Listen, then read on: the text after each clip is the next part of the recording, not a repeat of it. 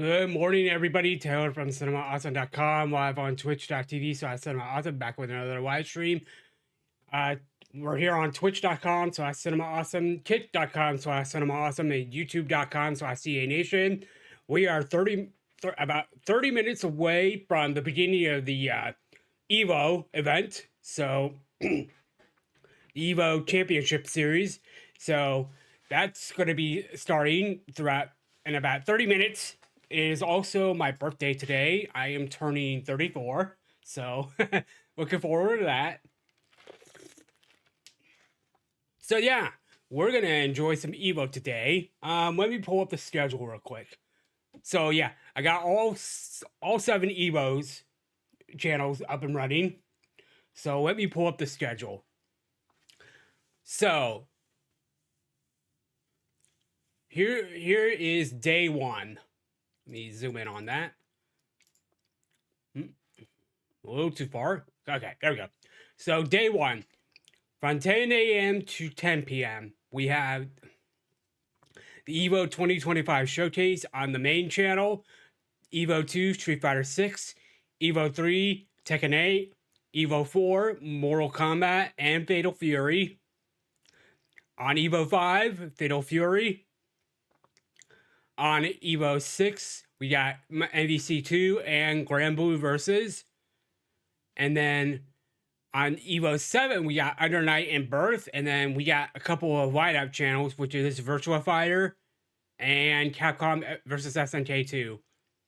So our focus is going to be on EVO to EVO 7. So we will be watching and paying attention to what's going on. On day 2, we got Mortal Kombat from 10 to 10. Wow. We got MK1, Under Night, Marvel 2, Grand Blue, EVO 1. We got Guilty Gear, Capcom versus SNK 2, Rivals to Aether. On EVO 2, we got SF6, EVO 3, Tekken 8, EVO 4, Fatal Fury, EVO 5, Guilty Gear, EVO 6, MVC 2, EVO 7, Grand Blue versus.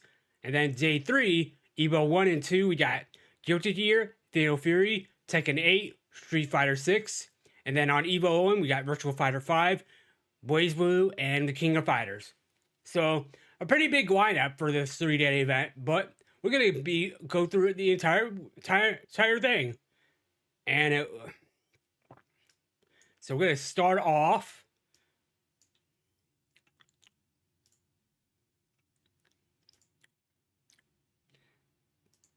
with EVO 1.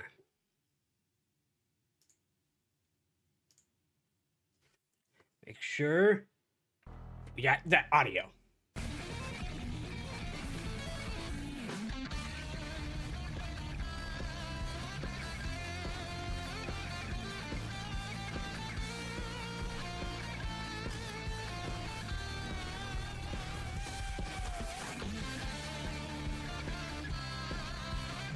All right, chat, let's get into it.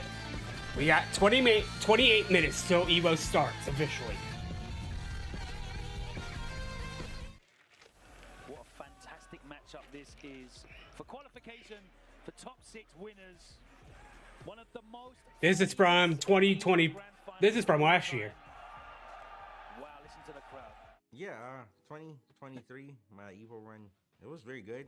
It was very similar to my 2017 EVO run. Like, up until I played Angry Bird in Winners Finals, no one had got a game on me. I went in feeling very confident. No one cared about me for probably the first time in my Street Fighter career. I think people thought I was not, like, that very good at the game up until this point because I didn't win anything. And Mena and Angry Bird, like they had all the attention on them. And for me going to EVO again and knowing that, I was so happy. I was like, oh, no one cares about me. No one's probably worried about Cammy. They don't really realize that I'm doing something that no one else is doing at this moment. People are only complaining about Drive Rush. I'm actually the only Chat, player what do that's you think's checking gonna Drive Rushes happen consistently throughout the or even showcase? doing it at all. So people are spamming it a lot, and I'm just checking it every time, and it's just free knockdowns and free pressure every time because I know that I can do this thing, but people think that it's not really possible right now. It kind of just gave me the advantage, but The two people I didn't want to play, they got first and second. Bet the bar has a level 3. That should be the kill. Angry Bird. There's the Blanca ball. What are we gonna Ooh. do? It's time to get. Oh, Punisher counter. Throughout the whole set. That was so good from Mena RD. Those two, I wanted to not play at EVO that year, and they end up somehow making it that far. It's kind of annoying. But that was a very good run. Like, I was very happy.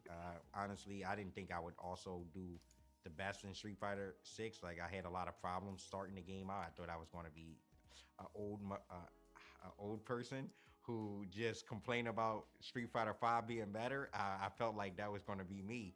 I was very happy that I was actually able to even get third place. It was cool. Oh my God, the whip punish from Punk.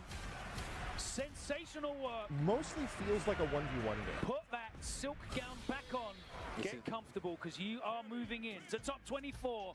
I was feeling very good when coming into EVO because I just had so much momentum from a lot of tournaments that I had just won. I knew that there was a big chance I could win the tournament if I just played well. And looking at my path in the bracket, I felt like my path was a lot of people I've played already and I've had really good success versus. So I was very confident. Sorry, chat. in I'm my just path going getting into everything ready. Huge gap though after that low forward into the run. He wasn't ready for it. Oh my God, that hit super mean. GG's first game. to Punk. So, You I'm can- hoping we get a good amount of announcements, be it characters, new games, whatever. Just like 2017, I'm expecting that end up fighting from Tokido throughout the to get showcase. into top 8, and that match it was very close. I went to the last round, but I end up clutching it up. I think I hit him with a drop impact, and he didn't react to it, and then I just got a level 3, and I was happy. Apricot, one hit from Pump will do it. He's got the full thing. Goes straight into the level 3. Pumps his chest. Super high, obviously. Oh my God. Oh my God. Yes. That's the match. All right, Yes. that was a good match. It's time. Playing against Momochi, I was very confident. Never really beat me in 5. He got a few wins, but he's a player that, for me, I grew up watching and studying a lot because we both played Ken in Street Fighter 4. Players that I feel like I looked up to and like I actually watched a lot as a kid. I think those players are like the easiest for me to beat because I feel like I know them so well, and I think me and Momochi just have such similar styles. It's not a lot of stupid things to expect. You know, he plays a very by the book play style, and that's how I like to fight. I love fighting people who play that way. And on top of that, Momochi's not trying to jump back. Oh, The that's old enough. man check, level 3 available, easy peasy combo. Punk 2-1 in the set, just like that. Yeah, why you make fun of his age, though? I mean, they always like BFFs, right? But today they're gonna have to be the worst enemies. I mean, obviously they're gonna have fun as they play, but the chips are high, especially for Punk the God. Winner's Finals against Big Bird, it was pretty free, honestly. I kind of watched him. He played pretty bad. He whiffed a lot of buttons, which he knows he can't really do against me, but he kept doing it. Just went on to Grand Finals, and I was happy. Oh, that could have been the kill there for Punk. He doesn't pull the trigger. Double rush, easy confirm. Punk is back in EVO Grand Finals. Looking as Yeah, they're mainly streaming from where he fought Tokido. He can do it now. Drive rushes in, finds the counter hit. A second shot for Big Bird here as he sends himself to his second. We'll stick with the main ever Evo channel for now. Grand Finals against Punk. Punk wins in one hit. He burns himself out, but he's got critical art here. One hit for Punk to do it. He's trying to stick to him, and he finds the hit, finds the reset. 3-0 right back at you for Big Bird. When he reset the bracket, I felt good because I knew what I was doing wrong. Like, and I noticed what he came different within the next set. Like, I could see what he changed up. He never actually beat me in the tournament until he reset the bracket. And I feel like he just had a good momentum from beating Ending Walker in a very close set. So when he won the 3-0, I was like, okay, I know I need to do these things more. And I need to try to stop him from doing this. I didn't think that he stole my momentum or anything away from me. I felt like I just had to adapt to what he was doing. Low forward drivers to get this started. Oh no, anti-air! That could be an EVO losing anti-air. Just like that, Punk. One more hit. One more hit will do it.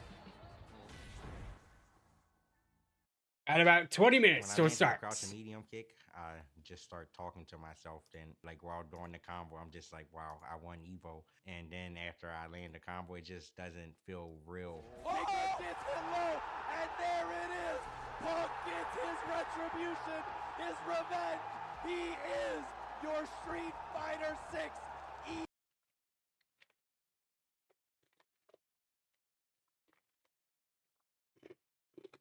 EVO champion. I don't really know how to even put it in words. There's so many people in a crowd. There's so many people cheering. It's a crazy feeling to really be able to actually experience winning Evo. I feel like whatever means the most to you, being able to accomplish that thing, I feel like that's the feeling, you know, you get from winning Evo. I was just so happy. And the fact that I could share it with Big Bird, pretty much my best friend, one of my best friends in fighting games. When I started walking off, I think he just gave me a hug and just said, "You deserve it." It's very cool that, like, even though he just lost, you know, he still found it inside of him to still, like, congratulate me, even though, you know, he just lost the tournament. I'm sure he was very heartbroken, which is why I personally would never popped off, because, like, I've experienced able to make jokes with him at the time and, you know, just try to lighten his mood up. So the fact that he was still able to say something to me after losing, it meant a lot, honestly, in that moment. If I was someone else in grand finals, I feel like it wouldn't be, you know, as special. Of course, I would still be happy. Oh, but great. with Big Bird, even if I lost, I would feel like it was a very cool grand finals, you know. So being able to experience with him was just a very cool feeling. After all those years, almost a decade ago, yes, he is. Okay, we're good. the We're good. champion. 2017 didn't go his way, but that kid from Philly is on the stage, and he earned this EVO win. Even now, still winning, to me, thinking about it, it still doesn't feel I had a real. few It's drop something that brains, but I think we're everyone good. comes to, and everyone gives their 100% every year. You know, being able to come out the winner, knowing that everyone is coming there, trying their hardest, preparing their hardest. You know, it's just something that I feel like I'll never forget in my life, and I'll always remember how it felt winning Evo. 2030 No matter how left. old I get in my Then life, I feel Evo like I can begins. always be able to feel that feeling. I picked this match to be on my list of matches that maybe because it's winning Evo. You know, you can't, if you have a segment like this or anything, you have to put winning Evo. If you want Evo, right? Everyone would have it there. So, you know, I had to throw this on there. Come on, this is fighting games. They can only be won in Punk the God today and for the rest of the year, to be honest. You're the best in the world, man. Straight up. Punk, you the best in the world, bro. You hear me? クロス100個の使い方うまいですね。結構あ、これは行きましたね。さあ、ベキちゃんリリースサルは見えている。おじ半島っていうのは、格ゲーで強いおじさんたちを僕が倒していこうねっていう G スターゲーミングの企画でして、最初はSorry, 企画 chat. 動 I'm 画 getting 出 text してた時 messages. に大沢明さんっていうバーチャのレジェンドプレイヤーの方と対戦してみたいっていう感じで始まって今に至る感じです。おじ半島のルールは、6先 ×2 回ですごい長期戦で、今までのおじのレジェンドたちで今まで倒した人たちは、石井プロ、総師範圭介さん、ハンサム織笠さん、国2位大沢明さんです。おじ半島は最初はやっぱりちょっと見る人も少なかったんですけど、回を重ねるごとにどんどん伸びていって、前回は大須さん対戦相手の名前がツイッターの X のトレンドに入ったりとかしてすごいどんどん伸びていってて、でそのおじ半島を通して自分はやっぱりキャラ対を長期間やるっていうのがすごい自分の身になってるなって思います。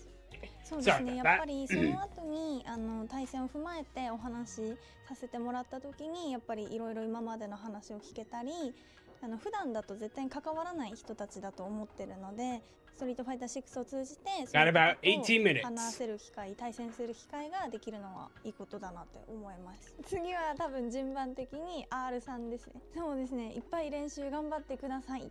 じゃあ他の国からもしレジェンドプレイヤーを呼べるのであればジャスティンと対戦してみたい。ジャスティン。一番知っているからです。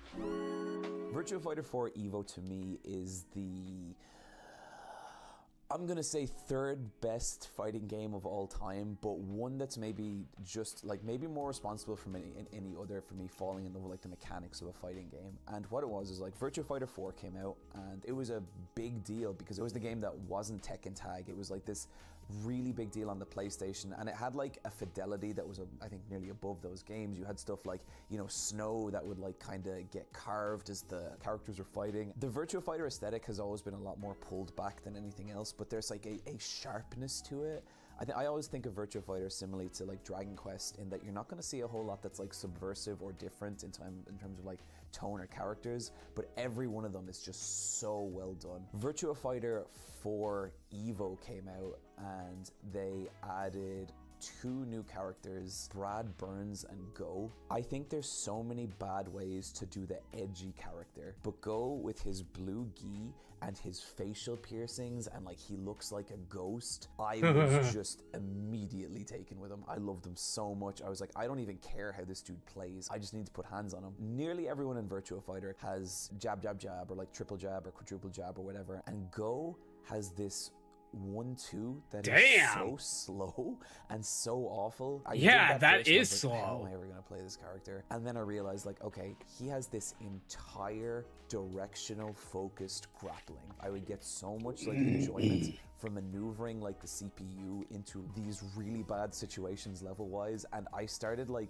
nearly going more for the level out than like, you know, just like a normal, you know, HP drain victory. Individually, there's no real one move you can point to Go and be like, this is what I'm always going to come back with, this is what I'm always going to like poke with. It was how to use those moves together, and how you could take 2 of his moves, which by themselves seemed stupid and like ridiculous, but together they would just make this really complicated situation for your opponent to get out of. The big other thing about the Virtua Fighter 4 Evolution was its quest mode, and this was basically a simulation of you going around to all the arcades in Japan and fighting all the local players there. It had like a really, for the time, robust like character customization. It was really fun then going to the later arcades and seeing how much each character was dressed up. And by today's standards, it might be a little tame.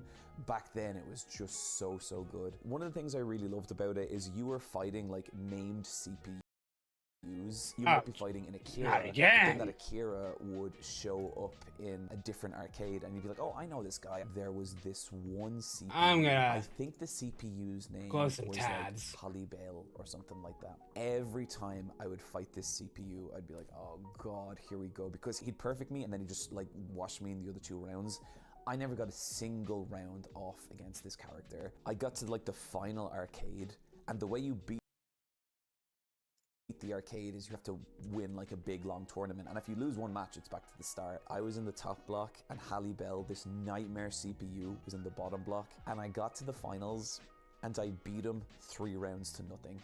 I popped off harder. Sorry, chat. I'm just closing some tabs. Popped off against a human player. It was like this exorcism of this demon that had been haunting me for 40 hours, you know? Virtua Fighter 4 Evolution taught me the technicality of fighting games and like how subtle they could be, because on top of everything I've said, it had like the most insane tutorial. This was a PlayStation 2 game teaching you about movies and fuzzy guards and the different ways you could guard against the throw escape before you're actually being thrown. Learning all that technical side of it, and learning how to play Go and putting it all into action in this one match against this nightmare CPU, that is just one of the best experiences I have ever had playing games.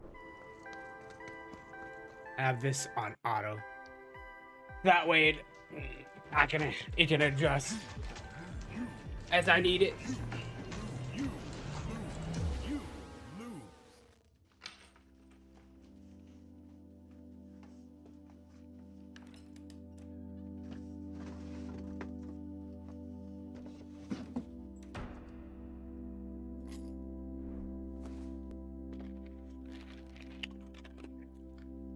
Arrive soon.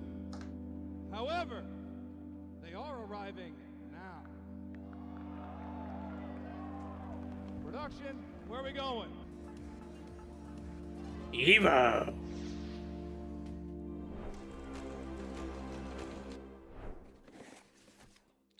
Break out that old joystick, that old arcade stick.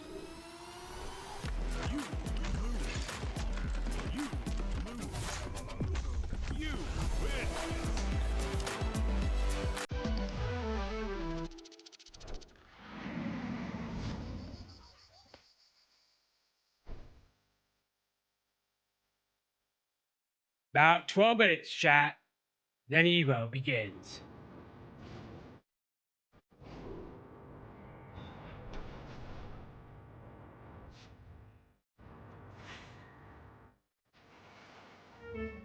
Hey, Sarek, how are you doing tonight? I got a full week. I have a full week off, so we're celebrating my birthday today, and we're focusing on EVO for the next 3 days.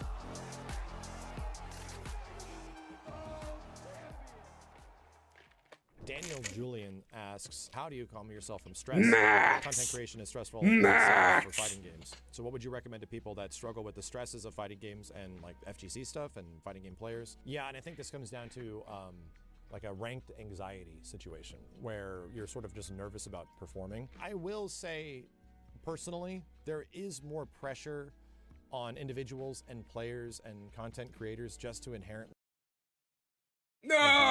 super good at all times, and to see that. Yeah, they're always process. sponsored by Trying not to Chipotle. put myself in that space nearly as much because it can be just extremely daunting. If you're kind of expecting. So what are yourself you just to jump hoping into for something and be during the good at it course of without EVO? experience, then what are we doing? I'm expecting big moves.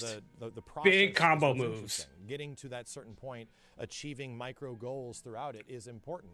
I actively recognize that within myself, I can only get so good at any of the individual games I play because within my space, there's only so much time allotment I can put into each game. And that's been the case for 10 years, and it's had an impact on me mentally of just like, I like flopping between games. One gets kind of like, stale after a little while. I want to flip to something else to be reminded why that other game before was so good. Interesting. Or the other game might be good. Don't put those expectations on yourself is all I'm trying to say. And even for me personally, I want to show people the process. That's kind of why I like highlighting and emphasizing. I never watched a lot of EVO, but look at us. I'm kind of like, want to be more invested into fighting toolkit games. We're gonna get into it Because I'm not very good. Figure it out, discover some things. So watch what other watching people are doing, try to EVO implement that might into give ours. me some Like, ideas. that's really fun to do without spending too much time doing that. That's a really important thing for me. I try to put myself in the Plus, with eyes that and that the heads PlayStation of Arcade players stick that coming are out, just I trying to might get into this a be lot. actually be good at So, something. One of the goals of my personal style of content nowadays is to show that process. Enough Show, where with the neurons are drop firing, frames. where the connections are being established, and how long does it take to eventually get to a point where you're able to land it in online matches and even apply that stuff, because that's an entirely different, operation that goes on in your head. That is true. Secret Seashell says, how important to the health of But, the fighting game community like I is said, remembering, got a full week off, maintaining, and playing classic a vacation, fighting games. It's so- everything, dude. That's a great question, because I have made it an absolute point Yeah, to go especially back and work. look at where we have I'm so been, glad I'm on either vacation. how bad it was or how good it was, and put that directly in comparison to where we are now. As much as we are absolutely burdened by perspective, those of us that have been doing this for like almost 20 years, it's really important. And I think this has happened a lot in the modern fighting game space where, yeah, not everything is absolutely perfect, and things aren't always going to be squeaky clean. Nothing will ever be. Nothing will ever be able to emulate your like peak fighting game. That is just going to be an impossible standard that you set yourself up for. But there is like mini victories in there with a lot of the ways the community has gone, much less the fighting games themselves in our relationship with the developers. We're in a kind of a good spot right now. And in comparison to where we were in not even like 10 years ago, it was kind of rough for a lot of games with like online play. Now it feels like developers are directly connected to us in several fashions. That's good. And the only reason we have that is like classic fighting games teach us that lesson, that we have the perspective of why it was so good here. And we're starting to see that actually reflected in some new games that come out, where it's like, oh yeah, the influence of this older game is felt in this new game. It's clear that they wanted to do something unique and different. That's why they're going this route, because everyone talked about this in Tekken 7 or Street Fighter 5, Street Fighter 4, all that kind of stuff. That had an impact. So identifying those impacts and getting those like little victories is kind of something that I really like highlighting. Yeah, actually my first fighting game term was Leave it to Max to have all that knowledge and wisdom. East Coast Championship 5. I did not know this tournament existed. I actually didn't know what the definition of a tournament was. Normally I go to the arcade every weekend, Saturday, Sunday at 10 a.m. right when they open. Nobody is at the tournament at the arcade at all. I go there at 10 a.m. and there's like a horde of people, like 20, 30 people. And I'm like, and I know some of them. I was like, why are people here? They're like, yeah, we're about to go to New Jersey to go 8 on the break. I was like, what's that? It's like another arcade. And I'm like, wait, there's another arcade? I didn't know there was other arcades that existed. I thought it was, if at best, there was like little candy shops, like Rose Candy Shop I mentioned, those type of places. They're like, yeah, there's another arcade. We gotta take a train, go to New Jersey. I was like, oh, I never been to New Jersey.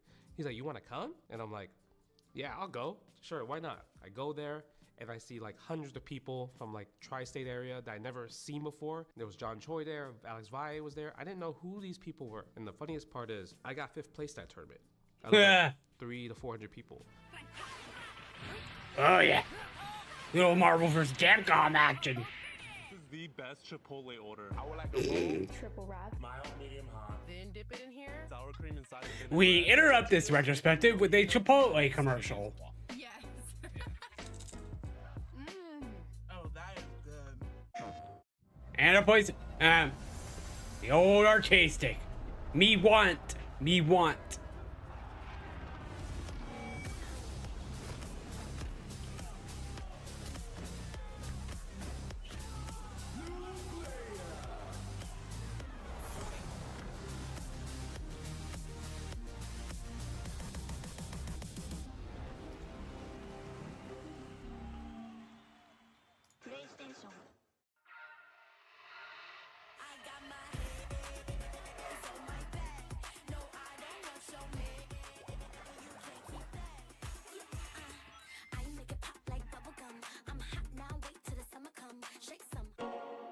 Ooh. Those who have lost their lives will never return. Nothing can bring them back. So where we going, old man? A hotbed for demons. The entertainment district. We've killed off anyone who's ever crossed us. Anyone who's ever slighted us. We're going to slash through your gullets. Just like we did to all who came before you. Good old Sega. Sunglasses in the day, blue light glasses for the gaming at night. Zenny's got affordable eyewear for everyone. Vibe and style while protecting your eyes. Those sunglasses, available now.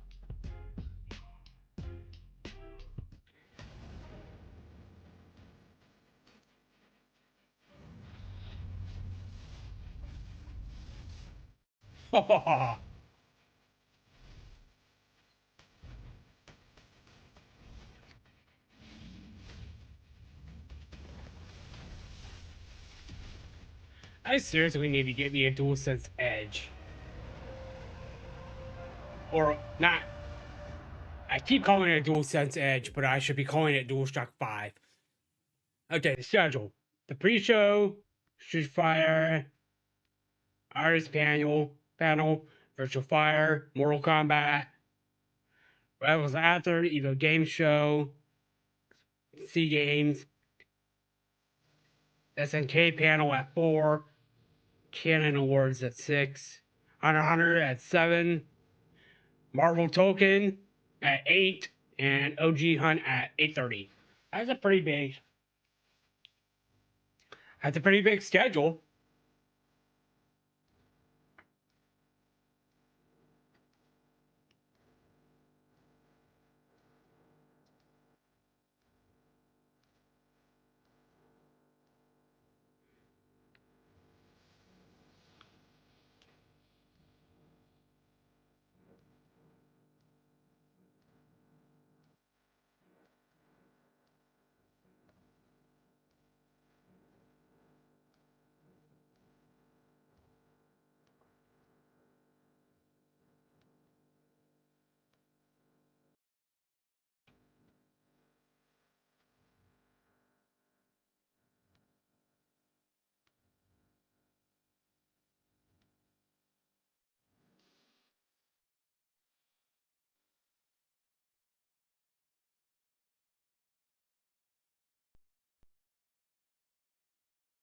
Oh, thank you for stopping by.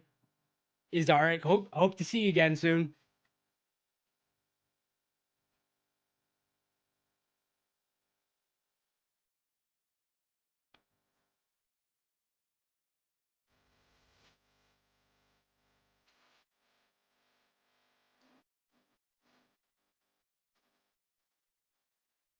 Three minutes.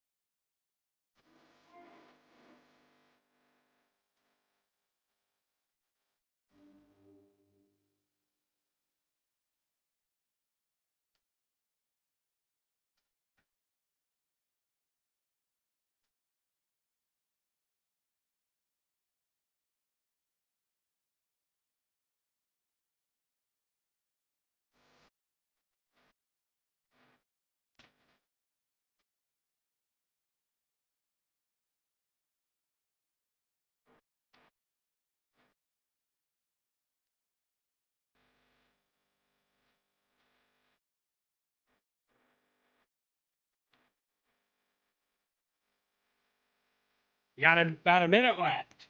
Then it begins.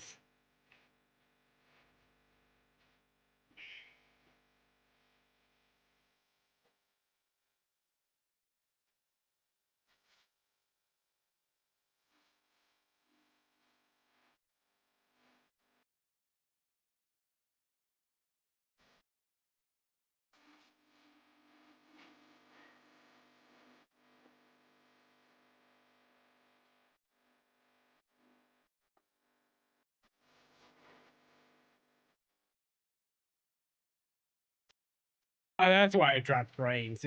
It's because it's got to do an ad. Okay, that makes sense.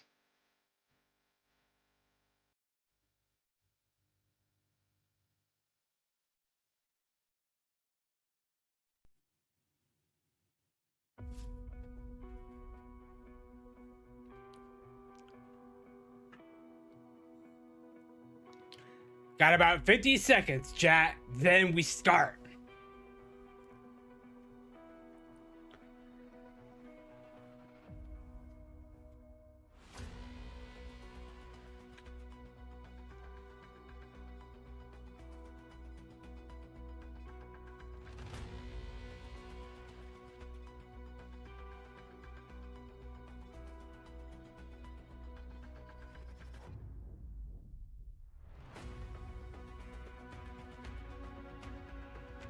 It is now 12 o'clock Central Time, 10 a.m. Pacific Time.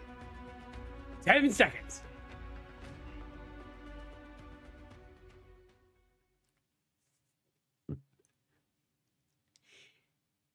EVO has begun. Everybody, and welcome to EVO presented by Chipotle. Give it up! Okay.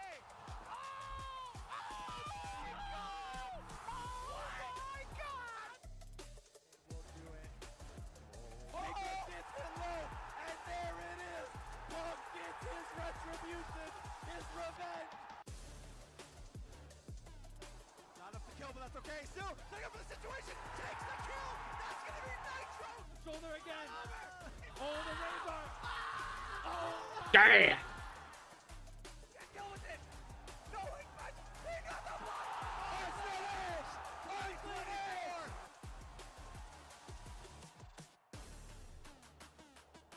I'm blocking the big jump in! It's it! Sonic Boom!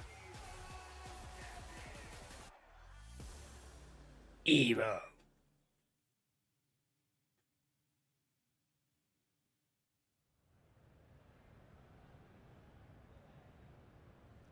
Hello, everybody, and welcome to EVO 2025, brought to you by Chipotle.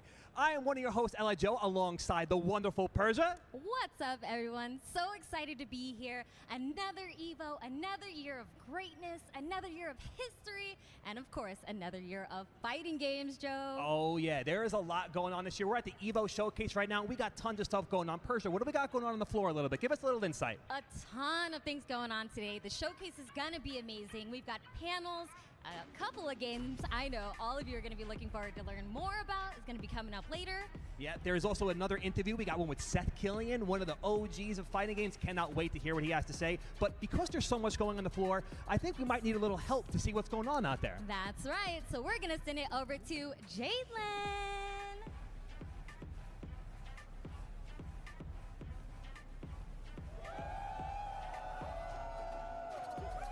Hey everybody, and welcome to EVO 2025. I'm Jadlyn, and I am here on the EVO 2025 floor. I am so excited to be here and be with you today and get to showcase the near 14 acres of things that we have to do here at EVO. We've got competition, we've got art, we have got publishers, and so much more that you get to check out. And we're starting here at the Marvel Tokon booth. Marvel Tokon is available for the first time to play this weekend, and you are not going to want to miss out. If you get to play, you get the chance to get one of these pins. There are 6 of them available. They're super cute. You're definitely going to want to get in the playtest. The line is already super long, so you're going to want to get in on that. Marvel Tokon is going to be available in 2026 for PS5 and for PC. But we can't stay here forever. We're going to go check out some other stuff on the floor that we have here today. Because like I said, we have a ton of stuff that we're going to be able to check out, and it's going to be really, really fun. So again, Marvel Tokon line is really long right now, so make sure that you get in to get that playtest. On the other side over here, we've got the SNK booth. So SNK booth! Going to be doing a lot of fun things. We've got City of the Wolves, we have got Sam Show, we have got KOF 15. Of course, City of the Wolves, one of our top 8 arena games, and Ken is available to play this weekend, which is going to be so much fun. Make sure you get into that. On the other half of this, we've got the rest of the Arc System Works booth. The Team Art creators are going to have some meetups this weekend. They've got Team Art creators art as well. And of course, Arc System Works has got 2 different games that are going to be in the arena lineup. We've got Uni 2 on Saturday, and we have Guilty Gear Strive on Sunday. Going to be so much fun. Make sure that you go check out the booth. Going to have a lot of fun things. But like I said, we cannot stay here forever. There's a lot of things.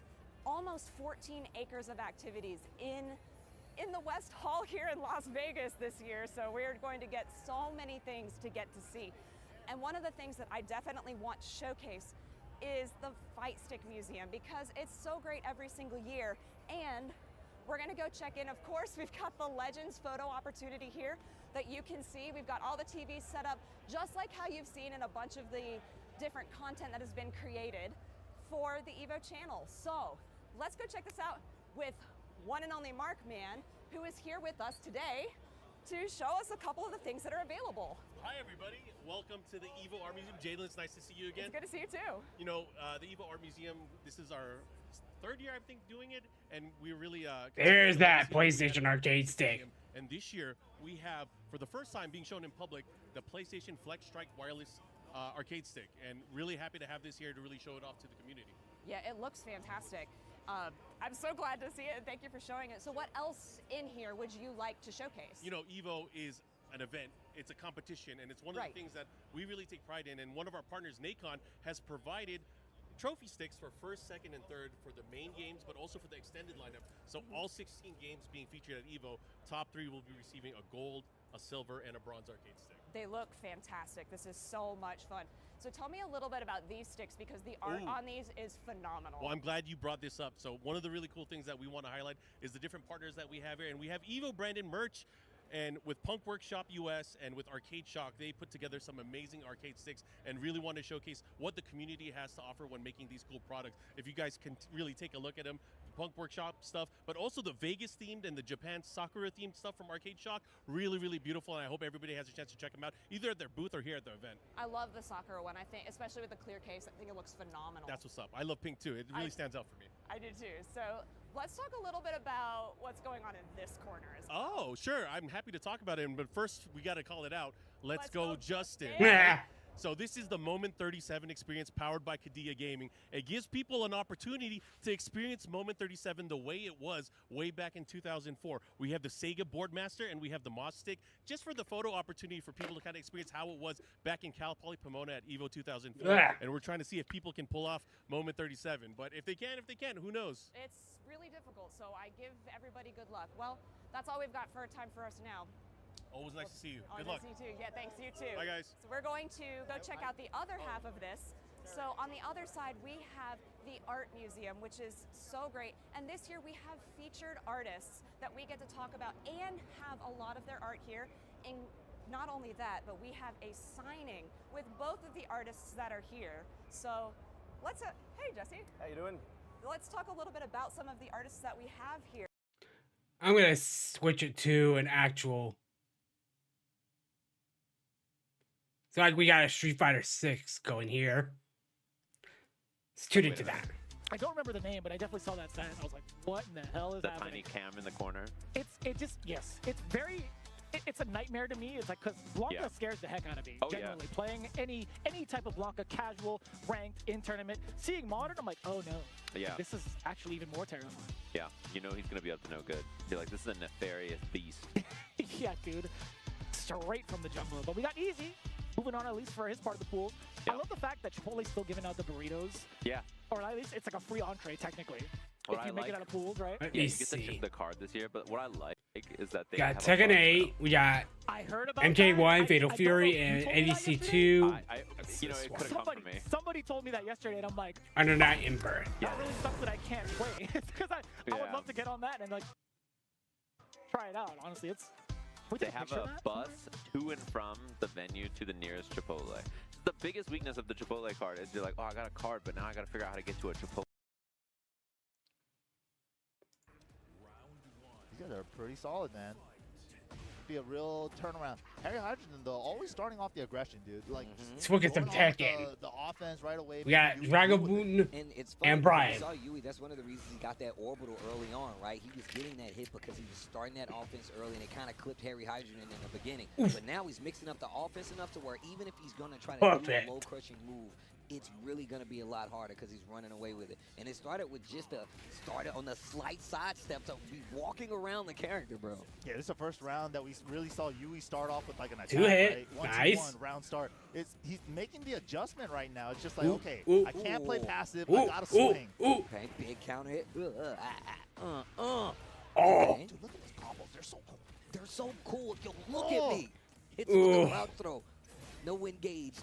Oh, no tries the stepping. side step. Look at the damage he's going to get here, though. Ooh, that's a big damage. Oh. Dude, Oh. Harry Hydrogen's using that high homing move so well. Back Yes. 3, forward, forward 3 to keep him honest from trying to step the running 2s and stuff. But that's kind of like the weakness, right? They're high homing Yes. moves, so you can try to cover it with like a side step. Ooh. duck. But the timing is the factor. Ah. Getting the side step, not getting the duck, bro. These guys are using the third dimension, bro. Side steps into the foreground, Ooh. ducks. Didn't get the follow up. The delay Swing picks it up. into strings, but the wall's a little too close. Final chance. Big chance. Oh, engage. Wait a minute. You got an option and uses the armor to blow through the attack. Well played, Harry Hydra. Through and try. Let's go try after this. Okay. But I appreciate your early to the loser side of the pool. Yeah, I think he started to try to make the adjustment there in round 2 of that second game, where he's like, I can't play passive like this anymore. I got to start swinging back. I got to start doing something. But Harry Hydrogen, man, with the aggression, was able to keep it up. And had some good Looks like the main defense. EVO channel was having some issues. Step when it was his turn to be on defense. Yeah, And we good was stuff. looking at Yui first to be like, man, I'm thinking he's Eh. do And more chat's of the going same. off. It looks like his offense was probably like a little too heavy-handed. Harry Hydrogen, like you said, started sidestepping. And it wasn't even like these big counter hit combos, because that can be deceptive. You think just because your opponent's constantly attacking, that it's always going to be these big launcher situations. I love that Harry Hydrogen was like, I'm going to take these pokes, these chunky hits, take the knockdowns, and then run away with the rounds. And just good control starting off. Great way to start a first game here at EVO. Hell yeah. The way people are like came in prepared, like prepared. They came That's in what I want to prepared. see, dude. They came prepared. Let me check to Everyone's a see if killer in the some bracket. PlayStation- It's like, oh, I never heard of this guy in my pool. This should be an easy pool. No, everyone's a killer. Like, what the? These guys It's are down crazy. to. Man.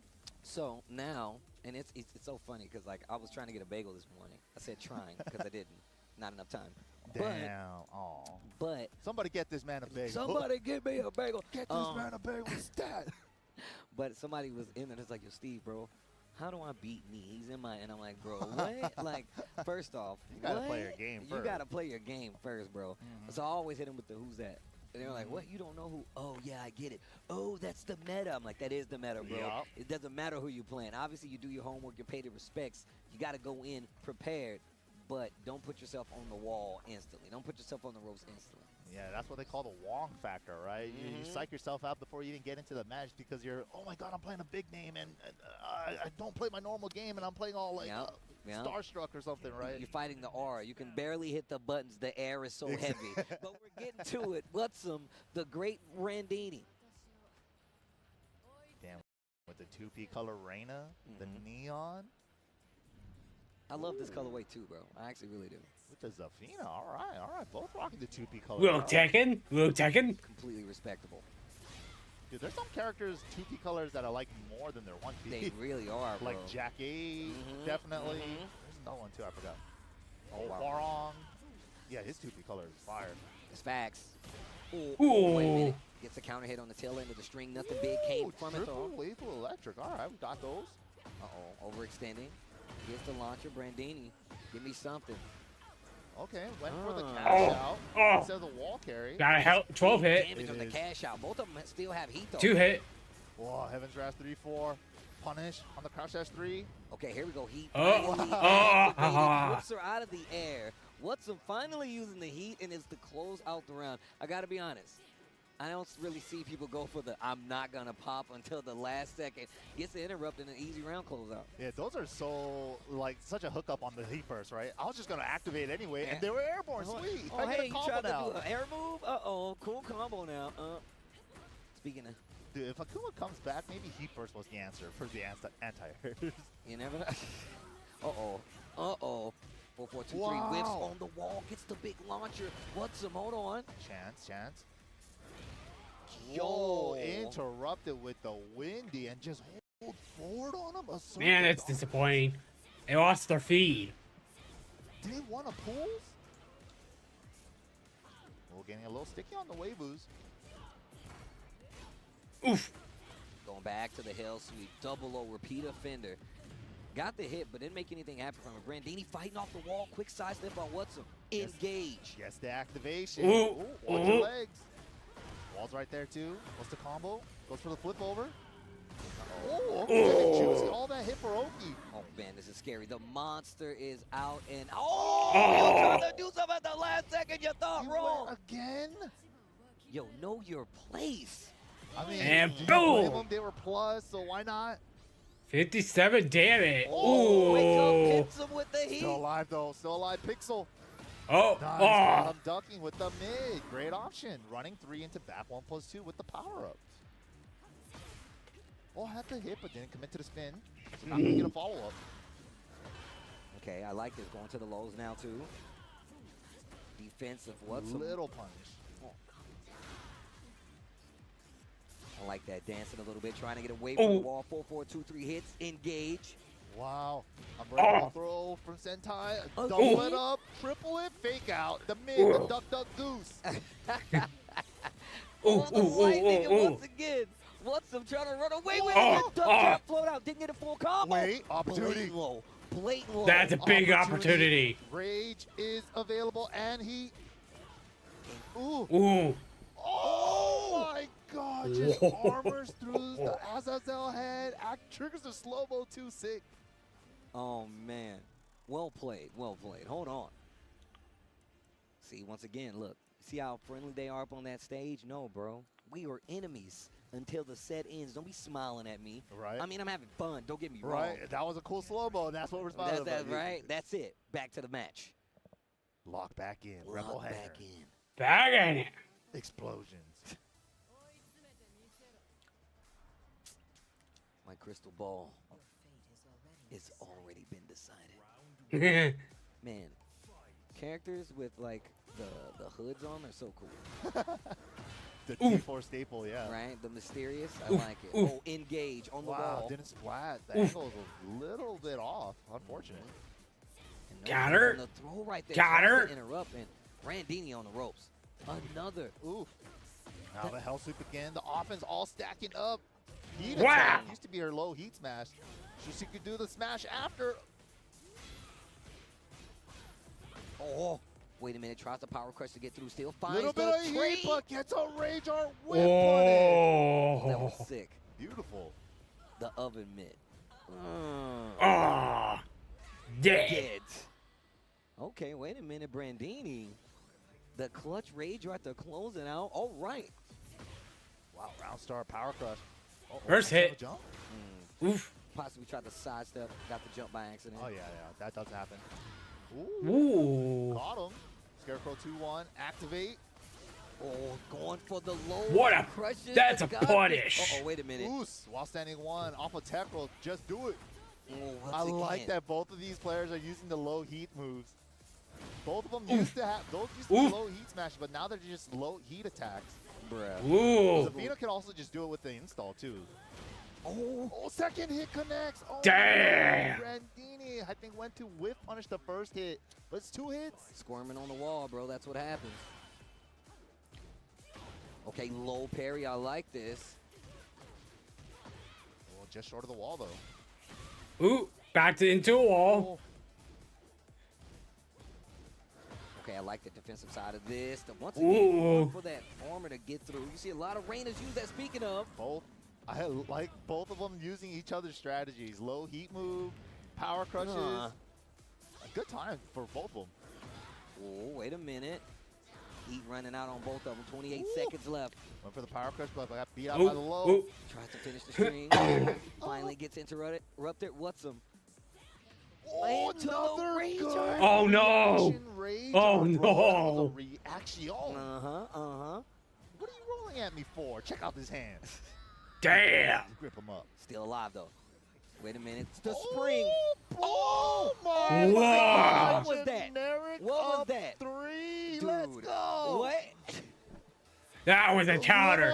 That was a nice counter. We take those. Nobody means to do those. Nobody means to do those. Oh, wait a minute. Finishes the string. Gets caught moving in the backfield. Armor on both sides. What's some?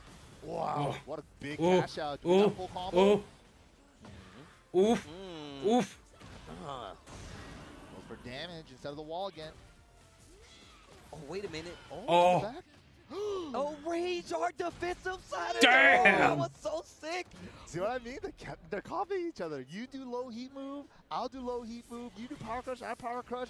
You rage art, I rage art. Thanks for reminding me. Oh, I got one of those too. I can do that too. Oh. Barely activated in time. Out of range. Wow. The back dashes. Oh my gosh. The heat extension on the 3+4 catches him. All right, that was sick. Watson. Good stuff. Okay, that was sick. All right, well played. Well played. That was good. Well played. Nice, exciting matches to start the day. I've really been enjoying them so far already. I told you, bro, everybody's prepared.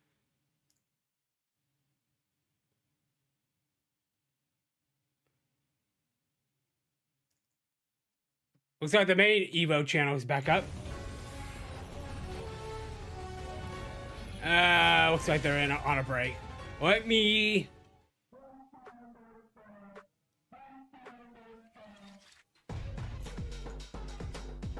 Oh. Let's get into MVC 2. Yeah, I mean at this point in time, you should just try to annoy Dragon God. Because here's the thing, this is one of Storm's hardest matchups, but she could tame the matchup depending on the assist she has. So Yeah. Cyclops. Ooh, okay. Oh. Okay. He's filling out. It's a little bit slow though. The dashes. Okay, lightning storm. Okay. Ooh. Ooh. No rocket punch. Yep. He's like, man, Sentinel got high. Oh, he tried to unblockable Akuma. He didn't have to do that. Come on, let Akuma. Damn. This was fast paced. Get him stomping out. This is what happens when you deal with mutants. You see this? Akuma. Is he a mutant? Akuma. Oh no, you're right. A mutant hunter, I should say. Okay. Sorry. Oh. Let's go. Oh, that picked up. Oh my God, you're so dead. Oh, he's too small. Yo, he tried to go for the infinite though. I respect the Pally Knight. Tried. Like he's like, it's been a while since I played Akuma. Oh, ha. Look at this. He's trying to warm up now. This is a perfect opportunity for Dragon God to get acquainted with his dashes. Yeah. He's probably like, man, it's been a while since I played this game. What the hell's a short command? Bro, you gotta do short roundhouse commando. Short standing roundhouse with Magneto? Yeah. Right. It's just short so good with Magneto. So it's like you default. Oh, he's trolling. This is what you do at your first EVO? This is what you do your first EVO. This is what you do at your first EVO. Dragon God, ladies and gentlemen. He's like, oh my God. He's like, you know, he laughed. Man, Yeah, shout he out always laughs like that. Shout out to anybody that sent Lincoln to a proper barber. Respect. You know what I'm saying? He got the widow's peak, but that's not a bad thing. That's how you know it's Is all that what natural. it's called? Yeah, you know when it's like the you know, you ever see somebody with like the shaved part of they like they got the lineup, but that you see that little shade, the shadow. Okay. That's the widow's peak. It's like the Batman signal. Widow's The bat signal. Widow's peak. So it's not like a spider reference. No. What? That's a good question, actually. Right? Maybe. Because a Black Widow. Widow's peak. So like if it's hanging. No. Okay. It sounds cool. I'm trying to make sense because I like bars, so like putting them together. But credit to Lincoln. I know we just joke, we talking smack, but we actually know Lincoln personally. So like that's why we just having fun with the guy because this guy is all about good laughs and good vibes. At the end of the day, like it could be an earthquake going on. You tell him a joke, he's still gonna laugh. Like he's that type of guy. So shout out to Lincoln Morris. I'm so happy that he's here. I read them. I'm familiar with them. I'm pretty sure there was one that he was supposed to come through, but like it just didn't fall through for him. But Okay. Got them all set to auto.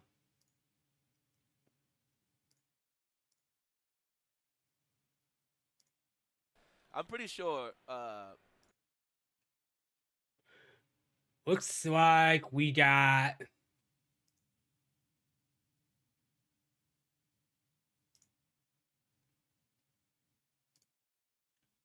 Okay.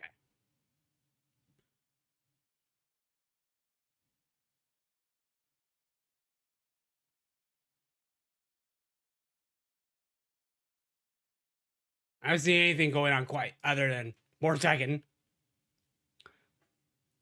Down back 4. Wow, Kuma and speaking Lee. of, another Okay. Bear Electric.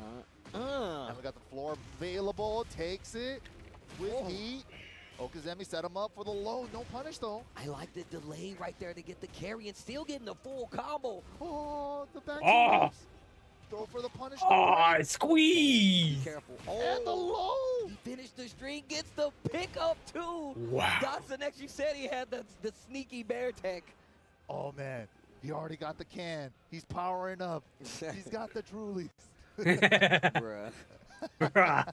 Dotson always having a blast out here, man. But, yeah, gets game number 1. OCTNC had a couple of the 2-2-3 keep outs and stuff. Definitely getting pressured a lot by the bear roll stuff, though. But that's really going to put him in trouble if he keeps swinging like that. I feel like he's already starting to see, like, finding these counter hits. We saw it earlier with the 2-2-3, so he's really got to be careful. But Dotson next, like you said, he's got some really tricky moves up his sleeve. Back 4 counter hit, though. Ooh, you got the combo. Let me get the wall. Oh, the wall came in at the most inopportune time. And that's because that bear body is a lot bigger than most. Engage. Okay. Full combo What extension are we doing here. with this? What are we doing? Okay, goes for the Oh, with punish. Punish. Oh, wow, looking for the big launcher. OCTNC got all the combos. 8-hit combo. 9. Okay, into the rage drive. Take a breather. No! Natural bear defense! Oh, bear boogaloo! Oh, the blade low! Bear punish! Oh, what are you doing? Hit the bell. Ding. Oh, it's so sick. Low parry to start it off. OCTNC, my man, obviously don't know the rules about brown bears. Small combo. Spring up, bro. They are fighting. Oh, my God. This isn't the fight. Oh, not ready for the low. Oh, didn't get the pickup. Oof. Things are getting spicy. Trade pickup for OC. Tornado. I like that dash up this time. Get at the wall in a good spot. He can do some big damage here. Goes for a little simpler combo. He dash to extend. Oh, he bursts out of trouble. Whoa. Electric. Oh, mid. Oh, no. No. Into the Ranger. Oh, my God. Barely with any life left. OCTNC is waking up. He's had enough. Wow. He's had enough of the bear shenanigans. Marvelous. I'm tired of these bear games. Tired of bear, act like it. Oh my God, Dotson running some new stuff there. Bam. The hunting bear offense. Going for the mid now on the QCF. I like how my man did not budge. Unbreakable throw. No. The Revenant. Oh. Got her. Hey, man.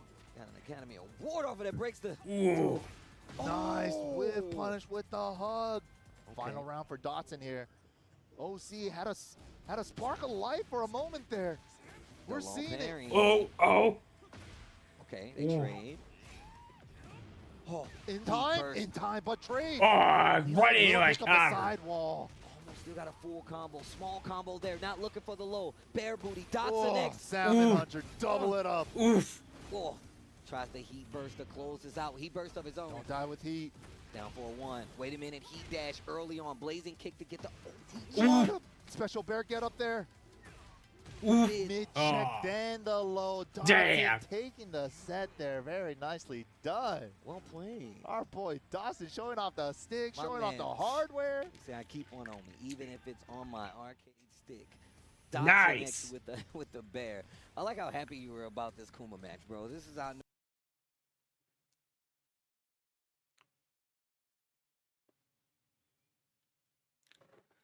Let's look at some MJ1.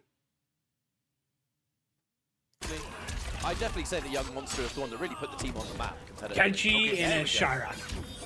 But that's how you can keep it going, right? You do that kind of huge damage, meaty with the slide, guarantees not to jump in, and again another catch. Punish. Oof. Plus frames, goes in for the jump. Ooh, had the right idea. Just chipping it down piece by piece. Goat himself, match point. Looking like it's probably going to be a 3-0. I mean, the offense has just been too clean. I feel like when we finally do see a hit, you know, we are seeing those old Kenshi combos, the old setup. By the time that combo is done, there's barely quarter of the puppet stars left. That being said, though, Kenshi doing the big damage, getting the kind of sandwich after. This is a good opportunity. Look, it's basically all gone. It's all gone. Oh. Kenshi, the beloved. Sub-Zero Okay, has forsaken do you me. break? No. Whoa. Very nice. Very nice. That was it was sensible to not break, but part of me is always like, do you go for like the hero break? And you're like, no, I'm the chosen one. And now, when you've got this kind of lead, be safe, be sensible. But watch out for that. Oh, hello. Oh. Okay. The are you gonna do it read? Do I let this go? Do you hold the reversal for longer? Rare footage of Ashra actually being too far away to confirm something. Nice Oh. catch. Ooh. We're gonna spend it. Get even more damage. The corner positioning. Lovely jump. jump. Found it. Counter poke's too strong. Breaker. Last one you're gonna have in this game, I think. There is still a possibility. We have Sub-Zero. Oh, that could have been huge. Can we find a confirm? Oh! Overheads all day, but the one you didn't is the one that wins the set. Unfortunate business, but that Ashura was looking crisp. And the character's changed, you know? I think that's one of the big things, that the utility of some of these cameos and players being able to put a new spin on how characters were historically known for. Ashura, known for being this reserved defensive style character. Elements of almost Scarlet from MK11. The second you chuck Movado on top, that character totally changes. Yeah. It becomes way more aggressive. You get way more combo potential. And Movado picking things up from distances that other characters will struggle. Ashura's got the sword, you know? Hey, that was Kenshi. Yeah, but so does Straight up sword Kenshi. fight. What are That you was gonna be talking the end about? of our first little chunk of matches, as we're going to go to a quick break, but don't go anywhere, because in a few minutes we'll be back, and so will EVO 2025. Hello, hello. Hello? Hello, everybody, and welcome back to EVO 2025. We are here at the showcase floor. Now, before we get any action going on, we got one cool thing happening. We got SFL Feud that's about to pop off, but I got to throw it to the man, Big Hollywood, Rob TV, who's going to handle that for you. Yo, Big Rob, take it away, my man. Joe, thank you, Joe. Thank you, Persia. And I want to welcome you guys officially to an historic event in FGC history. Ladies and gentlemen, call me Big Hollywood, but you could.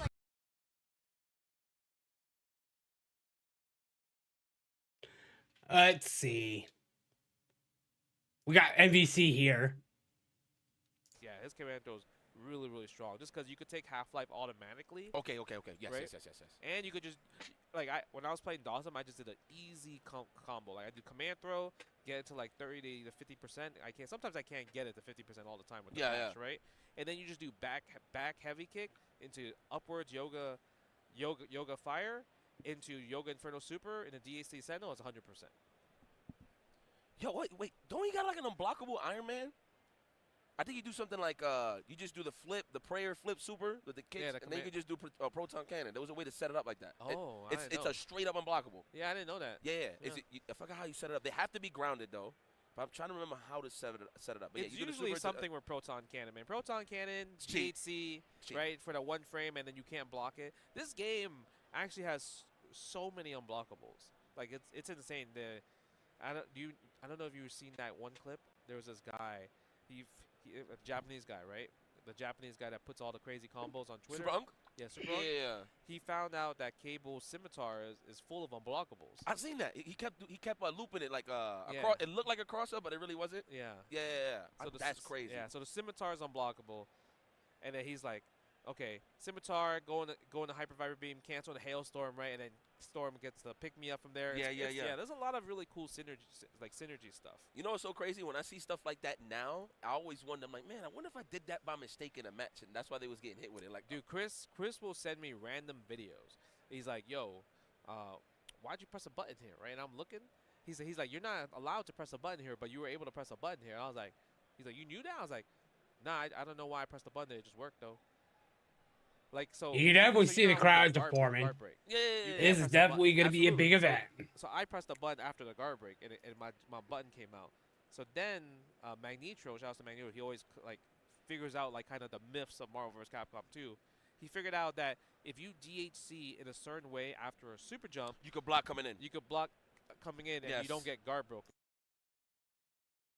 Let me see some Street Fighter 6 action. Dude, speaking of stock value, Yeah. Ryu is going ham right now. He's a barbarian in this version of the game. He's got a real gun. Yeah, Oh, he's super good. He's also just, like, Cammy. belligerent in like a very oppressive way. He is really, really hard to deal with and very, very overwhelming, as you all know, and popular at every level of play. Like, I think Ryu was always popular at, I think, newer levels of play, especially before, but now it's like, yeah. Oh. This character. He's so common. You're going to see him a lot this weekend. A lot of the young players, especially, have been playing him and doing really well at a high level with him. There's something you can't need to do with this character either. And I think it's really, really fun, like the fun aspect of it, right? Like, his combos do a gang of damage, which you might just see as well.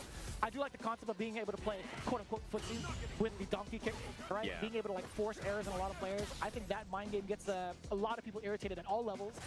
But, ooh, it's kind of huge. One thing that I did complain about just now, I guess, like, sort of complain about, is, like, you know, the whole aspect of having Denjin charged up and having, like, the speed of sound barrier, the sound barrier broken with a level 1. Yeah. We don't get to see that often in general, right? Not even like a punish or anything. Oh, yo. Oh. Yeah, should be close to killing here. Oh man, chunked it up at the last second to get a little bit more damage.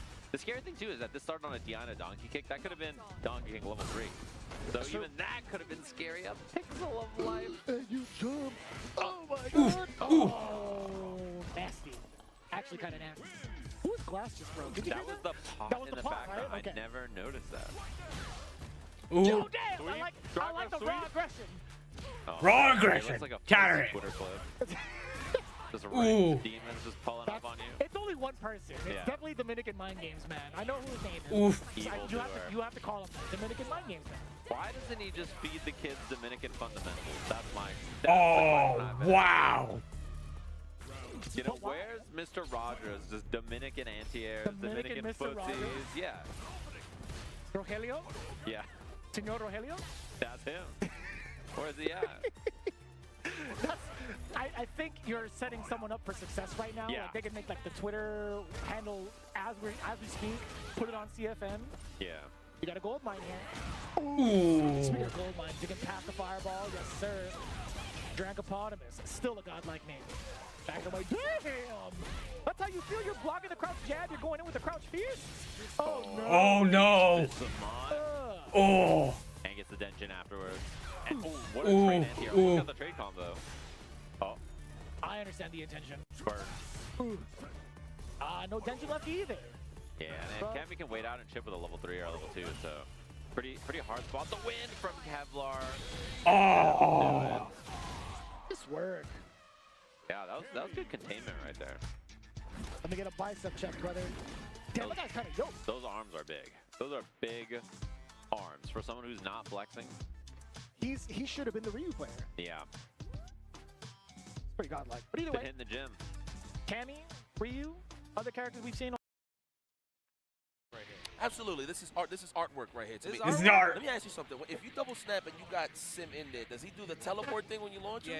Yeah. Okay. So you have to like slowly launch. Yeah. You can't just flowchart launch. Yeah, I never in my life double snapped a Sim, so it's like this is new to me. This is new to me. I get it. Yeah. Okay.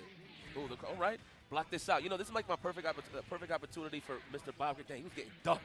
The perfect opportunity for him to warm it up a little bit. Whoa. Nah, man. Side blade. Greatest equalizer of all time. It's a lot of order, you know? That's not order. That's order. No, That's order. That's not order. Are you serious? That's privilege. I'll take that too, but it's order though. No, but it's order. It's yes, order. But other assists is like, you know, you have a less time to confirm. Like Cyclops Commando, they launched them in the air and you have to confirm from there. That's cool. That's cool. But Psylocke, you got man time. You could do a lap and then you still get the OTG. I'm not disagreeing with you with that. What I'm trying to say is, like, people gotta respect me. They can't just come in here and press buttons. You know, Jay? No. That's more That's than privilege. Respect. Exactly. That's Ooh, not respect. first attack. That's way more than respect. That's privilege. That's a lot of privilege. Ooh, Magneto going in hard. Oh man. That's like saying that What? you took a flight and you're like, man, What is why am I not in the window this? seat? Why am I in the middle? Oh. You know? That's what that is. Oh, poor Dawson. Wow, still got a combo? Typhoon. Damn. Yep, go for the short launch right there. Easy ROM. We're probably not going to go for reset just because Dawson is a teleporter. Yo, that's crazy. I just seen Typhoon assist, son, for Fnatic. Yeah, right? Yo, that was looking crazy for me for a second. Oh, Ooh. no. Oh no. Style, Oh yeah, no. there you go. Style again? Oh. It's so hard because the thing is, when you're fighting as a person with Magneto and you know they're going to go for resets, usually, like, all the resets will always work because of how fast he is. He's ridiculous. And it's like, you don't even need to visually hit confirm because short is automatically a hit confirm anyway, and you call it Psylocke. So it's at least 4 hits for you to realize, oh, this is what side I'm on, right? Yeah. Well, man, there you have it, Fnatic. It's a bit of a kickback, but you know what? It's all good. We got the job done moving forward in the pool side of things. Neo is in this pool, so I'm actually very curious if he's playing at all. And he was playing on leverless too, so you know it's hard for him to block. You gotta switch the fingers and everything. Oh, I like playing leverless guys. You fake the left-right mix-ups.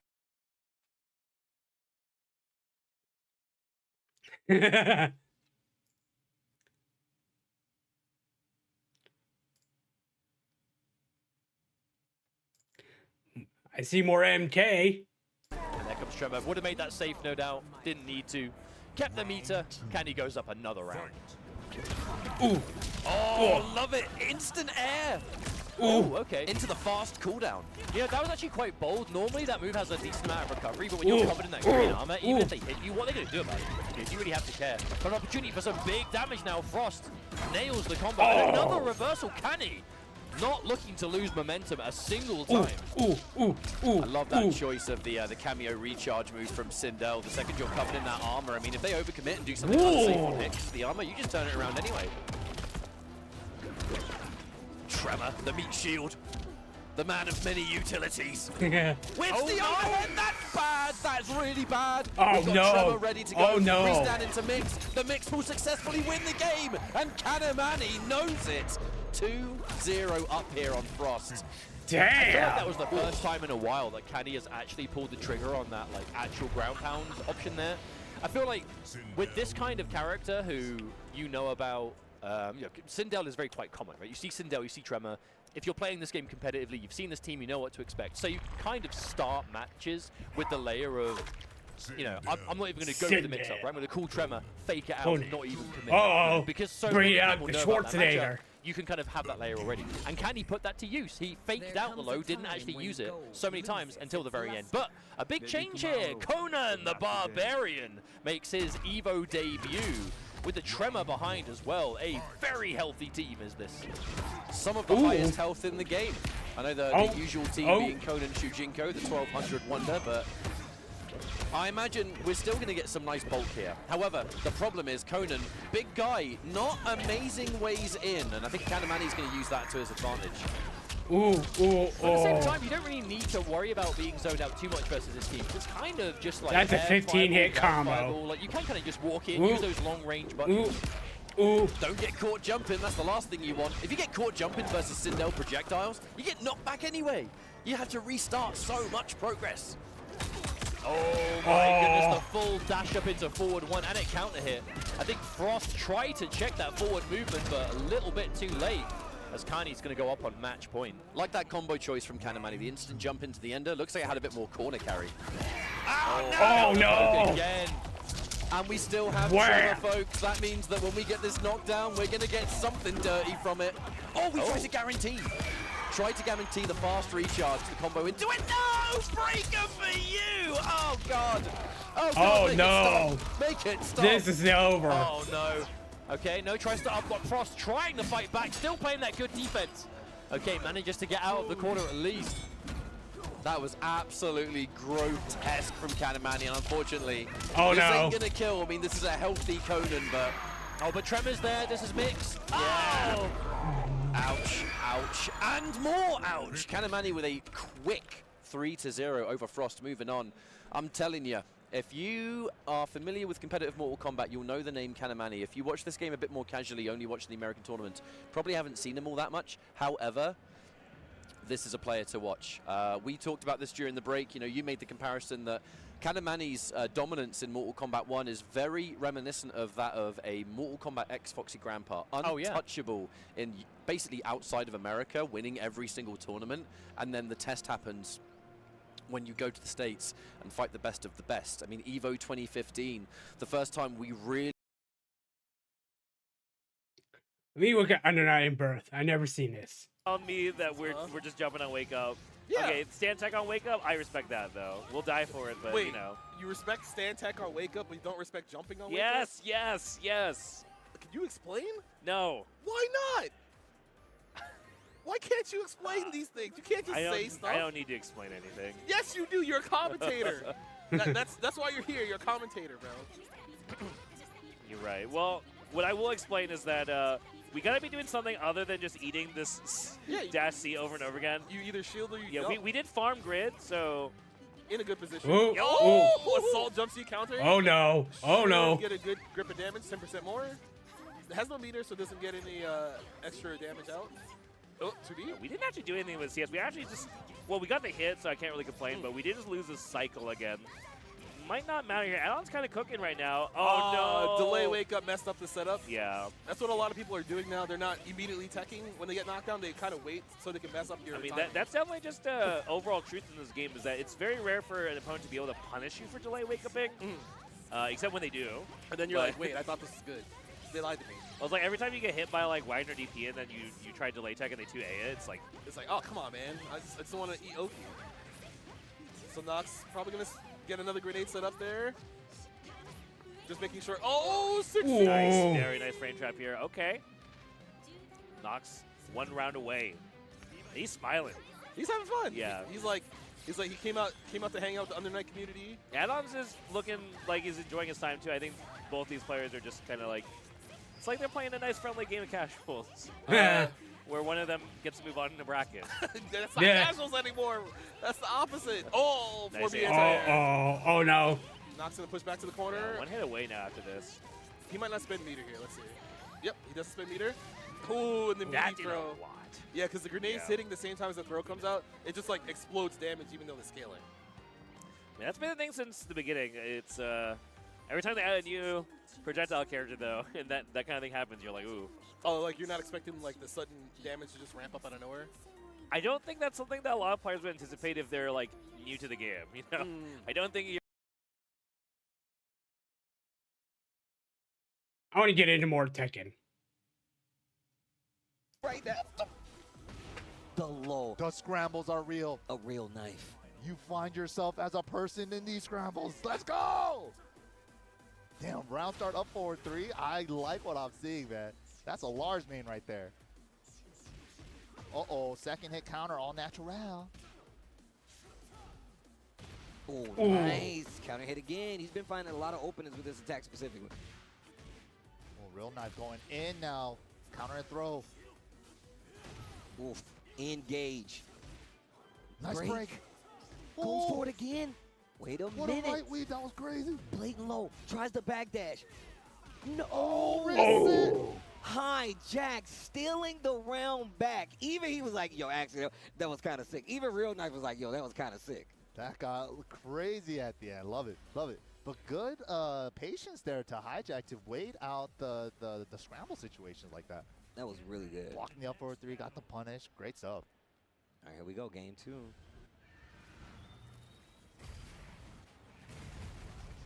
Love this stage, man. And the song is too good. The final round version of the song is pretty good. Yes. Ooh. Get off of me. Get off me. Oh, not again. Oh my gosh. Almost had a full punish and a tornado. Once again. Get off of me. Oh, second armor wins. Oh, cool ass stomp. Transition. Wow. Goes for the mid this time out of stance and Real Hijack. Nice. Just going off now. Yeah, we haven't really got to see that crazy Lars offense yet. He's trying to get it going. Oos. But it's being met with a stop sign by a hijack. Take his time, too. Out of the air, hook up burst. Oh, that had to be down 4-3. Got a little misinput. Ooh. Lancaster combo, last hit on the wall. Into the smash. Knockout. 8-hit combo, nice. This time the low tries to sneak in the blatant low. And Hijack so confident with the jabs to stop this pressure. Midnight back on the wall. Back to the ropes, if you will. And nice adjustment, Hijack. I love that kind of pressure from Steve's at the wall, where they're just like left weaving, right weaving on you at the wall. It's like, damn, I can never get off, man. He's keeping me here. Speaking of left and right weaving, Hijack, he's not in trouble, bro. So he's getting so much mileage out of that right weave right now, but can't right weave into the wall. So he left weaves out of the wall. Sick. That was sick. That was so sick. I'm done playing around. The wall fit, bro. They are prepared today. The combos, the sidewall combos. Jimmy would be proud. Hands off me. Heat dash. The low finish just to string the back dash. Oh, the right weave, Damn, that weave. What the? My man's even got the Steve Fox slick back hair. He knows what he's doing. Final round. You know, they should mod in Steve saying over here for every time he weaves, too. That'd be sick. Over here. Just give him a different over voice here. line. Over here. Oh, the straight stage transition. That would be so sick. Oh, over here. No. Over there. Oh, that was so. Using the flicker movement to get a little backstep away from the heat first. Oh! Off the ground. Oh, bro. This is He might be paying for it. Oh, my God. Oh, no. Was that a feeling himself moment, or was that a missed I don't input? know, bro. Come back to bite him. It very well could. Okay, heat dash. Oh, my God. Up forward 3. Shades of its former self. Getting Wow. whipped out of the air with a second jab. Bruh, we need to highlight some of his guys' matches, because this guy with the Steve Fox was playing like he was actually in a boxing match. So you want to try me a gov? He doesn't say that anymore, though. yeah, I wish he did, though. Yeah, why doesn't he say that? They said, dude, look, some of the UK people were telling me that's not how the accent that he would have. Even though I don't care. I like him saying gov, all right? I'm just being ignorant. They said he would say bruv. Oh, actually, I might prefer bruv. Yeah. Even though I like gov. You want to try me a bruv? You wanna try again, bruv? I like that. Actually, I do like that. Oh, try again, bruv? Try again, bruv. You want to try me again, bruv? Very Will Ospreay. Very Will Ospreay. If you know, you know.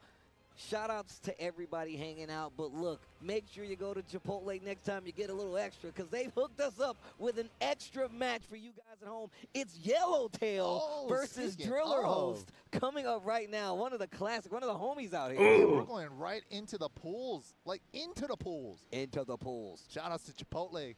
Extra match.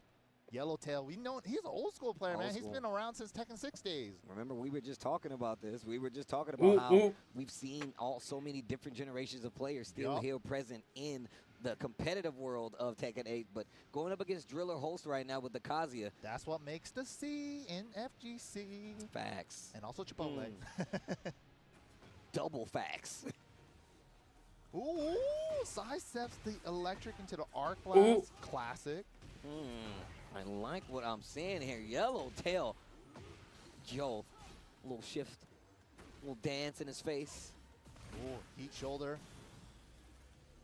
Okay. Oh. Good. Oh. I like that. He's not trying to be flashy. He just takes the 3-1 like, you know what? Yeah, take the tournament combo. I agree. Step on him. The regular throw, not even counter hit. Uh-oh. Uh-oh.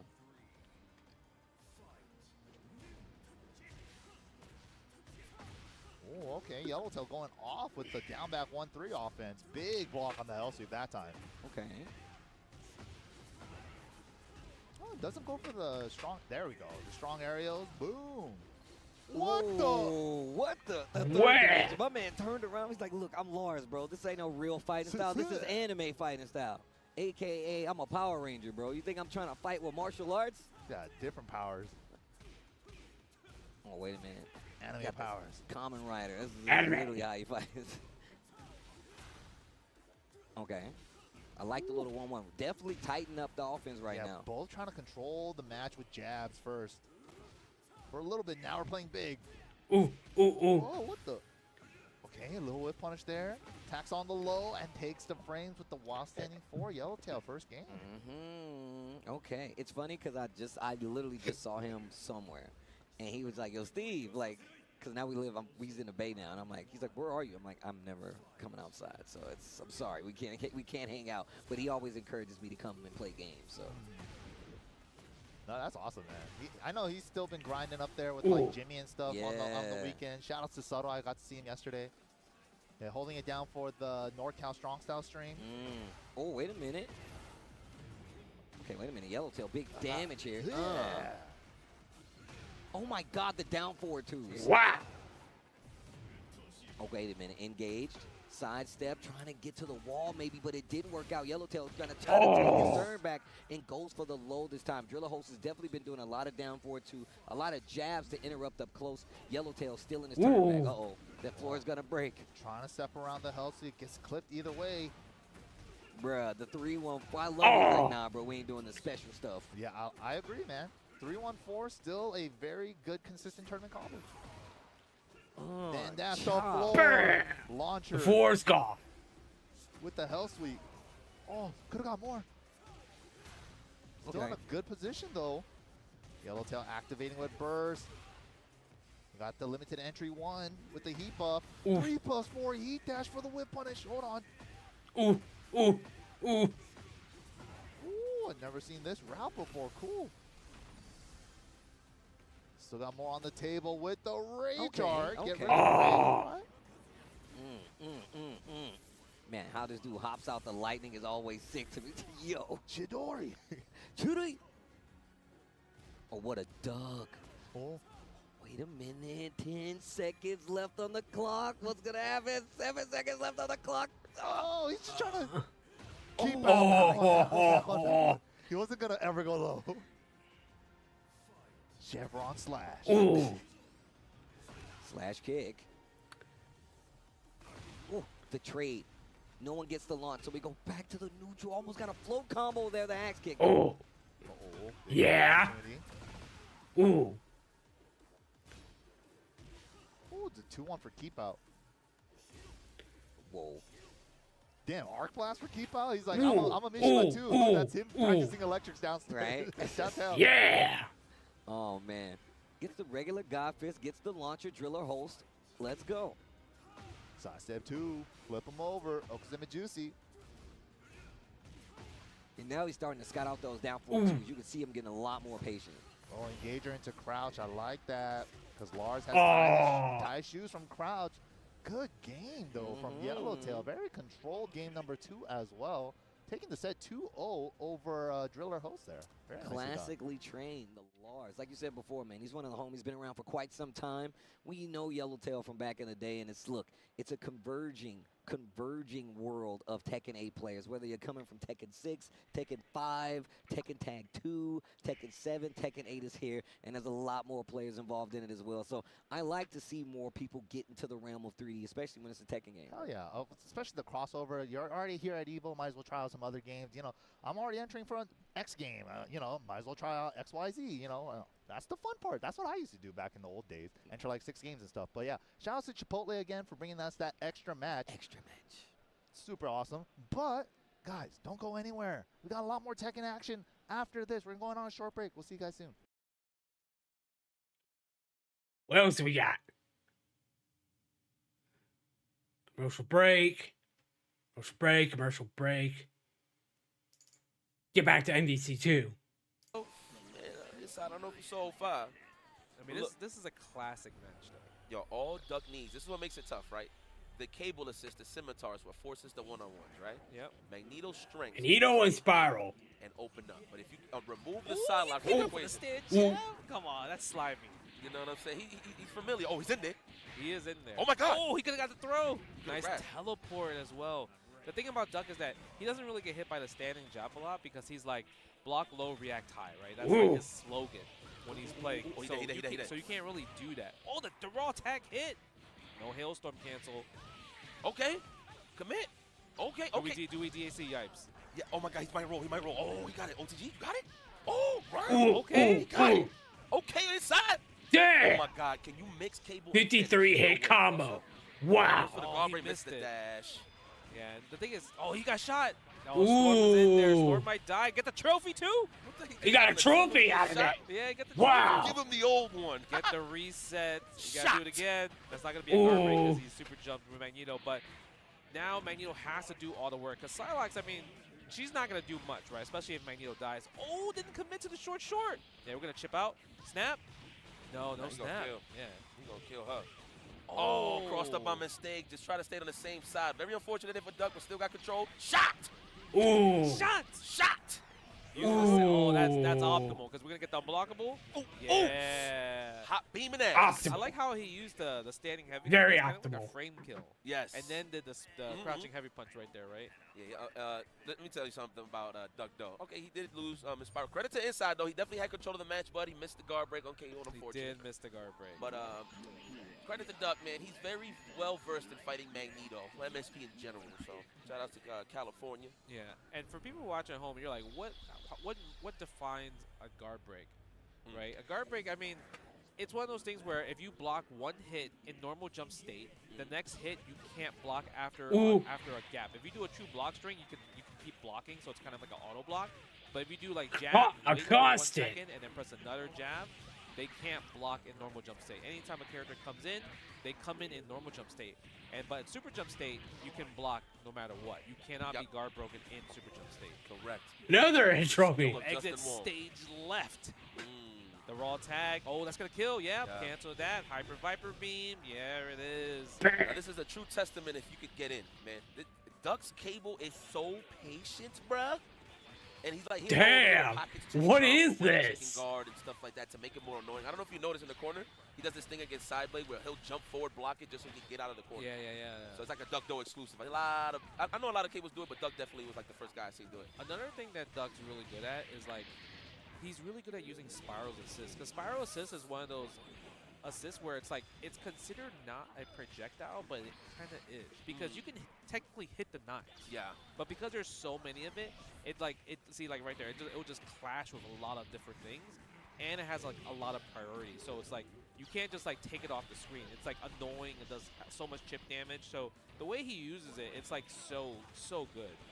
Yeah, I ain't going to front. Even though Inside got shot, but he has what it takes in order to understand this game at a high level. I can see it. Yeah, for sure. I can see it. Go for the raw tag and the Sentinel. Nice block right there. Oh, I think he's practicing his block. He's like, come on, open me up. He's like, huh. He knows you're one of, he knows you're one of the new guys. That's, it's a little arcade style. You see how he just raw tagged? He's like, you know what? Let me just make this easier for myself. Chip you out with normals. I'm not gonna sit there and try to bust a shot and then be an opening for Storm to finish it off. But I mean, she did have a pick, so it was a wrap nonetheless. It's so hard for Storm to make a comeback anyway. Yeah. Right? Because like obviously she has tri-jumps, but she doesn't have the explosive mix-up potential like Magneto does, like on the fly, right? On kind of like a lot of resets, especially if it's like Storm versus Sentinel. It's so hard to make a comeback against Sentinel when you're just lone Storm, right? With Magneto, if you catch like Sentinel just up backing in normal jump state, then you could guard break, right? And then go for a ROM, for a loop, a Hypergraph Tempest. So the reward for Magneto comebacks are so much higher compared to Storm. I will say this though, you are right. In terms of rush down, the consistency is definitely different. But I will say this though, credit to a lot of the Storms now. They do a lot of infinites in the corner. Yeah. What's it called? The Corngo. Shout out to Corngo. You remember Corngo? Yeah. He's rolling around with Crizzle and Chunkster, man. I wonder I know Crizzle's here. I don't know if Chunkster's here. That would be pretty dope if he's here. I didn't see him in the bracket. That would be cool if Crizzle was here too, yeah. But shout out to Corngo, man. The first guy I seen do that infinite in the corner. And it's fine. And mind you, he showed us that years ago, and we still didn't implement it in our game. That was it, 2005? Yes. Yeah. Yep. 2005 is when I seen that. So. It's hard. The infinite timing is a bit difficult. It reminds me of like X-Men versus Street Fighter, but in a much harder scale. Okay. I mean, what was that? All right, so Commando being the easiest. Yes. And then Magneto. Cable was the hardest. Cable was the hardest to do it on. Even though Cable was the character that you would use in training mode most of the time. Okay. Like he's like the default guy, right? You like training mode against. Man, this is so Doug Vader, bro, is in the building. But again, credit to Inside, man. Like he had a good start at the first round, but once Duck got comfortable, it was pretty much a wrap. It was a rental. So It's funny because you're like, oh, okay, I killed Spyro.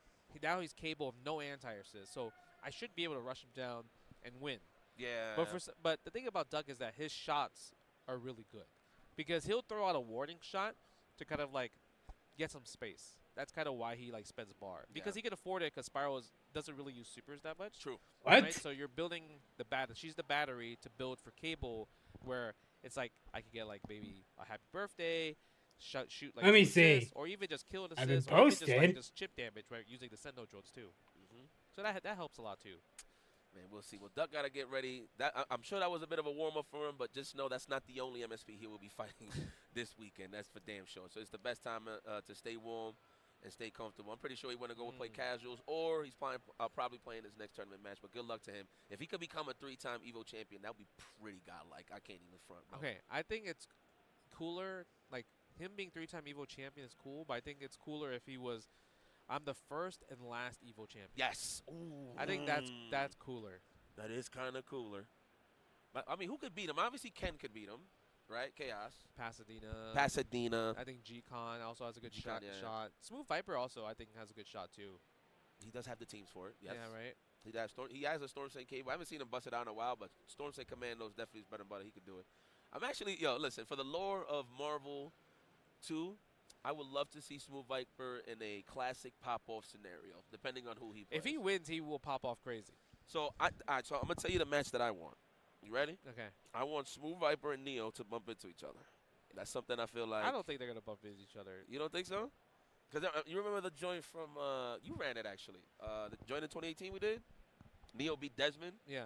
So I know like Smooth Viper called him out afterwards. I think there was in talks in the works of doing it, but I don't know what happened. But that's something I would love to see in a tournament setting. Did you remember, do you remember it happened recently, the Fight Kingdom? What's up? Neo versus Smooth Viper? That happened? So they played a tournament match. And then I didn't seem to. Happened. And then Eric took it. So Neo got very upset, and there's videos of the said I don't get it. And he was very upset. I didn't know he took it. Yeah. I didn't know Weird. Because remember, Crizzle took it against Eric at the Evil Side tournament in Marvel 2. He did. That 1 year. And that was a grand finals match. So he's like, all right, well, if he did it, I'm going to do it too. Blame Crizzle. Yeah, but you have to blame Crizzle for that. Because he's, he started it. Yeah, you gotta watch the video. And you know how Neo he's a lawyer, right? So he's trying to like lawyer his way to like, just run it back in a professional like big words way. Yeah. And he's like, nah, I'm taking that back. But you know what? We're taking a break, so stay tuned, and we're gonna come back with some more Marvel 2. Let me see if I can find this. Literally melting your mouth tender. Let's see our chicken glistening, our fajita sizzling. It's magic happening. And this is gonna be in your bowl. This is it. I won PlayStation's Road to EVO and went head-to-head with Arslan Ash. I won PlayStation Road to EVO and battle against Sonic Fox. I have never seen that in my life. To compete on PS5, choose your game, find PlayStation tournaments, and register. It's that easy. Sign up for PlayStation tournaments. Yeah, it's not letting me access it. Sorry. That's weird. Let's see. I'm gonna take a quick break. I'll be right back, guys.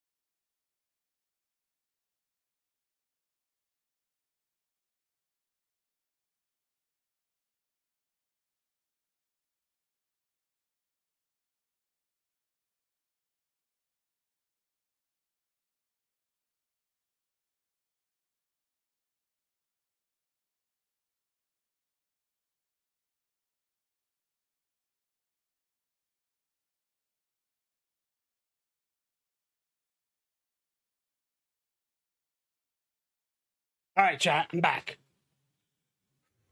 Let's see, where are we at?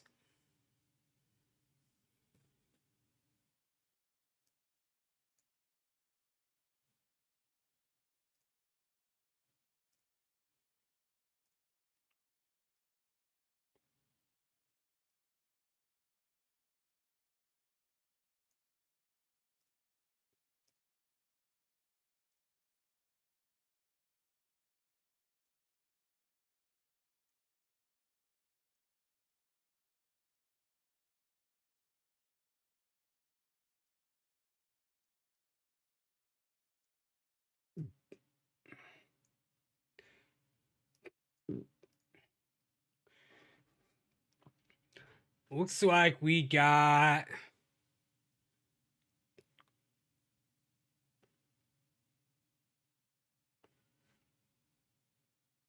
let's get back into more MVC2. Chip for the chip Yo, out? and he's hitting the Mm. deck. Yo, man, shout out to Servant, man. That's Hitting one of my the guys. I love that deck. guy. He's a good guy. Very nice guy, and he plays MSP. That man's good. He's good in my book. He plays like every team too, cause like he'll also play team row, like especially if it's against like somebody that plays like maybe Sandthregs and his MSP's just like getting pow all day, right? And with drones too. Yeah, so he'll sometimes switch to team row, but here, anytime you fight against Strider, you're really gonna rely on using Psylocke assist or Cyclops assist. See, I told you, now Kuma. That's crazy. Yo, Tatsamaki. hey, matter of fact, I think he'll do beginning of the match jump short of Kuma, no? Yeah, but he's not gonna do that. He's No, gonna- not outside play. Yeah, not outside play. Not outside. Yo, I would for one game right here. One game? Oh, it would have worked. Come on, Jay. That would have worked, It son. would have worked. It would have worked. Yeah, man, you see an Iron Man, you gotta respect the thing Oh. about. Did he dash into it? No, he tried to short, and Tatu hit him. Oh, okay. Yeah, up the infinite. But this is not going to kill, though, because actually Tatu scales a lot, so he's going to have to DAC, try to go for a reset. Proton Cannon. Oh, that's safe. Nice. Yeah, he missed. Okay.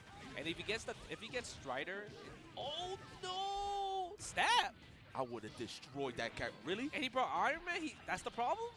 Yeah, you know what? Wow, nice smash shot. For people that don't know, you can. Ooh. Are you kidding me? I know what happened. I know. He mashed too hard? No. He left it on. He left the super button on. Yep. I knew it.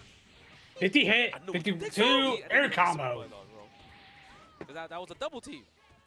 He's like, come on, bro. I already know. But he still got Stone Psylocke, though. That is a great shell, especially against Iron Man. Yeah, and look, but the thing is, it's hard for DHC right here because it would be a triple DHC and Akuma would lose a lot of health. So I think he's going to have to fight it out with Iron Man. Oh, no! Just put him out there in danger? What the hell? He did a grounded smart bomb, too. So I don't know if that's like a punish specifically for Psylocke. Big damage. Nice, yeah. The easy guard break. Jab Psylocke. Do it again. No. Cross up. Go for the combo. One more reset. Yep, just like that. Servbot taking game one. That was so unfortunate. He was doing good. He had to go for the reset. The snap would have been the better option. Just keep snapping back. The snap loop. I would have done that. But I'm pretty sure he was probably scared of the dizzy, the spin out. Yeah, right. So that's probably why he tried to go for the reset early on. I see what he tried to do, though. He tried to make a flinch after the crouching fierce, the rocket, make him dash it into the proton cannon. But that's a safe DAC, though. I forgot that that's how you can bring in Strider with the Ouroboros. Yeah. Nice. Because usually if he combos in the Proton Cannon, he'll cancel into the Orb Super and continue to combo because you can't spin out during the Orb. That's the thing about Iron Man. For people that don't know, I truly believe that Iron Man beats Magneto, but not in this scenario. Yeah, I believe we're about to send the EX Promise to the losers bracket. That's what we're about to see. Son, I believe he can still. Damn, son. Yo, this synergy is caca. Yeah. Look at that. Get the hard knockdown. Okay. If he gets the hit, if he could get him grounded, he could get the raw tag into the Iron Man Infinite. Oh, my God. Okay. Let's go. Take the meaty. Throw them tigers. He'd be like, hold that, and that, and that. No, that's not going to work. Oh, yeah, that's not a true string. Ooh! Oh, I thought the explosion was about to happen. That would have killed. Oh, my God. Oh, no. Oh, no. Whoa. He didn't. And he got opened up. This is looking grim. Jab Psylocke takes the trade, tries to do down forward heavy. This is actually doable. As long if he lands the hit on Storm, snap in Magneto, and then go from there. But let me see. No, trying to just not respecting. Oh, Iron Man's done. Iron Man's done. Yep. Nah. That's not privilege. That's order. You do the same thing with every anti-assist. Yeah, but there's privilege to that because he had a combo. That's true. Damn, he's probably ain't feeling that. Yeah, he knew because he technically anytime you get hit with the Iron Man Infinite, you should know that, like, okay, I have a high chance of winning this game now, right? Yeah, so, man. like, he should have technically, theoretically, win the first game because of that. That was also kind of like an East Coast versus West Coast thing, right? Yeah, right? it was.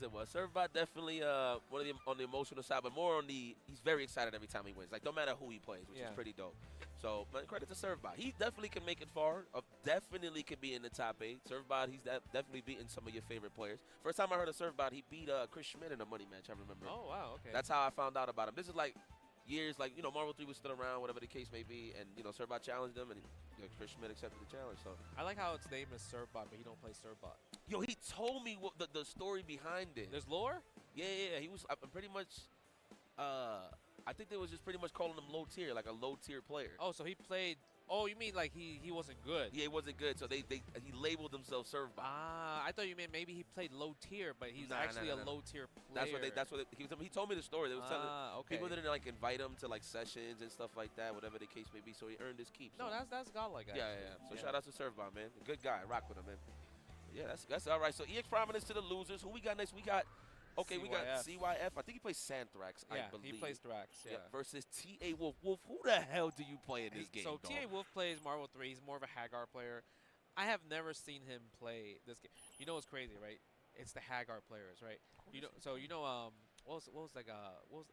Remember Paradigm that played Marvel 3? Yes, Paradigm. He played Hagar, Magneto, Dormammu. So he played Hagar, Dormammu, Doom, right? That was his team. There we go. Yeah. No, so Sorry, chat. I'm trying to get into my Blue Sky I was account. like, oh, who do you play in Marvel 2? Because I'm like, he must be playing like Sentinel or like Juggernaut, something like that, right? He's like, he played MSS. I was like, you went from MSS to Hagar? So I'm curious if TA Wolf is kind of similar, where it's like, is he a Magneto player, but then somehow Marvel 3 he just transitioned to Hagar? Because it doesn't make sense. Because Hagar players should be playing like a Sentinel like Blackheart team, something like that's heavy. Like Sentinel Juggernaut or something. Let me give you some lore, my friend. Okay. So I think in another multiverse, he is a Magneto player. Do you even know the reason why he plays Hagar? Sorry. No. I was getting into my Blue Sky. So he told me the story, and I'm going to shorten this. I'm gonna keep it short and sweet. But long story short, he was leaving a session late night in Mexico, and he was on a bus. And Lord to behold, they was on their way home or whatever, and somebody jumped in there to try to rob the bus. Oh, wow. Like, yeah. He ran up in the bus and I'm like, yo, everybody, stick them up, right?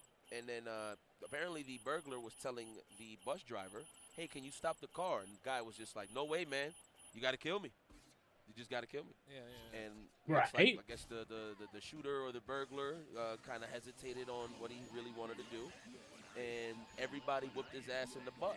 But it only happened because the bus driver turned around, grabbed the pipe from the side of his joint from the chair, and he whooped the burglar's ass, and everybody jumped him, and then he just dropped them off on a random curve somewhere, and they just went about their business. Man, so he did forward heavy punch in real life. 100%, and that is why my man TA Wolf plays Hagar in Marvel 3, a homage and a shout out to the homie in the bus that pulled out the pipe and whooped the burglar's ass. He might be a Magneto player. Look at the shirt. Yeah. My man, see, my man got the ping ping ping ping ping ping. Yeah, oh, D, that joint is missing some diamonds. Jesus, ding ping ping ping. Let's go, man. TA Wolf, MSS on the pad. Oh, and you got the right order. Nice. Oh, I thought he was gonna. You know what? That would have been a great pick. Oh no, I think he might play Thrax.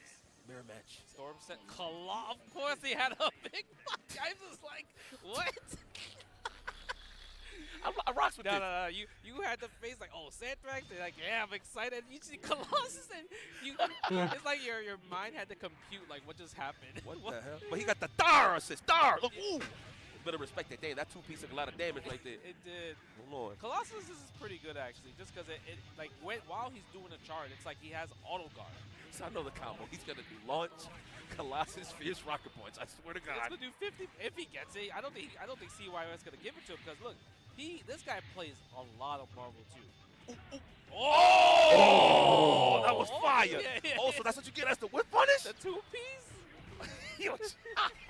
Storm's coming in. We got freaking excited. That's crazy. Oh man. Ooh, cap. Yep, order. That's a privilege, right? Oh, that was a sick confirm. Yep, go to Hailstorm. You gonna launch? Nah, he's not gonna get it. kind of hard to get it. Oh, the switch. Dead ass, not Sentinel. Dar. Yo, guys, for those that don't know, he does have like a point of armor, right? Yeah, he has a point of armor. Point of armor, ladies and gentlemen. Dar. Damn, that man just clashed through the drones. Oh my God, you can't clash through the weather. No, not there. Gets knocked down. No launch. Oh, the drone just missed. He just left. Yep. Oh okay. my God. Go for the hailstorm. Chip damage. Safe DHC. Colossus lives another day, but gets opened up with a double try jump. I gotta try this team out. This looks hilarious. I still like the fierce into the Colossus assist. That was Yeah. It's crazy. He could have done short rocket punch, but he went for that. Dan, Colossus is just not cutting through the drone assist, man. Every time he comes out, he's just losing health slowly but surely, about to exit stage right in this at this point. Ooh, nice snipe. Do we DAC? Yeah, we're going to do it. Let's get Sentinel out. One-on-one. Keep it raw. Keep it raw. No assist. Nah, he's not going to. You go one-on-one. Ooh, let's go. Dar! Get in there. You got to do the VDO, the stand jab sweep. Stand jab sweep? Stand jab sweep. You got to stagger it. I never understood why Colossus players, they never power Yeah. up. Oh, you know, you got to power up sometimes. Yeah, they just don't get, I guess they don't get the space to do it, maybe. But you know what, drones, right? Do like a string into drones, just do it. Yeah. Makes sense. But CYF is going to keep it safe because even if you power up, Storm can just run away while the install super is happening, right? Yeah. Shout out to CY for Philippines in the building. Yo, I want to give a big shout out to the Philippines, dude. You guys definitely held it down. And I like the fact that you guys adapted to the rules, right? They used to have on 2 damage, right? And I understand the lore is just so they can save money, so they just drag the matches as much as possible, which I respect. But the fact that everybody adapted over to the 3 damage side of things is pretty cool. They definitely switched their tier list, because I tell you what, on that 2-ball, that man, Iron Man, is the GOAT. And Strider. Yeah, the GOAT. That's crazy. Sentinel's whack. Oh, what happened there? Maybe they mess up the order. But yeah, the Philippines is really awesome. Like I went there in, I would say, 2019. Okay. And they ran a tournament to see who will get a chance to play me in an exhibition match. Okay. Right. So one of their best players, JR Bata. Okay. He won. So we played Philippine rules, where low damage, low setting, first 7, and I won 7-6. Ooh. Right, and it was a struggle. You picked Storms and Cyclops? At first. That's crazy. At That's first. no damage. And then I switched to MSP to try to win the mirror match, right? Worked out. Yeah. 7-6. And then we played the normal rule set, and I won 7-4. So that guy was really good at MSP. Great execution and everything like that. The wear down starts here from CYF. I like that. I love that. The standard issue. The standard issue offense. Yeah, it's kind of interesting that he picked Sentinel Doom Colossus, because I feel like he picked Doom just to try to counter Commando Call. But it doesn't really work because Sentinel on top will always stomp out Doom Assist in general, because the rocks doesn't cover from the air perspective. So this dude is getting a mud hole stomp. He is going ham with that Sentinel. Nice. Go for the dart. Ooh. I thought he's going to super jump cancel there. I think he tried to go for the mix-up. Yeah, he did fly afterwards. Yeah. Oh, my God. We need to find space and get the armor. He got that almost. If he called Typhoon at the end of the roundhouse and he unflew and stand short, he would have worked out. Or jump short, excuse me. Yeah, but look at that. That's, like you mentioned, Commando's also another privileged anti-air. Definitely one of the top 3 anti-airs assists in the game. Ooh, the reflies. Go for the rocket punch, and he gets hit trying to jump out. Nice. Do we have a style combo or we go regular combo? Nah, we go on block. Oh! He got those. That was godlike. Yo, that's the harder ones to do, too. The jab, reflies? Yeah. Nice. Goes for the fierce. Trades. Sentinel's willing to trade all day. Gets hit by the short. I think he gave it up. He let go. And CYF. Clean 2-0 against TA Wolf. That is a very strong display of Santhrax. He's active. When you can play safe and be active with Santhrax, that's one of the scariest Santhrax you deal with. Let alone starting Sentinel. That's why Desmond was super scary, because he was active and he knew how to really. It's not even that. It's like active, and he's a bulldog. There you go. Okay, I'll take that. Right? He's a bulldog. I mean, he do block with his face sometimes, but it works out. And it just hurts. Good 8 out of 10 times. Shout out to Violence. I'm pretty sure you're watching right now, my brother. You already know the vibes in Spanish. I don't even think that's a real word, but I'm just throwing it out there. But yeah, credit to CYF. Is he coming straight from the Philippines, or he's here? I don't know where he lives. I feel like he just travels everywhere, but I think it's more like he represents the Philippines, because it's usually him and Amir, right? Because Amir is like one of those players that was playing very interesting, like kind of like old school top tier teams and making it work, right? He had a long set with Chaos first of 20. I seen that. And it was like 2019 Chaos, and then they ran it back in Hawaii where Amir won 2019. Damn. Okay. Yeah. I didn't see that one. I didn't see the run back. Yeah. So there was a run back literally the same weekend because they went to Hawaii to play with the Hawaii Marvel 2 crew, because the Hawaii Marvel 2 crew, they're super active as well. Lazy Reaper and everybody, and they're so chill, right? Because the first time I was playing Marvel 2, I played with them when I went to Hawaii for a vacation with the fam. Every time they finish a game, they're like, right? And I was like, every game they just dap you up. Yeah, every game they dap you up, win or lose. Not a set, not 2 out of 3, 3 out of 5. Every game, they just dab you up like. I mean, too salty for that. No, because the funniest part, I'm just playing, I'm looking straight, and the guy's like, for mad long.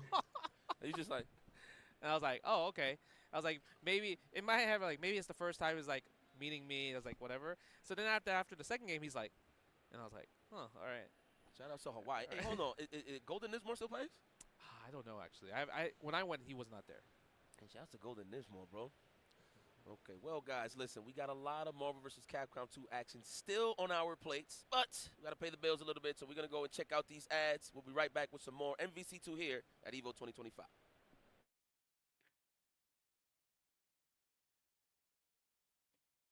Let's see. Fresh chicken hot off the grill. For Chipotle heat with a touch of sweet in a perfectly balanced sauce. Chipotle honey chicken. Let's get you some Street Fighter now. The cancel. Oh, you saw a startup of the Fierce coming in from the side of Yanai. What? Oh, no punish. Ooh. For it. And Punish counter. That's a lot of drive gauge on. And now you're going to lose more drive gauge because of the bomb. Oh, what a whip punish again. About to have level 2. Wait, that's a big block and parry. And Driver just started off, double Fierce. Oh, went for the overhead for the reset. mix. The Waller special. Oh. Off the Waller. Oh, that's an unfortunate trade. Electronic Waller. That's a big low. Double rush, level 3. Double rush, Jay. Gotta do it. Come to me. He just summons the root. That's a good power to have, honestly. On command. Yeah. No Spotify needed? Yeah, just immediate. You're like, okay. Everybody's vibing. All around you. I'm like, damn, this song is sick. Game 1. Yanai. Down again. Next fight. Just like that. Cool. Ooh.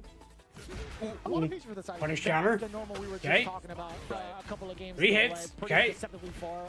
Pretty excellent for putting down in certain ranges too, being able to get like possibly a sweep. If you're too far, maybe just get another medium kick if needed. Yeah, just the medium.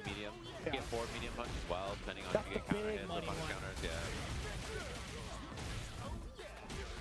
Oh, the hard Whoa. combo. Wait, Waller, electronic Waller's got it like that. I think it's the first one we've seen. I think it's the first opportunity. He's 1 for 1. But a punish, not gonna kill though, but 1 hit for the round here. Ooh. Damn. Electronic Waller, man. Ooh. He's a superhero. Yeah, Waller, man. Waller, man. Oh my God. Damn. This guy is sick. This guy's actually goated. Go good night. Ooh. What's happening, man? Ooh. That was a mad force sweep. Great combo, nicely done. Gets the X as a kick, and now we're pushed to the corner here with the bomb on. Bomb on. Waller, man. You gotta stop Bison. Okay, I got this. He's down by the old well. He's gonna poison the water supply. Sounds like a job for Waller, man. Ooh. God damn. Oh, that was actually not enough for Yanai. He actually tried to go for like a jump back medium, right? Jump back medium punch startup. Oh god. Plus frame. Oh, god. And level 2 now. Yanai's in a big trouble, by the way. What? Never mind. He's the Whoa. Wait, but it's still there? He's fine. He's On still the other plus. side. He was plus on Bison's throw. Brother. And wham. Oh my.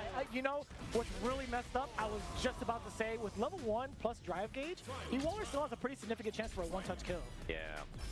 Nice bait from Yanai, though. He baiting. Yo, that was actually kind of sick. Around the counter against the drive rush. He was 2 steps ahead. The Waller tactics. Nice whip punish. This guy can play. 100%. Waller kind of clean with it. Wow, that was an imperfect parry right there. Just the fact that he didn't call that. He could have had that. Uh-oh. The lift. Ooh. Now Maybe the safe mix? jump low overhead. There's the throw. Level 2's available as well for the next interaction. The double counter hit. Sick, man. What? To losers bracket here at EVO. Yo, his timing, like his reads on what you're Damn. not supposed to do on Wake Up has been immaculate, yo. Yeah, and that's a big one to take down. Dude. That's a big fish. Damn. This guy, it's Edward Waller, dude. Electronic Waller, man. He's pretty good. I can't lie. Clark Kent and Superman. I'm telling you, man, this guy is kind of sick. He is pretty clean I'm with a it. fan. Yeah, I have not seen his gameplay, but now I'm familiar for sure. I'm telling you, but yo, Yeah, you see dude. that E Waller Unai match? It was What crazy. a beast, yo. Yeah. Yo, shout out to the crew that's been training up E Waller. Or even if it's by himself, god damn, son. He's putting the E in E Waller. Waller, man. Waller, man. That guy's a beast. I'm a fan. Waller, man. Got me. Jesus. He gave me the shivers. Yo, that last interaction calling out the counter, he kind of just, a little bit of a frame kill. I'm going to wait for this medium and beat the hell out of you. Pretty godlike. But anyways, I don't want to go too further with that. I got chills. That's definitely multiplying. I got to chill out for a little bit. But we got more pool play coming right at you here at EVO 2025. We're still continuing on with day number 1 here with Street Fighter 6. But when we come back, we got more of that action right after these breaks.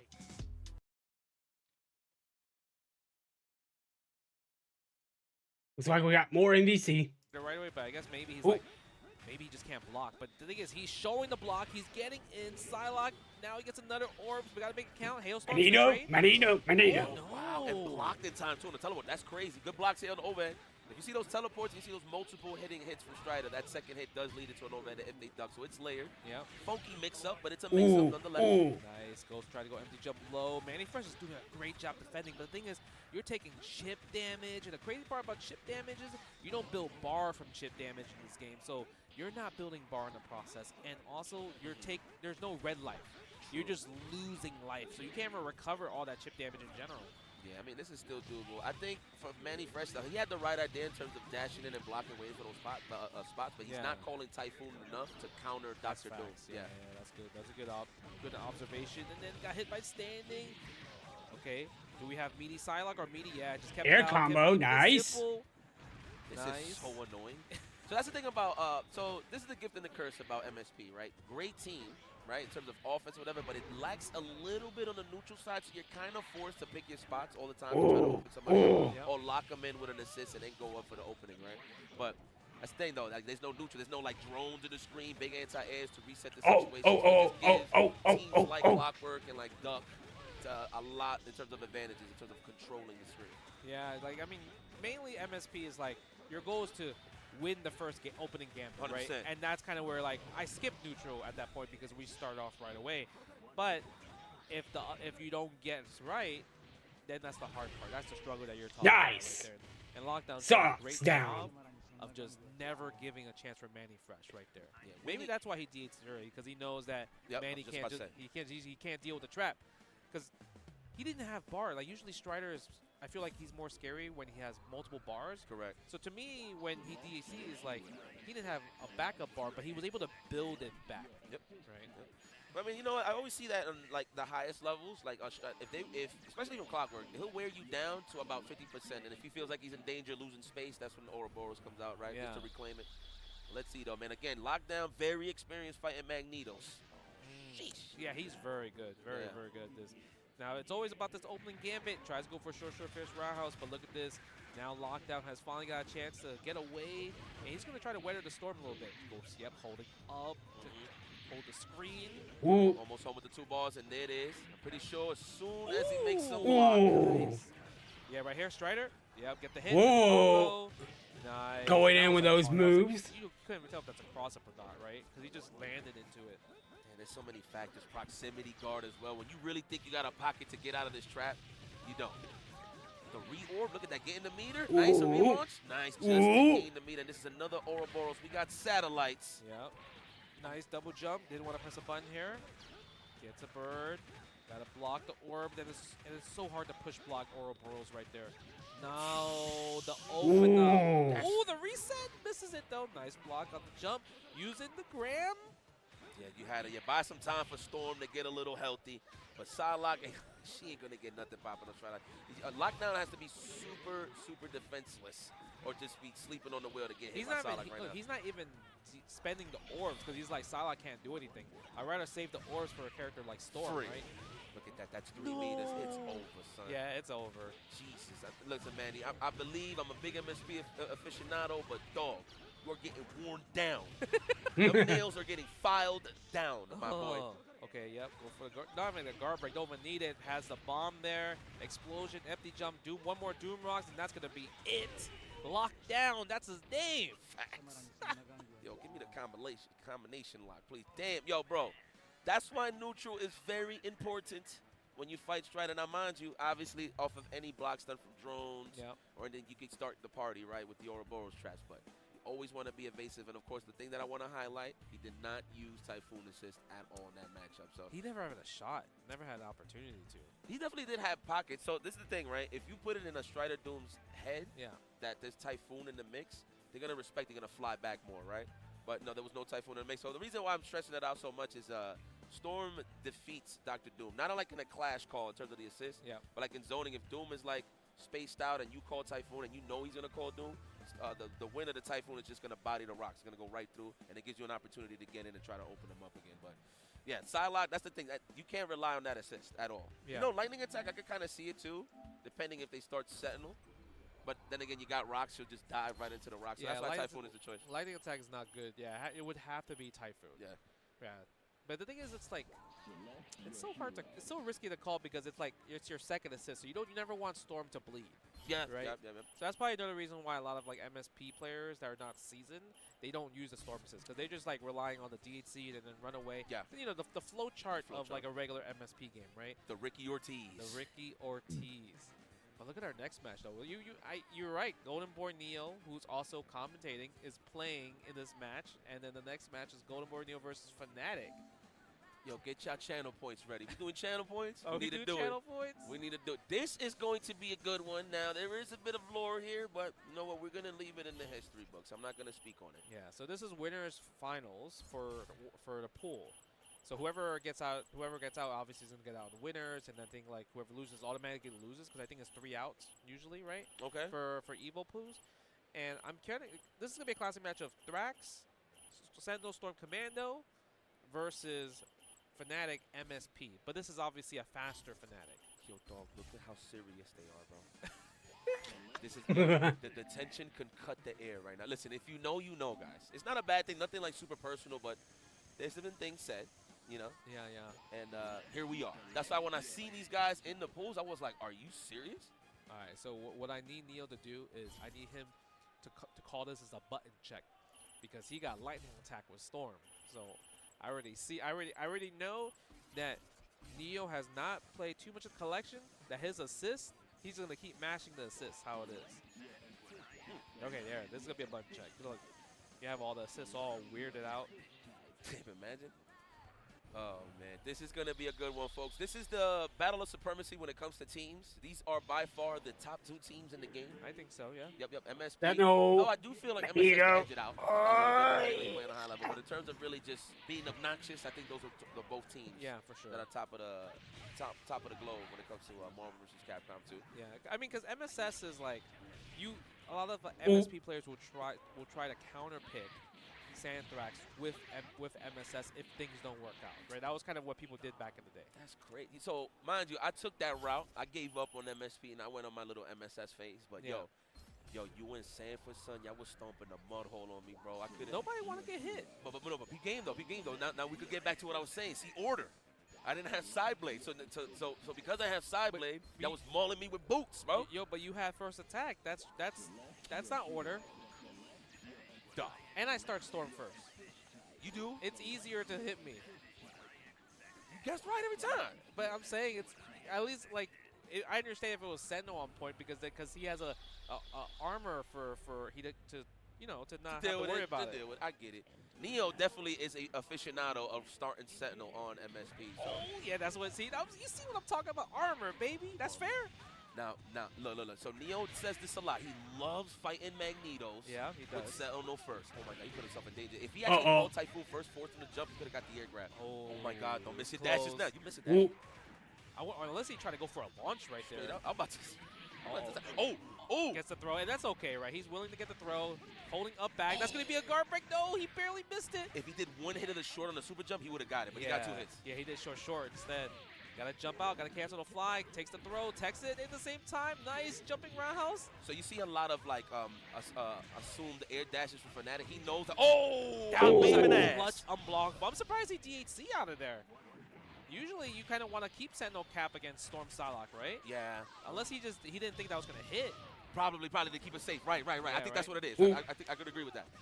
All right, take your sweet old time. Getting worn down is Commando. He can actually raw tag right here if he really feels like I it. would definitely raw tag because you don't want to do a triple DAC and have right here. Don't jump, just raw tag. Take the hailstorm. Sentinel doesn't take a lot of damage. Oh, open. He got out of the cross under.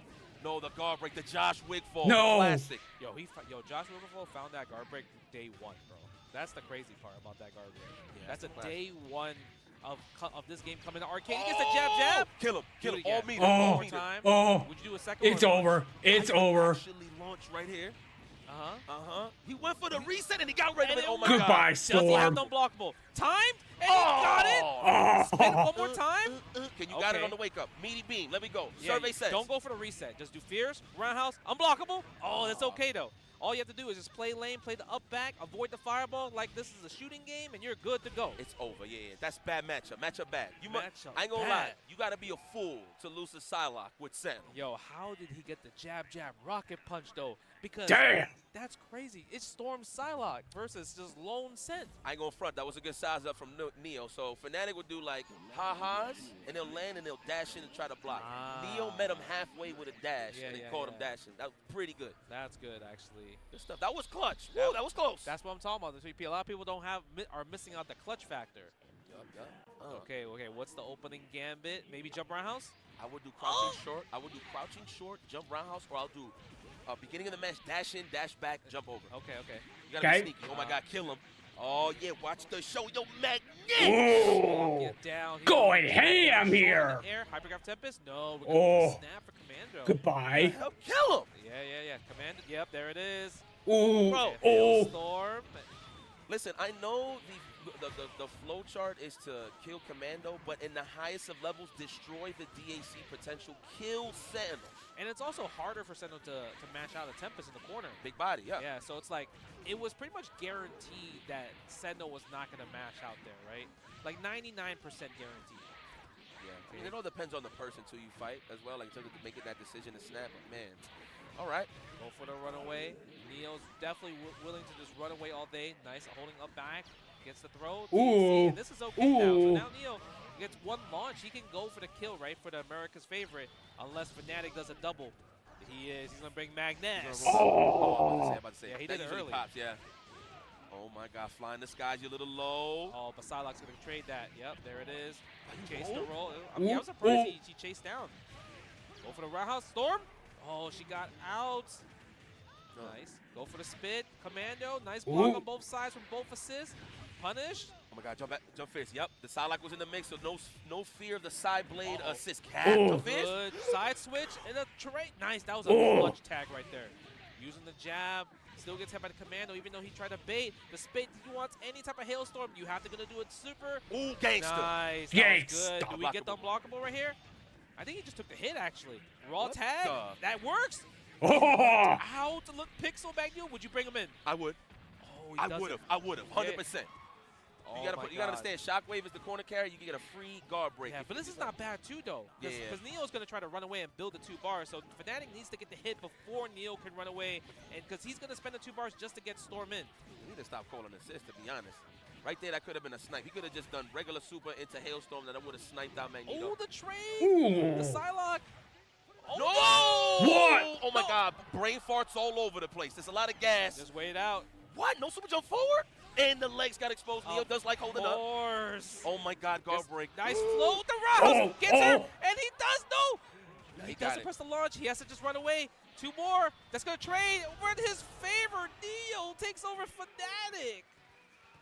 Very nice. Damn. Let's go, Neo. There it is. Oh, he's back in his element, ladies and gentlemen. Neo. El Niño de Oro moves forward, never backwards. Good stuff. Yeah. That was a good match. Man, look at that, back in his element. I see you, Neo. Yeah, that He's was a showman. He is a showman. That was a great match. Damn, that was a good matchup. Very scary though. Like you mentioned, he didn't like jump up forward against the Magnetic Tempest, or even like when Psylocke was doing that. Like you might as well just Captain Sword and bring Hailstorm to get the trade happening. Yeah, he took too long. And then mind you, you could do Commando's run super. It goes right under the fireball. So even if you could have just taken a guess and thrown it out there, if it hits cool, if not, you get a DAC. So yeah, right. Yeah, but that was very risky for Fnatic to call it Disruptor like that. But he tried to keep it safe there. So credit to Fnatic. But Neo definitely showed that he is seasoned in that matchup. Seasoned. I mean, he mentioned he loves fighting against MSPs. He loves fighting against Magneto, but that was a bit scary right That might have been our most entertaining match so far from what we've seen. Yeah. And this is no diss to everybody, but I like seeing some high quality more. I just realized. And a little bit of I can lore use as well. Twitch We're not theater gonna sleep on here. it, but hey, respect is still there from both of these players. Yeah, I think we're obviously like, you know, when it comes to pools and stuff right there, right? You're gonna always see kind of like one of your favorite players, and then eventually as pools lessen and lessen, you're gonna see some of the sweaty matches, and that was winners finals of a pool match right there, right? Going into round 2 for maybe today or I didn't realize I could do tomorrow. this.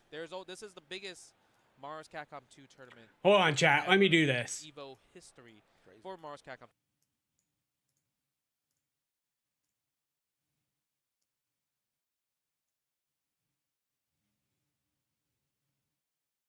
Yeah, that's better. Want to get involved? Let's see. We were on. And everything, and we'll probably see more of that throughout this day as well. Yeah. More shenanigans as we move forward, man. That's crazy. Listen, we need more matches like that. Damn, my block is finished, bro. And I'm looking. Are we done? Damn. All right, let's get out. The matches is getting good. Well, all right, look. Listen. You know what? We just seen Neo win a match, but he is going to be joining one of our best friends, Chris Matrix. So Chris Matrix is in the building. So big shout out to my road dog, and you're gonna get that duo next. But me and Justin, when we signing out, we got to do more side quests. Jay, you already know the vibes. You already know. We're going to catch y'all later. Please lock in Marvel vs. Capcom 2. We're moving it all the way to top 8. Obviously, it's on Saturday, so don't go anywhere. We'll be right back with some more action when we return. See. SF6, Tekken 8, Mortal Kombat, Fatal Fury, VF6 not doing anything. Ooh, Capcom versus SNK. Fightcade and tried it, and he was like, I just got it to work. Let's go into that. And I was like, this is a bug that has existed this whole time, and I had no idea. And, you know, back in the day, we would have been like, oh, the cabinet doesn't work. Like, literally. Yeah, right? There's a bug in Something's the wrong game with the buttons. that if you're holding forward in MSH and in X-Men Children of the Atom, if you let go of the joystick and press the button perfectly, one frame, like you, like, hold, and then your input will be like, the next one is just the button, that button doesn't do anything. Your character will not attack, nothing. It registers on the input detection thing.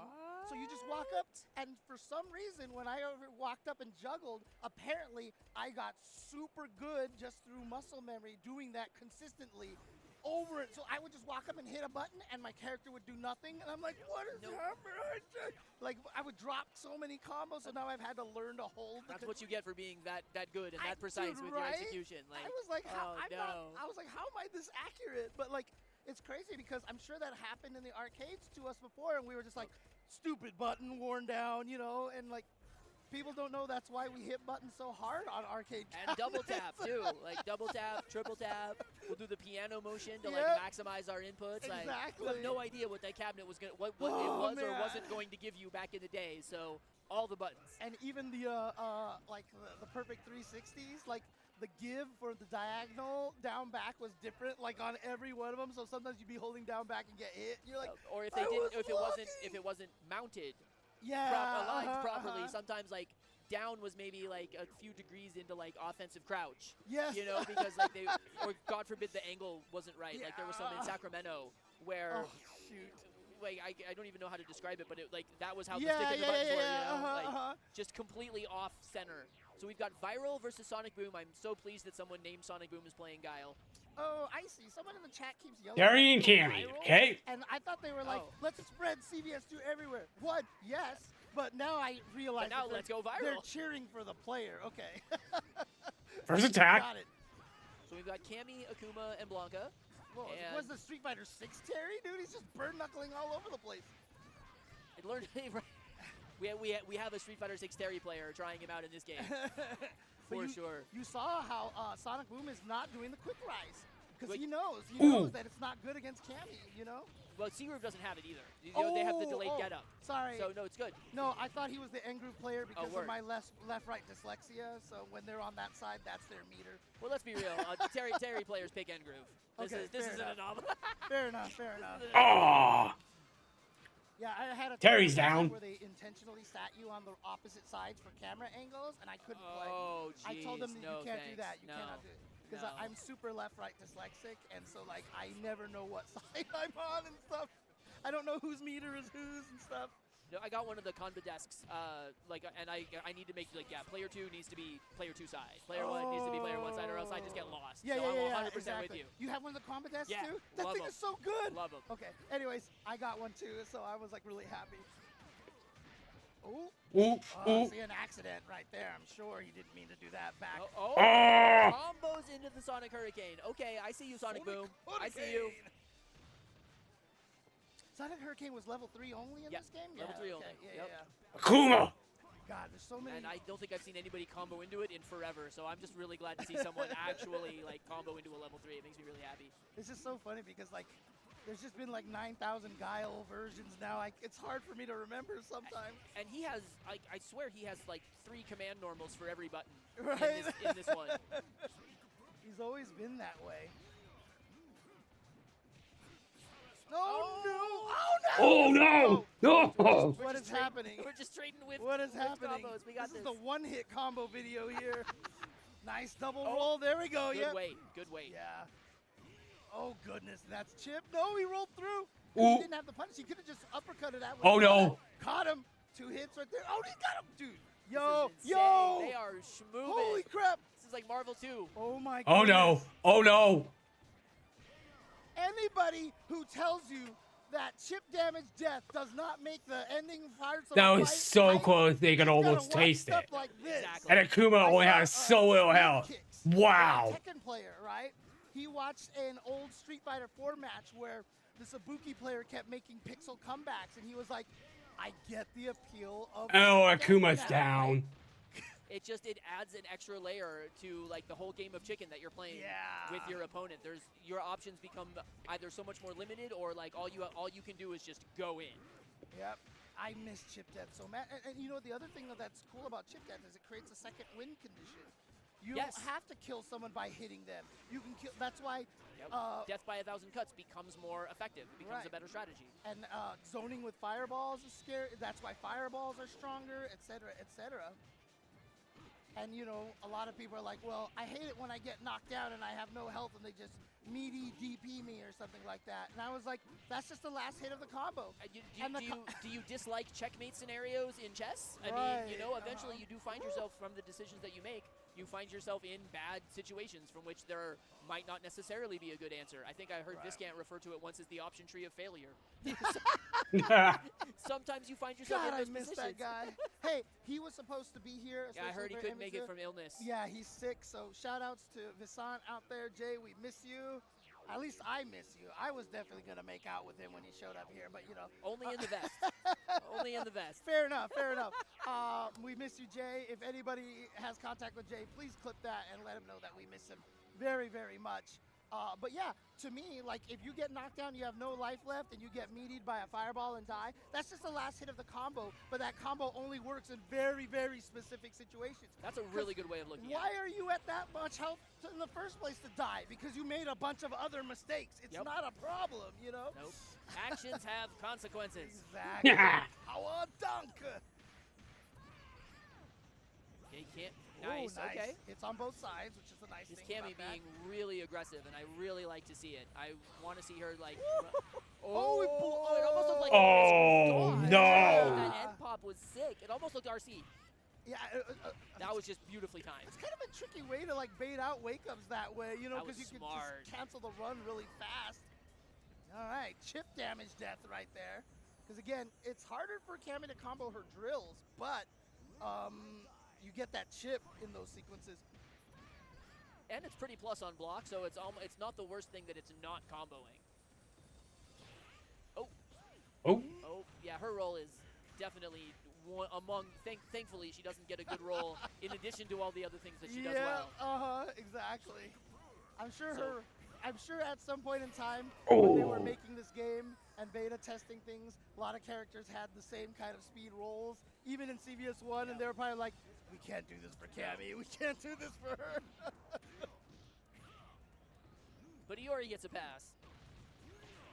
His roll puts me on tilt about as much as K-Groovers do, so that roll is way too good. Okay. Oh, yeah, okay.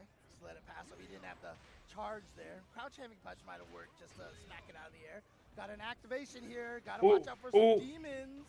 I like how Viral kind of slowed the pace down between like crazy rushdown with Cammy and being a little more patient, a little more neutral focused with Akuma. He's throwing Sonic Boom like a different look mentally. Yeah. And I think that that's really, really smart. Like, don't give your opponent a chance to get used to just like running at you and blocking with your face. Just damage there, yeah.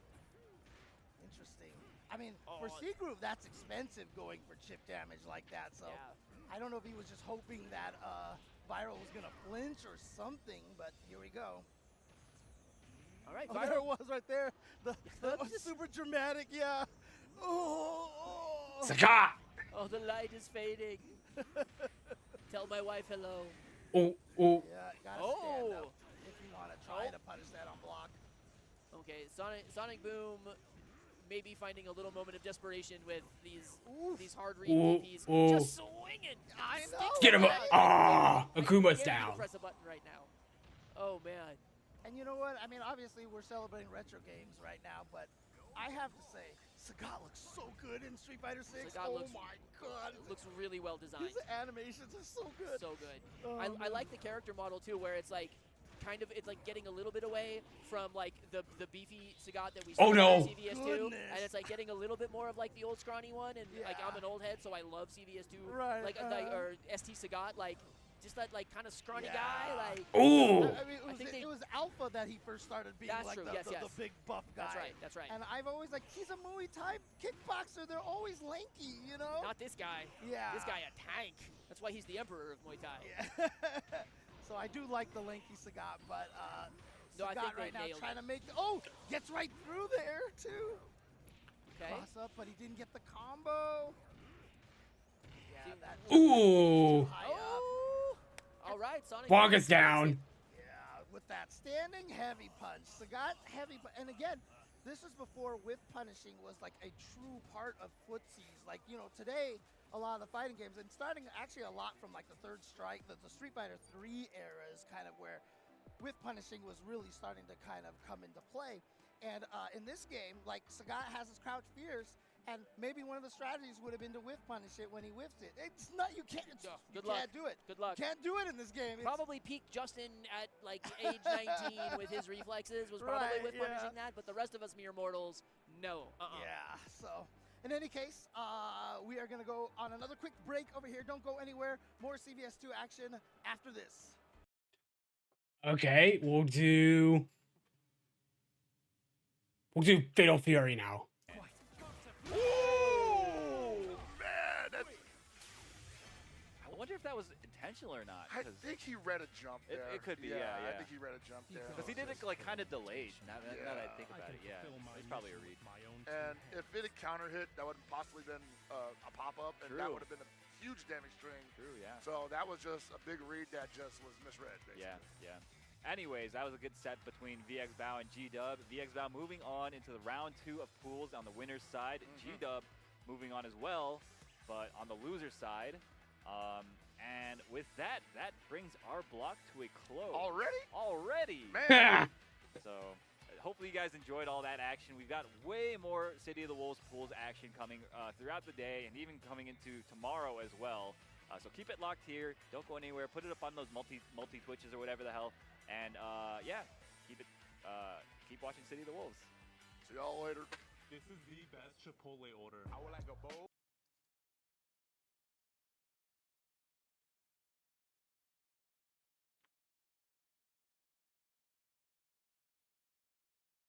With whatever you do. Wow, I really wouldn't expected a better answer from two of the legends of the industry. His art style itself is kind of the epitome of like beautiful like art when it comes to video games, especially fighting games. And it honestly, it's just an honor to Full actually screen, finally be not able to all talk that. to you both about the style and what you've done for fighting games. And I've been watching my entire life, so I just want to say thank you. Arigatou gozaimasu. Thank you so much. I appreciate it. 本当にこのお二人からお二人のレジェンドからこれ以上のない素晴らしい次世代に向けてのメッセージをいただけたと思いますし、ファイティングゲームコミュニティの一員としてやっぱりお二人のアートにはずっと触れてきてきましたので、こうやってお二人とお話できて、本当にいい会を、感謝したいと思います。本当にありがとうございます。ありがとうございました。Arigatou gozaimasu. ありがとうございました。 Well, EVO 2025, that is my time. They did let me ask whatever questions I want, but I have a question. Did you guys enjoy this interview? Make some noise out there for me one time. 皆さん楽しみましたか? And last but not least, EVO 2025, make some noise, JB Style and Shakiro! Yay!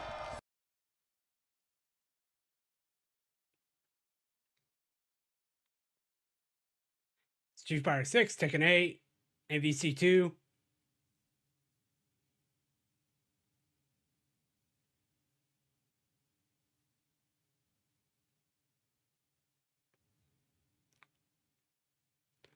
Let me see. I don't know what we're all playing. We got SF6 still. Still got MK1. Let's get into. Let's get back into Tekken 8. Yes, Tekken 6. He was Malgu. A lot of Taste 7, Nameless King. Yes, Nameless King was a good one. That but now, always been running the law for Yeah. like, where do I stack? Where do I, where do I line up in this mass of, talented players? So. Yeah, in this sea of just competitive players. And in this sea, we see a huge shark in front of us. It's Mangja coming in up against Joji 13. Yeah, I've been watching Manja play for a very long time. He's gone under many names in the past. Yes. Tekken 6, he was Malgu, a lot of Taste 7, Nameless King. Yes, Nameless King was a good one. That but now, always been running the law for very often. I think he also got like a kind of a Lydia as the side character as well. We'll see if that comes out. But always been super entertaining playing the law. And like you said, I think this is a good time for, especially it's an open bracket, right? Where do you stack up against international level of competition? We're talking about Mangja. We saw Dawood in the previous one. So that's what you got to love about this open bracket system, and it really brings out the community aspect of fighting games. So that's why I do feel like this is my second EVO being attending it. So it's a huge thing. I honestly think it's the Super Bowl of fighting games because everyone's here, different types of community members, cosplayers, casual players, pro players, just coming in to celebrate the joy of fighting games. The Super Bowl of some. We're all enjoying the fighting games. To come in and run a match. But Joji, it's my first time seeing him. That's familiar with him, but like I was saying, this is an open bracket. This is a chance for him to. Show himself and all of us what he can do on a stage like this. So, hoping for a good match. So, you've competed with various players. What would be the mindset coming in if you're up against Mangja right now? I think the one thing I tell people, like, don't psych yourself out. Do what you want to do. Play your game. Like you've played for so long. Assumingly training for this moment. Right. The worst thing you want to do is psych yourself out and go in thinking like, oh, this won't work. Yeah. You don't want to do what you do and then you Here we lose go. the match and you just say like. I didn't even do all of like the setups and stuff I wanted to do. So like now you don't even have any real data to come back from. That to does improve. happen. I get psyched out. Like I'm just playing to defend and not playing to win. Yeah. So you playing to win is 100% what you have to do. Especially in Tekken 8 where you won. Going for a setup like that right at the start, round 1. Okay, he blocked it. That's information. Yeah, and you definitely want to keep trying and see that what happened there. But Mangja making sure he's going to collect this pound of flesh here. 99 damage against Joji. Joji trying to get away, but Lynx. The heat smash, it should be dead right here. One, and then the blue. Oh, Kuma down hard. Beautiful start here. Hopefully Joji can retaliate here and answer back here. Finishes the string. Ooh, the duck on Mangja's side. Yeah, willing to duck early, like, finishing strings early. You got to throw that stuff out early to see how they react. True. Because you don't want to throw it out, like, final round and bet your whole thing on something you have no data on. And another link, rerun. Wow, just dominant back-to-back rounds on Mangja's side. But as you said, you know, collecting data, it's all good. But so far, if rounds are fast like that, it's kind of hard to collect that data. And Mangja right away going Gets for the it. link. A little micro dash into the 1+2. Ooh, stays ducking here. All right, Joji retaliating and now going for the heat engage. Yeah, the mid's actually really good in Season 2. They only made it -10 on top of making it a heat engager because the power crush is no longer. True. But Manja still doesn't even care. Yeah. Oh my God, Bloodhawk. We've only seen the right side of this stage, and just like that, Mangja is definitely locked in. You see him a bit like kind of holding his hands, keeping them warm. But yeah, he is the law.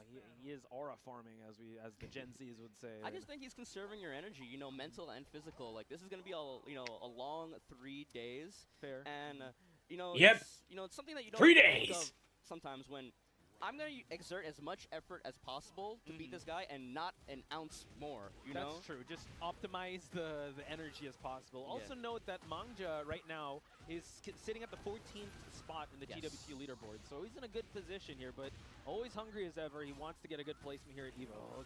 Counter hit. Joji kind of respecting the Dragon Hammer on block, the pressure afterward. And that's the thing with Bear, like it's really hard to just even get away from that option. Okay. Oh wow, just look at that. Yeah, like every he called time out. Dragon Hammer, he's mashing for 174. And that hits. No, up for the 3 though. Oh. All right. This Gets is the the spin. not the best combo. Gets the mid again. Heat engaging. Okay. Spends the heat smash, trying to keep some pressure. They switch sides. That's gonna wall splat. How much Yikes. damage? Not gonna die here, but it's gonna be really bad into a setup. True. Mid. Yeah, there you go. Dragon Hammer finish on Mangja's side. Joji showing a bit of signs of life there, but as you pointed out, kind of a bit button heavy. 1-1-1 finds the finds his mark in the early seconds here. Blocking this time. Joji just kind of he's kind of like so intent on trying to get back into this match, and he's kind of just like eating all these counter hits. Oh, Bear Clef not finding its mark, and Mangja just chasing him down, going for that heat smash. Joji still, you know, smiling and showing like the respect. But that was a good match on Mangja's side. Yeah, really clean, really stuff. Good choice on the heat smash too, because as long, you know, like Bear, when he's rolling like that, it can be like weird. Depending on when you hit it, it can be a floating state. Yeah, and yeah. heat smash is kind of like, it kind of catch-all. captures them. Yeah, and it puts them into it. So And I it's up think to him. this actually plays off to your point that let me just exert enough effort and not like go too wild. Let me not go for the optimal. Let me just go for the heat smash. Let me go for the conservative things that are going to make you cross the finish line. And, I mean, as far as I know, we're just doing round 1 today. Yeah. So you know, if Manja gets out of his Icky. pool, he's done. He can relax. But you know, like again, you want to save your energy. You know, like go back to your hotel room, rest, and be ready for round 2 tomorrow. Yeah, I mean, me and MYK were kind of talking about it, especially with the changes that are happening in this game. The pro players, I'd say this is one of the most competitive seasons yet, because right now it just seems like there's a lot in the air when it comes to the changes of this game. Coming from 7 also, you have to kind of change your mindset when it comes to this. So playing conservatively is definitely very welcome, especially if you're playing the highest level. Yeah, you know, like obviously like a lot of, you know, complaints about Season 2 when it started, but one thing it did do was make so many characters in the roster competitive at this tournament level. So, you know, it's not just, you know, Dragon. You know, obviously everybody's complaining about Anna and, you know, Brian, depending on what you read on social I like media. how you look like but it's just like, but it's like there's a lot of scary characters to fight in this game right now. Yeah, I mean, just to mention them, Asuka, Elisa, there's just a lot.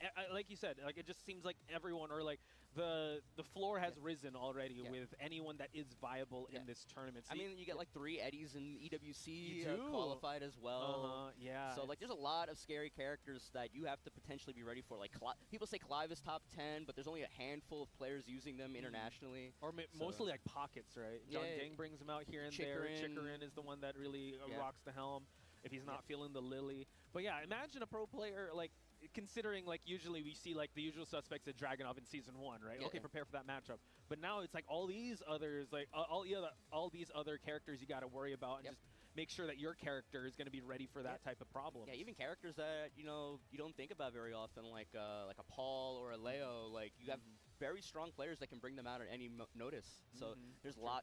there's a huge spread of characters that you have to potentially be ready for at a tournament like this. Oh yeah, 100%. And speaking of the different tournaments that we had, I mean, shout outs to Kudans. He won a pretty big tournament over there in Korea, and he used the Devil Jin and also the Heihachi in that matchup. So he's also here. I believe he's in the next pools, but hopefully we get to see a bit of Heihachi. Heihachi is also another crazy character that can't come out.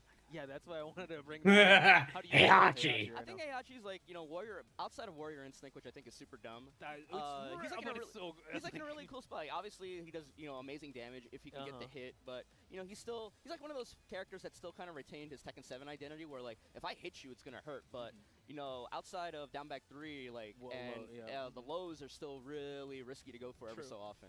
But, you know, it's still got, like, you know, +8 on the single health sweep, you know, big counter hit damage with the back 4. Right. He's, you know, it's Tekken 8, so he's got the stance stuff to throw out that can be really tricky, and then you add Warrior's Instinct on top of it, which even as a Heihachi player, I think is, you know, really a little, like a little over the top, but I like the way he plays very well in this game. So yeah, definitely. Hopefully we see a bit of Heihachi come into this matchup.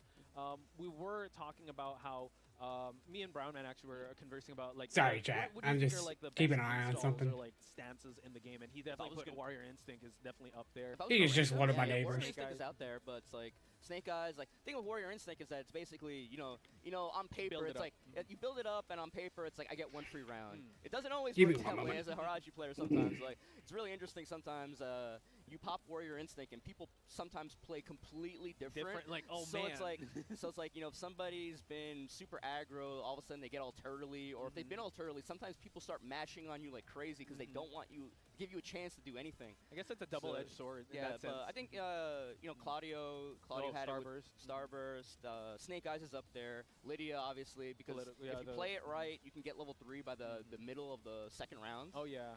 I would put also Naniwa up there. Nani was super good. Nani was really good. Yes. I haven't in our block.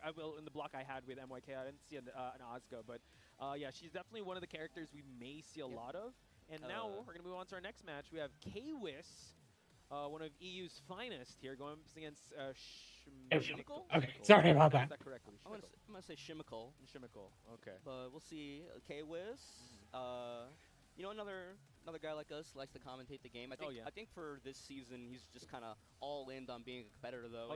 He's had some good performances lately. Definitely one of the best Horongs in the world. Oh yeah, in that conversation with people like, you know, like Edge as well. So I think players are leave. Okay, oh, he's not competing. He's in the mic. Okay, great. Because like when he's in tournament, you can actually see his name close to top 32, top 16, making it all the way to top 8. So let's see how his run's gonna be here in this pool, Pool B, I believe. He's also actually in the same pool as Joka, I believe. Yeah, Joka is also in Pool B bracket. I mean, we're only doing round 1 pools. Again, there's still tomorrow as we head on to top 4, top 24, then to top 8. Yeah, I'm not sure how the individual waves, like where they go when. I'm sure those two don't want to be anywhere near each other until like top 32 contention at the very least. Yeah, you know? the 2,000 plus tournament. If you run into one of your teammates, it's like really this early on, that's gonna be rough. Yeah. But Horang and as you mentioned, Lydia in this matchup.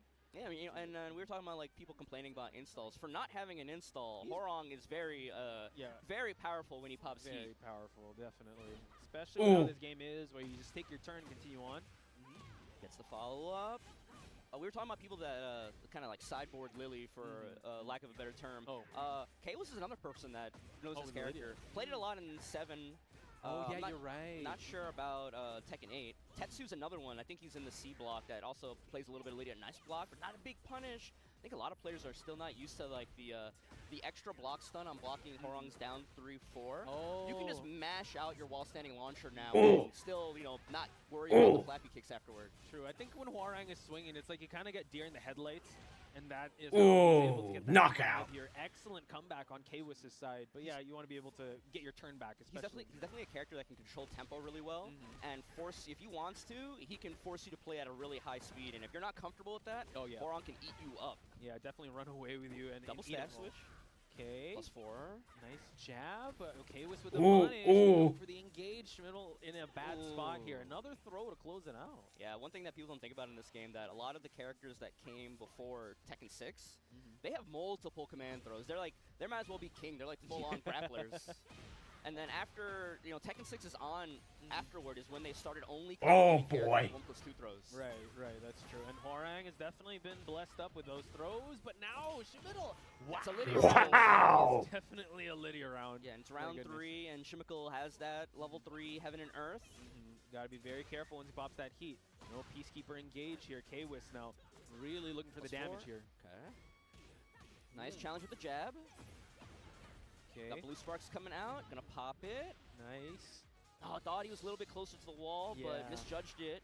Ooh. Trade. In favor of K-Wis here, now controlling that tempo as he talked about Bloodhawk. And also, like, you know, like he can play fast. Hwoarang can play fast when he wants to. He can also slow it down, especially in heat, because the threat of running into a counter hit 2 jab or a counter hit down before, it makes you play really cautious. So he can kind of like force you to, like, you know, be really hesitant to come in as well. But a clean, you know, 3 rounds. You know, Shimikel had that one Lydia round to his name, but you know, he's looking like he wants to get a little bit of coaching here. True. Not sure who his buddy is, but what do you think? If you were to coach, what do you think the advice should be here? I think it should be just try to keep using Lydia's tools to your advantage. Go for those interrupts. Again, maybe it's coming down to just the familiarity with how K-Wis does play. And he did pose a good problem there because you saw K-Wis kind of go back and forth with going fast and slow at the same time. So there was that unfortunate wall situation where we thought he was going to get the flip over. So I don't know, maybe tighten things up. Yeah, especially how about you? when you have level 3 popped and you're ready to go with he had heat going. Yeah. You know you wanted that wall splat into the Heaven and Earth 1 spike and then like just take off all the damage afterward. I think Shimikel just, you know, needs to ram some of these 4-4-2s down K-Wis's throat and make him deal with it. True. Just run your He's own gotta break offense. these throws. And yeah, that is definitely something that he's got to be doing. That's another one. Yeah, Wow, roll and K-Wis. choke. And Oh. Yep. Oh, wow. Accelerator comes in, pushes him towards the other wall. Oh, tries to go for the down jab, but K-Wis I like now. these jab challenges too, but Yeah, not finding its mark. But now it's Shimikel's okay, able to run his gamut of offense. Oh, here we go. the stance. Yes. True. Okay. Finishes the stream. Wow. Damn. Another, I'd say, Lydia round with how well he was able to get that comeback happening. After 2 throws and a Peacekeeper engaged, that was really good by Shimikel. One thing that Shimikel, I'm seeing that little lack of Hwoarang experience. Going into stance on block from K-Wis, he's not trying to step any options. His options are usually either block or try to challenge with jab. And he's just kind of rotating between those, and they're kind of working out, but gets the link. Okay. How much do we do here? Nice. it. Okay, red tape, but no, actually goes to the elbow, and there you have it. Elbow mid for Shimikel to get round number 2. Yeah. Hire that coach. Get your one opportunity and just ram the Lydia stuff down his throat. Force him to play your game here, but K-Wis now. Ooh. Didn't confirm. But still gets the low here for the sweep. Drops the heel, but now it seems like K-Wis gonna get this round. Oh. K-Wis kind of hitting another gear there. Okay, so all right, you wanna run it, try to be super aggressive? I got another level to match here. Yep. No duck. Ooh. Counter hit though. That was good. The manual stance. Able to actually go for it. All right, I respect that. But K-Wis now, oh wow, he's Wow. his way to get his offense going. Should be able to get the wall here. That's gonna be like a weird wall angle, yeah. Shimikel trying it. Oh, nice duck jab to deal with it. Now he's out of heat. Shimikel now. Yeah, this is what you have to. Sidestep left is right there, man. You can get away from this wall, not have to deal with this pressure. Able to do that, but he's also got to break these grabs, Bloodhawk. Down for 3. Oh my god. The 10 hit. Hang on. Block the Oh. Okay. The down back 3 was enough to kill, but K-Wis could have had like 50 or like 45 health, and that would have still killed right there with the level 3 power up. Yeah, I would have. But man, that was actually a little too close for comfort, I'd have to say. K-Wis was kind of hitting that second gear. Yeah. So The tie. Yeah, Shimikel is not. He's not popping off just yet. What is this Pac-Man stage? What the hell? Oh yeah. I'd say this is a pretty violent stage. After that floor break, you got like 5 Minesweeper blasts at the bottom. If you're K-Wis, you got to notice 2 things about Shimikel, which I think he has. It's going to just away from the breakable floor. Yeah. Inches. I like how you're building that up, and it was so close, but unable to get it. But Shimikel has not won the throw just yet. Political storm, though. Let's go. Whoa. Nice step. And through the stance afterward. Ooh. Okay. Get the engage. Drops the heel. Goes for the accelerator and now closes it out. I was going to say before the throw happened, if you're Kalis, you know this guy can't break throws, and he's not moving when I'm doing my flamingo pressure. We keep going. Okay. That little duck. Spring kick. Oh, Nez time. He wanted it real bad. Yeah, he's smelling blood in the water here. I think he knows that. All right, I think he's hearing you right now. But here we have it, folks. They're on the other side of the, but they the can venue, hear it. though. I'm kidding. Here we have Kwis, though, trying to keep on going here. Oh, nice tsunami. But Finally there we breaking go. one. A little too late, though, for him to be able to break that because second round in the bag for Kwis. Less than a 4-4. Oh. Ooh. That's going to explode. And this time, unlike the floor break, it's going to turn him around. Yeah. Oh, he's still And got the wall as well. He's setting up another floor blast right here. Yeah. Oh, my God. Shimiko's got to get out of here. Didn't believe. He's got a little bit of heat. He's going to spend it on Heat Smash. He's not going to get a chance to. Chimical, he's got it. No, breaking the throws now in the final hour. Okay, clutch, better than ever, but now, oh, but look at that. Kwis one more hit away from closing it out. There you have it. Runs the mid, and Kwis moving on. That was close. Yeah, probably way closer than Kwis wanted it to be. A little bit. That was kind of scary at one point, especially the second game. And I don't know if Chimical finally realized, wait. Why am I getting, I can actually break, I know I can break throws. Why am I getting hit? But That's like, true. just a little bit too late on that one. But so much of the lack of throw breaking was what led to Kwis' victory there. And there were opportunities. Well, I actually ducked a couple of throws there, but Yes. he did get so much value out of those throws. In my opinion, though, if you know the throw is coming, ducking is the best option. Ducking and launching the throw is the best option. It's just, it could be a little bit scary there, but... Yeah, especially against a Hwoarang. Yeah. Like a just frame Skyrocket could be right there at any moment. Yeah, it could be. But as you mentioned, maybe a little bit too late. But, going to tournaments, it's a learning experience. So hopefully we see Shimiko at the loser side of things. But Kwis... From what we saw, he looks like he's capable of having a good losers run. So hopefully we'll see him again. Especially with a character like Lydia. But ladies and gentlemen, we have our next match. We have Farzine going up against True Master Ogre. Damn, True Master. That's like a... It's like a mid-2000s like AOL Instant Messenger handle, right? I'm looking for the underscores or the X's on the side. X, True Master Ogre XX. Oh, wow. Ogre would be a really cool character in Tekken 8, I think. Ooh. You pop Heat, and then maybe you turn into True... You start with Ancient Ogre. Oh. You start with Ogre 1, and then you pop Heat, and you turn into Ogre 2 temporarily. You're cooking here. That's an idea there. Maybe somebody at Namco is like, how does he know? There we go. Who leaked Season 3? But I'm just speculating. Looks weird with a quarter. I can see the board you have with all the strings. There's something here, guys. There's something here. But I'm excited. I mean, Armor King's right around the corner as well. And we got a supposedly brand new character for the final character in Season 2, so I'm excited to see that. Put all your speculation Just want it out to there in the be chat. right at me.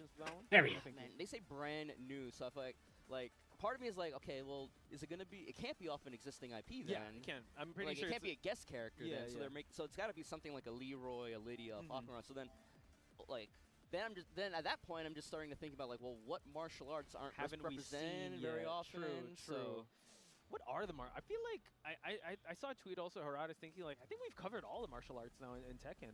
Yeah. But unless you want to double down on Who's another the martial dude art. with the you sunglasses? make a brand new character, and it's like, like somebody like Marduk, is like MMA adjacent, Mixing the like, martial so arts. maybe you get something a little bit closer to modern MMA. Oh, true. Or something like that. What's but weird is that Azucena's got MMA. It's all about the coffee though. Yeah. So it's like, all right. I would like to see maybe like a boxer, but maybe not going for the flicker jab, more of like a heavy hitter boxer. Well, the thing is, like, Steve has been around so long, is that he kind of like That been is the shifting in between. Like, well, I mean, like, if you're an EPO fan, you got Flicker, Yeah, he's got the Sendo Smash, he's got the Victor and Exayu. He's kind of encapsulated that market already. He's got the Volg, like White Fang, both ways, up and down, and Sonic Fang. So that's true. That's true. But Farzine running the tried and true Victor here. True Master Ogre Bring on with the Ling Xiaoyu. Okay. Interesting. With a name like True Master Ogre, right? I would like a Fakrumon or something Devil like Jin, that. yeah. Like, but okay, with the Xiaoyu, a character that we don't. Well, I haven't commentated a lot of the Ling matches. and we don't see her that much in top 8 as well. Yeah, this character fell out of favor a little bit in Season 2. Ooh. The heat smash, the back turn heat smash got nerfed a little bit. Yeah. You can actually now try and sidestep the hypnotist options afterward. But she's got some interesting changes. The new full crouch low, that's natural combo, and she still has the wall pressure and the evasiveness as well. Yeah, mix up. She's still she's still hell on wheels, folks. And Farzine realizing that in round number 1, got to control this matchup before True Master Ogre gets the best of it. Yeah, it's just like less opportunities where, you know, for lack of a better term, the character doesn't play itself in as many situations. Which I like. I think a character like this that has so many mix-ups and so much evasiveness, you should put more thought into what you do because you want to be tricky, right? You want to outthink your opponent and make them feel bad. So far, running the offense is True Master Ogre, but no evasiveness just yet. Nice punish with the standing forward. Oh. Here we go. Wow. Hang on. Farzine in big trouble here. No heat popped on any side yet. Oh, Fan able to actually close it out here with True Master Ogre 2 rounds in. Yeah, good call out on neither side popping heat. Yeah. I know Jiaoyu players, they get really greedy. They want that optimal situation where they get the launch and they pop it mid combo to get to the wall so they can get the heat string afterward. Another great launch from True Master Ogre. Yo, and this is the sequence that they want. Yeah, that's. And then hopefully they get to the wall and then 1, 2, 3, boom. eat some mix. It's like this. X marks the spot, but hang on. Ooh. Deal with this now if you want to. Nice choice with the 4, I believe. Okay. Goes for the low once again. Farzine in big trouble here. A lot of great health. Counter hits! Threaded the needle with the 3+4 counter hit and 3 rounds straight. Oh, look at this guy. Off. True Master Ogre here. This guy snuck into the tournament. You see? I bet he did. Reveals it's me. And he's no smiles. He is here to. He's locked in. I need some intel from production on where this guy comes from. Where does he signed up? Yeah. It's like, what's his IP? Where is he from? This guy. This guy looks like he came to this tournament specifically to put Farzine into losers. That's the look on his face right now. Yeah, and the thing is, I can't even. He's like playing poker right now. He's just still locked in. Yeah. Farzine, I'd have to say, is in kind of big trouble here. Those 3 rounds straight. You know, like go into poker analogy.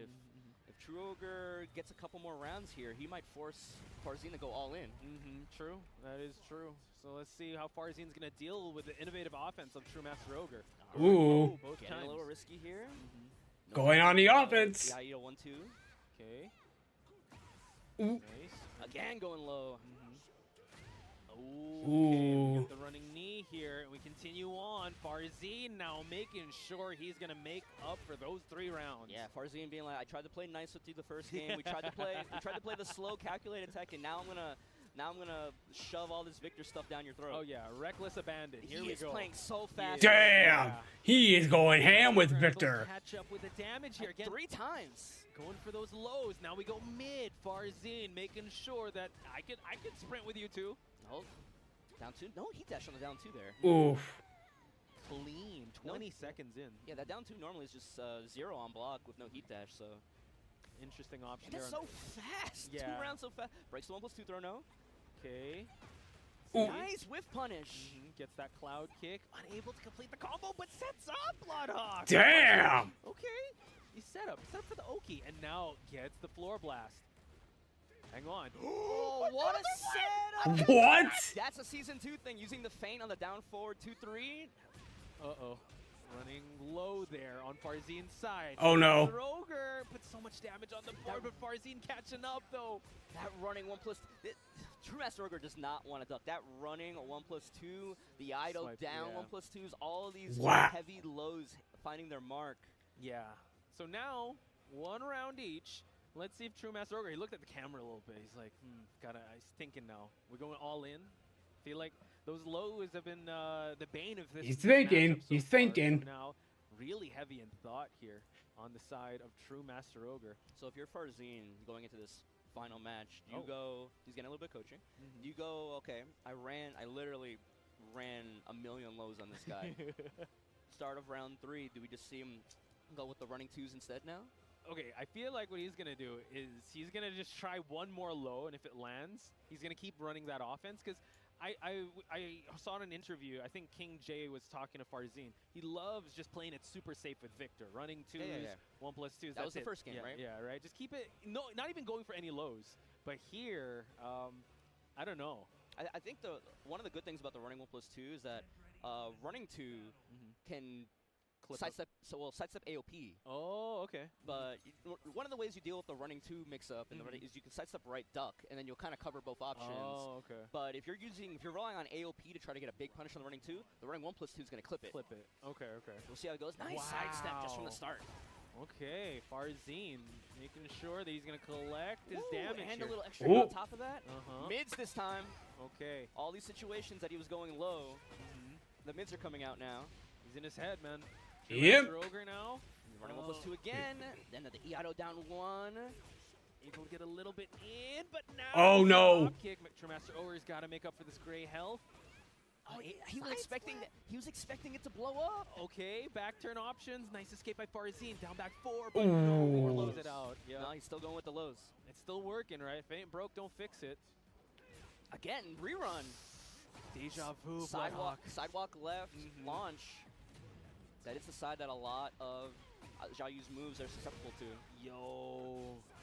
Good options here by Farzine. Now running mids. Forcing Tremaster Ogre to block. Bladed fan able to, Tremaster Ogre going for lows of his own. Uh-oh. Rising options. Down 2. Oh, they up forward 1. They trade, but not in Tremaster Ogre's favor. And after that first game, Farzine's about the 6 rounds straight. Tremaster Ogre making the adjustments with the hop kick, trying to keep him in this match. I like how both of them sidestep just to realign. Tremaster Ogre getting the download, but it's too late. Farzine now going for the engage and gaining a lot of that gray health. Ooh. Too late. You can punish the gunshot teleport, but... Okay, Farzine looking to close it out, and there you have it, folks. Farzine, 6 rounds straight up against Tremaster Ogre. Again, Tremaster Ogre had a really good round. Look at that, he's clutching his chest. He was like, my pearls. That was really close. Yeah, I mean, it was a really good first game for Tremaster Ogre with the Zhao Yu. And like we were talking about, Farzine tried to play it slow and safe. Yeah. And it didn't work out, so he decided, you know what? And I think it's a really important thing to do. Like, as fighting game players, there's styles that you gravitate toward. People like to be defensive, people like to be aggressive. I think no matter which side of the coin you tend to gravitate towards, you need to know how to play the other way. For sure, for sure. Just to throw people off, and sometimes sometimes the safe way doesn't work, and sometimes you have to go super aggro and just like dump a million lows on somebody until you force them to duck. You gotta make sure they know it's business time, folks. So there you have it, Farzine. Moving on in this tournament, and we will be taking a very short break, folks. More Tekken 8 action after this. Sizzle, that's the soundtrack of... Let's see, what else do we got?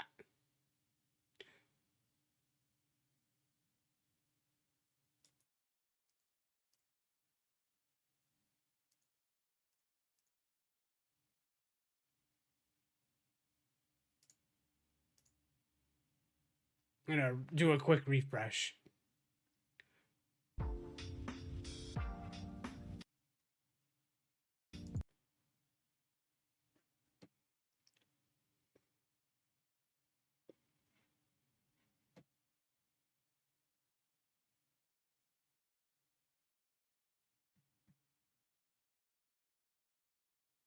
Let's see. I'm gonna go ahead and get some food, chat. I'll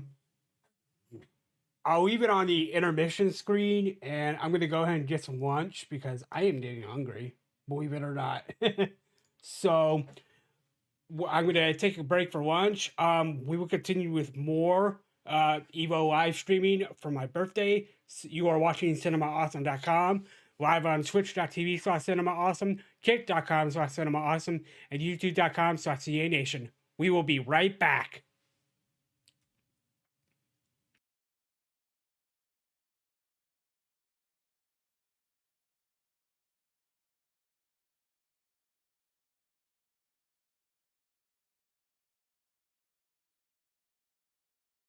But we were able to make that happen. So this is all thanks to the community, which has been supporting us, which have been giving feedback, giving comments, and on what the development team should do. So please do keep communicating with us. Please do keep sending us whatever you feel is necessary, and we appreciate your support as always. We love that the devs are like really pushing it, that they want to hear what you guys have to say. So make it be heard. Thank you. Aoki-san, and thank you, Justin, for your amazing question. We heard we might have to see you this weekend a little bit at the Virtual Fighter booth. Maybe. Next, we have a question from Kayane.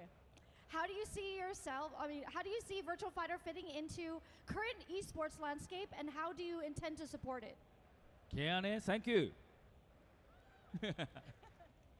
はい、バーチャファイターはですね、格闘ゲームの中でも非常に競技性が高い、ゲームだと思っております。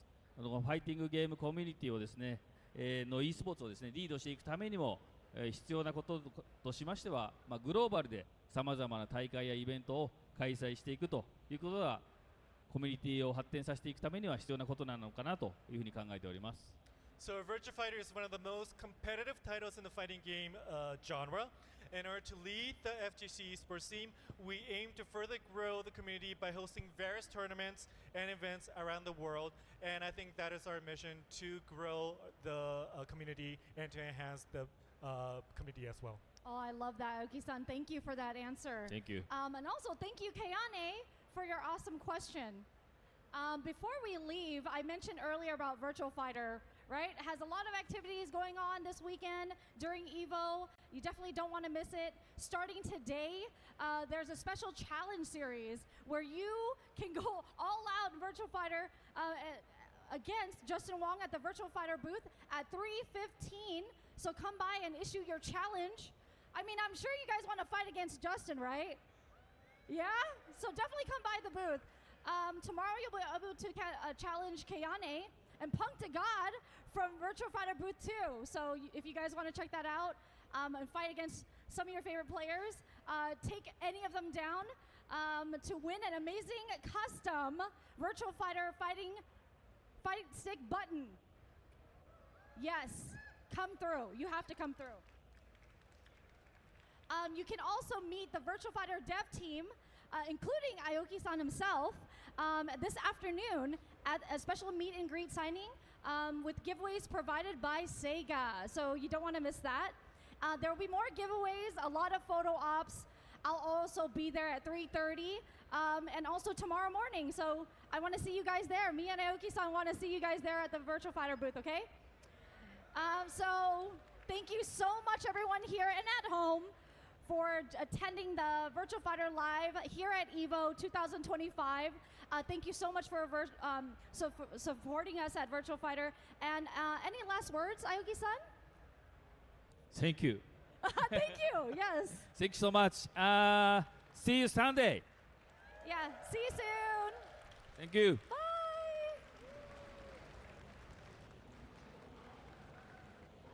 All right, thank you so much, Vampy and the Virtual Fighter team. Amazing panel, tons of details, and tons more coming up next. We're gonna head to a quick break, but don't go anywhere. All the Mortal Kombat fans are gonna have something to enjoy when we come back.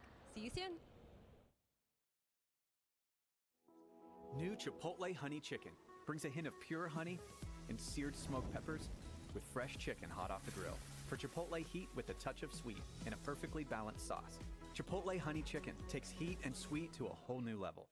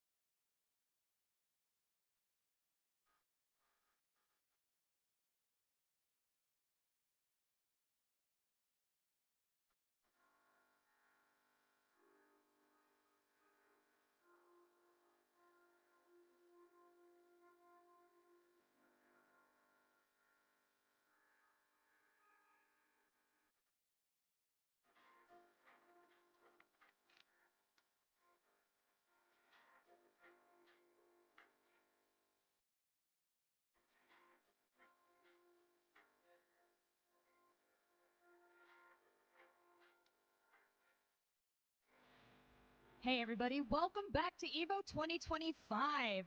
Before we head over to our guests, we have a video to show you. Let's check it out.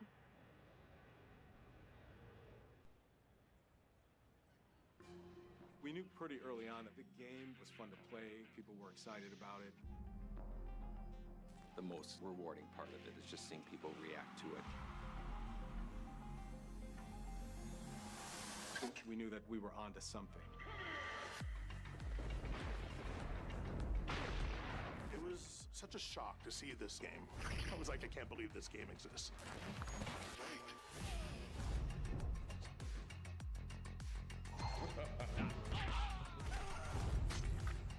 It became something that added to the mystique of Mortal Kombat. We're showing you a part of a world that is much larger.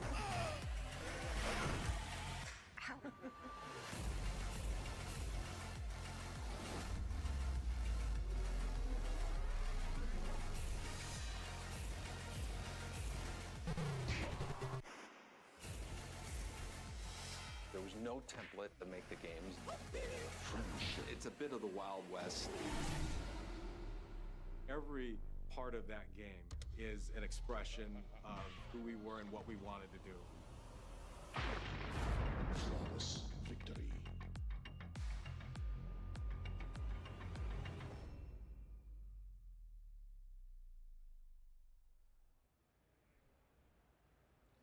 Hey, what's up, EVO? Give me a little hype back there. Anyone at the Atari booth back there? Anyways, didn't hear anything. I'm Ethan Stearns. I work at Atari. Anyone out there have an Atari or play Atari? This guy right here, 2600 lover, over here, I see him. Down in front, 7800, nice. I'm really excited to be here. I've watched EVO many, many years from home and never had an opportunity to be here, so it's kind of surreal to be sitting on the stage talking to everybody. I'm here with two amazing men from Digital Eclipse. Amazing, I would say, from Digital Eclipse. I'll have you guys introduce yourselves. Hi, everybody. My name is Stephen Frost. I am the head of production at Digital Eclipse, which is just a fancy way of saying I have my fingers in all of our products and just trying to make the best products possible. I've been at Digital Eclipse for now, I think, 9 years. And before then, I was at Sega working on a certain Hedgehog game for a while, amongst other things. So, but excited today to talk to a little bit more about our wonderful Mortal Kombat Legacy Collection. And I'm Dan Amrich. I am also at Digital Eclipse, so I've only been there for about 3 years. But, I think the only thing relevant about what matters to this room was anybody that ever read GamePro magazine. I was the guy that sent in the explanation of the Dullard code for Mortal Kombat that got printed. So that's my fighting game claim to fame. That's a good claim I'm to fame. terrible at the game, but I'm good at putting in the Dullard code. Amazing. Written into history right there, literally. That is true. All right, before we get into the panel, we have one more trailer we want to play that premieres a couple things that we're announcing today. We knew pretty early on that the game was fun to play.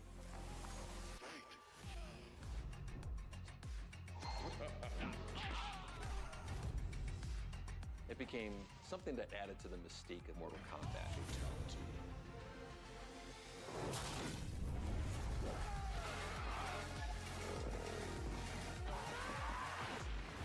Flawless victory.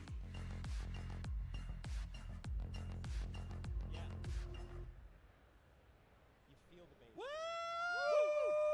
MK Trilogy! Yeah! Let's go! You wanted it, you got it. All right, so my question here for you now, Frosty, is what are we here doing at EVO? Of course, the trailer just kind of gave that away, but what are the two things that we're here for today? There's a couple things. Obviously, the biggest announcement, one of our secret games that we've been holding back is Mortal Kombat Trilogy. We're excited to include that title in this collection. It's obviously a fan favorite. We love it internally at Digital Eclipse, and it's exciting for us to be able to not only include it, but also try to fix a few things, improve a few things on it as well for fans. The other big announcement, of course, that you saw at the end of that teaser trailer is the physical release of the product. So we are releasing physical. There's a couple different variations of it too. There's a deluxe version and there's a collector's edition. And I'm especially excited about the collector's edition because it comes with a Goro controller holder, which Goro fans out there, I know there's a few Goro fans out there. Yeah, I mean, it's exciting to see obviously the items and the things come together for the physical collection, and hopefully we've included a lot of stuff that fans will appreciate and dig. Yeah, it's exciting. The deluxe edition, we've got a lot of little trinkets in there, some like original arcade flyers from the game. Marquees, some really cool stuff. If anyone's interested, they can go to Atari.com. I'm sure it'll be on our front page. We also have some like day one pre-order incentives where you get custom like sleeves for it if you're a big MK collector like we are up on stage. If you love Reptile or Scorpion or Sub-Zero, we have specific slip cases that you can buy for those games. So I think it's interesting being here at EVO. We live oftentimes in the retro communities, both Digital Clips and Atari. So maybe not a lot of people know about Digital Clips and the work that you guys do. Can you talk a little bit about why Digital Clips should be making this game? What's special about your approach to this? Sure. There's a lot of reasons, but I think the main thing for those who don't know about Digital Clips, we're a studio. We're currently housed in Emeryville, California, just a shy shot away from Pixar. And the studio was originally founded way back in 1992, eons ago. And our claim to fame was we were some of the first folks to do retail emulation, so actually emulation for arcade games in a retail setting. And that was before really emulation was even a thing. The internet was barely a thing back at that point. And since then, we have continued to build upon our emulation chops, but really also transition into hopefully leading the way in relation to game preservation. It's a big thing from our studio and just our individuals who work there in its entirety. The industry has lost a lot of games and IPs over the years because there wasn't necessarily a lot of forward thinking as far as preservation and saving content materials. Fortunately, with our efforts and also partnering with a lot of these bigger companies, people are starting to think more about preserving those design documents and concepts and things like that. As we've continued to evolve, we've really started to not only focus on making sure that the emulations that we create for these games and platforms is as accurate as possible so that fans can play older titles on modern platforms, but it's also to provide more of a historical context for these games, why you should care about it. Because throwing a bunch of games onto a disc and giving it to someone with no context, it's fine if you're a fan of those games, but if you aren't a fan or you're a casual fan, there's nothing to guide you, right? There's no reason for you to understand what you should play and why you should play it and why you should care. And a lot of these games really were the things that started this industry or started genres and things like that. And it's important for even current generations to really understand where things came from.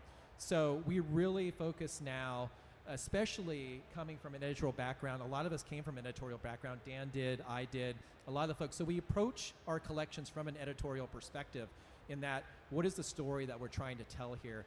What are we trying to show people and explain to people? And then when we come up with that, that's how we utilize all the assets such as the games, the art, development materials in order to portray that story.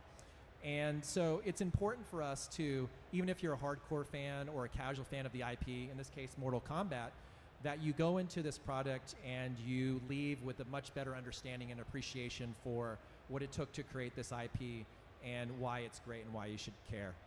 I don't know if you have anything else you want to add to that. No, I mean that is very much the core of it. Is there is a story to be told about the history of Mortal Kombat and its evolution. And early on, we kind of realized that one of the things that makes Mortal Kombat so special is that people saw video games differently after Mortal Kombat came out. Like, video games were just toys, right? Like, you got them in Toys R Us. And then here comes this thing that challenges everybody's perceptions of what a game can be. And society at large had to step back and go, wait, what is this? How do we deal with this? And that opened up a lot of doors for the next 30 years. So that's intrinsic to the story that we're telling. We are telling that story with an interactive documentary. We have exclusive interviews. We have some amazing historical like photos and documents and things like that to share, similar to projects that we've done in the past. But I've been really, really excited to go over and find some of these things. I know this exists, and then somebody will go like, oh, I have it in my closet, and they send it to us or they scan it for us. So it's really, hopefully, obviously the games are the biggest draw, but I'm really hoping that people are going to enjoy, when they want to break from the games, digging in and finding out some of the truly amazing stories of how these games came to be. So speaking of the games, we talked a little bit about Trilogy. Can you elaborate any more, Dan, on like why Trilogy and why it's special? Yeah, sure. I mean, for those of you who don't know, Mortal Kombat Trilogy was sort of the kitchen sink version of Ultimate Mortal Kombat 3.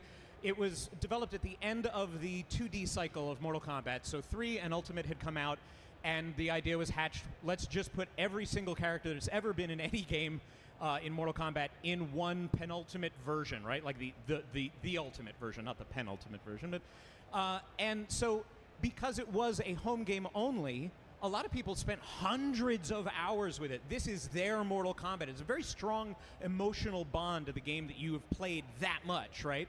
And I come from the arcade, so I'm, I step up to any Mortal Kombat game, I need a fight stick or else I'm useless. I'm still kind of useless, but I need a fight stick to blame it on anyway.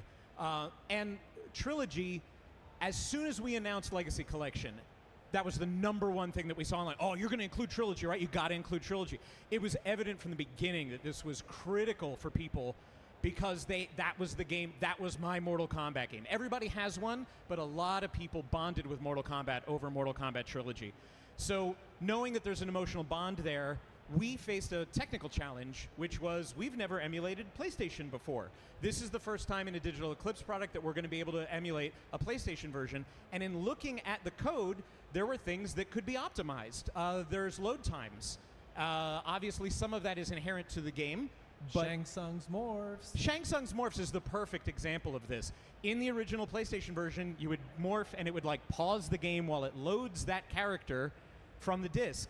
We don't have to sit through that anymore. So our version is actually better than you remember. Shang Tsung morphs work the way that you would expect them to, or the way that you remembered that they were, that they actually weren't, but you believe that they should have been. So we're really looking forward to people playing Trilogy, especially knowing they have that bond with it. It literally is better than you remember it to be because we've been able to improve some of the things that have gone unchecked for 30 years. And we have it playable at the Atari booth here if you're here at EVO on the floor. So come by, we have it on Switch 2 as well as a PC build. We're going to have some creators coming by the booth today and tomorrow. If you want to challenge a creator, see if you can show your skill at the game. So we'll have that at the booth if anyone's interested in playing it. I had another question for you, Dan. I mean, we kind of talked about this a little bit about the additional content that goes on to these collections that Digital Eclipse produces. Yeah. Could you tell us a little bit more about like what is your process for that, and then like what can we expect on in the Legacy Collection? Sure, I can talk a little bit about this because we're not quite ready to reveal too much about this. But when we start a project, our editorial director Chris Kohler, he helps me build the story. That's what my actual job is, content editor, right? So I've helped write and gather a lot of the research on this project. And I go way back with the franchise to when I was in the press in the 90s, so this is actually very special for me. But we look at what materials do we have, what's the story that we want to tell, we identify that early, and then it's an awful lot of research, calling old developers, what do you have in your garage? There was an earlier project where I offhandedly asked an Atari developer for Atari 50, you don't have any of this stuff, do you? He goes, yeah, I have a box in my garage. He literally produced 50 documents of hand-drawn stuff for a vector game that nobody had ever seen. So there's a lot of detective work. There's a lot of calling. There's a lot of like, do you happen to still have any old photos? Thankfully, NetherRealm had some archives. So, and then they were able to point us to other people that had personal archives. So a lot of what we do is research-based and very, very fact-checking. We really do sweat the details. We're not just ripping images off of the internet and saying, we found this thing, you know. So, you know, hopefully you will see some of that effort in what we wind up doing. But yeah, it's a very lengthy process. We've been working on the documentary part for at least 7 months now, like hardcore going. We got to go to Chicago. NetherRealm was very nice, opened their doors. We got to speak to the original dev team. We got to speak to additional people like Eugene Jarvis and Roger Sharp, and you're going to see interviews with them as well as other people that are notables in the Mortal Kombat community who really helped shine a light on what makes this franchise so special. Yeah, it's been a great pleasure to work with NetherRealm, and thanks to them being interviewed. I think we interviewed almost 25 different people. We have almost 3 hours of new documentary footage videos. It's the most that we've ever included in any of our past collections. So, you know, regardless of your level of Mortal Kombat fandom, there's going to be a immense amount of content and behind the scenes stuff to go through and interviews to watch for sure. Cool. So just as a recap, we have Trilogy playable at our booth. Mortal Kombat Legacy Collection will be coming out later this year.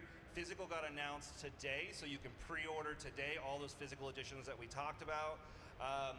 The collection consists of MK1, 2, 3, Ultimate 3, 4. There are some additionals that we've announced. And in addition to the arcade versions of those games, we also have a lot of the home console versions, some handheld versions if you want to play MK1 Game Boy Edition, that will be on the collection. So it is a huge collection of Mortal Kombat games, in addition to all the documentary material that Dan spoke about.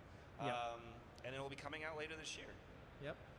And lastly, obviously, we're adding a lot of quality of life improvements to these games for all of you fans. Access to the dip switch settings, access to all of the hidden menus and secrets that would normally you'd have to type in a code, dullard or whatever. You can still do that, but we don't want a situation where fans, especially casual ones, have to say, oh, what's this deal with Reptile in Mortal Kombat? How do I play Reptile? You can learn how to play them in the collection, but then you can also just go into the options of Mortal Kombat and flip a switch that says, I want to play against Reptile, and then you'll jump into a Reptile. It's basically no more secrets. We want this game and this collection to have all the features and accessibility for fans of all types. And so that when you finish and you go through this collection, you really have a deeper and full understanding of all of these games, and obviously the early years of Mortal Kombat. All right, chat. I am back with more EVO. Thank you guys at EVO for having I want to us. grab myself some lunch. We're really excited to bring this game to you. Bought me. And come by the booth and say hi. Prepare yourself. Got me some Wendy's for lunch. What I got is a chicken sandwich and some fries, along with Thanks, a everyone. Pepsi Zero. I did hear word And that these Joe Coke said he Zero, would smoke actually. anyone in that game, like human smoke even. Anyway, so coming up next, Aether Studios will be up here to share some very exciting news about Rivals of Aether 2.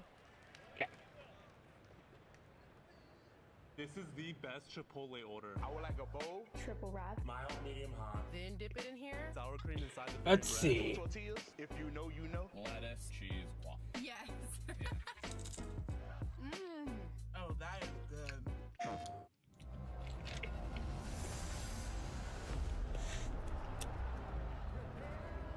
Let's see, where are we at? We got 2 commercial breaks.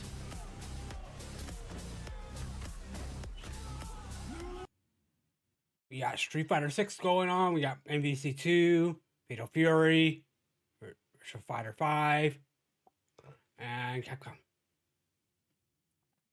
I want to hop back into MVC 2. You're crazy. 5 bars. Rainbow Strider doing 5 bars is actually 8 for Clockwork. Yeah, because again, he builds in the process. As he makes you block, he does normals, right? He does mediums, he does jabs. So all of that builds more meter to keep the trap going. Look at this. Grab City. He's getting scooped right now. Dr. Spockter, get your attack hits on. The doctor is getting operated on. Ooh. Oh, that could have been something. There's a punch, but no dice. Oof. Okay, first round, I was kind of free. You got to step it up. Clockwork getting some stage time with all right. Yeah, and he's on stick. No hitbox. My man's looking like Pai Mei. Pai Mei. Pai Mei, shout outs to Pai Mei. He's a character that never dies, right? Yo, Somebody just takes it over, and here he is now at Evolution. Who would have thought he knew a trap, right? If you got your opponent 5 inches in front of you, what do? You trap them. Here we go. So Clock starts Sentinel, to build bar because Sentinel is a character he doesn't require mirror really. So he likes to build the bar and get Strider into a good situation. Ooh, got a little bit of desperation. Just wants to get something going.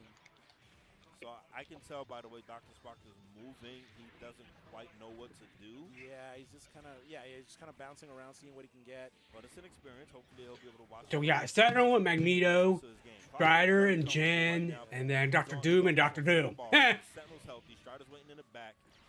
And yet he doesn't DHC just yet because he's doing good work with that's Sentinel. punish. That's punish.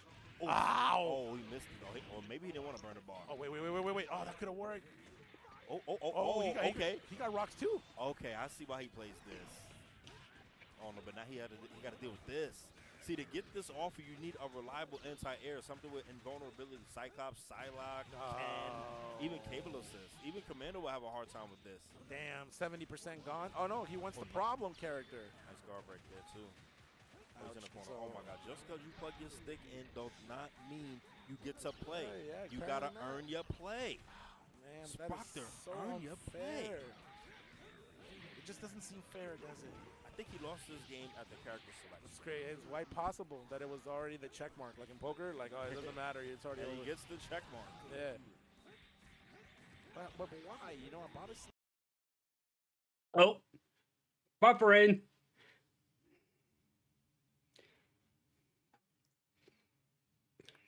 Okay, we're good. Yeah, no. Don't matter. Ooh, the zoo. No, not in this game. Ooh, that could have been something. Get your 10%. Get yours. There you go. Okay. Good showing. Clockwork in rare form doing what he That's does. one long ass beard. Another good showing. Right, another good showing. Man, yo, Advances. as we get older, the hair it goes from the top of the head and comes through the beard, man. Yeah. It's switch positions right there. But intentionally, he's. I wonder if he does the Pai Mei, like when he's thinking about something. Yeah, as he's developing, right, one of the newer games that we're gonna get a little later on. Oh yeah. Right. Oh yeah. I wonder when he's thinking of right. And so Clockwork advances. We'll see him. I think maybe he might be 1 or 2 wins away from winners finals. So maybe they give him even more spotlight. Right. That's crazy. I had to earn it. Got all the way to Fnatic. I only got 1. He's gonna get 3. That's crazy. You know what I'm saying? Wow. Let me ask you a question. Yeah. Because I'm pretty sure you played him in both games. What's more annoying, playing him in MVC2 or MVC3? Yeah, that's a tough question. Yeah, because in MVC2, you know that there's going to be undeniable parts where you're just going to have to block. Like it's guaranteed, right, that you're going to be in these positions.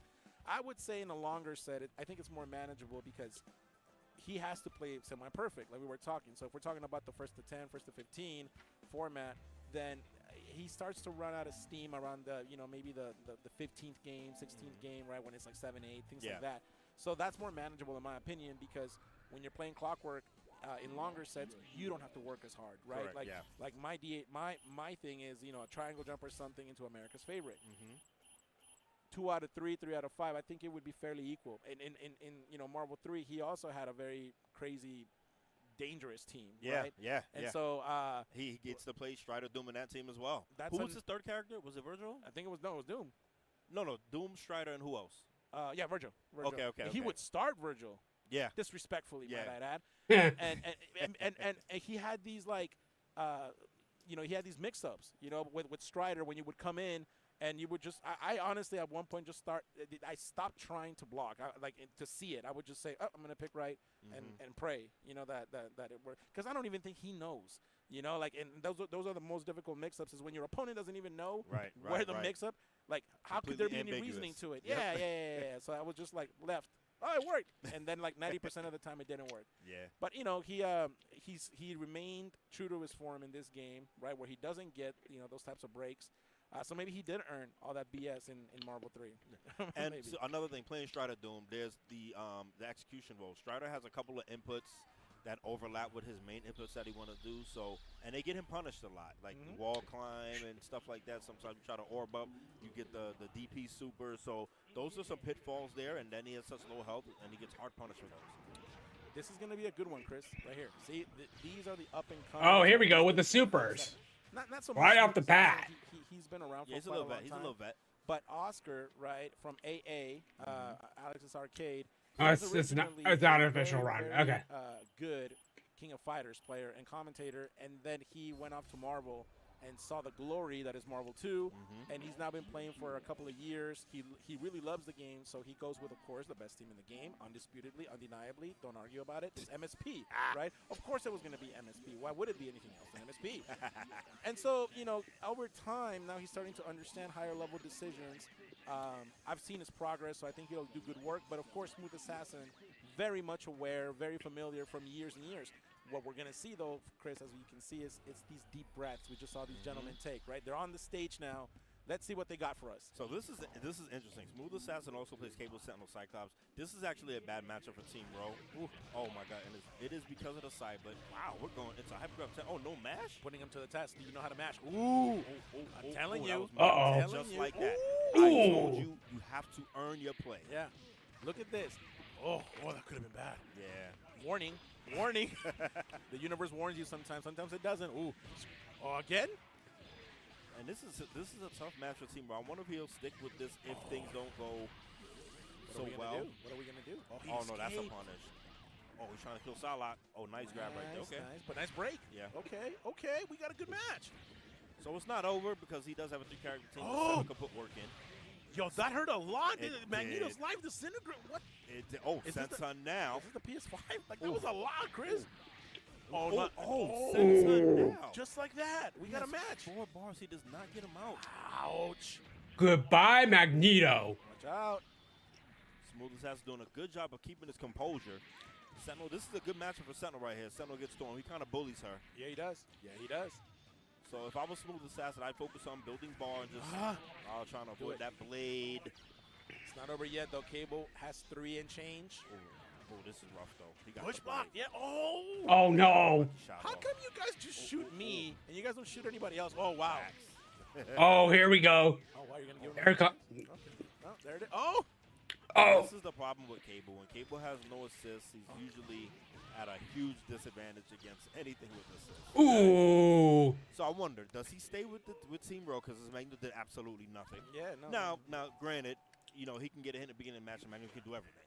So does he stay with Team Row or does he go with Cable Sense Psych? I personally would go with Cable Sense Psych. I happen to like the matchup. Yeah, I think so MSP.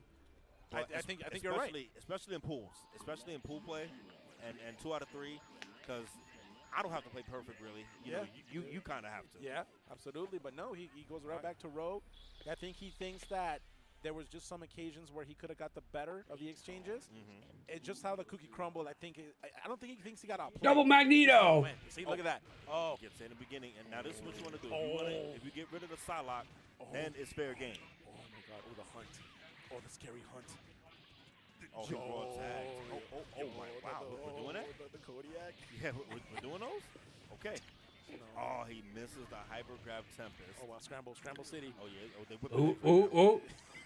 They're whipping that. Scramble them up. You got to get her out. You got to get Stormin. Con queso or no? Oh, okay. Oh, we're having fun out here. Okay, you got that's a hit. That's a hit. All right, preserve 25 hits. Nice. Wow. You do not that was a abuse really the good blade. block. That was a really good block on that. Oh, he's in blade territory. Smooth Assassin, right? Just minding his business, right? Oh, nice catch. Nice snipe right there. Ooh, nice. Dude, I hate when I get hit with that. With Pardon me. The anti-air. It just... You got to start over. It resets. You got to start over. We call that start over. The start over. Oh, nice. He's in there. Oh, he watch is. his dome. Oh. Ooh. Delay, so no rocket punch follow-up. Answer has one more chance. He still has the blade. Oh no. Oh, that's not safe. Oh. I don't.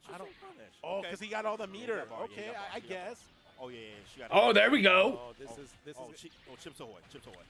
Oh, it's Oh, goodbye, Storm. Hit the garbage. She'll die from one hyper most likely. Ouch. Ooh. Okay, this is going to give him one more chance. Wait. This can get out That's what I'm saying. One more chance. It's Oh, gonna hit. Oh, no. Shockwave. Are you kidding? What's the mix? Rudy. What's the mix? Rudy. What's the? Oh, He tried. He tried, it. but it worked out. Oh, nice tech right there. He tech for his life. Just go for it, bro. Good block. Oh, guard break. Oh, man. Yes. It's the only way. Oh, It's the only way.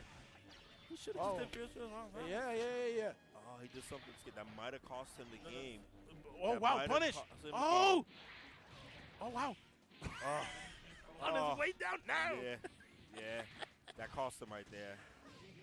Oh, man. Well, shout out to Gaming Jim. Only Gaming was making this comeback with Salah. Yeah. All right, 1-1. 1-1. This 1-1. Is this the first 1-1? Yeah, we've been seeing a bunch of 2-0s. You're Yeah. right about that. Yeah. And, Damn. you know, between two gentlemen that are well versed. Too many that 2-0s. know what they're doing at a medium to higher level. Uh-oh. Oh, no. Okay, we good? Hold on. We're Let good. me get it together. Look at their faces. Look. Oh, look. The Yeah. knees. Knees weak. Look at that. gotta Look wipe the at that sweat off. deep breath. Knees weak, arms are heavy. Look at that. Look at the fiddling with the buttons to keep calm. This is when we're living, gentlemen. This is the moments you'll remember. Oh, here What's we gonna go. happen? Yeah. What is gonna Stare happen? down. Oh my Ooh. God! Oh, he does not convert. Wow, what an exchange! Commentating over here, safe. And I like sound. it. We don't have to worry about this. Oh no! Damn! Damn! Oh, he got the oh, blade oh, is so good, bro. No. Oh yeah. Oh, he's not gonna get the kill. Oh, you hate to Unfortunate. see it. Ooh, 32 He hit. got Nice. blocked, though. Oh, that's a shot. That That's might a shot. hurt. Yeah. That might hurt. Oh, do the duck though. Oh, drops the hyper. It's too much. It's too many, isn't it? You can't forgive people that often. Oh, that's a shot. And the answer, look, the answer slowed things down. He's just gonna. Oh, he went for the dare sneaky you. feet. Shout out to Mike Infinite. You're gonna contest everything right now? Yeah. So it's best for him to run away. Oh, these are shots he's missing. Quality shots. Yeah. No, if it was me, 100%. Oh! How do they people that they see the red and when I see the red, I'm like, oh, I got shot. Yeah, 100%. But these people. Oh no, hey, that's a kill if he does it right. Shockwave. That's a kill. Oh man, Sentinel by himself. Oh no. Sentinel's on his own. Oh. Roundhouse into the corner. Now you put him to the test. Now you're just blocked into a corner. And he's gonna walk. Ouch! Add insult to injury for no reason. Oh, nice. And it's Oh. multiple. Yep, All okay. right, shout out to the answer. Alice The answer. Arcade. Nice. A little flex. Okay, feeling himself. I like it. Celebrating his win. Shout out to Smooth Assassin. You know, he also had his opportunities. He had his chances there, but he still, I believe that's still all winners, so I think he's still in the bracket. Right. So you know, you can clearly tell now that we're starting to get into the latter parts of the pools, right? People are looking for certain openings, zoning in certain ways that you can tell. It took a little bit more time to develop. So It's getting more scummy. It's getting more scummy. As we progress, it's gonna get more and more scummy. yeah, which is what we love, right? Oh yeah. That's part of the reason we're here. And so, as we get your match ready, folks, don't forget we're here for some time. We're also going to be back tomorrow, Chris, right, for the second wave of pools, which will now be much more condensed. Yeah. Right. This is where we start separating the gentlemen from the not gentlemen. Let's just put it that way. And Big we boys will from be little looking boys. to dwindle down to the top 30, 32, top 24. And an interesting dynamic that I like to think about when you have a tournament that's on multiple days. You know, it's interesting. Maybe one day you're playing good, and then the next day you might play bad. Also, or maybe you have a big hard girls start versus trying to little get girls. through, then the next day you're playing amazing. Yeah. You know what I mean? So, like, I always wonder, how players feel about stuff like that, Yeah. playing on different days, because it can change. It can affect you. Maybe your sleep. Sometimes you're just inconsistent with your hands. You know? Yeah, absolutely. And then, and to that extent, then how is your opponent? On what wave is your opponent? Right? Were you on a roll yesterday, and now you're kind of like, whatever. Yeah. And then they weren't doing so well yesterday, but now they've stepped it up. So going back to the rungs, right? It's all part of the process here. And people will tell you right after, especially after they lose. Yeah, I don't know. The stick. And all right, bro. This is why when you watch one of your buddies, right?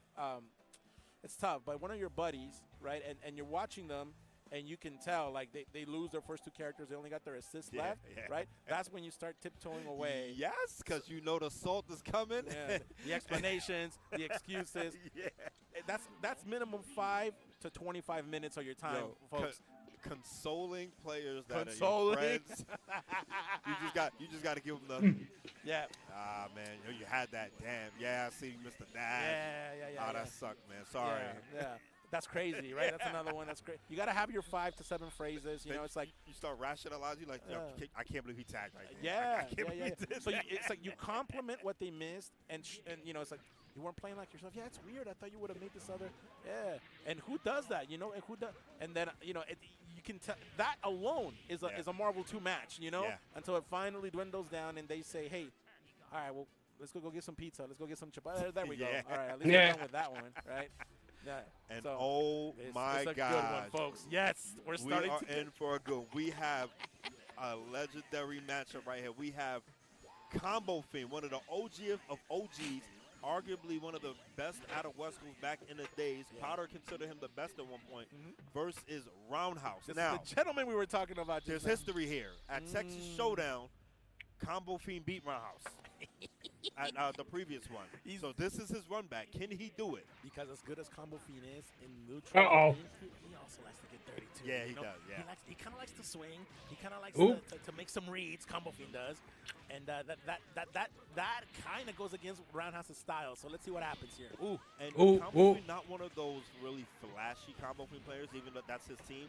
He's more known for the smart stuff he does within a match. As you can see, he's being patient. He's trying not to run into things, and Roundhouse, of course, playing his game. Oh my, what a conversion. What a conversion. That is the igloo. Yeah. He wants his revenge. Oh, nice, nice. Yeah, because he's gonna. Ooh. There it is. And of course, he got out. Oh wow, Peter. So, like I said, Combo Fiend is going to really try to win this by using his head. Roundhouse.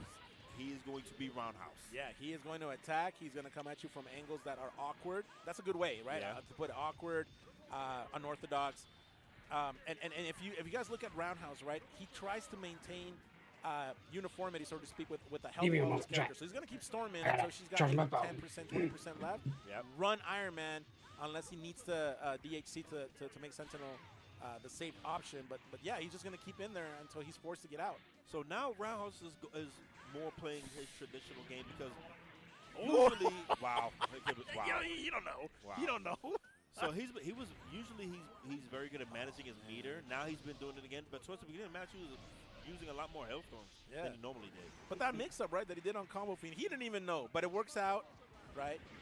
But hey, Tony Stark's still alive. Okay, we're rolling. And you know, obviously, Roundhouse is still very well aware of that. I mean, there's one character that can do it. It's him. But now Roundhouse is gonna, he's gonna try to stay away. Yep, there it is. Oh, yeah, he's not gonna do anything. Ooh. He's going to camp. Ooh. So you know what I feel like? I feel like Roundhouse might have had somebody in his corner, and you know what he said to him? You remember what he did to you last time, right? We're starting to get to that point. I love it. Remember what it took for you to get here. Here we go. Take out the headphones. And then it's your turn now. Yeah. It's your turn now.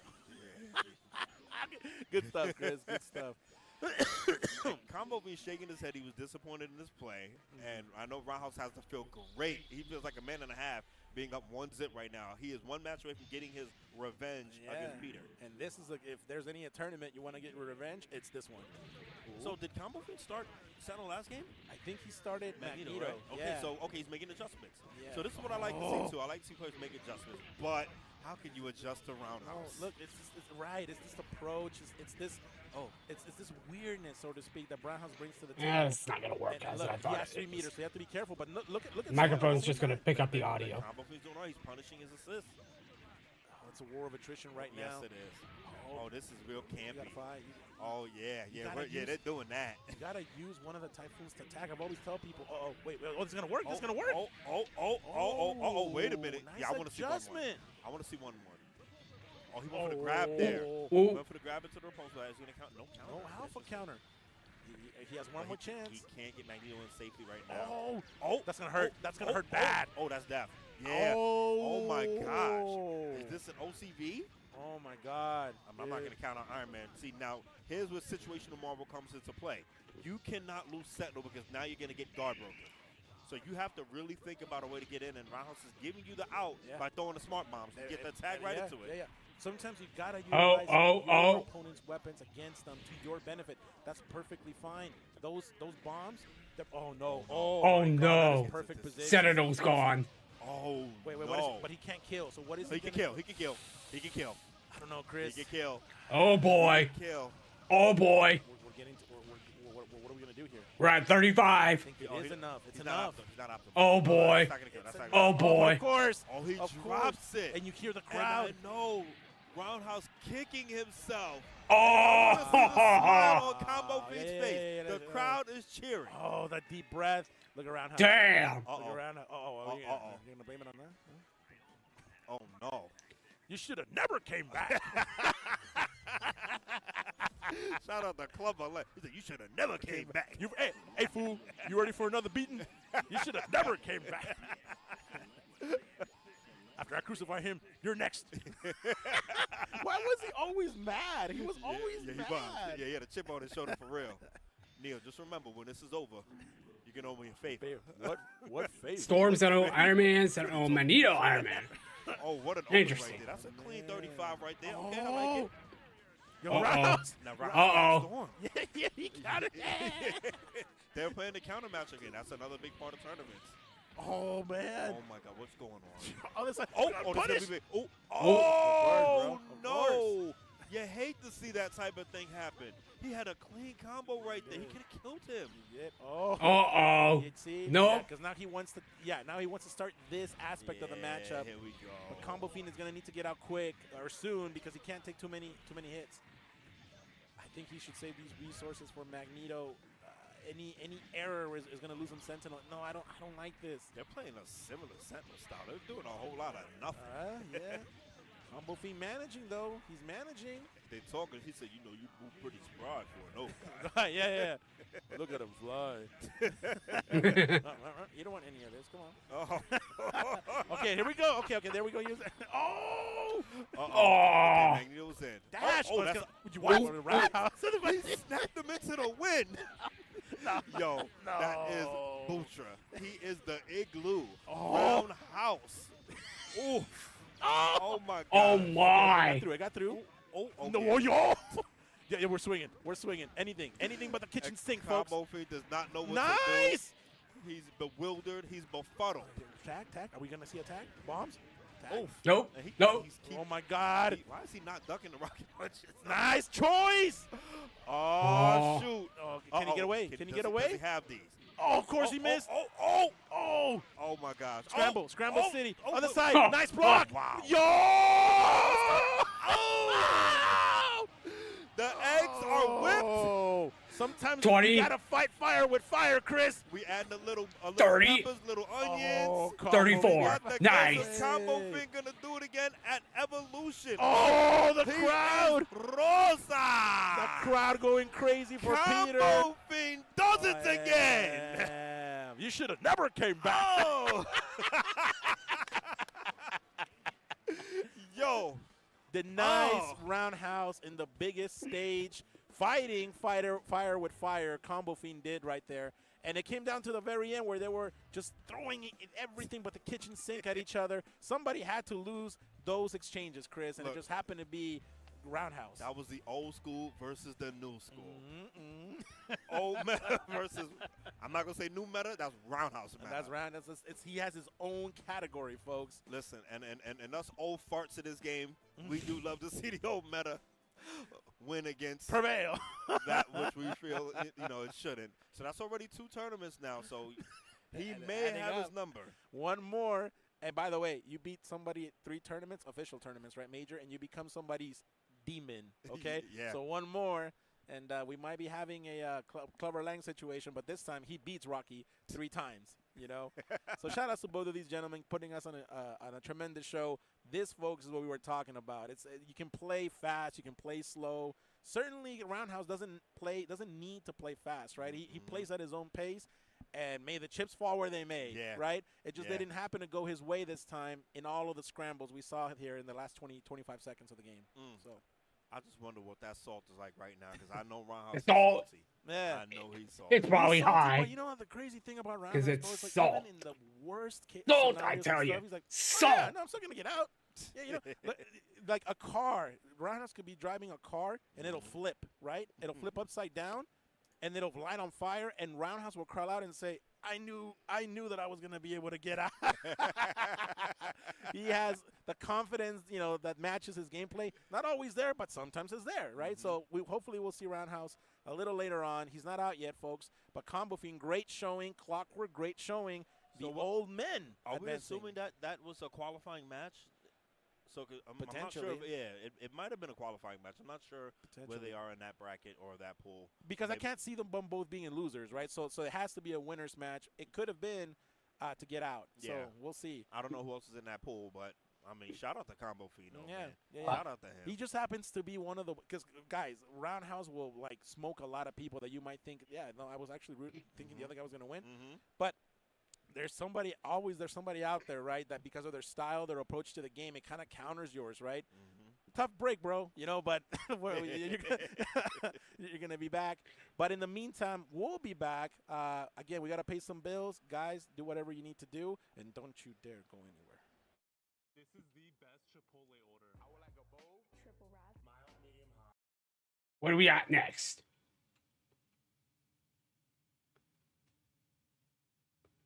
You of course have Look at the MK1. some extra mix-ups and less risk. And one of the beauties is that you saw that combo lasted so long that Tremor was almost 100% back. Right. Tremor's a good boy. Woo! A constant force of nature of Mortal. That's what you got to be thinking about. But it's a team that, if he doesn't have Tremor, has a whole lot less firepower in some of these instances. Like command grab launching. Yeah. As you see. You're not getting everything out of some of the circumstances that you can out of the Movado, but you of course have some extra risks, or some extra mix-ups and less risk. And one of the beauties is that you saw that combo lasted so long that Tremor was almost 100% back. Right. Tremor's a good boy. Woo!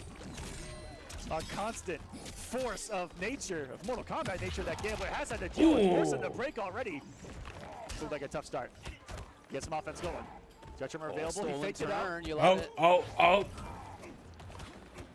Love those mind games. Prox is just blocking it out. Excellent defense. Very safety first approach. No need to do much, you can tell. Yeah, he was threatening that for sure, stabbing in and out of that range where he can stab.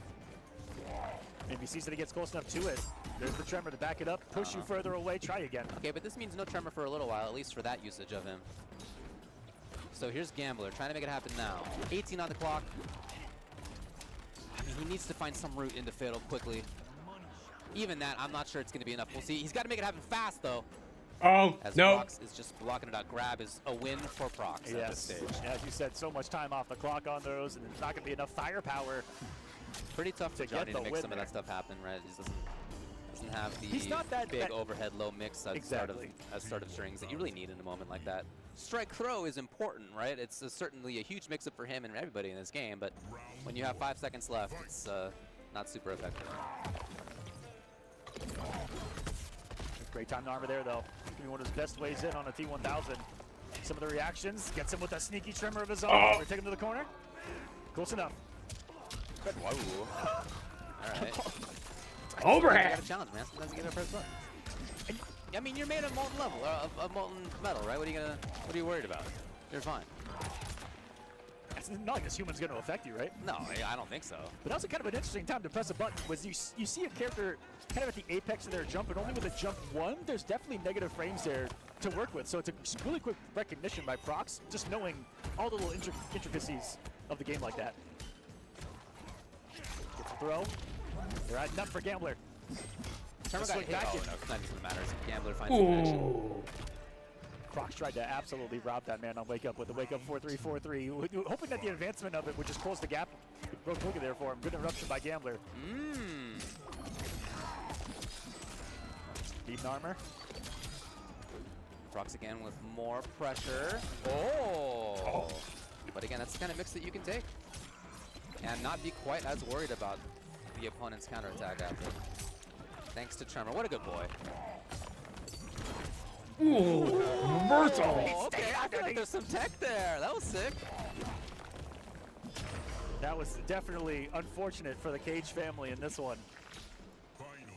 Staying nice and low. Yeah, underneath. Limboed him. Round a piece. Trying to get him with the eye stab. Great button to throw out there. Neutral, and that's a whole lot of whipping. It was covered by the Tremor so well. Dang, shout out to Tremor. What a good boy. And you know, it's a whiff punish that you don't want to challenge really early because it is kind of hard to interrupt that. Yeah, they true, are yeah. active for a long time and they're coming quick. Yeah, you wanna see it end first for sure. Yeah, that's where the massive recovery is. Ooh. The boldness Gamma again of crush Prox right safety, there. yeah. I saw that he just woke up with that. He is not afraid. Right, so exactly as we were saying, it is tough to challenge in between. Possible, but it's not very easy. A lot of hitboxes presented. Yeah, you got a needle and a haystack in between the strings. Tries it again and stayed low on this one because there are some highs in there. Oh, Wesley's still trying to break this with no meter. Sometimes I do it just to try to get in my opponent's head and like annoy them, and I'll just do it for the rest of the round. Gonna keep him restood. He wants damage. He wants it now. Gambler's got a life lead, but not by much. Oh, and maybe Oh, he no. sit here? Wow. Yeah, how about that? Getting caught by the kind of the Mortal Kombat special right there, which is poke into special. Yeah. Is he alive barely? No, I think he's dead, right? Yeah, okay. But just on the very last little roll. Rolling is, that's really what hurt you. You know, you got stabbed through your entire chest, but then after that, you rolled off of it. That part was painful. And then he becomes you. What an insult to injury. I know. Really funny watching online tournaments sometimes where like the producer will like look at the results. I've gotten it wrong. I've seen you guys. Yeah, I don't blame you. I would get caught too. Yeah. You're in the heat of the moment. Yeah, of course. Yeah. Okay, so did Johnny Cage just win that? Right. Or, Who won? won? Yeah. All right, 2-1. Because I gotta tell you guys, on commentary, sometimes, you know, that movie Anchorman was true. We kind of just say what's on the teleprompter and whatever's on the screen at the time. All this is pre-planned, obviously. So we have an elaborate script that we're staying, and the players are sticking to as well. So it's all elaborately scripted. It's easy to forget because there's so much to remember. We actually wrote the pro competition about 9 months ago. I know. It's all coming together, David. Yeah, it's we all wrote coming this together. part too, which we maybe shouldn't have. But here it is. Ooh. In the meantime, Scorpion Prox up and at match I don't know point. about you, but I made a footnote that this should be a game 5, and they're kind of ruining it. So Come on, guys! Come on! Stick to the script. But it's not over yet. We saw a nasty reverse 3-0 on stream earlier. What was that? Plus versus Conqueror. Was an amazing match. I might get you guys caught up on that bracket as well after this match. It's a command grab. Back to the corner, buddy. And again. And just the command grab alone getting you plenty of time back on your camera. Oh, here we go. Ooh, ooh. So give him the lead. Gambler up close again. Trying to steal his own turn in here. But there instead is Prox. Gambler got counter hit trying to look for a button. He's got a life lead again. He's been in this position. Last game he was here. And again, it's Prox finding the connection. He's got all these resources. He's got another chance to end it. And that's exactly what he's going to do. Scorpion Prox with a beautiful whip punish right there. We'll take this 3-0 over Gambler, advancing into the top 24 winners side. Not exactly what we had scripted 9 months ago, but Yeah, still, good job to Prox. He moves on. And sometimes as you these said, players in top forget. It's 24, okay. I understand. I mean, we sometimes forget. Yeah, that's it. That too. Now, having said that, we'll catch you guys up on some more of this bracket, which is Sonic Fox's section. Okay.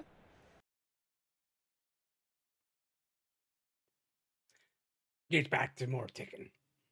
On season 3 that they gave him just like, they turned Paul into a high APM character with deep. It's like, not so much, but I'm like, let's go. Stake 3 to bowl for me, but as you called out, we got a Paul versus Steve. Paul is a very underrepresented character. Yeah. Even especially And on the international stage. And he's super iconic, right? I think he's super good. Yeah.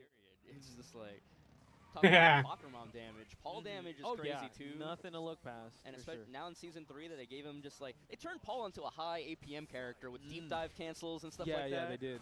And now that that new low, yes. we were just about to talk about the changes. That low as well. looked so ugly in Season 1. He was just like a generic full crouch low. Yeah.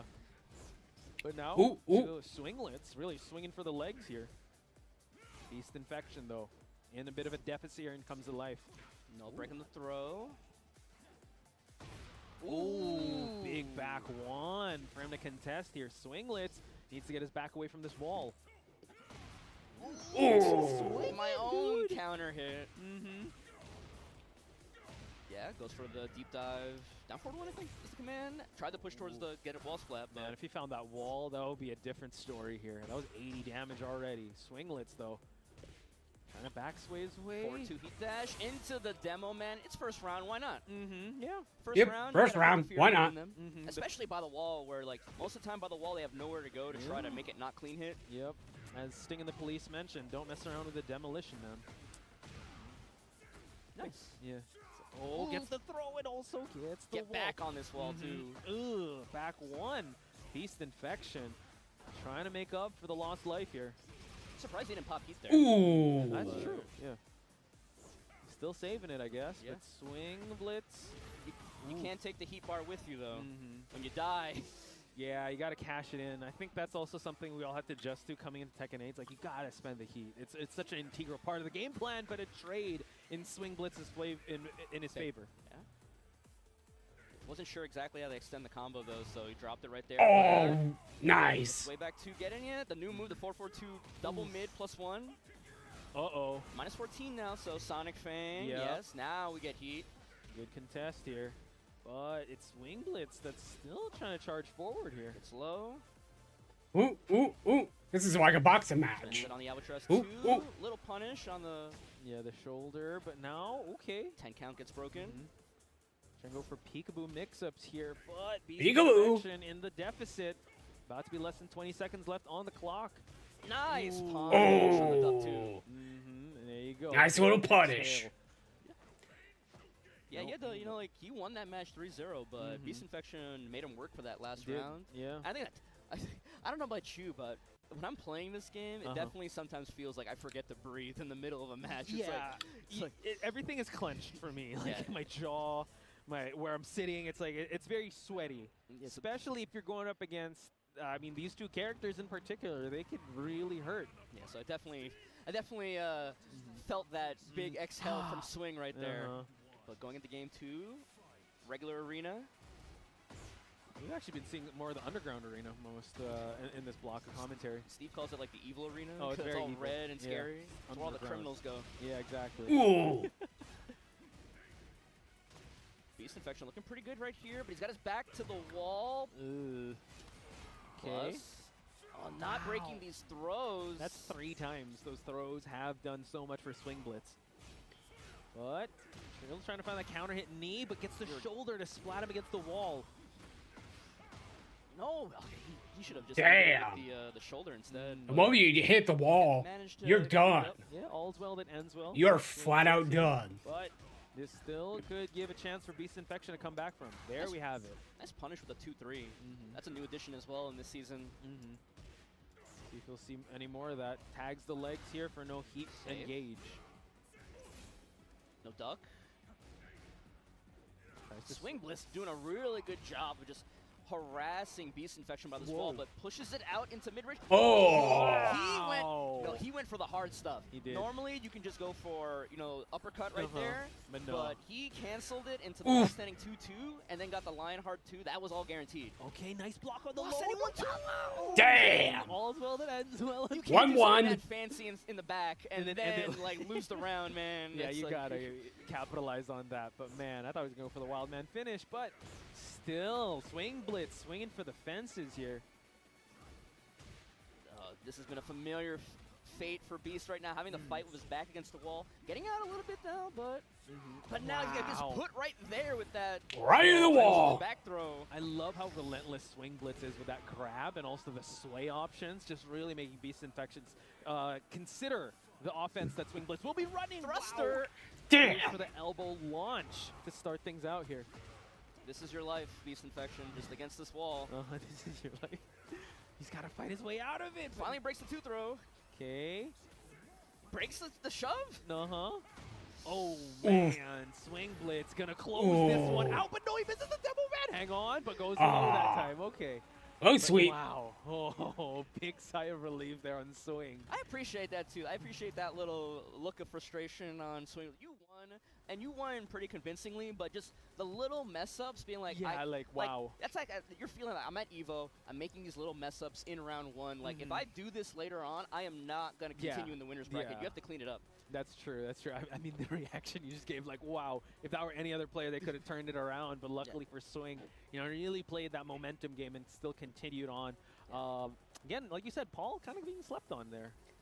The character that does that much damage and has, like, so many little... He's got the forward 2, which even though it's high, it's still the...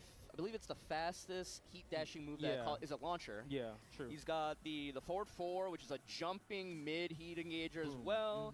He's obviously got the defensive tools. He's got a parry. He's got a reversal. He's got the shoulder. If you want to be gutsy, you get the sidestep shoulder to get people off you.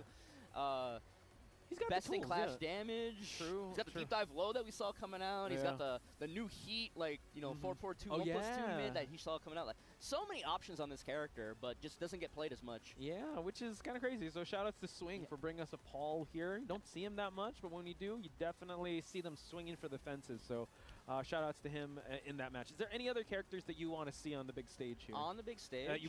Will potentially commentate, or you'll be commentating. I mean, I'm trying to remember the stuff that was happening before I got on the mic. We got a lot of Huarangs. Yes. That was we still haven't seen Asuka, I believe. Yeah, we talked about Asuka. We haven't seen June.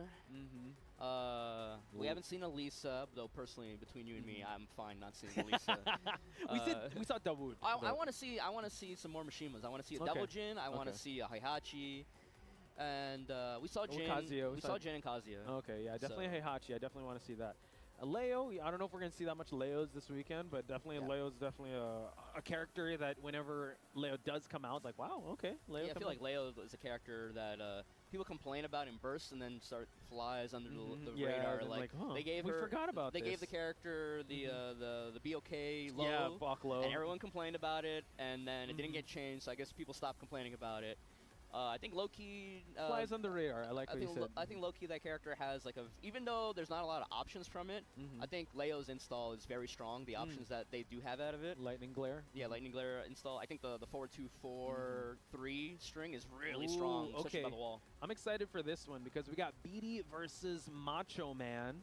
I believe Macho Man, I did see him in the bracket. I think he's cosplaying Stone Cold Steve Austin right now. Mixed messages here.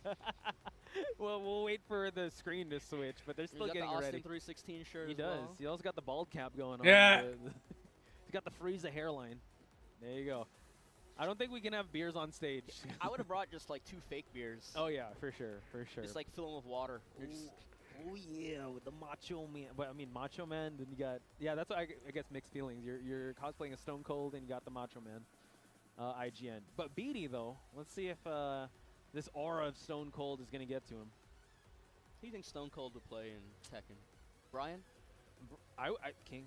King? You think Stone Cold would just play King? I think. I mean, I'm just going with the wrestling thing. But I mean, I think Stone Cold would play. Oh, you mean the legit Stone Cold? As in like, okay, not him. Okay, I thought him. Okay, but I think he'd play Paul.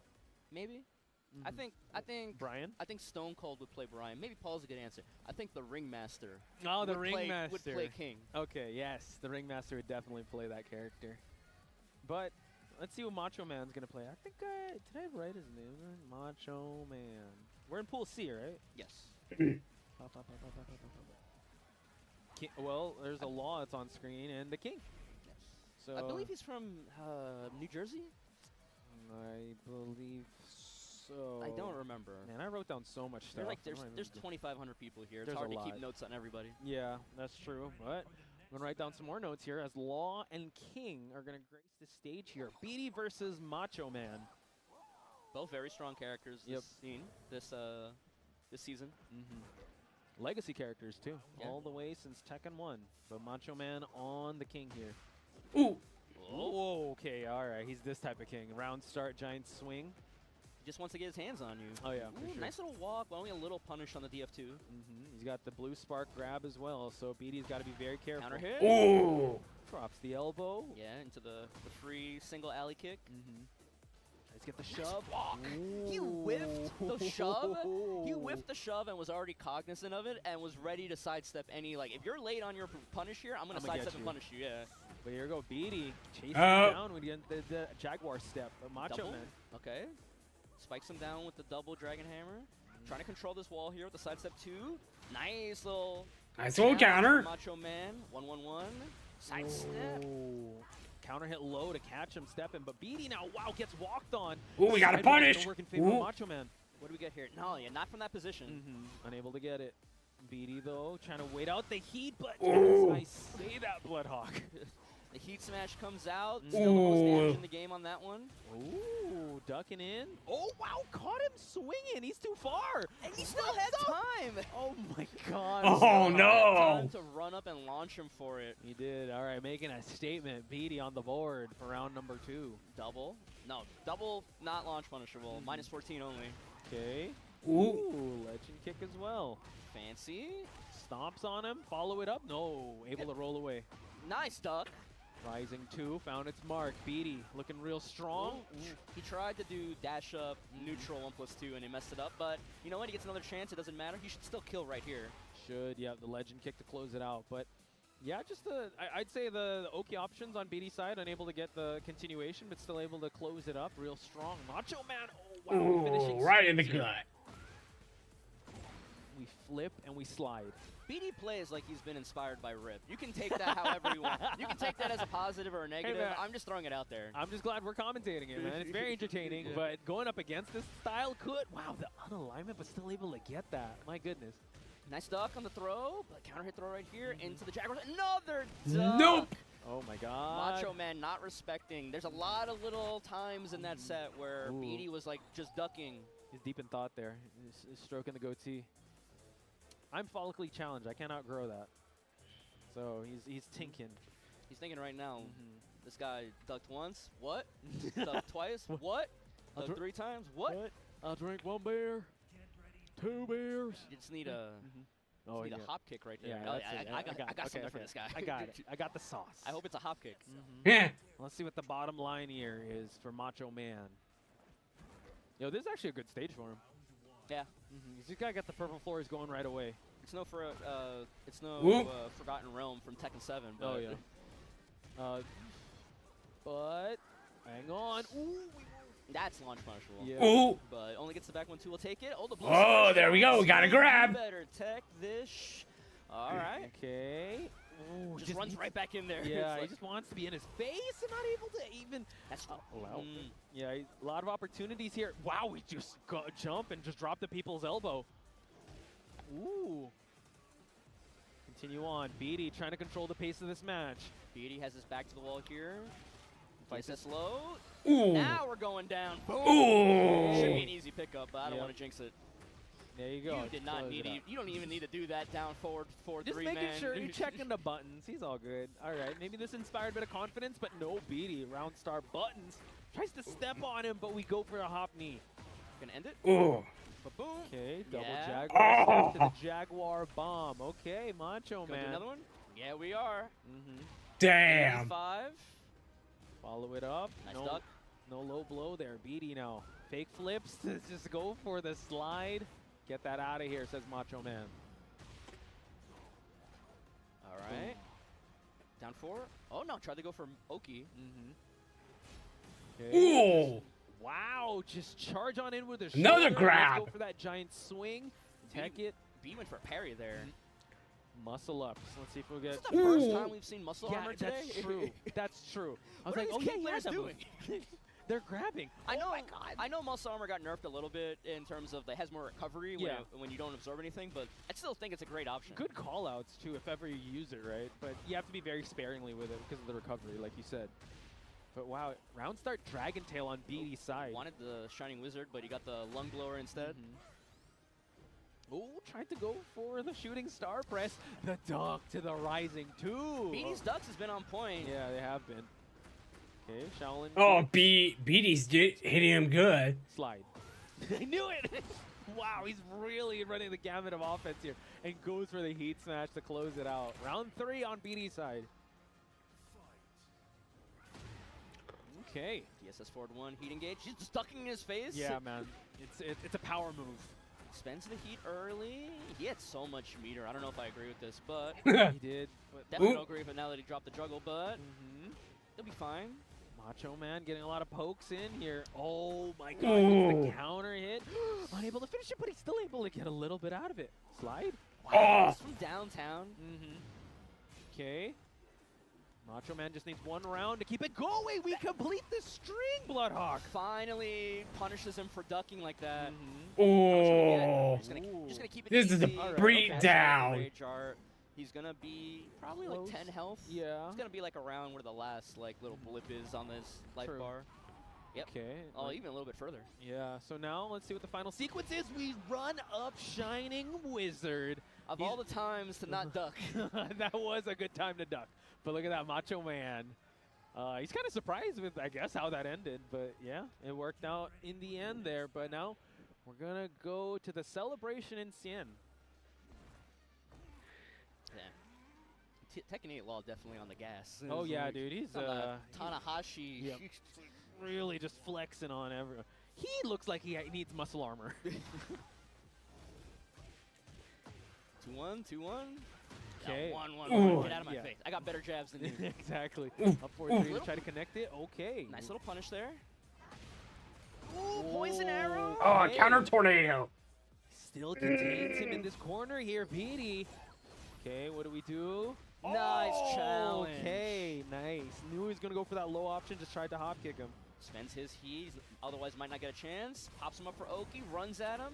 Nice. Rolls away from the drop kick. Okay, low high option. Macho Man, 1 more chance to heat smash. He didn't believe. He did not. Goes for the heat smash. We run back in.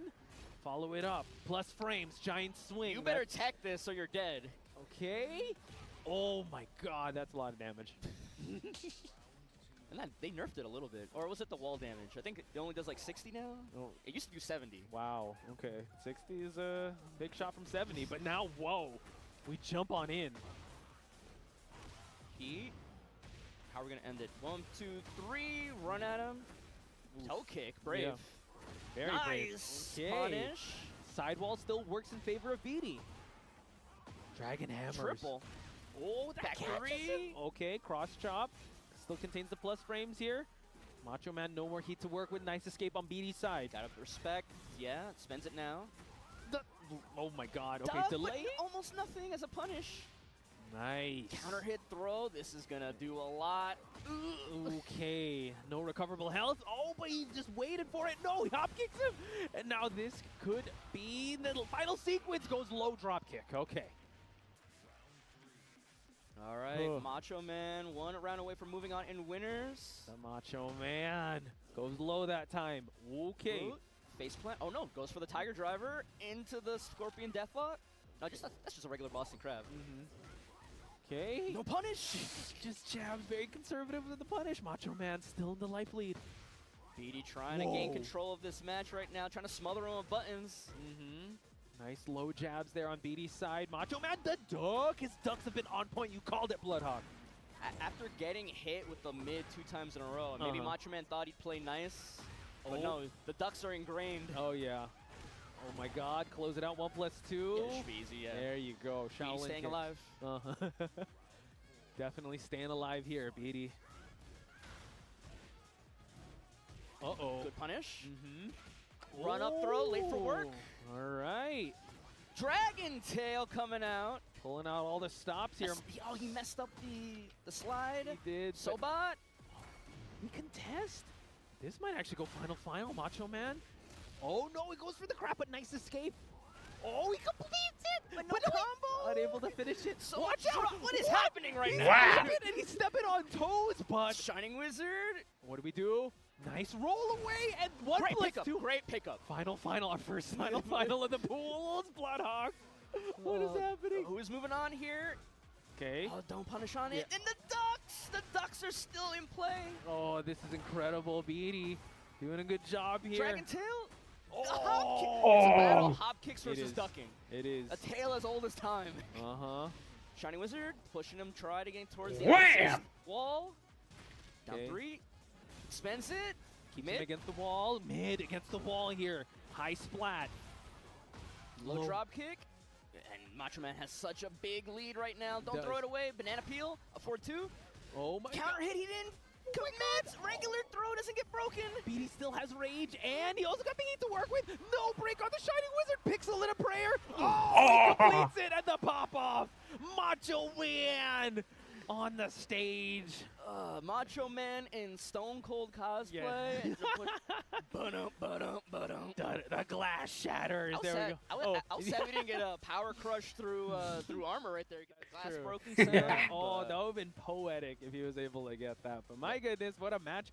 Man, BD was going crazy. Fake flip to fake flip and goes to the rising too. Yeah, kind of feeling himself I mean, there. BD ducking a lot. To his credit, he was definitely ducking a lot of, you know, like mid-high Yeah. strings, like the 4-2-1, even the down 4-2-1 that Macho Man tried to go through. And it was like, there was a story there. I'm going to duck a lot on your pressure. I'm going to duck a lot. And Macho Man eventually brought out the answer to that problem was throwing out these opportune hop kicks. Yeah, and it worked out in the end. They're absolute cinema, ladies and gentlemen. And I believe we're at the top of the hour already. I'm quite tired. Yeah, that was. I mean, time is fun when you're time is fun when you're having flies. Time flies when you're having fun. I'm starting to lose my mind here. But ladies and gentlemen, we're gonna take a very short break, but don't go anywhere. More of Evolution 2025 for Tekken 8 when we come back. Stay tuned. See, what do we got going now?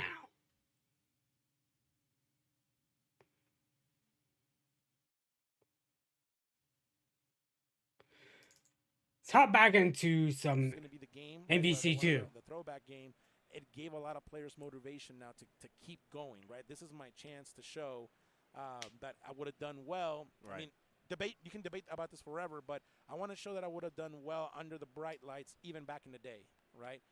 We got some of those debates going on, right? Chaos, right, is making his way through the bracket. Yeah. We got Doug Doe making his way through the bracket.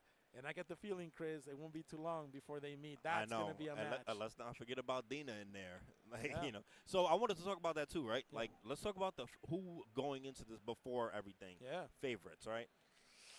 I think Ken was a favorite. Ken is a favorite. Dina's a favorite. Duck is a favorite. Duck is a favorite. I think G-Con is working his way into being a favorite in there as well. I haven't seen Peru Champ play yet or Gino. They're here, but I hear they're in pretty rare form. So it'd be good to see those guys as well. But I think, like, at the core, I would say, for me, I would say Ken, G-Con, Duck, and Pasadena for sure.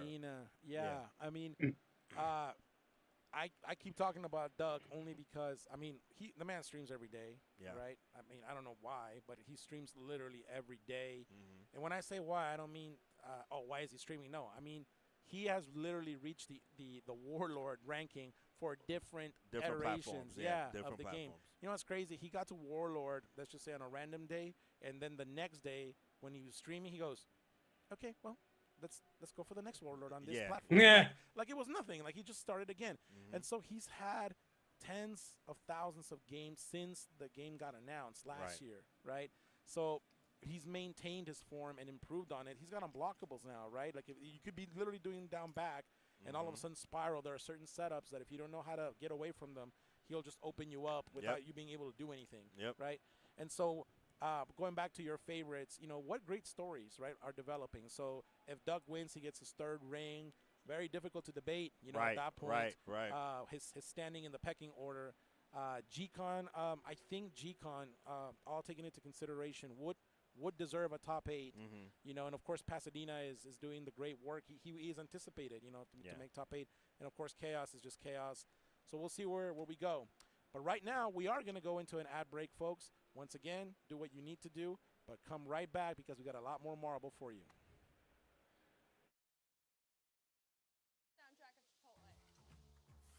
Literally melt in your mouth tender. Let's see our chicken glistening, our fajita sizzling. It's magic happening. And this is going to be in your bowl. This is it. I won PlayStation's Road to EVO and went head-to-head with Arslan Ash. I won PlayStation Road to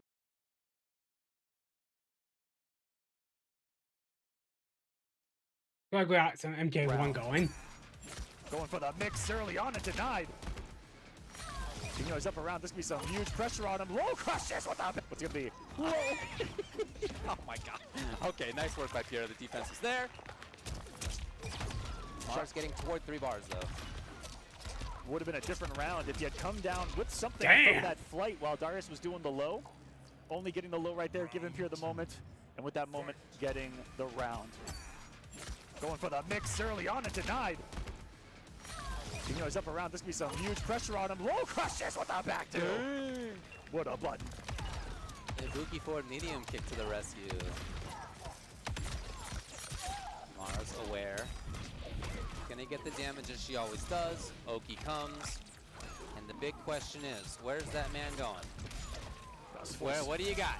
460 the wake up, getting it. Man, a dodge there. I like wake it a lot. up, one of the strongest in the game. Yeah, absolutely. That was a great choice.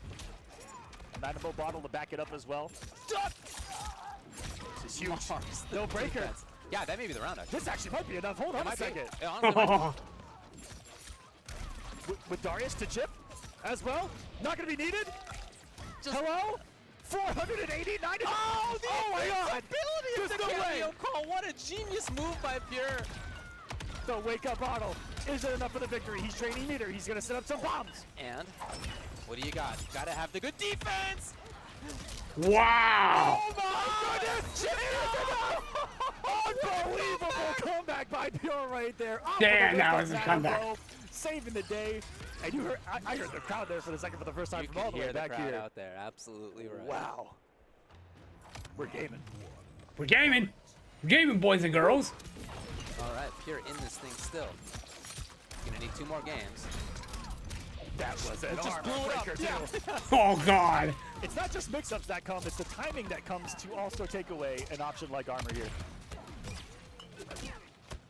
Oh, excellent defense by Mars. Another chance though by Pierre. All he really needs is a route into bomb. That's where he is. This is just nasty. Ah. Setting up mix-ups there. Another chance here for Mars, tanking it. He did have 3 bars. And just taking the risk, it went a little too far. And it's gonna break anyway. Still some belief from this man. Maybe that was just to get out of the corner. Over the bomb! Oh! This is madness. That was sick. The armor of the Darius.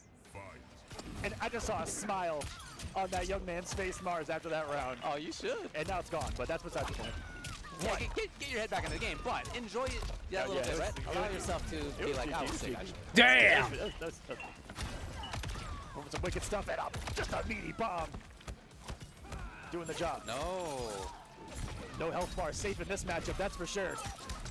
Mars could end it here if he wants to. He's going to put him almost 400 on the block, but the mix-up going to be a fantastic block. Okay. Big defense coming out of Pierre. Mars did not believe in the follow-up. Couple strays right now. Got him. The bottle. No, the wrong one. Not the close toss. And that was such a smart decision to instantly jump on. Once bomb was established, the only way out was going to be some kind of flight mode, and he met him with an active frame there. Very smart decision from Pierre. Yes. Maybe a break? What do you got? Yeah. The bottle. How much do you think that bottle weighs? Here you go, Pierre. Another chance. He's got a couple of bars. He can make it damaging. He can drain it. That's where he goes. No EX dive kick for you. Thought process here, and that's the dirty mix. You know, he's been trying that, and it's been getting blocked, but he went back to the well on it, and it worked out this time. You love offense like that. It was only the last iteration where he finally threw the overhead on the string right there, and it worked. And so the mind games, it took a little time, but he finally got there as Mars looking to the back, going to the coach. Not letting his coach come to him. He's going to the coach. And even Pierre's like, what? What the heck? I really like what we're seeing from Pierre here. I mean, there's so much cool stuff coming from Mars, but it's not just from him. Like, there's really good set of... Now, you can't play for him. That's not how, how it works. No, you can't. Is it? No, he's just... talking up there. Anyway, we'll get the players once they have Well, consulted with their respective They're all coaches. gone apparently. There we go. Okay, the little bit of a chat here. We'll get them back shortly. Anyway, I really like how Pure has gone back to the well and some of the Yeah, stuff they're that didn't work strategizing. there. We did They talk are about the offense, strategizing. but we talked. There's been some defensive calls that he's made too that don't always work out, but he's still confident in. So I like that there's clearly like the practice. Like I'm okay with it not working out sometimes because I think that I'm going to get it right when it counts. And in that game, he definitely did, both 100%. on offense and defense. Both players now having to re-come to the stage right here and play this out. This is now a 1st-to-1 for winners. Is this for winners top 24? I think so. This is no, this is loser losers side actually. This is loser side.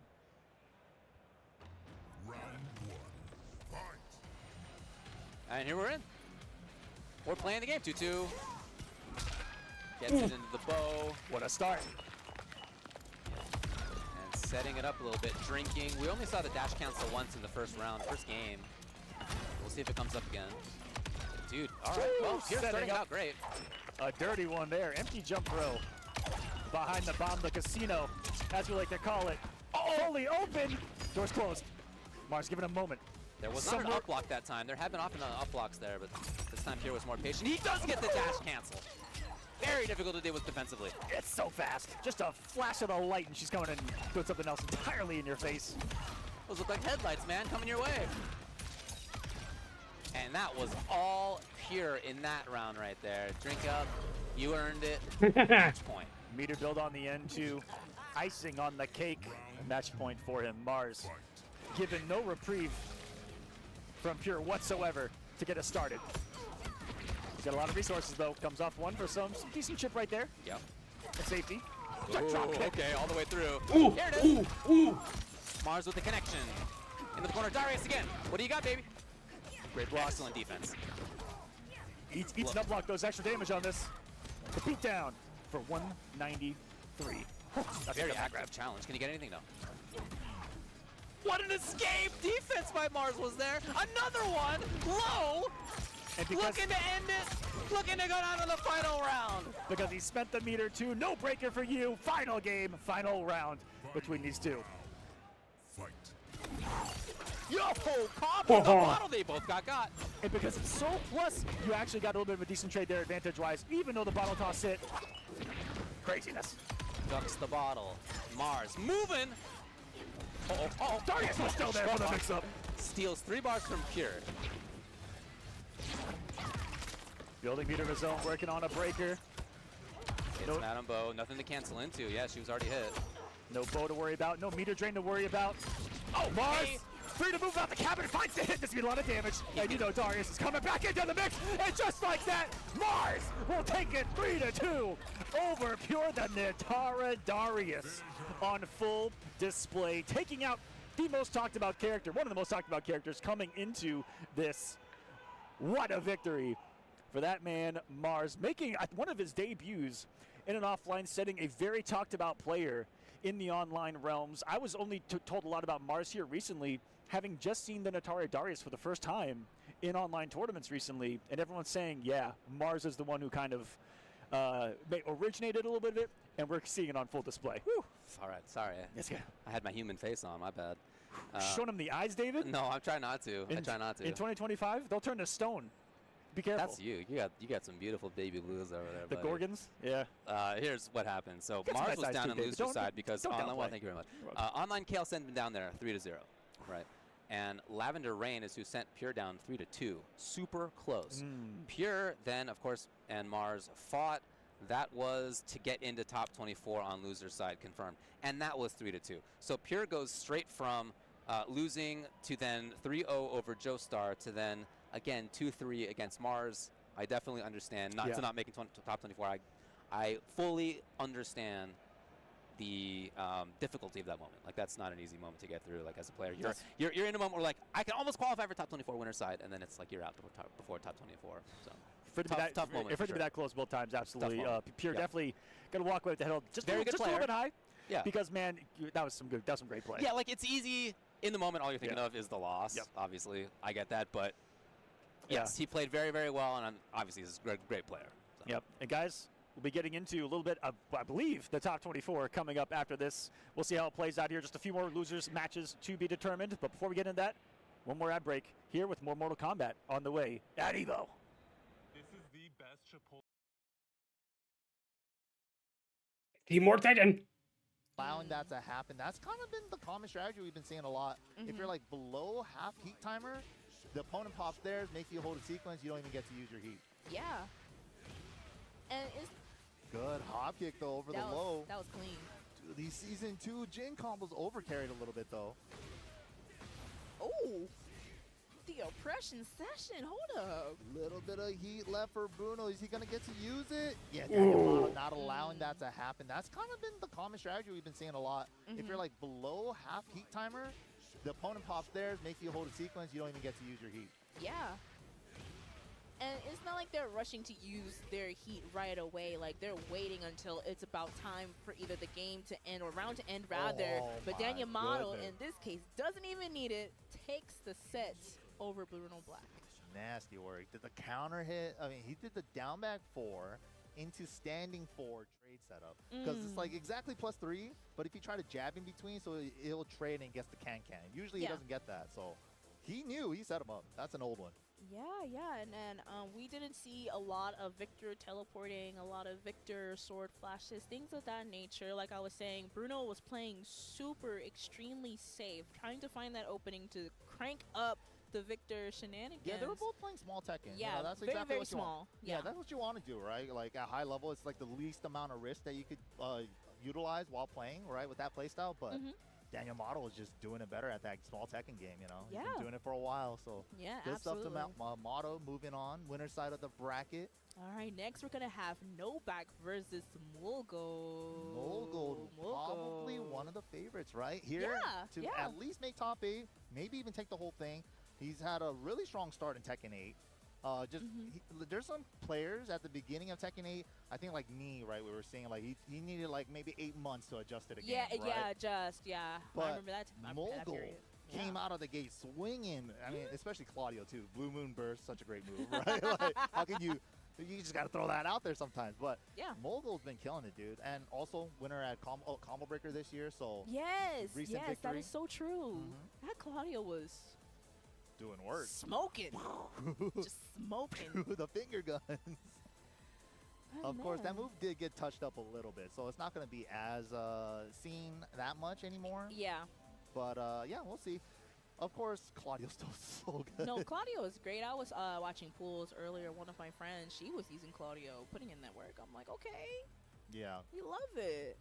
Claudio got just such a solid moveset. Just a small, compact moveset, but every move is, like, fantastic. Yeah, I like how they worked him in this game in comparison to 7, because at one point in 7, like, all he had was Starburst to accelerate his gameplay. But, of course, over the seasons, they changed it to where he can use his Starburst moves as regular moves with, you know, different properties. But now with 8, they reworked him to where he can utilize them whenever you please, and it works out in his favor. Yeah. Almost every time. Yeah, and especially that Blue Moon Burst. Blue Moon, As soon as you see that little icon under that life bar light up, it's like, uh-oh, he got one in the chamber, bro. Oh, we gotta climb?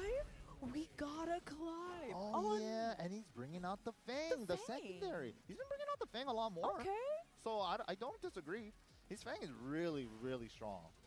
And we're going to Yakushima. Okay, so this is a great stage, pretty big. And we know Clive. I think one thing to look out for from Mulgold here is the way he uses shifting clouds to blow up strings. I think he's the only Fang I've been seeing like actually use it like a parry. But all right, here we go. Okay. Starting it off. Very small thus far. Oh, counter hit with the bullseye. Wow. Ooh. Okay. Oh, we got just frames. We love it. Ooh, see what I mean? That was what I'm talking about. Oh my god. You can't do your canned options, man. If there's a gap, he will blow it up with shifting cloud. That's so sick. Very, very good usage of that move too. Mulgold, dude, he knows. He studies, man. I don't care if Clive is DLC. I got my shifting clouds. It's okay. Right? And people forget about that option from Fang. You don't really see it that much from a lot of Fang players. You do not at all. And I feel like Mogul really took the study time to like explore like where he can use it on certain strings. Like we just saw right there on Clive's down 1-1 heat string. Was the big damage. Okay. Oh, okay. Off axis, it didn't work, unfortunately. Doubles it up, okay, hold on, no back. Double the trouble. So nice, you did it twice. I get it. Sometimes you gotta let them know. Check your ankles. Flame bash. +4, what do we do? Jump! Wow, oh! +4 again, what are we doing? 4-1 +2 heat dash? Yeah, the heat dash out of it. Whoa, what is that? That is how. What? Whoa. Okay. Wow, luckily not clean hit. Mogul might be cleaning it up. Oh, with no back. On. With the counter, okay. What is going on? No back with these down back 4s? Yo, those and the down back, timings? Yo, those down back 4s are working. Flame bash and down back 4 just, and the timing and the placement. Those are like get off me buttons. Like you're too close, like back up a little bit. And flame bash is pretty good. Just throw it out. Oh. Spending We're gonna close it. It's Yep. Ooh, perfect. Perfect. Final round, first game.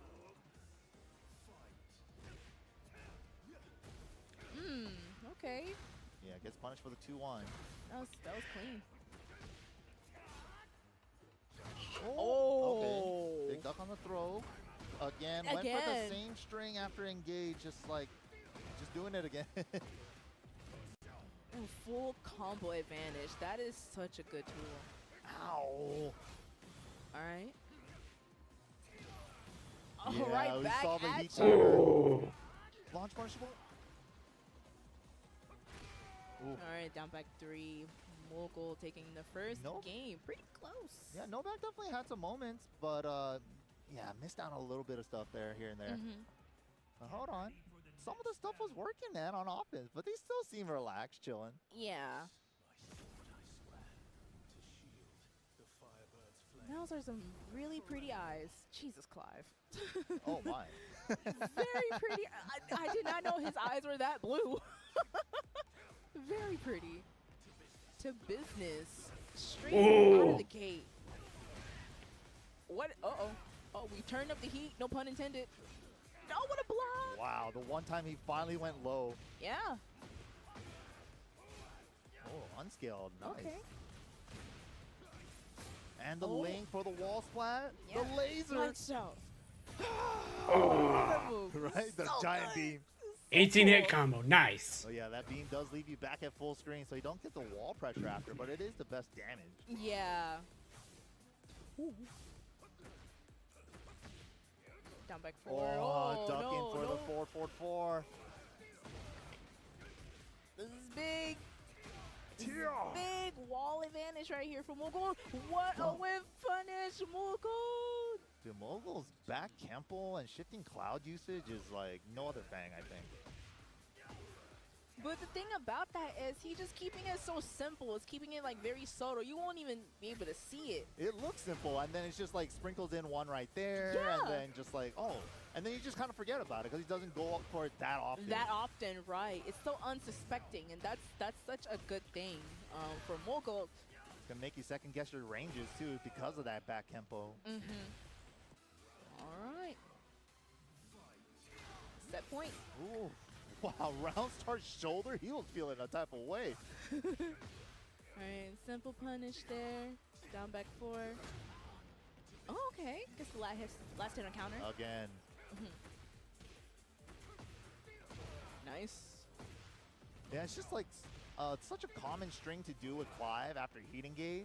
That's just like, he hasn't not stopped doing that after an engager yet. Ooh, hazard activated. Ooh, to the wall. This should be good for Mogul. Oh, just like that. Taking it 2-0 over Novak.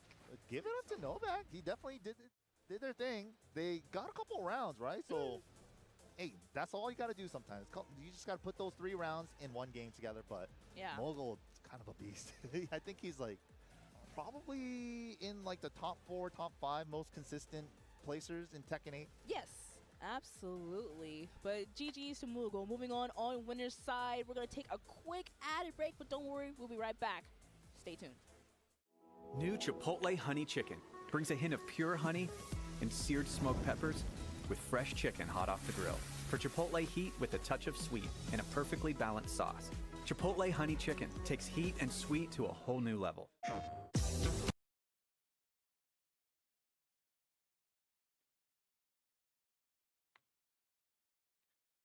How about Fatal Fury? On some Black Nerd. Working on that overheat past 40%. Oh, that gives away the match there.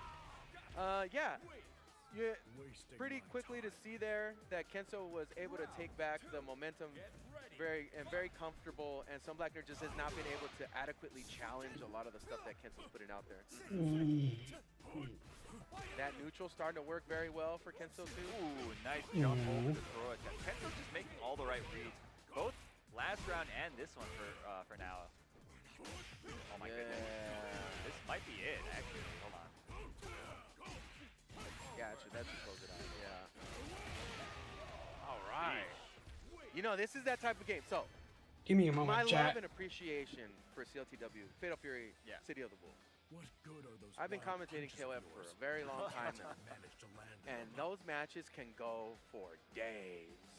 Bro, like you talk about mental stack in game. On commentary can blow your brain apart. Like some of these matches are crazy. You go into a game like Fatal Fury City of the Wolves and you see how quickly people can get torched and you're like, yes, reset my brain, brother. Let me get some more nutrition, some more liquid into there. I need the moisture to drizzle on my brain. Sure, yeah. No, honestly, KOF is definitely a marathon to commentate. And this game, people keep clamoring for the 3 out of 5. Dude, this is why I'm like, no, please. Sorry, chat. My eyes were getting a little strained, so grabbed some my clip-on sunglasses. You know, from where we're sitting, to just watch 2 out of 3 games, chill for a bit while you guys get ready for the next one, and shoot the you know what. Dude, imagine, okay, you folks that are watching Fatal Fury City of the Wolves don't know if you guys only play this game.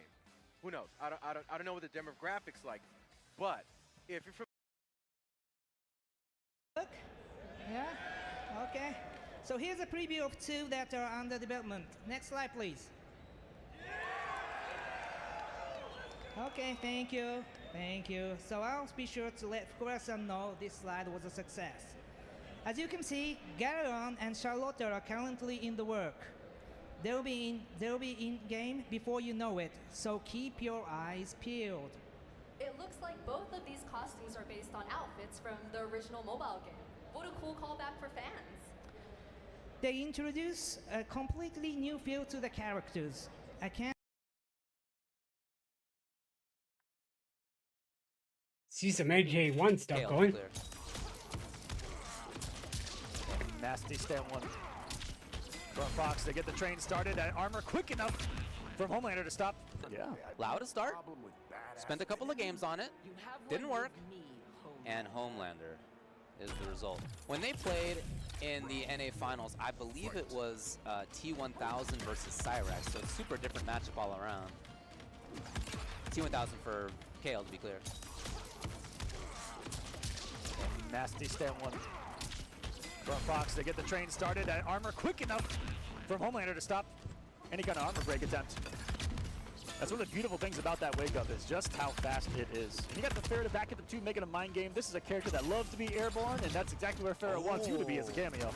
Stealing some frames to get up close there with the dash. Here's Kale now into up close pressure. It's a character with a lot of firepower himself. Even without the Farah. Straight 50-50s can come. Has the full pressure himself, there it is. Farah to give a third mix up on top of it. Interrupts that would look like a shimmy attempt from Sonic, just walk up in the neutral state. Their timings are so bespoke, dude. They're so like custom tailored to each other. Definitely different timings than you see defensively a lot of the time. Oh, okay. Cross group. Dash combo.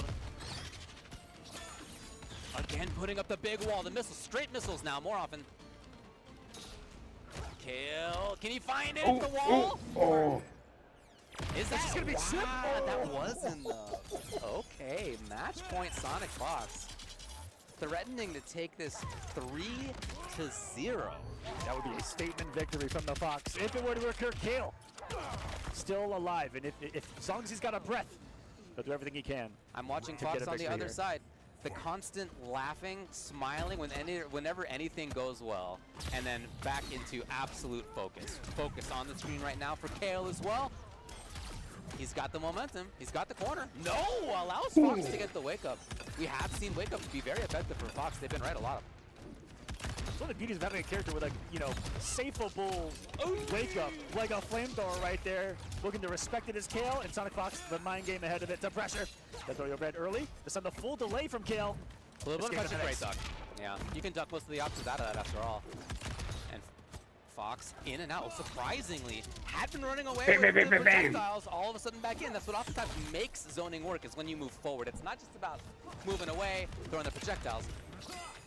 It's also moving forward too. This is what really, that's what sort of sews up the holes of a zoning game plan. That's what keeps your opponent guessing on their approach in a multitude of ways. If they're met with something grounded, something pressured, giving them an extra option to think about, then you go to the zoning next time around. He's going to get the conversion here. No!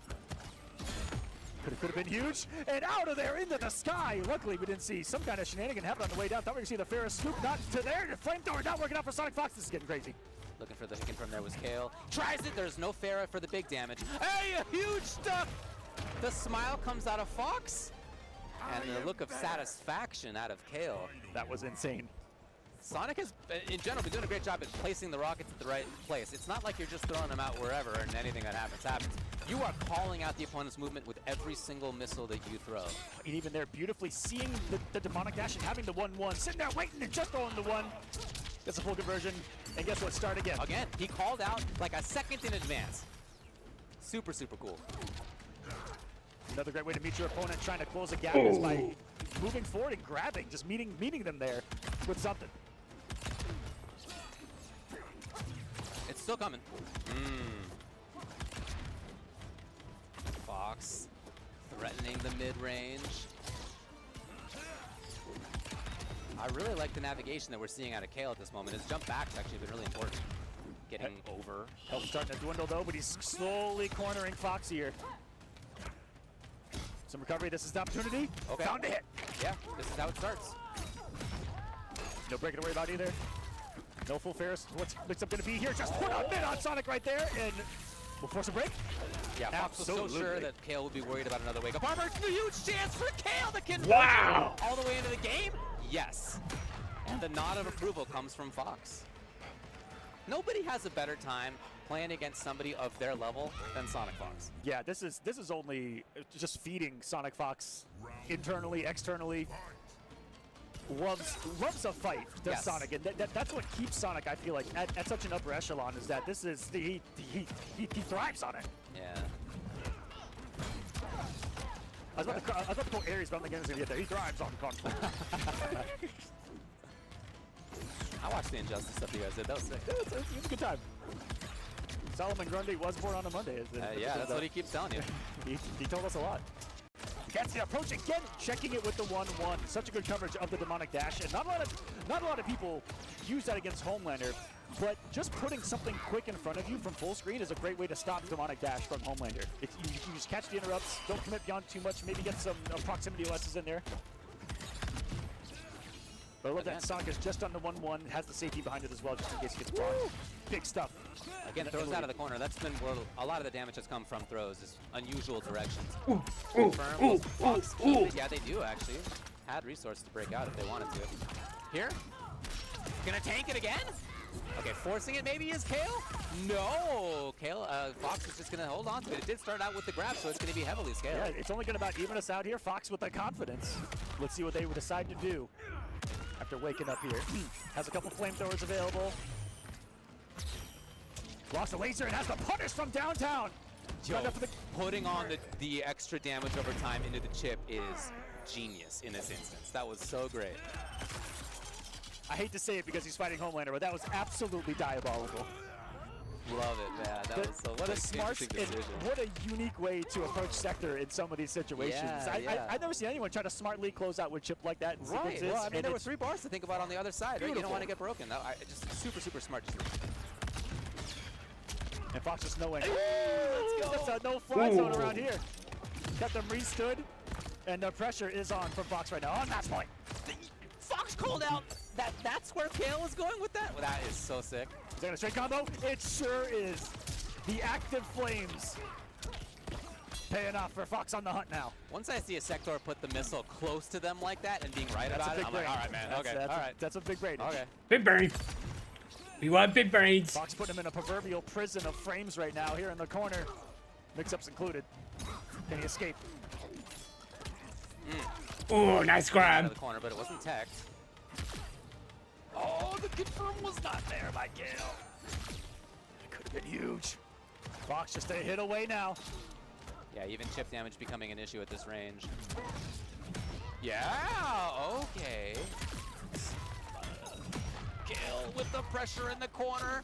Wake up, Buttons. Still high mountain to climb. Has the breaker to worry about from Fox right now. Finds the hit, but not the pickup. That's break and changed everything. But Sonic Fox will take it 3-1 over Online Kale in a battle for winners. Nice. Congratulations, Fox, back in the hunt here at EVO.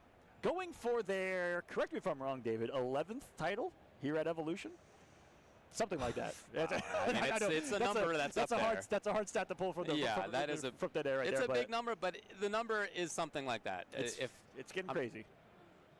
Yeah, I think Fox is going for like 7 different titles here. They actually entered a lot of different tournaments this year at EVO. Okay, wow, yeah. So we'll see what they can do, but trying to become Mortal Kombat champion once more. And that's a big victory right there. Kale was one of the favorites, and yeah, for sure. They've gone back and forth. Yep. Yeah, that's, I mean, for as we even mentioned, right, when we were teeing it up in the first place, pre-top 24, or pre-top 8, I guess, in the top 24, that was the match that we were super looking forward to. And the rest of this going to be unfolding here. Winner side for top 8. Coming up next, Hourglass of Rain versus Scorpion Prox. After that, Connie Mani versus Snake Doe. After that, Nicolas versus Dialock. Dialock getting the victory over Gur. Was it 3-1, I believe? 3-1 I saw, yeah. 3-1 there in the winner's side of top 96, which was all the top 8 seeds almost made it to their respective spot in the bracket where they should have been on paper in the projected, right? Dialock being the only one to kind of say, whoa, I'm still here, buddy, and taking it over Gur, who he's pretty close in points with. Dialock is up there in that position as well. Yeah, Dialock is very close, right behind, I believe, 14th in points. So outside of the bubble at the moment. But a run here. A run here is winner's top 8. What he needs. That's some big points right there. And it's all about catching up on those guys in front of him. Lavender Rain just above him in points at 355. MK Javier just above that at 350. And then Online Kale at 375. But like we said, Online Kale has a little bit of an asterisk next to his name. Already qualified in the Online West portion of this. Yeah. And the player that qualified last year through Online West on stage now, Hourglass of Rain. Right.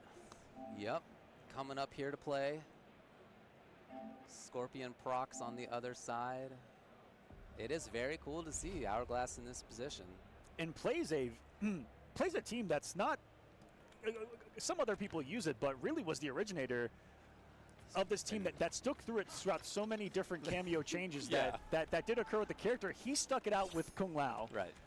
All the way through with Melina. And with the last change to Kung Lao really spiced this team up. Orbital Hat is now doing MKX, David. It is MKX Orbital Hat all over again, which really helps out the Melina. She's got really good proximity OSs that'll combo into it. If it's blocked, it's plus on block anyway. She can do a different style of, put down a hat or put on a hat and then just teleport in and close the gap immediately and force pressure and always be, being hard to contain.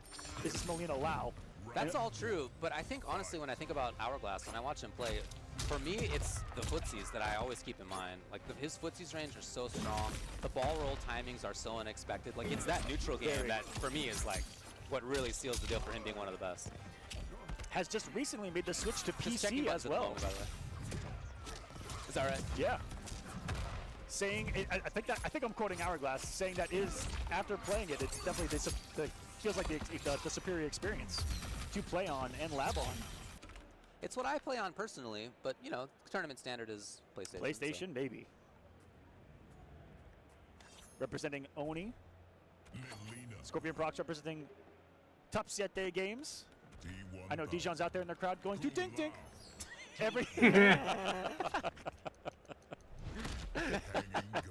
That's my favorite commentary in the world. Oh my goodness, that kills me. Who would disrupt my rule?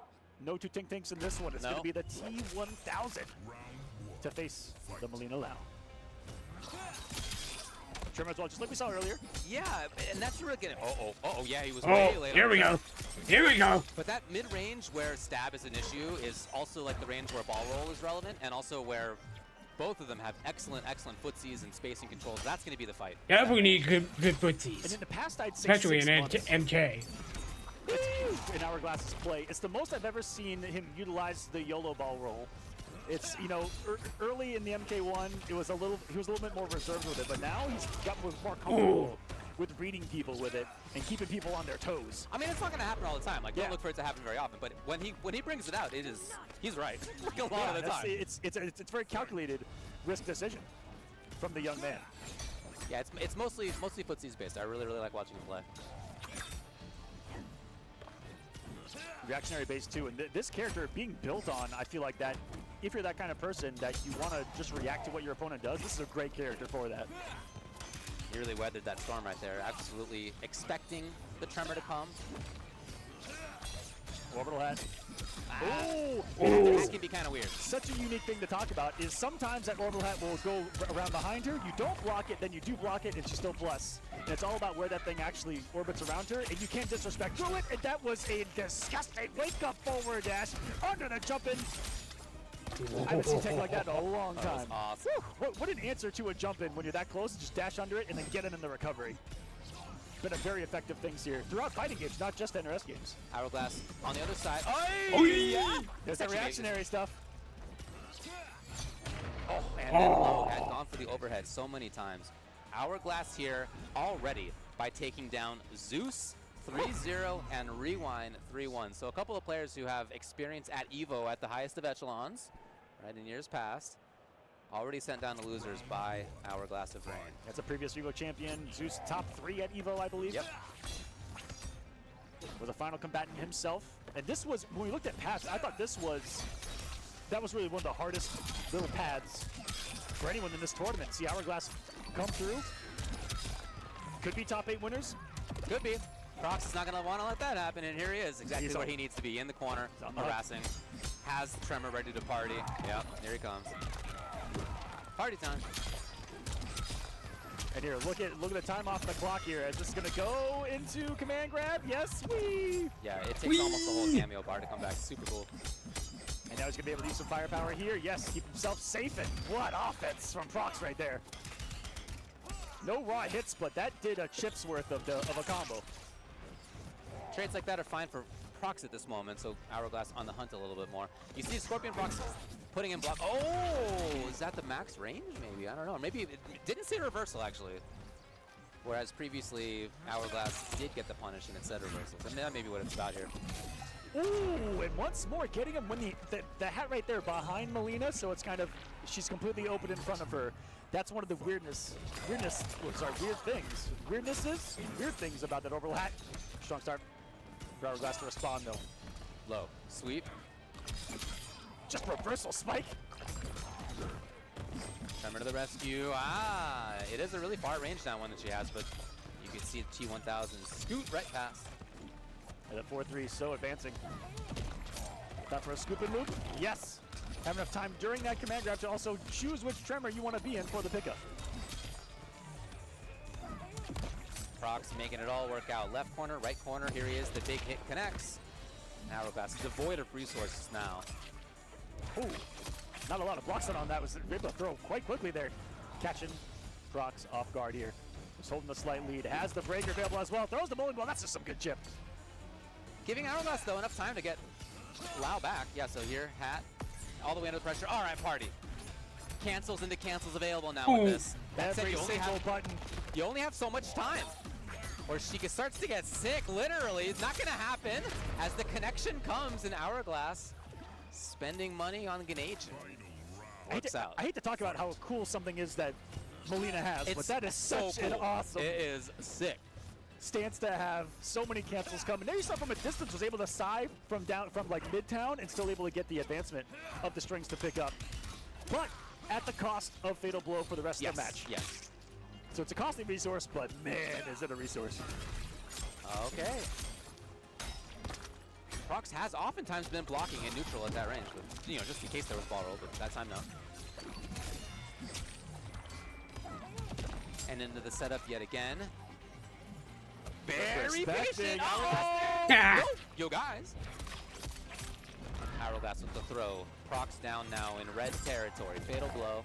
Ready to go. Tremors off the screen. Overhead. The overhead lows have been gigantic. And we all know that overhead of Molina adds up. That is some big time. Sneaky damage quick. Yes. A little bit too far. 30 on the clock. Plenty of time here for Prox. 6 Gonna bars go on into the it. Low screen. it is. Yeah, pick it up. Gets the tight one. No breaker from Hourglass. Gotta be here, of course. There she is. Still a life lead for Hourglass. Oh, nice block. Not anymore. Prox into the corner. Uh-oh, uh-oh. One mix, and it's going to be command grab, and that will be Scorpion Prox.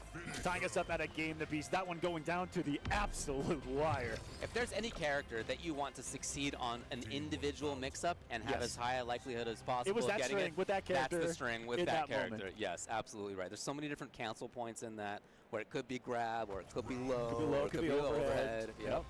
Always constantly coming. It's like a three-way mix-up at 3 different points. And like if he gets wrong and he doesn't have a safety cameo, he's in big trouble. Absolutely. So like that's the balancing of it. But if you wanna, if there's something you need to hit and you have this character, that's it. That was that moment where he needed that mix-up to work, exactly right. or it was going to be lights out. So ties it up 1 game to 1. Hourglass. Safety there for Hourglass and back to footsies. Seems unfazed. Overhead. Yeah, spends the tremor. Well, one thing Hourglass has not fallen for an awful lot has been those poke specials. Has just waited him out very patiently, waiting out Tremor, taking the turns. Ooh, just poking the command grab this time. And that's a mind game that's going to open up the poke specials later on. This poke command grab. Breaker's there. And it's gone. Okay, big read by Prox, and he is correct. Up in rounds. Good position to start with. Big resources, has the corner. Look at that full coverage from Prox too. And then room to breathe it there. Let's go. If you want something to whip punish 4-3 before the rest of the string comes out, that is definitely something to have. Low profiling, advancing, coming with the quickness. Talked about earlier, that string can be hard to whip punish. Look at that range. That was like the perfect spot for Hourglass to hang out in. Yeah, again, there's all these different cancel points that you could do. Prox has been mixing up very, very well. Okay. I thought Prox was about to hold it all the way through. Again, just send a message, just annoy your opponent with it. I love it. Oh, that's some scary walk forward from Hourglass behind that Lau hat. Big turn stealing. One of the quickest reversal specials in the game, the spike. Right on the mark. Needs to take it. Ah. Whole lot of damage. Hourglass tried some badness of his own. That's okay. 3 bars ready to go. What a jump! Oh! Okay. That was very smart. Very good idea. Almost worked out entirely in his benefit, but not quite. So it's tied up in rounds. Hourglass backing away as he gets Lau back. How close that hat was to hitting T1000 coming down from that jump 3-2 was pretty crazy. Yes. Side, not going full screen, just missed him. Notice. Hourglass waiting for Lau. Yep, there he is. Get right now. Oh, that to a micro duck. And welcome to the corner. There's the big duck. 3 bars gone. Gamma Crush to safety. Really? Okay. Okay. Big brain stuff from Hourglass right there. Used his own cameo against him to cancel the poke that got the cameo off the screen and took the risk with the ball roll. But hey, he just assumed that he was going to be playing aggressive behind the tremor. Big brain stuff. That's a lot of damage for 3 hits. Wow! And then another double overhead. Just chunked away almost 400 of that health bar in seconds. It was almost a triple overhead if you think about it, because he did hit Tremor in the first place. Extra damage on the cameo. Fixed, but still it matters. And then, yeah, twice in a row. Hourglass up. 2-1. Keeping it close. That's that danger range right there. Max range of low stab, ball roll, hard to react to. And Hourglass is constantly threatening in and out of there, looking for defense. Yeah, you see him blocking now just in case of low stab. Excellent movement.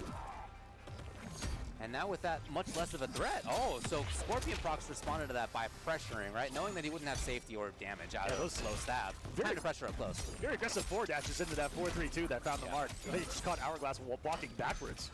Situation like that. Hourglass finding some damage though, and behind the low hat comes over to the 1-2. That's all she wrote for this one, and this is match point. It's match point, yeah, but it's match point to 3-0 over Zeus, then 3-1 over Rewind, then 3-1 over Scorpion Proc, staying in the top 8. So, okay. 2-play Sonic Fox in top 8 winners? What is happening right now? Come on, we'll get there when we get there, if we get there. Scorpion Proc still very much alive. Big Prox is never out of any fight here in Mortal Kombat. No. I've learned my lesson commentating this young man for the past few years. Lots of resources. Here's the connection. Gonna get damage. Gonna get corner pressure. Hourglass trying to move. And denied. Oh, this be a tough position. He had Tremor in the wrong variation. What could have been? Oh! This might be it! Into the fatal blow! No fatal blow available! What just happened? I don't know, man. A bits input, I don't 2 know. triggers away from victory guaranteed, and he's gonna find the loud hat anyway. Unbelievable finish. What could have and should have been on the down 2 cancel, executed perfectly besides the ender. What a victory for Hourglass of Rain, and the player who will have to play him in winners top 8 coming up and congratulate him. I believe training partners coming into this EVO were those 2. I think that's why you see the support. Shout outs to Hourglass of Rain. Oh man, you can hear the crowd out there. I hope you can hear the crowd. I can hear the crowd out there. Is that Barney the dinosaur? That's Barney the dinosaur. That was him, again, over Euphoring in pools, and then over Zeus, over Rewind, and then right there over Scorpion Procs. That's an impressive run. Zeus 3rd place last EVO. Rewind has 1 EVO in the past. Top 8 last year as well. Top 8 last year as well. Scorpion Procs also pretty good, historically speaking. Won the tournament before coming into EVO. Indeed. On the pro competition. Indeed. Well, yeah. So wow, what a route so far for Hourglass of Rain into top 8. That is a run right there, and it will be Hourglass Sonic in top 8, guys. Tomorrow, 10 a.m. Pacific, right here. Twitch.tv/EVO tomorrow for that one. I got the words mixed up, as it tends to happen here on the microphone. Kanimani versus Snake Doe. Nicolas versus Dialogue. That's what we're gonna see after we take this quick break. And I'm gonna take a quick break too. I'll be right back. Honey and seared smoked peppers with fresh chicken hot off the grill. For Chipotle heat with a touch of sweet and a perfectly balanced sauce. Chipotle honey chicken takes heat and sweet to a whole new level.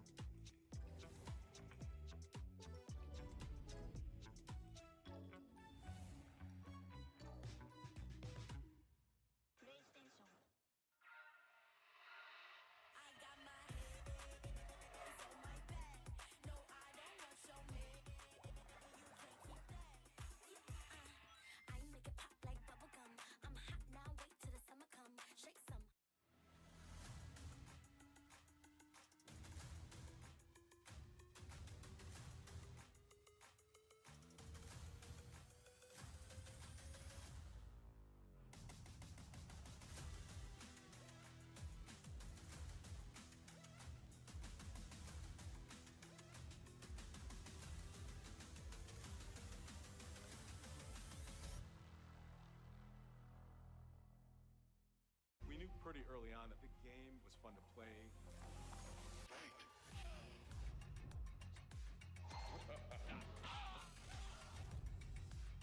It became something that added to the mystique of Mortal Kombat.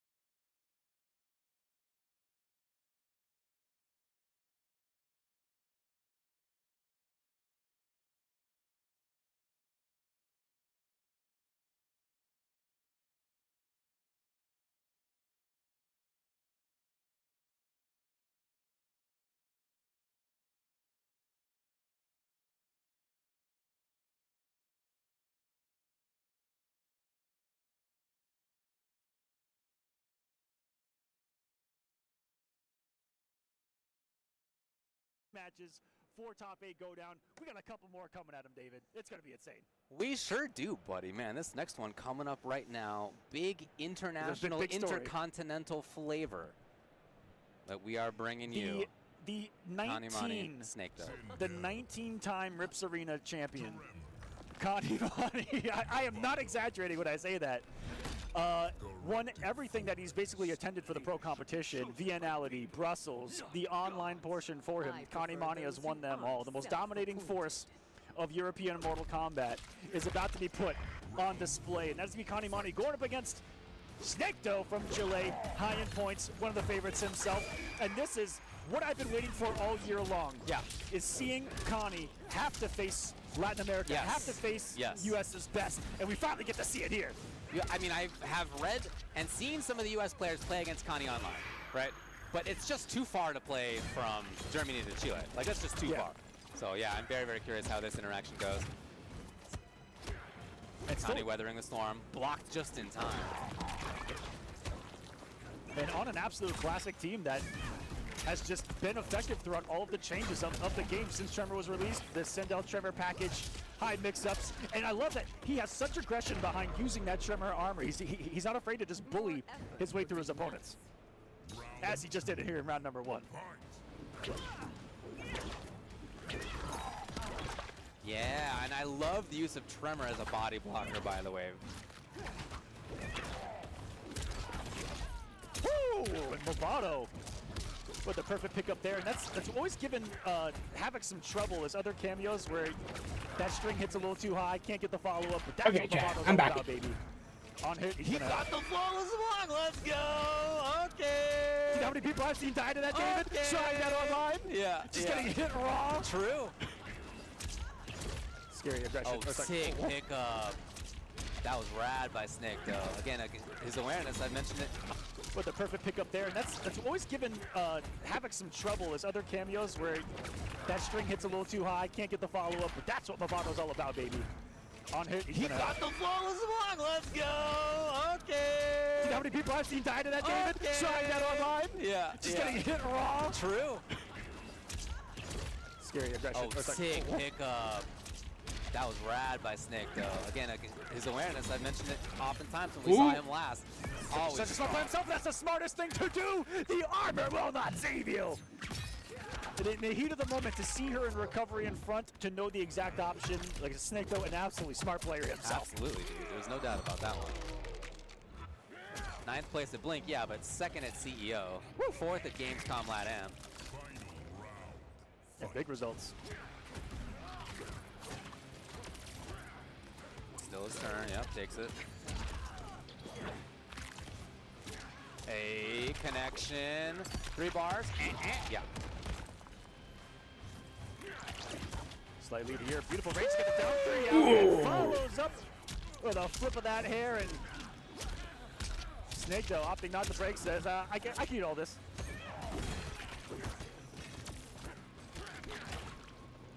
Connie's away.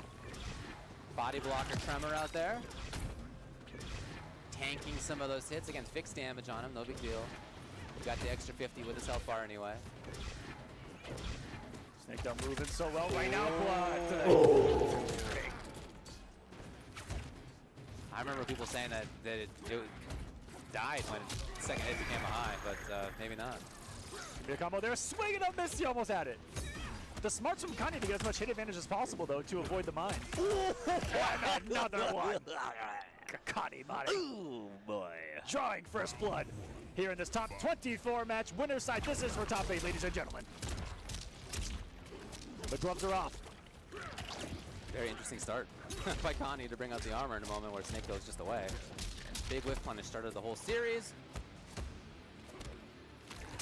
Yeah. Big damage quickly by Snake, though. And he does bring it out. He's got 3 bars, so why not party a little bit?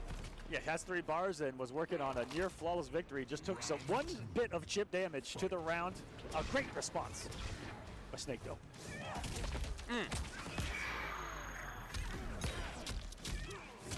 Okay. Ooh, okay, Getting the buddy back faster. One Tremor. Yeah. That's some real unique synergy to just these two. Tremor already has an incredible recharge, and she can go, I'm going to make it even faster.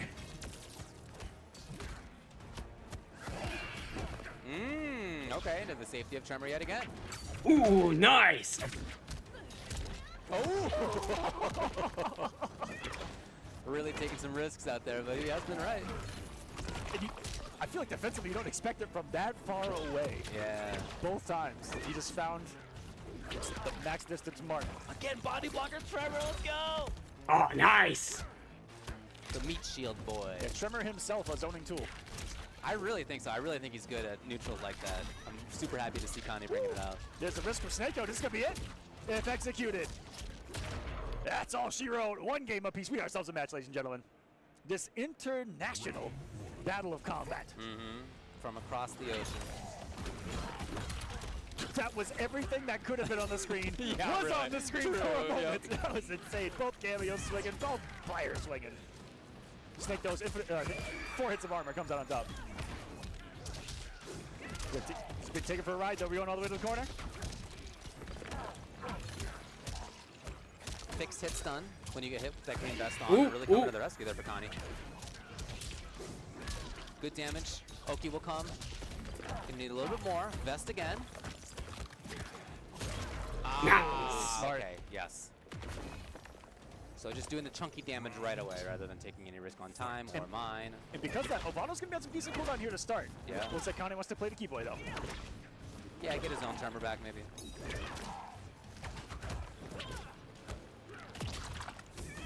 Got that one interruption of the Blood Ball.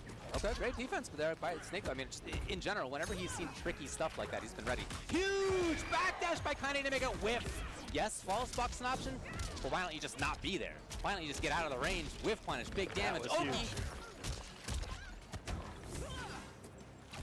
Snake though trying to find a rhythm through just kind of bullying your way through the armor on hit, which you can do. Once you find a hit, you can have some sequences that kind of weather that storm out.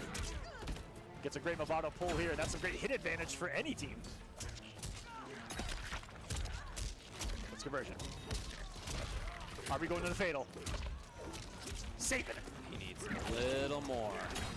Oh! Flawless, both of them? Come on!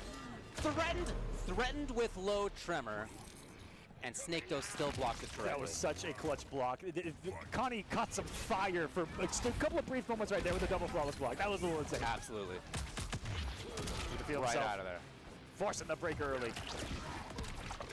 Connie with a mental victory here in the final rounds. And catching meanest whiff punish imaginable. The synthetic outworld weave of Sindel, the Scream Queen. Oh, put a mouse form. Catching the whip punish with a mid. Yeah, tough to get a conversion there at that range. Bam! Someone like him recognizing what is and what is not going to work in a situation like that. Smartly not overcommitting to something that would have put him in some recovery. So patient and cautious. And then the low, the one that he threatened with before, this time does come out. Low ground pound. Catches Snake Doe, and it's 2-1. Snake Doe. What is the adaptation? Excellent player at adapting, counter-adapting. It rarely takes him more than a couple of games to figure out exactly what to do. And with the shake of the head there, yeah, I'm not sure. That was not a good shake of the head. No, David. I am with you, man. That looked like some mental damage. Rarely seen. For sure. And when I was first introduced to Snake, though, that was one of the things I took away was just how much of a mentally strong player he seemed to be. Nothing seemed to phase him on stage whatsoever, but that looked like phasage if I've ever seen it. I'm with you, man. Snake Doe, here from Chile. Connie lives in Germany. Deutschland, it's DE. He's in there. Woo! And just playing Super Mario Maker with a field of projectiles right now for Snake Doe to try to get through. That's such a smart way to complement the zoning, right? Yes, that's what we're talking about here. Just checking with any kind of forward momentum. And a forward dash grab is so good at catching people trying to dash their way in, walk their way in. If you are just running away at a high level of play, it's not going to work. Yeah. It doesn't work in any game. Like, you have to always have forward movement. Here's Snake Doe with his own forward movement. The rolls in. Didn't believe in the rest. He just didn't. I mean, who can blame him? But he didn't believe in the rest. Connie's got the life lead. Connie says, if you're not going to finish the plate, don't bother eating. Yeah.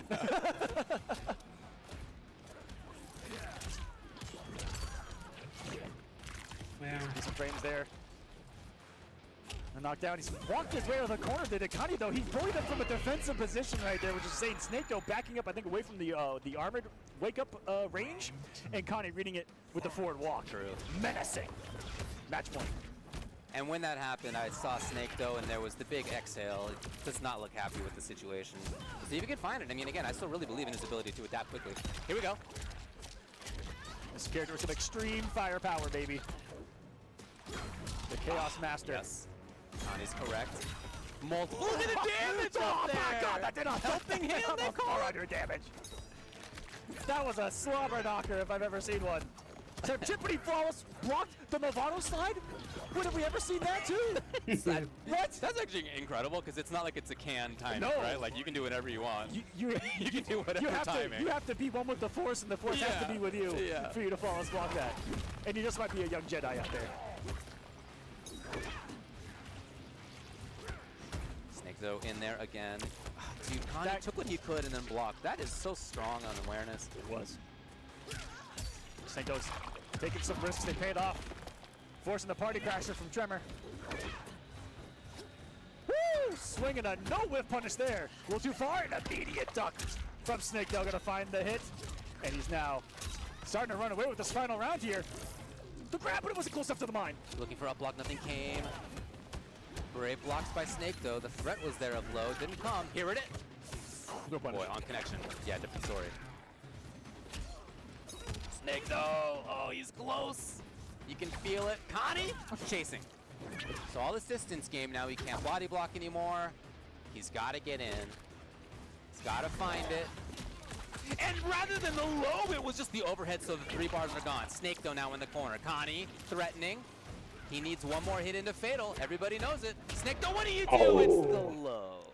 That another situation to be in where you ask yourself, you have one mix to win. You have a string that goes into a grab or a low that doesn't have a gap. That's exactly what it came down to right there. I think Connie reading the grab, and this is a match. Wow. So we have been talking about Snake Dough's sort of expression up there. As that went on, he, as I said at the beginning, he was kind of shaking his head. He didn't look good mentally, just his sort of expression. But as it went on, he seemed stronger and stronger. On the other side, you can see Kanimani's literally just chewing gum and hanging out. Yeah. Like the whole time, I have not seen his face change at all. I haven't seen his body position change at all. He's literally just chewing gum and hanging out and playing at the absolute apex. Final game. For winners top 8 here at EVO in the Chaosium. Have a look at you. Oh my goodness, another flawless block of that move. Guys, that is one of the hardest things to pull off in this game. You have to not block for quite some time and block that out of the frame. It comes to hit you. The mine, just gonna take a quick absorption Yeah, there. the best was fine, yeah. Unfazed. He's rocking out. Oh, it's a huge whiff. Too Connie early. gets to take big advantage. The damage is here. The pressure, yeah, standing reset. Very nice work. Low with the overhead of Sindel. Nice. Point, Kanimani. Top 8 on the line. That's a unique way to kind of mix in Tremor right there. Just the overfloat. Chillin', chillin', chillin'. Tremor low with the mix up coming. Could have done a Tremor right there as well. Opted not to. A little bit of damage on the table right here. Keeps himself alive with the armor. Hello. Armoring back. Tremor come back to me fast. Catches the stray. And this is not looking good for Snekdell. Forced off the 3 bars a meter. And now it's the closest gap on the Sindel. The keep away's been strong from Connie. Snekdell's had adaptations, though. He very, very rarely now does blood ball from far. He's much more focused about trying to get in there. Looking for Movado pokes. And that was another just beautiful display of him threatening zoning. Dash, dash, dash, grab. Okay, all right, man. I was wrong. A lot of blood balls. He hadn't been doing that for a little while, though, to be fair. Here's Connie. This might come down to one mix up here. There was no low. That's the threat. You can call Tremor out, not press the button. Here's the connection. Connie, they both have already leaned back in their chairs. Kanimani is going to make top 8. In his debut outside of Europe for the first time, Connie. Well, I take that back. In America, making the Canadian Final Combat just last year. But here, winner's side, EVO top 8. I know everyone over there in Europe and the Rips Arena crew going crazy right now for their boy as he has performed up to what they believe is his standard. I mean, everybody's been talking about it, right? There's it's no mystery. It's no surprise, really, that he makes a deep stab. It's been very, obviously watching him in EU, a blast. Like watching Rips and the tournaments that he's been to, awesome. Huge part of the scene. Shoutouts. Definitely. But also seeing NA East players play him sometimes online, hearing them talk about that as well is just like an insight into, like, they're like, this guy, he's really good. He's actually really good. It's super good. And we've sent some of our best online demons to combat him in the arena. Yeah, true. And I'll tell you guys one of them, Online Kale versus Kanimani. They did an infamous first to 10. It was 10-9 in favor of Connie. very, very close, and they've had some battles there in the arena as well. But like I said, it's a little bit of a different setting here, especially on stage where there's so many different factors that come into it that are not in the comfort of your own home. Typically so, but really, Kanye was just up there chewing the gum. He was looking pretty good. Just having a good time. Very close match. That's what I took away from Vianelli and Brussels both. That was an unfazed human being the entire time. Unfazed. All right, up next onto the stage. One half of the players have already come up. It is Dialogue. Going up against the other Chilean twin, Nicolas. Yep, Chile, huge power in Mortal Kombat, of course. We just saw Snake, though. We saw Scorpion Prox earlier. And Dialogue, who has been one of the most consistent players across pro competition. He is always threatening in all these events. So top 4, quite a few if I'm not mistaken. 4th at Blink Respawn, 5th at CEO, 7th at Combo Breaker, 2nd at Texas Showdown, and 5th last year at EVO 2024. That's a consistent man right there. Very consistent. Yep. And was it last year or the year before that he crushed it in Street Fighter 6 as well? I don't remember. He was like top 64 in Street Fighter 6. Is that right? I'm not sure I ever knew about that, actually. Okay. Yeah, incredible. Very good player, obviously. Yeah. Very good. When I watch him, his tremor usage stands out to me compared to a lot of people's tremor usage. I really like Connie's as well. We were talking about how I really like the body blocking aspect that he does with Tremor. And that's really cool. He's so aggressive and so high usage of the Tremor armor as well, which not a lot of people do that actively. Yes, for sure. He doesn't only do ambush Tremor, the Dialogue. He does the cancel into call, whatever. It's ambush versus something with an S. The other option that you do with the cameos. You got the 2 ambushed in the other one. Anyway, he does that one a lot. You know the lingo in the game. You never done the. All right, anyway. You got me summon. too, He does the summon versions of Tremor a lot, which is cool. And he does neutral Tremor a lot. Like he'll just do. He's in neutral. Bowling ball into pressure. He's in neutral, overhead. He will do some weird stuff with Tremor that catch a lot of people off guard. I really like that usage of him. Tremor is so varied. Yes, he's one of the best Tremors in the game. You'll see him all the time, obviously, throughout the stream we have. Personally, I love it because he is so varied. You can do almost whatever you want with that cameo. And so if you want to have big combo route Tremor, cool. If you want to have safety Tremor, great, right? Make whatever you're doing safe. That's a huge part of it. If you want mix-up Tremor, that's cool. If you want neutral demon Tremor, if you want body blocking, meat shield, like it's whatever you want, right? And you get to like really express plus yourself. Frame pressure, which is it's hard to find pressure in this game that's plus double digits. Lava's plus double digits on block, setting up the General Shao. Axeless pressure, which is some of the best pressure in Mortal Kombat 1. And we're going to see it all on display. I think it's going to be a great showing of what Tremor's capable of. That's outside of when this team was first kind of explored, Shao Tremor that is. Yeah. It was really very basic linear of trying to get into the command grab of General Shao and then get the aftershock, to pick it up, which is something we still is a threat. I mean, of course, it's part of it, yeah. We haven't seen it in quite some time, but it is still a threat. This is a launching command grab character still, but that Axeless buff that he received in the last patch really changed this character.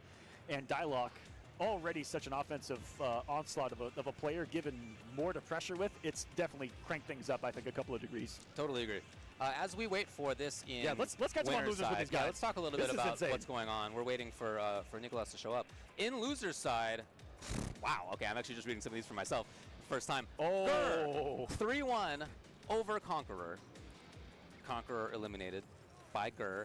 Gur, 3-1 over Han Rashid as well. It will be Gur versus Scorpion Prox in losers side to make top 8. In other parts of losers side, B-Wood over Wits. Game 5 there. 3-2. Unbelievable. Blackery over Bustman, 3-0. B-Wood then over Blackery. It will be Online Kale versus B-Wood to make top 8 in losers side. That's going to be a great one. In the other side of losers, Xander over King Gambler, 3-2. MK Javier over Rewind, 3-2. In round 1 of top 24, that happened early. Dude, that happened early. In another universe, that's like top 3. Top 3, yeah. Right? Yep. Then MK Javier over Xander. It will be MK Javier versus the loser of this coming match to make top 8. So either Dialogue or Nicolas. And then at the bottom of losers side, Michael Seraphan 3-0 Seraphan. over Lavender Rain. Michael Seraphan. Michael Seraphan. I know that man has a lot of fans himself out there. It's so fun to watch. As a Gears player, I love it. He has been one of the fan favorites to watch play this game for the last couple of months in online tournaments. So glad to see him in an offline setting like this, and absolutely performing big time to his best. And on the other side of that, Trillion, an incredible Rain player. I'm giving you some shout-outs, Trill. 3-0 over Plus, and just fell to Michael Seraphan, setting up Michael Seraphan versus Snake Doe for top 8 on the loser side. Wow. That's another one I feel like could go either way. Seraphan's been on absolute fire lately. Just got second in my Coliseum, just behind Hourglass, who's been in dominating fashion. And just like with Connie Monty, those online series, when those players consistently play in them and are always winning, it tends to translate well to an offline setting like this. And he is definitely one of them. It was CEO, I think, I think he got the same position as Gurr, if I recall correctly. It was either CEO or CB that Michael Seraphan showed up. I have to look it up, I guess, but I believe that's true. Let me know if that's wrong. I think that's true. I think you're right. So just to run it back down, while we're waiting for Nicholas to pop up here, qualifying matches for top 8 in losers side are Scorpion Prox versus Gurr, Online Kale versus B-Wood, MK Javier versus loser of Dialogue and Nicolas, and Snake Doe versus Michael Seraphan. All going to be absolutely sensational. It's a pretty good lineup, folks. This is a great tournament. I'm telling you, this set of this phase of pools, awesome. Yeah, we were excited. We said, hey, doing top 24, that's juicy. It's just unpredictable. Like that's the. And it has been across the board. Like I said, like likes of Rewind's result down here, Gambler as well. Conqueror following that early to me is crazy. Lavender Rain following that early is crazy. Michael Seraphan making a name for himself. The lone representative of Canada, I believe, in this section of the pool. Was the hometown hero at Last Chance Qualifier last year at Final Combat. And that was kind of our introduction to Michael Seraphan. Yeah, that's the first time I'd seen him. Yeah, same. Was Last Chance Qualifier. I've been enjoying I EVO so far. This was his first competitive game. Is that right? Yeah. Wow. That's really fast. He's good as he is. He's picked it up quick, this guy. He's picked it up quick, this guy. Maybe hoping to make a fan of Michael Serra out there if he performs well enough. That would be so sick. Yeah. I want the Michael Serra cameo at his next tournament. Michael Serra, fan. Great guy too. Great guy too. And like I said, a lot of people out there saying that they are fans of Michael Seraphan themselves. What I love about all the Gearses out there in the world is that they all have such different approaches to the character as well. Yourself included. Yeah. But Michael Seraphan tends to not be the keep away Gearus. He's the I'm gonna mix the crap out of you Gearus and take your health bar in about 4 seconds. He's my favorite character in the game, obviously. So I can talk him up forever. But yeah, I mean, I don't want to beat around any bush, but he might be the best designed character in the game. I'm gonna say it. I'll say it for you. My opinion is that he's the coolest modern fighting game character. That's my opinion. That's an echelon above what I said. But I think he's so cool. You can never. By the way, Nicholas has now come up the stage. We're just waiting for him to play. Is that Nicholas or is it Scorpion Prox in disguise? Well, I guess we must be truly out of stuff to talk about. No, I love Gearus. You can do whatever you want, right? You can play whatever style you want. He's extremely you. He's extremely how you want to play. He has so many options. He has so many big tech. Do you want to be the tech lord? Yeah, he is a tech guy. Do you want to know what everybody's combo in the game is? Every single character's combo route, so that you can snap yourself out of them with rewind at the exact right moment. You got to know what every character's combo route is to be able to play Gearus well. You know, I actually picked up Gearus not too long. It was after ProCon Brazil. I picked up some Gearus Motaro, and the very first thing that I found out was how difficult it is to get out of combos. If you're looking at Gearus, you can just do whatever. I'm not gonna lie. I thought you could just brain deadly mash it. All right, and get out of dodge. It's not I at all thought it was a get out of dodge free card. All right, David, here we go. That's what I've been seeing. No, it's geniuses only for Gearus. As we move on into again winner's side qualification match for top 8. Nicolas versus Dialogue. And Nicolas himself breaking out the. Is that Chanel Darius? What? This is a button check. Okay, they're checking buttons. Okay, all right. I like the whip punish with the Darius roundhouse. Just the whole setup. Yeah. Yeah, so again, Dialogue recent results. 4th place, Blink.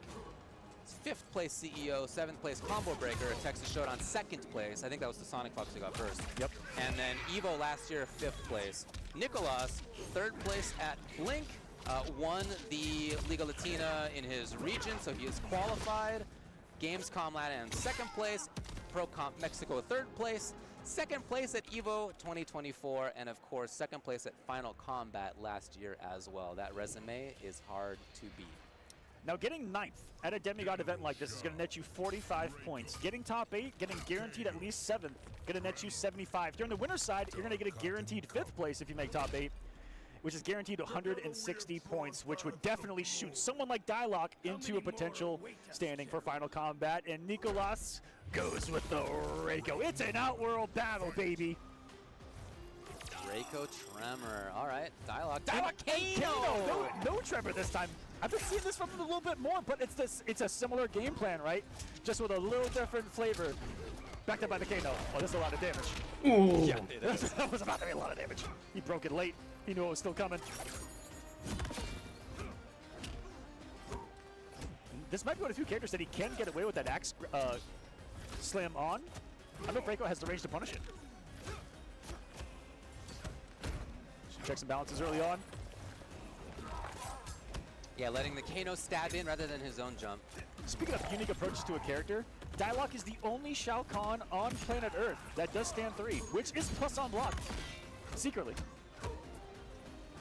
Oh, he waited so long. That was Nicolas. Excellent defense. Kano back. Yep. Okay, yep, you're right. Nicolas up close. The confirm will come and he gets the round. We've seen the lethality of that pressure of Reiko, backed up by the Tremor pickup with those daggers from the likes of Rewind throughout the pro competition. Let's see someone else busting him out in a situation like this. Oh, couldn't quite get the axe down. The most changed character in Mortal Kombat 1 has been Reiko. He turned from a Premier Zoner to a Premier Rushdown character before our eyes. Never have I seen that before, where they just change the character archetype in the middle of a game. He's in a really, really fun spot. That was some pressure. Dude, Dialogue's timings are so strange and cool, and yet Nicolas has just hung out. Excellent defense. Bowling. Oh, was close up for the axe summon too. That had some armor on it. Oh, dang, Nicolas. Throw tech happened to hit.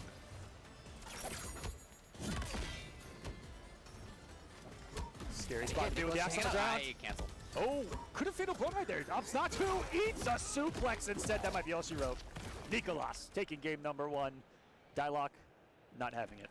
When that happened, as Dialogue does, he is talking to himself big time. Yeah. He's a very talkative guy to himself. Yes, you might be thinking he's trash talking his opponent or something else. No, he's just having a full conversation with himself about what's happening. He's talking right now. I'm looking at him. Seriously, yeah, he was. Yeah. Still talking. Every hit, no matter what it is, even if he hits or his opponent. I'm serious. Yeah. But this is it's what makes him so unique, and it's what I don't know helps him overcome some of these situations mentally. Totally mid-range control by Nicolas. That's plus frames, and Dialogue did not take advantage. Oh yeah. Boom. But yeah, Nicolas, excellent up close. The pressure's been strong. A lot of this has been neutral game. Reiko with excellent footsies. He still has great zoning potential in some matches. This is an example, yeah, an example where the opponent doesn't have like a projectile that will blow up the Ninja Stars, right? So that's the issue. The Ninja Stars are now they are gotten rid of by other projectiles. Now he's both of the archetypes all in one. Yeah, he's really cool. Super cool character. Oh, that was the conversion of the down one. Oh, nice. But, maybe that's what Kano was for. Is that a wake-up Suplex attempt right there? Stuff. Put that I-beam down, good sir. Tries not block. I think the overhead was coming. Just gets the tree choppers. Hey. Yeah, so Nicolas out of there. To range. Down boy. And Shao, if he wants to, if he's got space with that axe on the ground, he could just kind of keep doing that buff and keep gaining meter if he wants to. Quite a challenge time right there by Nicolas. Who, is he going to go for grab? Don't be, oh boy. Into the individual overhead low. Yeah, I mean, that makes total sense. And I'm sure Dialogue sensed it as well. It's just a question of when the command grab would come, right? But the idea there is... But you have to respect every other hit, single hit. You do, especially with life as low as he did. It was an intentional combo drop by Nicolas so that it would not be a break situation and neutral would be reset. He went in there knowing that he needed like one more mix-up, right? Which, if you want that to be in a situation, Reiko is so good at bullying opponents up close. Yeah. Like you talked about, that pressure up close from Reiko. Sweep, back two, forward two, 1-2. And now we see the Tremor. A little bit extra health. Ooh. Soak up a little bit of this damage. Ah, that still hurt. 410, and Tremor not saving him. Nicolas was ready for the punish, not to keep him safe. That was cool by Nicolas.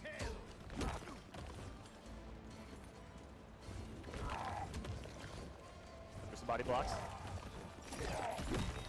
Tremor again got a footsie. Tremor uses the play out. That's Footsie's low. Oh, I love it, the man. unique usage.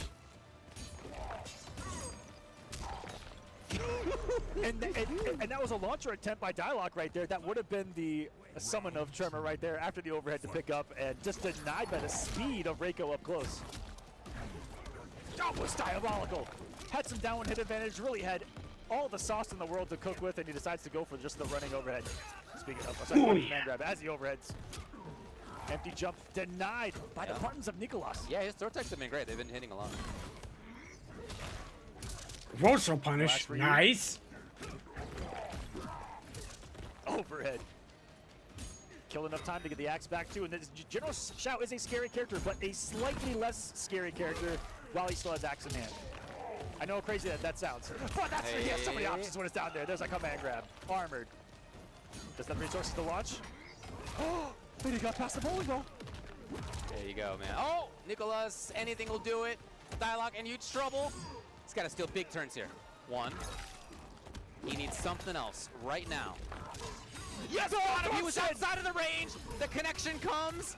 Damn! Round for Dialogue. Wow. Unbelievable. Tremor absorbing the down 4 right there, and then throwing the slowest normal he's got imaginable to catch the punish into the big damage right there. Such a Dialogue moment to close out. He's gonna need a few more of those if he wants to stay alive in this titanic battle for top 8. Still more pressure. Yes, grab. And he's exactly where he needs to be. Nicolas guesses right on wake up. Turns the table super fast. Obviously, Dialogue out of it. Ooh. What a block right there. There was still another low coming from the pound, and Nicolas all over it. Finds some success himself. Has him knocked down in the corner. Slight health lead. Another scoop. Damn. You ever DDT a man with horns into the ground? They stick. Oh! This time, ready for the axe with the up lock, and this he mistimes his Tremor. That would have been up for the kill. Still slightly alive. Dialogue given a moment here. What can he do with it? Nicolas, he actually has dashed up intentionally, point blank. Okay, this time in the grab. And they have already shaken hands. And Nicolas, top 8, will be there tomorrow. Dialogue, one more match to play to try to make top 8 himself. Setting up Nicolas versus Kanimani as our second match in that winner's side of top 8. Yep. Winner's top 8 across the board. Sonic Fox versus Hourglass of Rain, and then Kanimani versus Nicolas. I mean, you're looking at the top 4 seeds making it through, respectively. As always, respectively. Top level play, the big internationality that you expect out of the scene, like that's all in there. Yep. So cool. You have the players who've been playing at the top level for a long time. Maybe you would say that about Nicolas, to be honest, at this point. It's been many years now. It has been. And Sonic Fox for over a decade at this point. And then also Hourglass, his first offline big major was earlier this year. Yep. And here he is in top 8 on winner's side. Connie, first time in the States competing. Here he is in winner's side, top 8. So awesome set of storylines already. We haven't even nailed down the loser's side yet. Which we are going to get into a couple of them after a short break, guys. We will have a couple of those matches for top 8 on the loser's side. We'll get into that in just a moment. Don't go anywhere. We will find you. More Mortal Kombat coming up. This is the best Chipotle order. I would like a bowl. See, what do we got right now?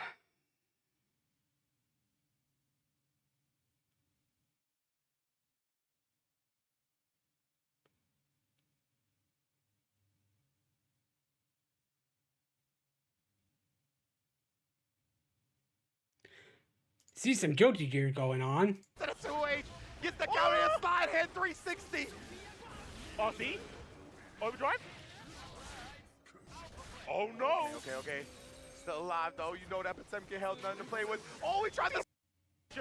Oh, my! He doesn't need to see him bridge. He doesn't need to know where you are. We believe my faith is stronger than yours.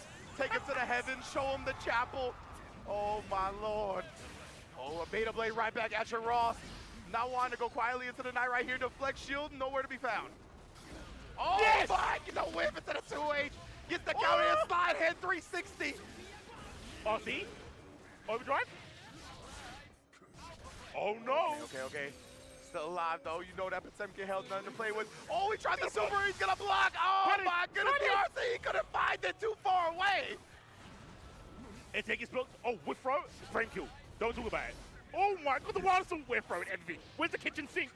Oh, my Potemkin. Oh, he finally gets sniped out by the bonsai. I thought the health was about to let him live. Both players just enjoying. Oh! Armor off the 2D. Give me that. Oh, I almost did it again, but the Beta Blade escapes. Mega Fist the bonsai. Baits it again. No punish. My goodness, we are out here. Oh, no. Oh, we blocked your man, and there's another punish. Give me that. RC didn't RC. It actually could have been that point. Tries to get him, does get him with the shoulder. We are at final round. What happened with this set, bro? That's what I'm saying. When did this turn into something? Oh my, and to get the counter here, we got the corner pressure going up now. Tosses, could chip it to the corner instead. Beta Blade off me. Yeah, I think the Greedo might have been a little bit too early. Double Mega Fist for the giggles. Why not? So nice. You always got to do it twice. Oh.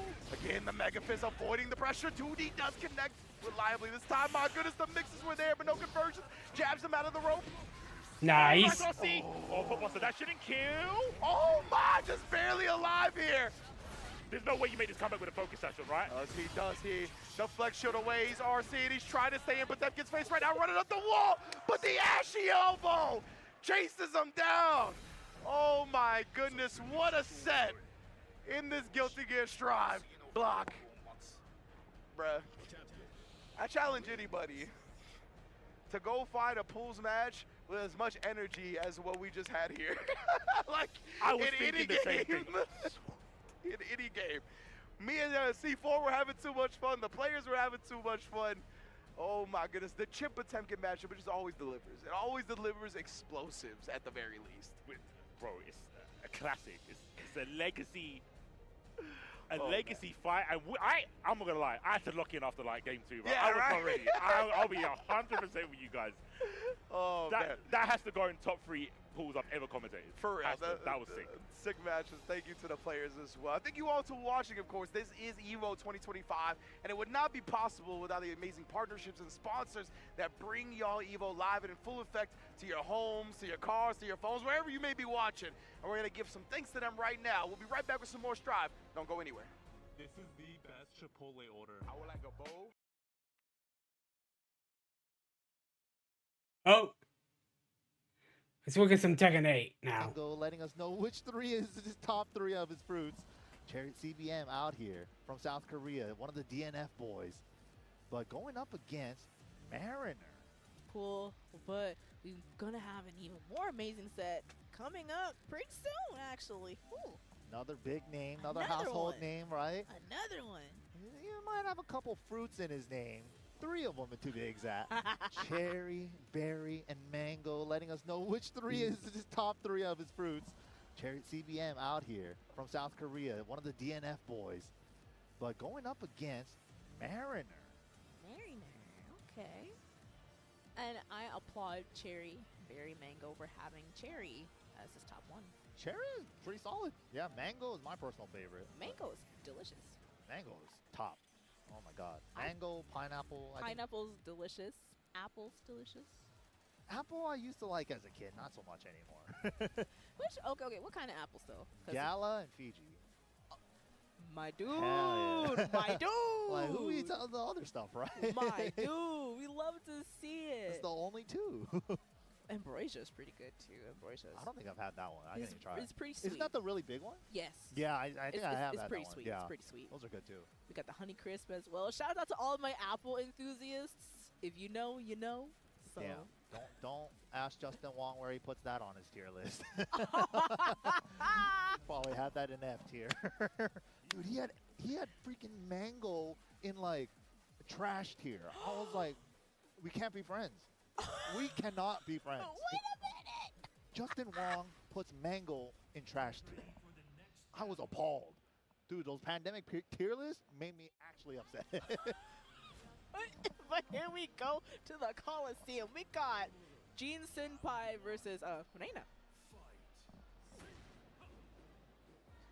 But of course, CBM is sticking with the Jin.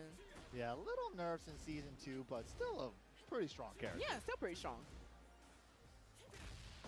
But Reina, though, I feel like we see a lot of Reina players, but not like the highest level, right? But we might see some make a name for themselves, like Mariner right now. Yeah.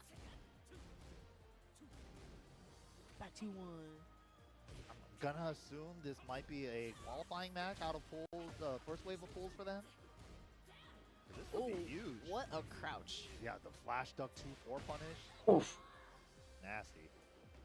And no overcommitment from any player, really. Just solid. Ooh, high simple crush. Second, but he was no Mariner. Oh, okay. Oh! CBM just going to town. Fists. This might, yeah. Oh my god. Oh my. It's oh still my god. It's still going. Bruh. Are you kidding me? CBM, what the hell, man? It was still going, yo. Mariner has a family, dude. like, come on, man. Oh, last hit. Wow, Oh, and the nasty work. trade working out in favor of CBM. And the frame advantage varies on that dive kick depending on how late it hits. So he was extra plus on that one. Yo. Oh, nasty. Heat smash with punish at the wall. CBM 3 rounds straight. Disgusting. Showing us why he's part of that team. One of the prestigious South Korea teams out there. Yep, absolutely. A lot of other really high-level players on his team as well, such as Ulsan, the most lucrative man in Tekken 8. Man. I believe Ulsan's here this weekend too, but he also kind of tweeted that he's not really feeling as confident. Oh, really? I wonder if it's like character choices or, yeah, I don't know. He's kind of playing like Lars and Lars and Dragunov still. Nice punish. Okay. Wow. Wow. High splat Just conversion. oppression session. And CBM. Damn. Look at that. Perfect. Just domination right now from CBM. Mariner is trying, but CBM not giving him an inch. That was great for Mariner to interrupt that down 2 with a down 4. Ooh, last hit. Once again. It gets the full thing. Wow. Wow. Oh. Finding all the hook fists. Doesn't matter. Oh, and he still gets the combo. He still gets the combo. Even though the third hit the smash with. What is happening? Shin Kazama. I'm the main character. I'm on the poster. I'm on the cover of the game. Poster boy privilege. Oh my god. And it's still going. And it's still going. Wow. Damn, he wanted the Oki. Oh, I like that. Okay, little burst of offense, but the flash duck heat smash punish, bro. And then take him off the wall for more CBM. You nasty, nasty man. Holy moly, he put on a combo exhibition for us there. His stick is so clean. Dang, he's an all white stick. Beautiful. Didn't have to do him like that. Listen. He showed us like every Jin round. Like, that was crazy. That was crazy. That was crazy. That's Simple, nuts. straight to the point. Like, no room for error, no room for hiccups, just straight full force, you know? Yeah, a lot of these guys are taking it so serious, right? Because they're all trying to make it into the finals. They 16-hour flight to like fly here and just to like compete, you know. They're taking this seriously. Absolutely. So I can understand. But we have an even bigger. This match is crazy. Bigger. because it's an EU versus NA matchup. And you know what the kicker is? They're both Asuka main. Ah! This is gonna be good. I want to. of the bunga. Yes, I want to see the craziest stuff happen in this Asuka mirror, and I hope Shangles plays Asuka. Unga of the Bunga. Good to see Fergus on stage here and Shangles on stage as well. Yeah, Shangles, Lucari's mod. One of the homies as well. This ought to be good. Oh, he's full-time leverless now, too. Oh, wow. That's a cool Chun-Li stick. Yeah, beautiful. Is that a... Is that the Razor? Kitsune? Yeah, the Kitsune, yeah. Yeah. The custom one. Oh, not the custom one, the Chun-Li edition, I think. Yeah. Cool. Okay. Fergus just with a PS5 pad. I get it. Like, I totally understand. Pad players, I feel like they don't have that many options, right? Unless you want to put a dongle on in, I'm just like, I'm scared. I'm scared of putting like contraptions on like stuff for tournament, right? Like, what if it has a connection issue with the dongle to the PS5? And but you know, I don't know. Pad, seems like they mostly stick with the DualSense or the DualShock 4. Victor? We got the Victor. That is not what I was expecting. Ooh, okay. Perhaps we would see an Asuka mirror later, just saving it for right now and just sticking with the Victor, keeping us on our toes. I understand. I get it. But yeah, Fergus, very high-level player. He's made multiple TWT finals. Oh, yeah. So he's a finalist, man. He could definitely do it. Absolutely. With Shangles, I gotta say, is kind of a wild card. He does know how to turn on the crazy when he needs to. Everything is working right now for Fergus. Yeah, I think Fergus is going to play in a way that's not going to allow that, though, at all. Just like that, setting off the first stage hazard and ending with a perfect Fergus. Oh, too late on the pulling the trigger on that side step down forward, too. Okay, takes the jabs this time. Ooh.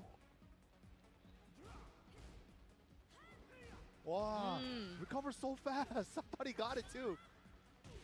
Up forward 3 with recovery. Oh, man. Oh, what is happening? What is happening? Hold on. Shangles is shangling. Oh, where are you going? Yeah, he's going in. Shoot her. Great down jab at this smash. No fear of the mix. What? Did it work? It worked! Nice! Hey, That's what I'm talking about, man. Shangles, you can never count him out. Wild card. Expression. Okay. Yeah, not that much damage because it was airborne. Airborne, yeah, but even still. Oh.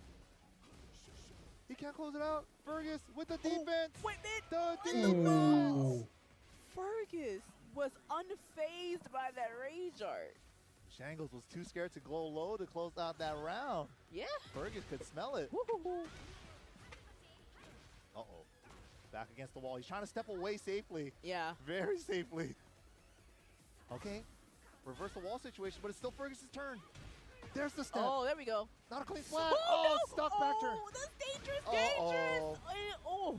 Up 4-1-2 at the explosive wall. This is bad news for Shangle. And still got heat. Dunk on him in. Nasty. Slay that demon. Fergus just too clean. Wow. I wonder what Shangles is going to switch up. Is he going to stick to the same character? He's got other characters too. Like I said, he's got the Asuka. Oh, character select, character select. Okay. So, I wonder, is Make he him gonna bleed his own blood. Is he gonna pull the trigger? Nobody makes me bleed my own blood. Oh, dang, sticks with the victor. Dang. Oh, okay. Wonder what the adjustment's gonna be. Maybe the ice tech.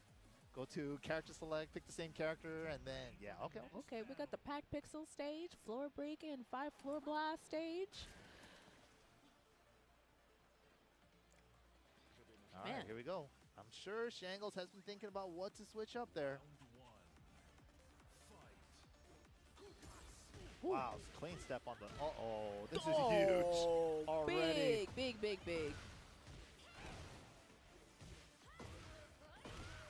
Just short of the wall. Oh my God, all the explosions. We went boom. Yo. Oh, missed the last hit, but look at that damage, though. Okay, playing around in the stands. Brothers. Oh, nice confirm. Oh, sick. brother was stutter stepping. Dance on him a little bit. Neutral is all a dance. Finally goes for the low. Damn. Fergus, yo. Oh my god. Bro, And boom! We went boom again! is he going to try to use all the floor interactables? It's looking like it. Good thing we already used this one. Yo. Oh Just my god. dunking on him. my- Look at his damage, yo. Shangles hasn't got to play yet. Not at all. This is not looking good at all for Shangles. 1-3. Chance. Clean splat that time. Bon appetit. Set him up in the stance. Boom. Armor through. The exerciser. To layer 1. Wow. Fergus just Mid not teleport. giving Oh my it anything. gosh. Set point. Shangle's trying some new offense, but just Fergus waits it out. The patience. Good punish. Nice block. Oh, no duck. Oh. Wow, finally gets a cool class. Counter hit with the wall. Boom! We went boom! Yay! We finally got one for Shangles. Big wall splat with the right combo. This could be it. Oh. He could have heat dashed to kill. Oh. Oh my god. Oh my god, that was scary. It's only 14 now. Oh. Used to be. Oh no. Oh, Wasn't in no. range. Oh, this could be a chance for Fergus to come back. All right, All right, Shangles all right, on all right. the board. Finally. Shangles, whew. Had me worried there, bro. That was a hard fought round. Uh-oh. Big counter hit. Uh-oh. Fergus. Uh-oh. Still got tornado. There it is. Dunk on him. Oh, and the cheeky reset.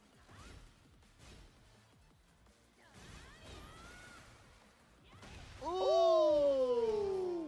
Damn. The charge on that kick from full crowd. I feel like the slight charge delay makes more people duck into it. Yes. Right? 'Cause it's like, it looks like a little, oh, I just got kicked in the face. I got mixed by a charged move. Ooh. Because it's like the charge and the non-charge version is like not that much slower. It is slower, but not that much. Yeah. It's pretty quick. It's like too fast to react to the difference, I think. But yeah, yeah. great stuff to Fergus, man. Just so controlled. Didn't you felt like Shangles barely even got to play. Yeah, because I was like, bro, was stutter stepping a little bit, but didn't do any of the victor. Yeah, you know?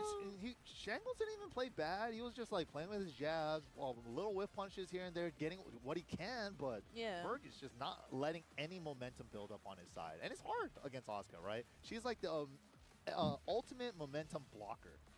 Oh, man. Oh, you are absolutely right. Yeah, You're right. Sabaki, can, back three, all that stuff. Charge. Ugh. She's jeez scary. She's Louise. scary. But like speaking of like, you know, Asuka in this game, it's kind of like seeing her coming from 7 where she was unga bunga in her own way, Yeah. and now it's amplified like times Definitely. 10 in Yeah. this game. Definitely, especially when like that running 1+2, just run at people all scary like. But coming up next, guys, we got one more extra match, a Chipotle extra match.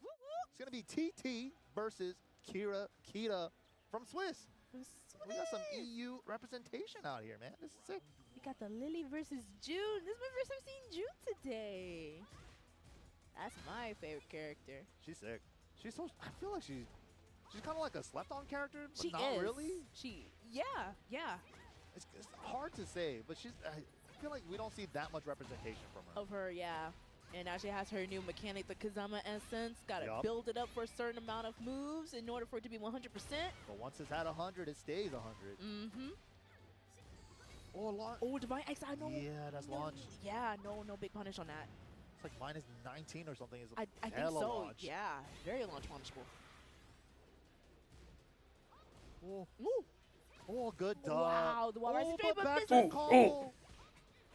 Oh, Nice. TT. Okay, first round. Yeah, first round going to TT. It's because that down 1-2 from Lily, she could choose to go into back turn or not. So her going into back turn there actually saved her.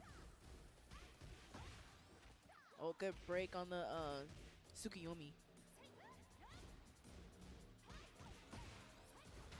Yeah, season 2 change right there. What? the? Oh! That was crazy. What? I guess both hits are homing moves technically. That Hey. was crazy. Wow. Okay. Okay, interesting option there. Again, yeah. Mm. There's the adjustment this time. Jab, then the tornado. All right, we're almost at 100% on the Kazuma Essence. Whoa, trying to shoot him. Not at 100 yet, though. Oh. So he doesn't get the extra big laser. Yeah. Almost there, though. Like 89 out of 100. One more light move, and she's going to be pretty much at 100. Like 2 more. Yeah, about 1 or 2 more, yeah. Okay, okay. Wow, he confirmed that. Oh, we're at 100 now. Help. Okay, okay. Wasn't counter, luckily. Didn't splat because it's back turn. Yep. Do it Oh again. my God. Don't let Oh my do God. it again. 3 of them? All right, he dashed out of it. Wow, that was crazy. Back 2.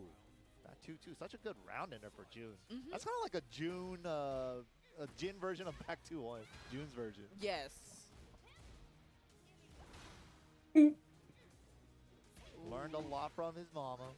14 frame while standing, mid, good strings at the end of round, you know? All right. That is so funny how they have the same properties, just different notation. Yo. Oh, the Jesus shield? Inner piece, where are you going? Boom! Pixel. Chance? No. Nice. Damn, wasn't that punishable. Kira, so sharp. Probably going to be one of the most optimized Junes to look out for. Absolutely.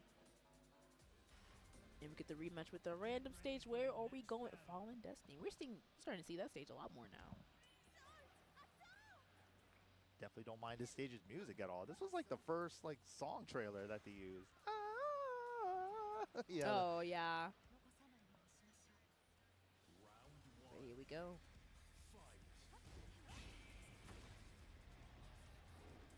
Okay. Okay. And the side step Kaguras. forward pressures. Oh my. These Kaguras, yo. Oh, okay. Uh-oh, can't be doing that. Punish only move. I wasn't sure if it's -13. So risky. Oh, set him up. Ow. Divine Exile. That's such a beautiful move. But it's so much punishment. Inner piece. What are you doing? Oh my God. Oh! Kira. The optimization on these combos. Squeezing every inch out of that.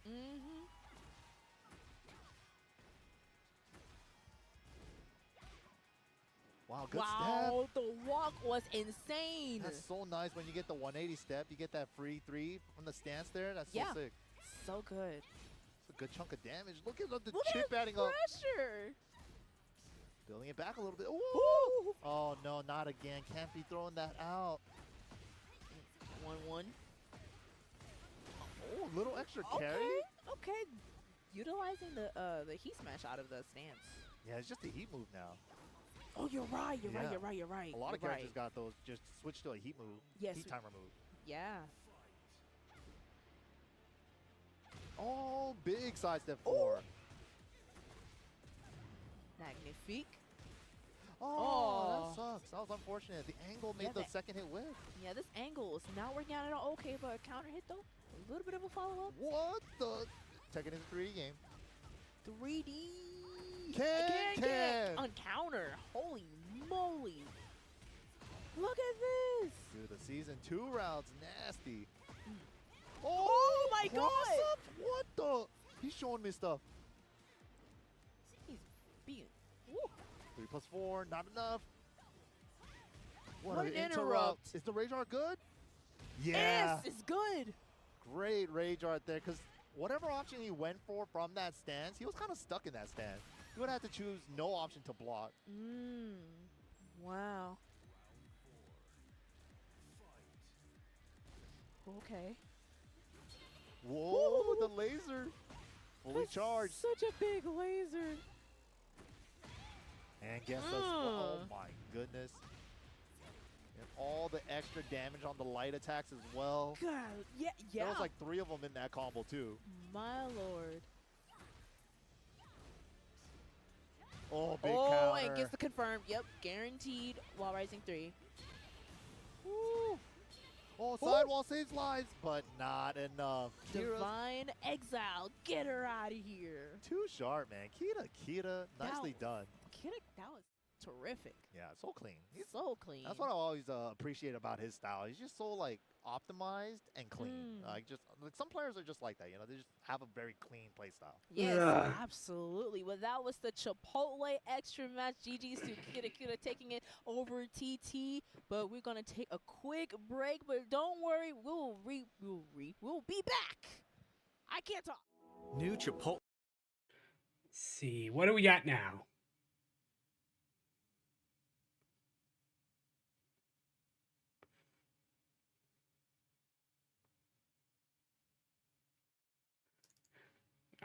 Just an SF6. One of them. Yeah, so he's not completely defenseless. But it's been all offense though, hasn't it, from Hot Dog? He's not really had to show a huge amount of defense. Yeah, I mean, it's not easy as Bison for defense as well. Oh, what a jump. The elbow drop from the rafters. OD scissor kicks into the heavy bomb, burns himself out, but you know what? He's on the offense right now. He's been happy to burn himself out. Like, I think 3 of these rounds that we've watched, he's burnt himself out voluntarily. Nowhere near getting the kill as well, by the way. Yo, the bait. Drive reversal, gets called out. Jump back into the sweep, and Hot Dog sweeps his way into the next round of winners here as we move on into these F pools, and pool matches will continue here from EVO. It's only day 1, Sherry. It's only day 1, and we're only halfway through, because what, it's 4 p.m. right now. There are pools, because I play at 7, so that means there's at least 4 to 5 more waves of pools left, all the way until tomorrow. How many is it per wave? There's 24 pools per wave. On the hour as well. It's not every 2 hours, it's every hour. Every hour is 24 pools going on. So that means we were here for 48 pools, just went down. So many insane amount of players, yeah. The only place in the world this volume of competition, this density of competition can be found. Of course, EVO 2025 will continue, but that is it from us. Thank you so much for joining us. On the other side of this short break and this video package, you will be joined by some icons of Street Fighter lore and history. Not us young whippers.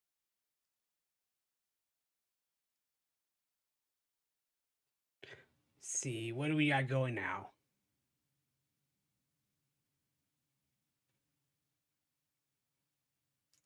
Still under night in birth I like now. your back dash there. Yeah. But it does die to Tornado. And he tried another thing. Oh, okay. Takes the shield. Here we go. Grid broken opponent. You kind of just get to go crazy as Mika. I'll be the soldier to be like, I didn't forget. I didn't forget. You didn't forget? Yeah. We never forgot. Yeah, we never forgot the crimes they committed. They're still committing crimes. It's true. Worms still stay out when you're blocking as Merkava, which is crazy. I like the air back dash there. Yeah. But it does die to Tornado. And he tried another thing. Oh, okay. Takes the shield. Here we go. Grid broken opponent. You kind of just get to go crazy as Mika. Yeah, nice. I don't think. Yeah, I mean, I guess we can still 2d6C. So, but other than that, oh no. You're in the dungeon here. You're dead. Yeah. Yeah, should be enough to kill. Doesn't even need to spend the meter. Shoutouts to FF, no longer using a ground bounce. Like to see that. Tsuneneko finally puts a round on the board. Okay, with punish. That's footsies. True. I'll give you that one. That is footsies. I like Nice, that. nice. The X missile is so good though. Yeah, it's footsies if I have a gun and you don't. True. Oh, pressure here. Tsuneneko gets my the God. dunk. The big double hammer, JC. What do we go for the Oki here? We use missile? No. Okay, I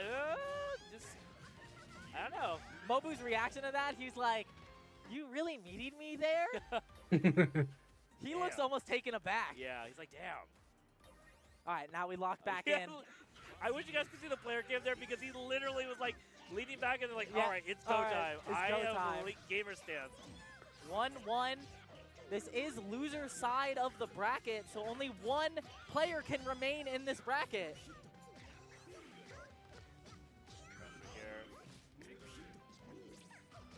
CS, but we can't do anything. No resources. All right. Well, Steneko's let Mobu take his turn for a while now. They are both just kind of feeling things out because neither player has meter. And both players kind of like to play around with their meter. So, all right, nice run up though here from Steneko. He had more confidence because he had 100 meter. Yep, yep. He found the 100. He found the 100 meter. He's like, dash 2A.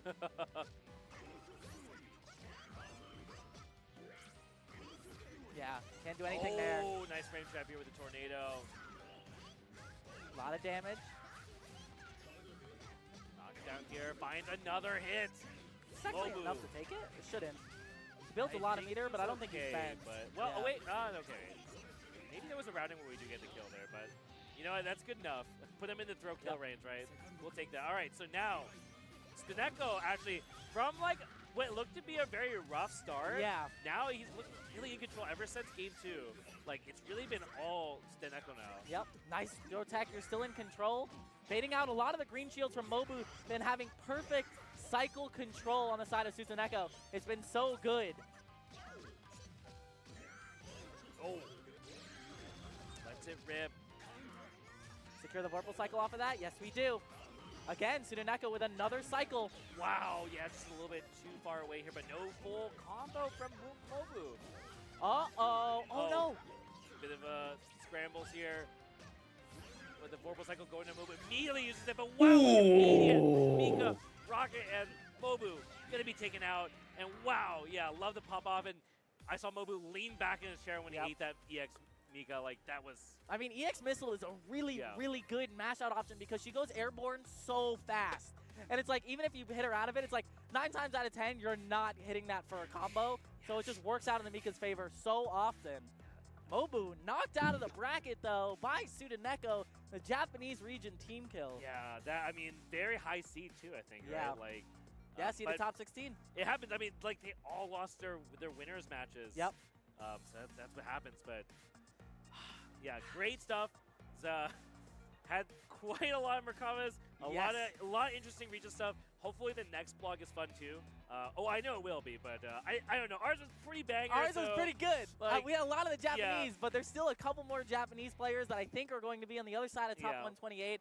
So do not tune out of the Under Night 2 stream. That is it for this top 128 block. Coming up next is more top 128 action to push down to that top 24. Thank you for tuning in. We will catch y'all in a little bit.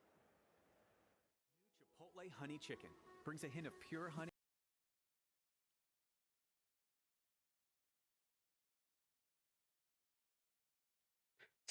Let's do some MK1 again. What happened? No, we made it up. Not this time. It was fiction. Not this time. Freeze. He's gonna refreeze. 1500 HP. If you think about it, like yeah, it's a great way to think about it. Already erasing one decision, approx. It didn't happen. We made it up. This one will, though. What you said, that Stranger Than Not meme? Yeah, that never happened. No, we made it up. Not this time. It was fiction. Not this time. Freeze. He's gonna refreeze. No, he's cloning. Hourglass is dropping and hit the droop group, as they call it in the streets. I think that's what they call it. Is it gonna happen, or will?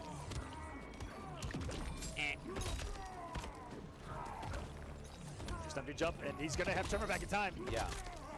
Ooh, maybe was a little too late. That was actually really smart by Prox. I think not two in the situation. Still finding the Mark II, and before Gur got that, look at that one hit from getting the meter for the time rewind. It was right there. Snap. He would love to get Motaro back to easily do EX clock into teleport, but not there yet. So in the meantime, it's Scorpion Fox with the chase. You know, that was actually poke into special. The takeaway from Gur after Pro Comp there in Gamescom Brazil, I asked him like, hey man, I'm looking to learn the character, what do I do? He goes, EX, Hourglass, teleport with Motaro, baby. That's what you do. It's huge, and that's a big part of his game plan, as you see in here. No special that time out of poking the special. Here it is. Ah, we made it up. Fox finding his mid as well, just gets scooped. Disrespecting the jump, but it didn't get punished. Recovering quickly there was the bald bandit, as I call him. Oh boy, Prox thought that was going to be a big damage, but it was already into the cameo call. Now, what do you got up close? Mix up? No, he can't quite chase. Gur hoping to put up the shield. Sand mode again, blocks it out. He needs to find something though. Yeah, okay. Still stays alive. And the what usage this entire round of that mid was 4-2. No. Okay, that one also didn't happen. I take that back. It never Why'd happened. I even bother commentating it if it didn't happen, David? There are even some situations where like the opponent will be whipping stuff and you get hit out of sand mode and then they're still whipping and you can punish it with fatal. It's actually amazing. Here comes Prox though. In the meantime, 2 games to 1. Knows he's in a battle right here, staying composed as ever, staying hydrated as well. Both of these players excel, in my opinion, at staying hydrated in the middle of the match. Okay. Look at that, Gur. Ready for the water. All right, yeah, water check. Yep, right. yeah, I'm actually gonna. Water check. I'm right here with you, Do it buddy. right now. Yep, we're stay hydrated right now. Everyone watching at home, please stay hydrated. Drink Water that check. water. Your body is made a lot of it. Just saying. Thanks for the science on that. Your body needs it. It wants it, David. It wants to be hydrated. Thank you. Stabs in again. That huge range. 2/3 screen range where you have to really respect that. Woo! That was cost out the of bar the as well. EX. That was insane. Right on the start above it. And as right as I imagined, the hitbox was like rising as he turned into goop, so he caught him perfectly. Yeah, they call that goopification. Every time he goes there.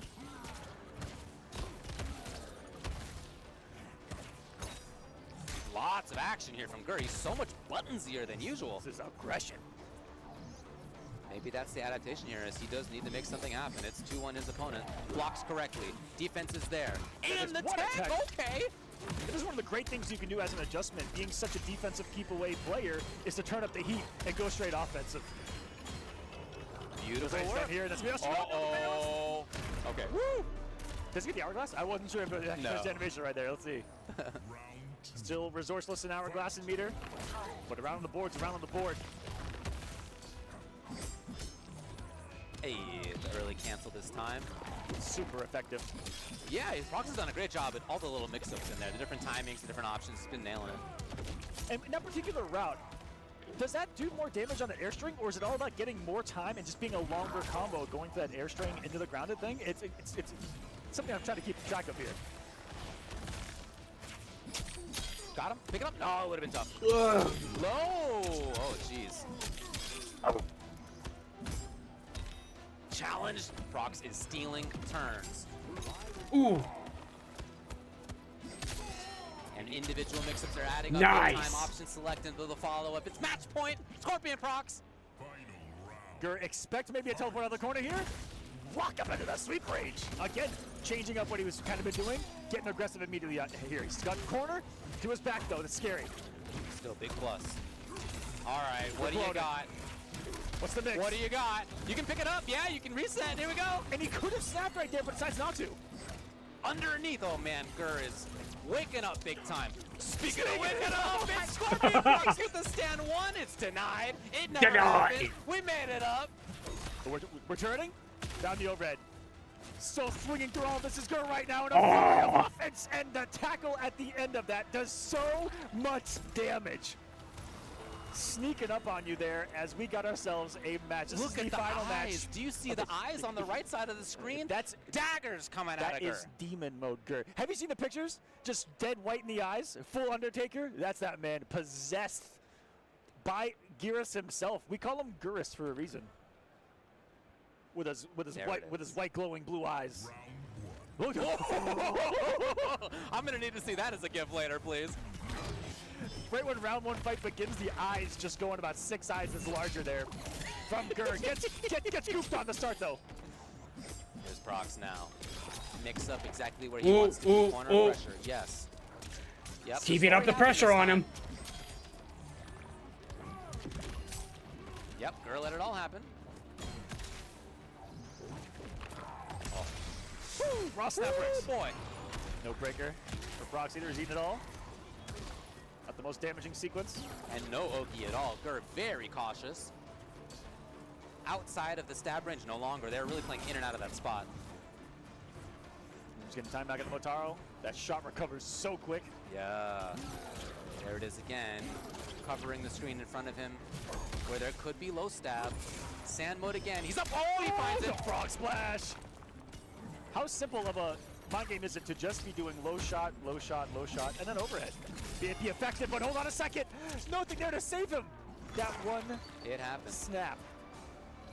Costing him big right there, unable to escape. A match point now for Scorpion Prox, top 8 here at Evolution. Puts up the wall for himself. Sand mode. Yeah, a little bit too far. Overhead. Taking the risk. Well, sand mode again. Denied. Leads to spikes, doing some damage. Gains a little bit of meter though. Prox into the mix, where he has been so successful. Yes, again. Again, especially if you don't have Tremor for safety, you are taking risks on all of the sides of that mix-up there. Looking for armor, nothing came. And Gur, sand mode again, stabbing in again. Plus frames, okay, armor's denied, but some damage on Gur. I think Prox perfectly fine with taking, you're right. taking the damage from that right now, just letting him rebuild the space. He's got the lead here. He's going to deal with all kinds of nastiness. This is going to stop it. Go. Okay. Grab! Cheeky. Cheeky! Of the setup, 3 counter pressing buttons, and this could be it. Oh yeah, this is at least 400 on the board right here, and that is going to be it. Double match point for both of these guys. Gur, Scorpion Prox, one of them moves on after this round. And what else could it start with then? No, instead Gur up close. Absorption of Not running away. This is the final position in top 8 at stake in this round. All right, Prox, settling it down, playing what he wants to play. This up-close mix-up game. Oki will come. And what do you got up close for the mix? Instant air goop, but it's armored by Gur. Keeps you standing as an advantage as well, and Gur's all over. Big damage available here. Corner pressure available here. Up-close pressure available here. Plus frames again. What a jump! Perfect movement by Scorpion Prox. No rewind available out of this. This is going to be the full damage.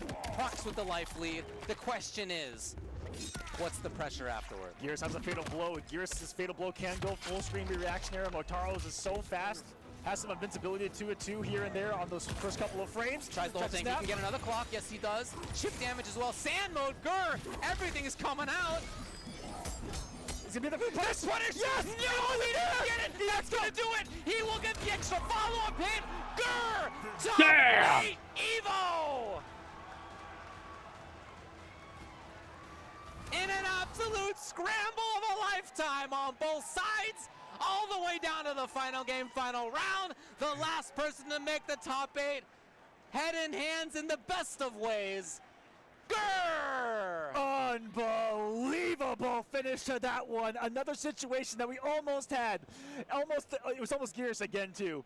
To have the victory in your hands, to not get the punish there, but to still close it out. Gur winning a classic here at Evolution. His boy, Coach Steve, coming up, who's been with him time and time again. That's his local training partner, and boy, going back eons in NRS titles. You see how much that victory means to Gur in the emotion right there. Finally getting a victory over one of the twins, getting top 8 here at EVO. That's big points, and Gur is right now on the precipice of making Final Combat with a performance like this here. I think it needs a couple of more, and he could be guaranteed. I think you may be right, man. We'll of course count up everything, right? There's going to be a lot of changes due to how everybody else is finished as well here. Yeah, of course. But wow, Gur, look, has been one of the nicest and most sort of community favorite people in the scene for a long, long time. And shout outs to him for all the work that he's done in game, yes, but outside of that as well, really taking care of his health much more. You can see it, right? Big shout outs to Gur, big shout outs, dude. Great. Absolutely, yeah. Doing big stuff in work, like. Real quick, I just got to come on the left field, but Mustard earlier as well, also looking fantastic. I want to give shouts to everyone on the health grind out there, guys. Take care of yourselves. It's definitely, you know, we want to be on here a little bit longer. We want to keep going, and Gur's doing that same exact thing. So his skill is there. Amazing finish. It could have been a very different story, but for Nicholas, unfortunately, it's not going to happen. I'm sorry, for Prox, it's not going to happen. He made another deep run, as he almost always has at big tournaments like this. 9th place is where he ends up, and so we now know who is going to be in the top 8, and it is going down tomorrow, 10 a.m. right here on the main EVO channel on Twitch. Just twitch.tv/EVO. Just to run it down for you, on winner's side, it's going to be Sonic Fox versus Hourglass of Rain. And it's almost, we talked about how Sonic Fox versus Kale is like Sonic Fox of yore. versus Sonic Fox today, right? The young up-and-comer, super another. talented player. This is another exactly like The person that talked up Hourglass coming into EVO was Sonic Fox. Exactly, that's true. And if I'm not mistaken, said that if Hourglass doesn't qualify, or I forgot what the stipulation was, but Hourglass needed to do something, and Sonic Fox said that they themselves would sponsor Hourglass to LCQ. And I think it may have been making top 8 here. I could be wrong, but it already could be a motion. Love it. But yeah, then there's a lot going on in that match. On the other side, Kanimani versus Nicholas. Again, a situation Nicholas has been one of the best in the world for the last many years at this point. Kanimani, we've all known that he's been one of the best. This is the first time in EVO top 8 for him. Yes. And then on loser's side, it's going to be Online Kale versus Gurr, who we just saw qualify, and it will be Michael Serafan versus MK Javier as well. So awesome Kale, variety. a couple of runbacks too. I think they fought Texas Showdown top 8. That was incredible. I think you're right. That That's was true. incredible. Yeah. So lots of storylines, right? Yep. The age aspect of it, the experience aspect of it, the players who we thought had been among the best in the world have proven that that's true to make top 8 in winner's side, and lots of character variety in this. The character who is most common in this top 8 is Geras, all right? None of you called that, buddy. Who would have thought? None of you called that one. Not me. None of you called that one. And yet that's true. And on the other hand, we have a bunch of other characters too. 2 Gerases in losers top 8? 2? It's true. It's true. Yeah. So tons of different storylines. It will be a blast. It's going to be, as you said, 10 in the morning tomorrow. Right here. On twitch.tv/EVO. Thank you very much. Yep. Thank you, David. It's been a pleasure always. doing Top 24, setting top 8 with you guys. I hope you guys enjoyed that as much as we did. I know they're on here commentating, but we're also watching the matches as fans of the game and of these players and having a great time on the back end as well. And these players performed at their absolute best, and I can't wait to see what the 8 remaining do in top 8 tomorrow, guys. Thank you so much for watching. We're switching over to COTW here. It's been great. We'll see you next time here. Enjoy top 8, and good night. That sizzle, that's the soundtrack of Chipotle.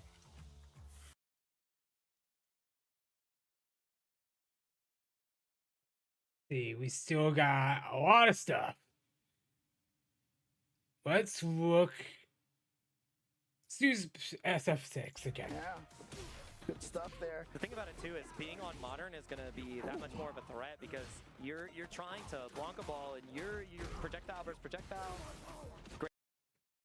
Been one of the Honda believers out here, and even before the season, I felt like Honda was a little underrated. But now, I mean, he's got some great get in, you know, with the sumo walk into the palms and everything. The 50-50. Yeah. Odie exactly. palm into guess. Yeah, that's pretty dang nice. What a jump back, and you actually get the full punish. Yeah. Good stuff there. The thing about it too is being on modern is going to be that much more of a threat because you're trying to block a ball and your projectile versus projectile. Great anti-air ability here. We remember last year, I mean, the modern Honda that got the farthest in the tournament, all the way like the 96. Yeah, 96 was Ultra David. So yeah, I think we tied. Yeah. Oh, and the level 1 super. The Nice. Coming in clutch. And that's the thing, is if you're fighting against a modern player, you have to keep that in mind. You have to remember that they have the ability to react to things a little bit easier than other, other players. You have to consider it like a different ism or groove. Yeah, it really changes the head of your decision making. Your decision making has to be sharp in order to snuff out what the modern player is sniping for, and sniping indeed the level 2 is more than enough damage here. Perfect KO. From Prototype. We got to see, the full damage from that super as well. You just did the input, and you got to be able to, hit both sides. Yeah, and honestly, like, this is a character that is starting. I mean, we're starting to see get very high placings in a lot of tournaments. We've seen, obviously, like Hamad doing super well. Rickamins Barnett is another great Honda player. So this character is a problem now. Yeah, and he's not going anywhere, all right? My goal, my dream is that we have a Honda specialist at the Rio Goku Geekon. Oh, right. Because it's just like, that's the land of sumo, and that's where the Blanca ball comes up a little bit short. Like, as soon as he sees you leave the ground, headbutt in. Oh, yeah. Wow. So I think he's just been reading that D. Dresler is not countering after the headbutt with the right buttons. So he knew he could sneak in that jab, it looks like. Yeah, only minus 3 in those situations. So you're a little risky to check, and you are how to risk, scout options, Dude, it's and another 14 perfect. letters. Oh boy, holding 2 of those on the grand stage. That's how you gonna learn today. And I do appreciate that both players were sitting there, like, they don't want a what are you standing up for moment right there. They're like, okay, 10 got and it. 2 at all times. Yeah. You never know. Got it. There was earlier we were watching in one of the earlier pools. It was Betty, and she had the Tokido stare going on until that super kill. It was pretty clear that it was gonna kill. She was locked in, which is great. Like that's the type of play that you need to have on display. You can't leave anything up to chance. We've seen too many people stand up a little bit too early. Dude, there's just way too. You don't want to be the next. Don't be the next statistic. You know, like I mean, it's happened way too many times. Too much history of people standing up too quickly. But you know what? If you stand up right now, it's not going to be too quick. You know, try to get a snack or something like that. And we're going to take a quick break. And when we come back, more Street Fighter 6 action after this. This is the best Chipotle order.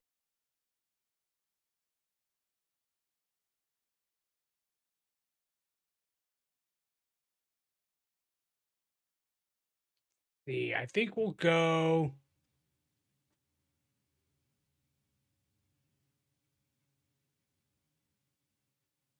I think we'll go Guilty Gear now. Plugged in, locked in for some games. For Emo Scooby-Doo, this will be a pretty good ego boost. Oh, I mean, yeah. They can get a W here. Yeah, tremendous ego boost, I'd say. If you're able to take down a grand finalist of EVO, right? Tatsuma has been a very strong Guilty Gear Strive player for quite some time, Guilty Gear player in general. So being able to show out like that, I feel like I've seen this name in brackets before. Emo Scooby-Doo. It's a tough one to forget. Like Ooey Gooey Louie. Yeah, oh yeah. Where's my man at? Where's my man Snickers? That's crazy. I forgot about that, dude. Okay, so Emo Scooby-Doo, so it kind of makes sense. That should be Tatsuma, right? Tatsuma, Oh yeah, you know then. Yeah, and then we, you know, the tech with the first player on the I forgot phone, already. you know what I'm saying? I'm having too much of a good time. I'm not learning. This is what happens when I don't have my notepad. It's one of those things, yeah. And of course, Tatsuma, that's what we saw him primarily play last year, was the Soul Bad Guys, the character that he usually gets his great results with, so that's what I'm assuming. And yeah, I feel like Emo Scooby-Doo is going to go with the Eno. I doubt he's just playing some button check mind games, but players do that, to be fair. There are definitely some players out there that will not pick their actual character until it's time to fight for real. So we shall see. We're going to get exclusive look right now. Of course, Tatsuma, I was going to say locking in already, but no, it was Emo Scooby-Doo. Logging into that Eno immediately. That's Tatsuma to follow. Checking the notes beforehand, though. I assume he's got a billion notes on Eno, considering, you know, Daru is probably pretty prevalent. Not only, you know, playing in Japan a lot, being from Korea, this is going to be more of a similar region that he's going to have to deal with him in. And just in general, when you go to big tournaments, that is a person you're going to have to prepare for in Guilty Gear Strive. Oh, yeah, there are some players like that you just can't avoid. Yeah, like you know eventually, most likely, you're probably going to run into Daru if you get really far in the tournament. So you need to have the Eno preparation on point. Because this character, I mean, she can overwhelm you so quickly, right? If you're not prepared to fight this character, then it's one of those that feels almost hopeless if you're not used to it. First from Emo Scooby-Doo. Didn't get too much off of it. Uma, oh my god. No, okay. Thought it was going to be a little bit more. Saved by the wall. Glass all over the floor. Chemical into RC. Hit with the guitar. Nice frame trap, interrupting the probably like dash up 5K. That's got to be one of the strongest tools for Soul in this matchup. Yeah, I would definitely say so. Ooh. Through Tatsuma. My goodness, bro, this is where he works. It's clinical for him. Guilty Gear Strive is the 9 to 5. Release me. But Dre, not really Scooby-Doo's favor. Yeah, you can see Tatsuma so quick to react to the dashes with the jab as well, right? Like, kind of just sprinkling them in there, even in the neutral. Like, around the time when he figures that Eno would dash in. Messed up the combo a little bit, but nonetheless, still gonna have control in the corner. Flexion, oh, that actually made the Fafnir whip, but still recovered before the stroke could hit. Quick RC low, my goodness, Tatsuma. You can tell just the recognition, the processing speed. He plays so fast, man.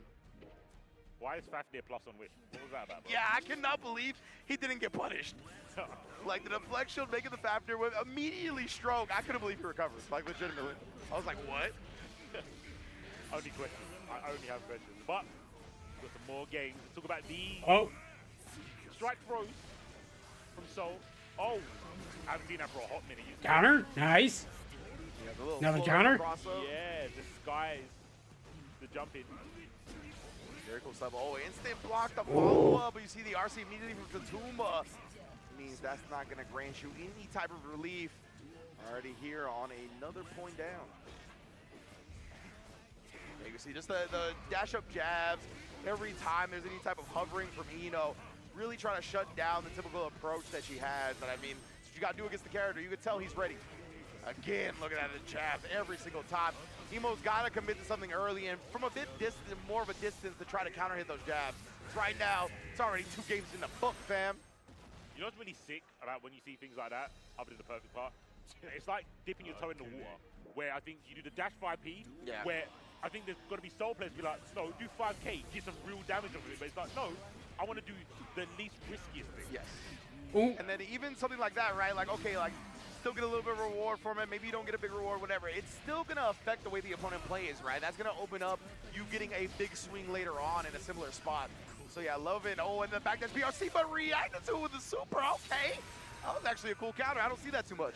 No, yeah, on the air BRC, mostly that's a case of, oh, I guess I've got to block some nonsense.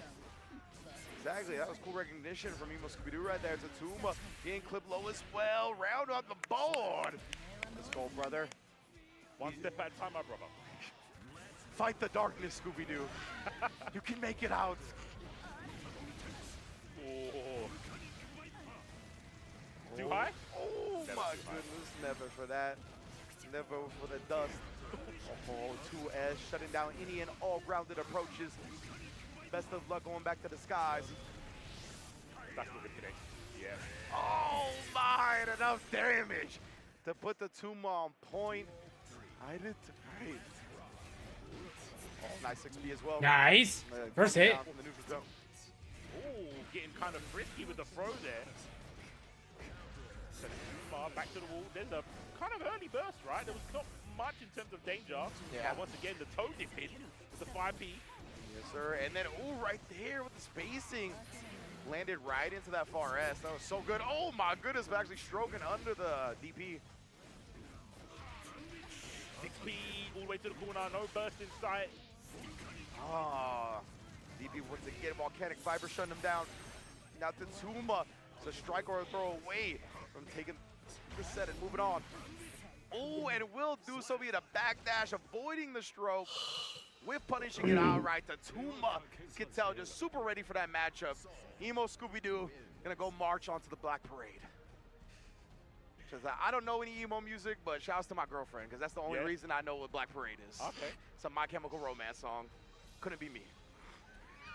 Could be him though. But yeah. Could be Scooby-Doo. Yeah, Could definitely. be Scooby-Doo. But unfortunately, you guys did not see Tatoma when they lost that round. They focused. Yeah. And it's kind of scary to look at someone who's 2 games up, second last time at EVO, going, hold on, let me lock in. That's scary. It's like, dog, you got like 6 rounds to give up. Like, you don't have to lock in immediately, but that's the type of energy that Tatuma is coming with, right? Like we said, second last year, you know, sometimes in your mind, you're just the first loser when you come in second. So it feels like that's kind of the vengeance he's approaching a lot of this bracket with. Excited to see how it plays out, man. Yeah, indeed, indeed. We'll definitely be able to see some more games, hopefully, from both of those players, because that was a winner side, I believe. So we will find out about some more matches after this break. We'll catch you guys in a couple of minutes. Stay tuned. New Chipotle Honey Chicken.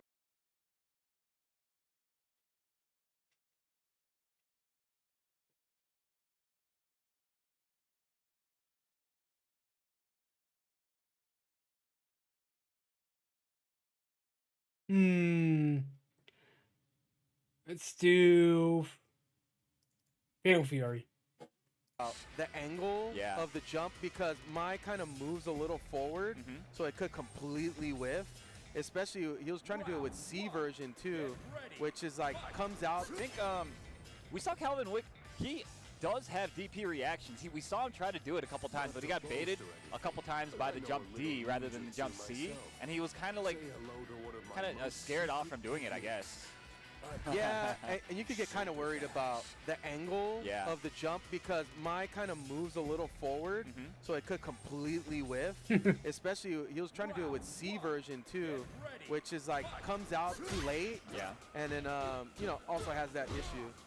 But like if you're able to identify where he's gonna land, yes. You can very easily input the DP so that it'll automatically come out in the direction that you need it to. Like right there, he needs to learn how to crosscut that. And that's, I mean, that's not a my specific thing. That's every character In general, with DP. yeah. If you're trying to optimally manage this matchup, it's something that you definitely need to know.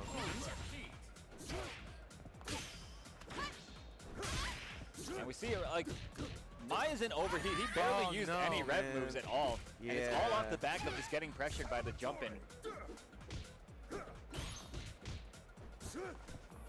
Interesting backing off there.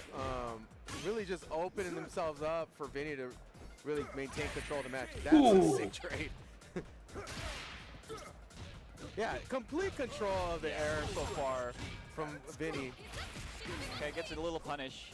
Honestly, technically would not have any bearings on the way he's playing this match. Doesn't really need Rev Meter to do most of the offense that he's doing. That's true. Majority of this match. Yeah, he's not even doing anything particularly fancy. It's just literally that layer 1 of jump C. Okay, there you go. That's a nice. Nice. I like but, that. That's also pretty inconsistent, so you have to really watch out going for that too much. Honestly, if you're not comfortable with dealing with that jump C and the air options that Ganache has, yeah, Mai has a pretty good time keeping her distance and still being able to control the match. Yes, but I feel like you also need to keep him on the ground at some point because you want to be able to jump around yourself, and if you're always having to contend with jump C, like you're never going to be able to beat out the jump C. Except for like that, those situations. Starting to find some answers here. Starting to counter some of the offense from Vinny. Nice block. Ooh. Oh, the challenge at the end gets wow. Blow. All right. That's a definitely like day one okie doke right there. Vinny looking poised to continue on in the winner's side with that Salvatore. Calvin Wick doesn't look too pleased with how he played there, but I mean that's the matchup. You know, you need to know how to deal with these very linear options that Salvatore is going to present to you. You know, I feel for Calvin Wick because I know exactly what happened. Calvin Wick's got 3 kids at home. He's got doesn't have a lot of free time. So if you think he's going to waste his valuable time not having fun in Fatal Fury City of the Wolves and learning how to counter that, you are sorely mistaken, sir. You're and right. if you think you're going to run into Salvatore's all day on ranked, that's not happening. So you know what? Props to you. You're maximizing your free time, and you're trying to live your life, brother. Welcome to EVO. Thank you for playing at EVO Pools.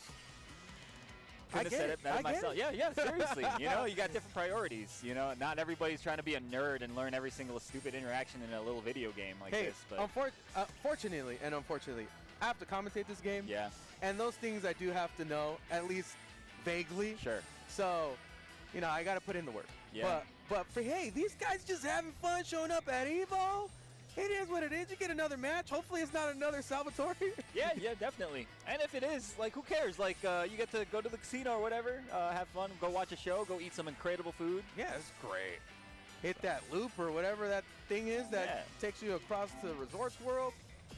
The Vegas Loop. Oh my goodness. Is this a real match? Are you seeing this, bro? Oh, later on? Oh, no. That's not it. That's not it. Okay. Dude. That would have been hilarious. Is that just copy? Yeah. Yeah. You guys are in for a treat. I mean, we got some nice matches coming up after the matches, or after this match. So, but I don't want to spoil any of it. Up next, we've got Zippy versus Mangry. Hell of a name there. Yeah, Mangry's great. Zippy, of course, a very strong Grand Blue player, also a very strong City of the Wolves player. Yes. Plays Hokutomaru, unless that's changed recently. Mangry I'm not as familiar with, and it looks like he's having trouble figuring out how to do button setting. So that doesn't bode well.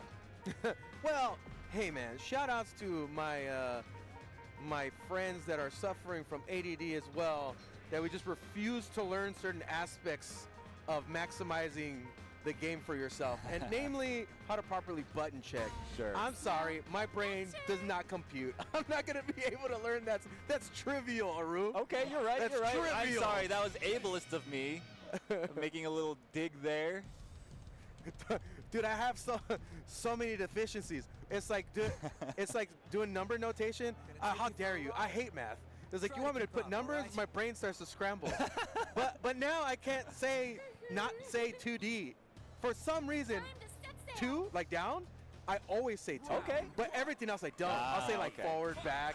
I'll never say 6P. Sure. Actually, I take that back. Because of Strive, I will say 6P. There you go. Yeah, that makes sense. Oh, gets right over. No big punish. Gets a whiff right in his face and gets away with it. Ooh. Mangry is taking it to him. Zippy with the rock getting counter hit. My goodness. No full combo. Yeah, that was probably close to the round there. Mangry let it go. Mangry's using that dive drill quite a bit, and that can be very dangerous if Zippy gets a good read on it. Oh, look like I try to come in maybe for a command throw in there or a throw. Called out early by Mangry. Living up to the name, the aggression from Mangry has taken that first round. Trying to play a little foot here, runs into a jump B. Just thrown. Oh, knocked down. slap. Oki pressure incoming, baits it again. Oh my goodness, just getting reset into throw over and over. Oh, too deep on that rev blow, buddy. Baits the DP, no big punish, Mangry. Still able to have complete control despite that was going for that earlier. Finally connects. I have my suspicions. I don't know what Zippy looks like, but is this really Zippy? Because I feel like Zippy was a Pokemon player. Oh, bro, you read my mind, right? Because you know what I was thinking? I was like, man, this is the most pool play I've seen Zippy play in my life. Yeah. It's in the decision making. Like, a lot of really risky moves getting played out by Zippy. That DP that they just threw out there seemed like a lot of risk. Going for the command grab in a lot of those air stalls that Mangry was doing. Just, Ooh, Rock going in hard with that combo. Simply just movement. Yeah, and I mean, also the way that the offense is being structured, I don't know. I guess that's not important right now, I guess. We just got to call the match that's in front of us. There's a nice DP right there from Zippy. Overhead catches the backdash. Oh.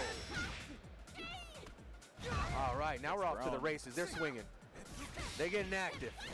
Mangry again connects, gets the knockdown. Pressure, whip throw in his face, and gets punished with a jump B. Could have not punished. That would have been bad. Nice, gets a huge jump D, but doesn't complete the combo. Unfortunate. I think went for the DP there and got hit.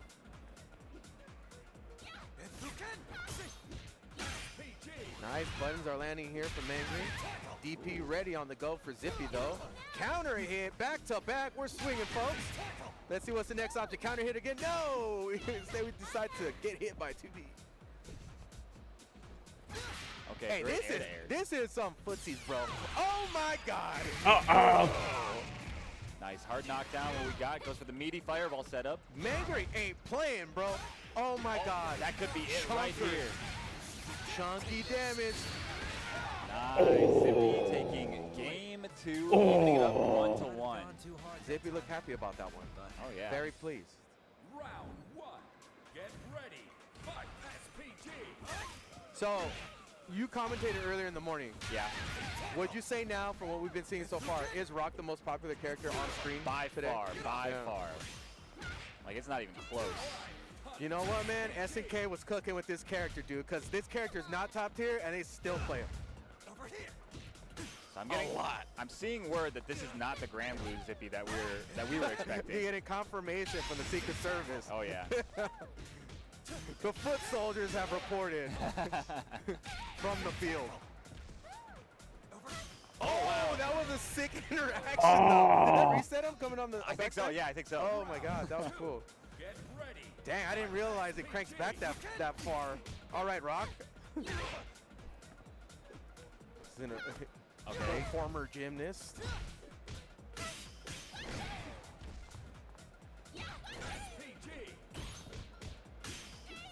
You think Terry gets mad at Rock like, hey man, don't tell people that you do gymnastics, yeah?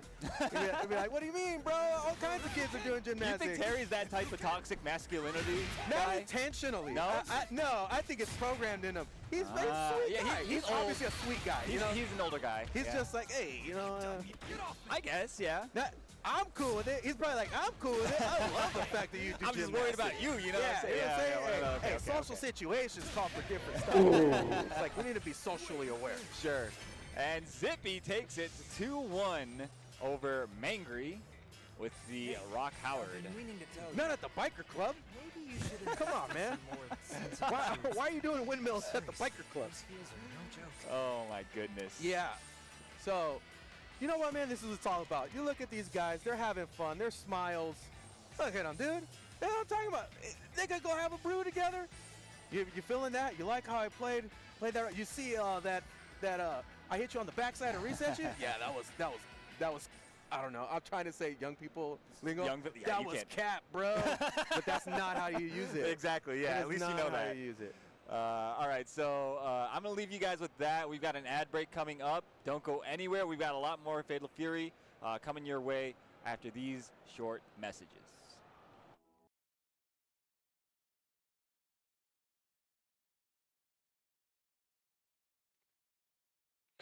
Okay. About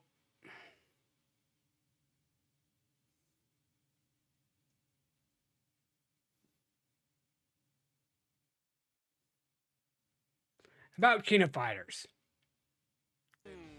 E.T. is here to play, Rome. E.T. is here.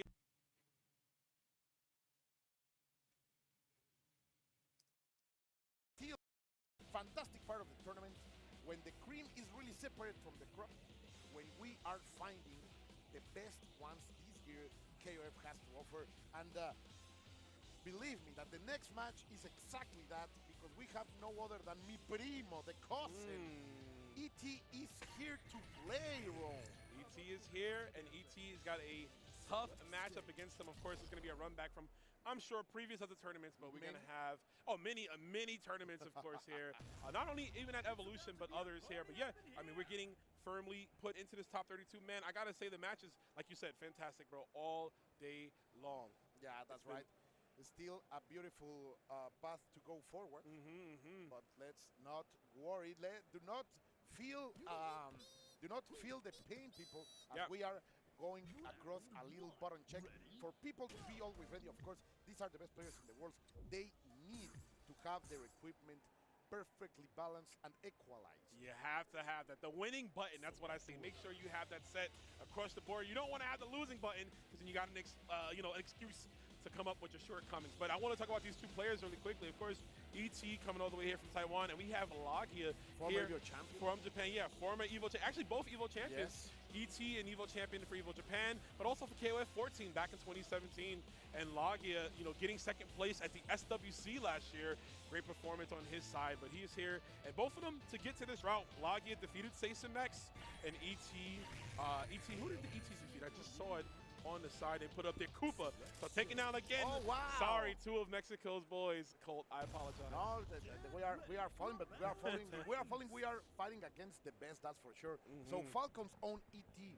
is going to face Reject Lagia. One of my favorite, him and Mock are two of my favorite Japanese players. So I just love to see Lagia right here having a chance to commentate one of his matches. Yeah. An exotic chance indeed, because this could be a top 8 or even a grand final in any other event. But we have it as the top 32 winners qualifier. We got it early. Right here.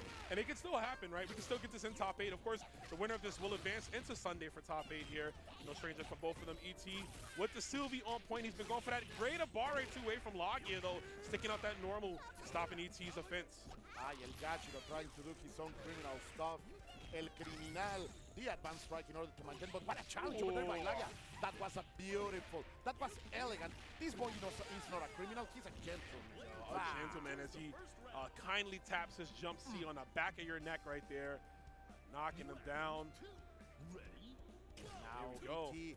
with Hydern, a character that has delivered him so many victories. I think he feels the most comfortable playing him. And let's see now the pressure, trying to go for the guard run, and perfectly executed. Now round and round we go, and you're back into the corner. Oh, there's a command grab throwing you back in. Oh, Wow. what a great uppercut there. He had a cross count there from Lagia using the guard point, but enough to keep him alive, excuse me, as he goes down against Hydern. But again, the great attention to detail there from Lagia. That is the makings of a champion. Great stuff. Lagia now with 2 bars, almost 3, basically 3 already, capitalizing out of it with that hit. Now he has to fight his way out of it because ET is simply on the harassment mode. No, don't stay close to me. Great first hit of the red hat to kick him out. And now, great, the tech. And you get into the corner. That was a fantastic, delicious even chase from that jump. Yeah, that's as KOF as it gets right there. Empty low. Punishing the landing recovery frames of Hydern. You're going to have to force Hydern to come in. ET looking for that big hit. Good block. Even mix him a little bit extra, right? Like, yeah, you need to, right? Oh, like that. This up because ET is willing to cook 1, 2 shots. Give me your soul, pretty boy. Yeah. Give me your soul, pretty boy. Stealing your essence again. He is so ready. Like, you're going to get out of this? No. Give me your soul yet again. You're not getting away for too long, especially not from a player like ET. ET quickly, rapidly getting Lagia up to his anchor, Sylvie. Oh no, punishing on a 2C. Nope. 1, 2, 3. Ooh. With the ray gun. Shout outs to my Juju Hakusho boys. Oh, the cross up. Oh, but it doesn't have the extended meter to go for the spin cycle super. Set another command grab. And look how much health ET has gotten back from those Stormbringer command grabs. Man, I'm telling you, he feels so comfortable with Hydern in complete dominance. Even if you have to play humble, like no resources, he played that last match with not a bar, and he is able to get the most out of it, even making Lagia look a little bit bad, to be honest. That was a commanding victory by ET. He was in them, man. He was kind of like, destroying them down, breaking the foundation from within. You see with the jump B cross up at the end, the tail end. ET looking to be our first qualified top 8 placer and a repeat from last year. But if anyone has anything to say about it, Lagia is going to start to press full control with the 2B anti-air, and there's a throw attempt. Now with the perfect position in order to change his future. But ET is just going to press the button and get out of there. Don't touch me, woman. That's a lot of voltage. It is a lot. High voltage indeed. Oh. You get the full dash punch, follow up with the heavy kick. And okay, ET sending out that EXDP. That was disrespectful, man. It was, but it was also a great read. I mean, Lagia has... Oh! No, you're not going to have a turn. Lagia finally delivering the kind of punishes that a player of his caliber is able to do. Great pull over there, pressing the button, but now ET's out. The cross-up was disgusting. I can't believe he fell for that. The cross-up, but it works. Okay. No EXDP or flash kick, and that cost him the counter. Wow. But still, like, this is good for ET. Even if Lagia gets the upper hand with that last hit, now Hydern is here to deliver some play. Oh no! Ooh, get the hand out of me! Oh, yeah. It's not, but it might as well be, all right? I mean, especially at those round enders, it's so good at just stealing the game away. The EX cross slash, apropos for the one of Hydern as we come in with 3 bars on the Benny Maru.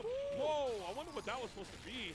I don't know, but I love Lagia just mashing, mashing 2B like, you're gonna. If I love something, it's 2B. I wish we could have seen the inputs and how many 2Bs was inputted within that, 17. The 17 of them, right, rapidly. Okay, let's see. Right here on the edge of 17.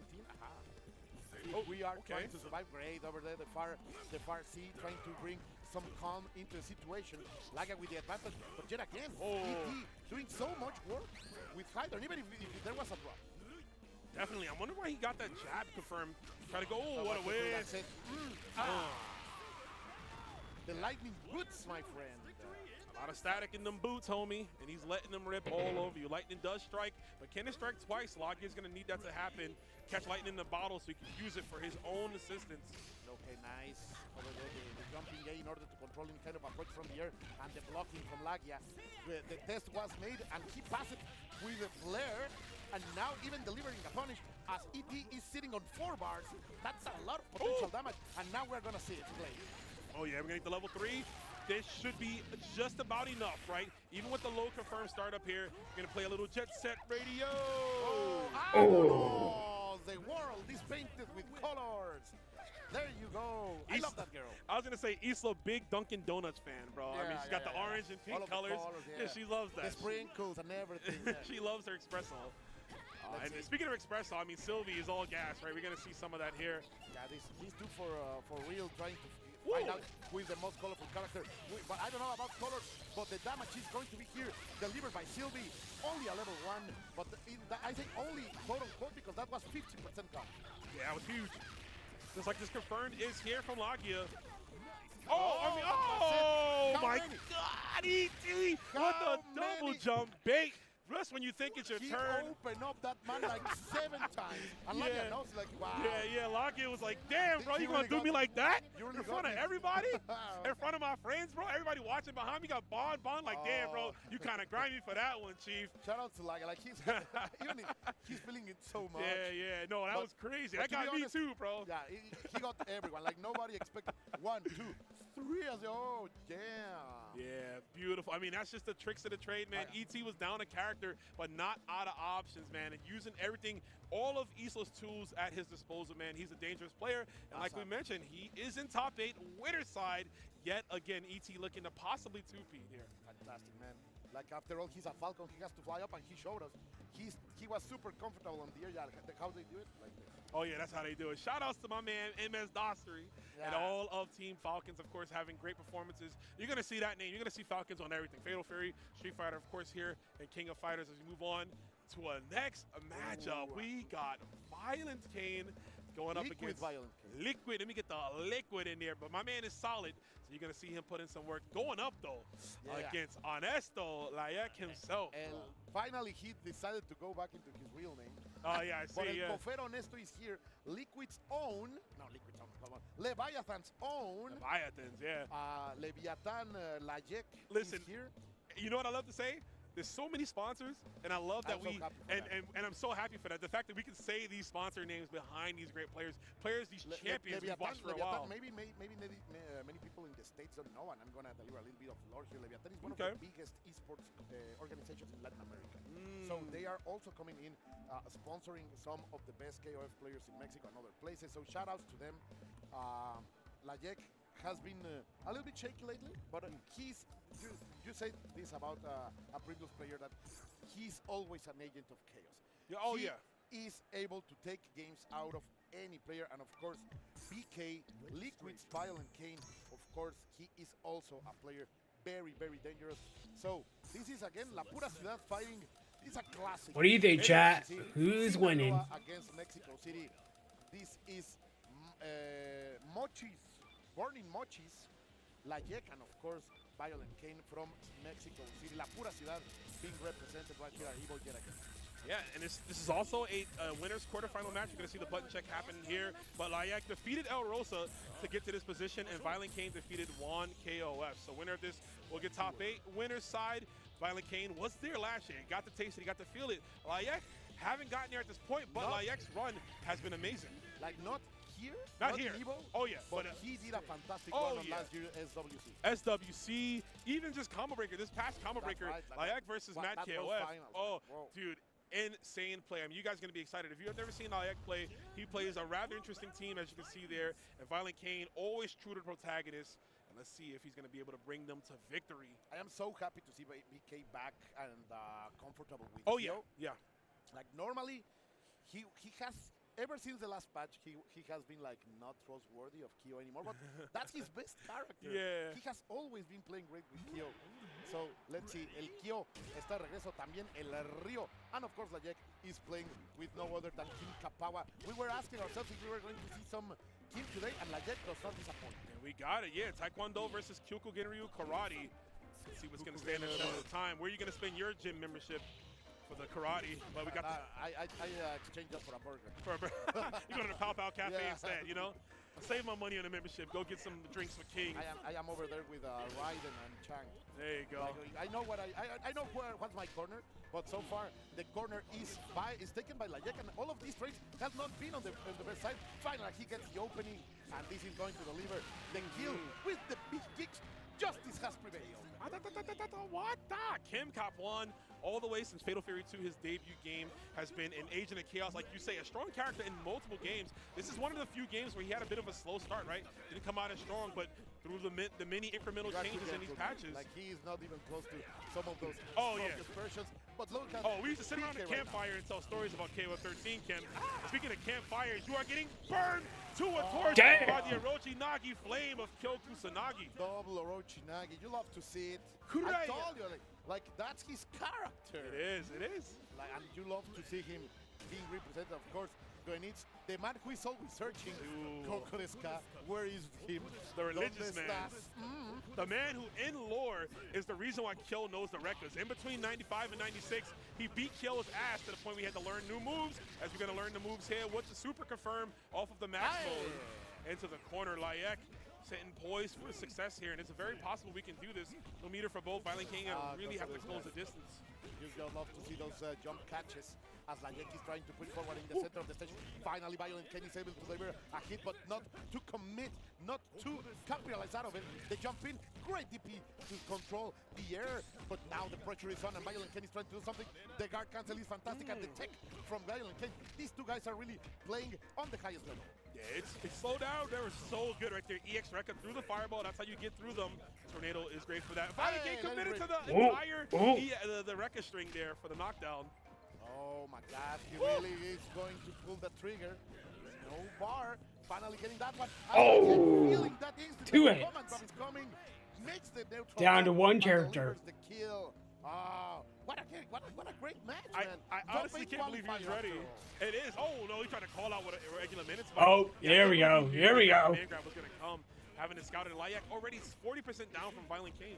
Oh, let's see. As the pressure is on, watch it with the guard. Finally spending the meter in order to keep that pressure away. And little by little, Layek is hunting. That's not going to be enough to kill. But of course, it's enough to give Violent King a turn. Oh my God! Like that. Oh no! Oh no! Yeah, he was getting too desperate there. Talk about DM, right? Desperation move. Trying to slide into DMs. The minute spike was averted. That is a religious man. He does not play that way as Layek takes the first game. Love it. You love to see it. I told you, like, this is an agent of chaos, un agente del caos. Layek can take any player in the world in a good day. And of course, Violent King, a killer on his own. He will have to shake that defeat in order to take us into game number 3. I would love to see. Yeah, I mean, I think we can get there. Violent King he's looking good. What happened was that game 2, just some bad jump-ins there, right? Eating bad jump-ins, I should say, from the Ginnets. But there's definitely another chance we can do it here. Kyuka Genryu on display. No parries for you. Layek is switching it up, not becoming predictable. That is very important against Rio and of course against Violent King. But look at the damage right here. The hard worker, the man that is holding the name, is bringing it forward. But what a confirmer here by Layek. That was nice. The EX stomps in the air to change the air trajectory, and he was able to throw Violent King off, trying to know when the anti-air, and those anti-airs got to be careful. I think this is not going to be enough, but still, Pixel left. But a great position for VK. Close this out. Finally, the biggest splat on your face, the slap is going to take him out. It makes that Nickelodeon sound effect when he hits you with it. It's a big splash, that's for sure. A big cake to the face, Kokoreska. The man who is always searching, trying to get that that wind rising, which Layek needs because BK has a big advantage right now. Oh my God, no. No way to confirm. Right outside the tornado. If VK continue on slowing things down, the longer the clock goes down, the less health Layek would get coming in. And of course, he's still at a character deficit here. I don't think VK has a sense of urgency to really try to force him to play, right? Play at your own pace here. You are completely right. Like, I am in control. I even have an advantage of a character, so why would I be trying to make mistakes? Great approach over there by Layek, feeling the danger and blocking, and the pressure is on. Can you really make him spend a bar? Like, what an entry! And then we go for a Mexican reset right there, but it's going to be enough to kill with the full Rekka. 26 seconds on the clock. We're going to have a Grenade with 70-something in his health. No, 60-something. Yeah, I mean, the game health is like really generous. They give you quite a bit, but that is nothing for Violent King. He can look the closings out. Those X records really were a great story of the last game. The run-up close confirmed. You got to make this count, homie. Burn. Pick him up. Burn him again. And now Layek has to survive the onslaught as he gains approach and finally checks on the knees. one last character, who is no other than Orochi Chris, the character that has been doing miracles for Layek. Yeah, this has been, I would say, his like standout performance character in the last tournaments, right? I do want to mention how Kill, like this game has all his ops, bro, like units, and now you have Orochi Chris who literally stole his super, and you know, Layek's gonna try to land that super. You know, the Hop CD is gonna be a huge pivotal tool for Layek. There's coming out right there. Little by little pushing Violent Kenny to the corner. That's the psychological pressure that you can nice counter. Game, and of course with Orochi Chris, but Violent Kenny is fighting his way out. Woo. Shout out to the Tengu crew, because for sure they are shouting for BK right here. Oh, no. The approaches and the trades are there for Layek, but not a confirmation zone. Oh, another slide. Yeah, I mean, the slide confirm is good. That is Oh, boy. And that's going to hurt right there. This young man will take you to the woodshed with that full counter confirm. We always mention it, but you have to, man. That Hop CD change. You have to be ready. It is, it does so much for old Chris. You are completely right, and we're going to see much more of that button. As Violent Kenny is trying to survive with K-Dash, the Ein trigger is not going to hit anything, and the approach is hard right now. On the left side, Violent Kenny, exactly perfect way to burn your bar in order to stay out of there and now control the corner. BK is going to spend the bar. No, he's going to get the Ein trigger. Oh, nice. Damage and an escape option for BK. Yeah, he hit the eject button immediately, right? Got out the corner, just like Layek just did with the guard cancel. 2 bars for both. Massive damage could be on the way here. Violent Kane looking to stabilize. Chip away at that guard gate potentially, but who knows? Oh, nice. Super cancel. Nice. One last chance for Layek in order to close it out, because you don't want to give BK more chances, but he's getting it.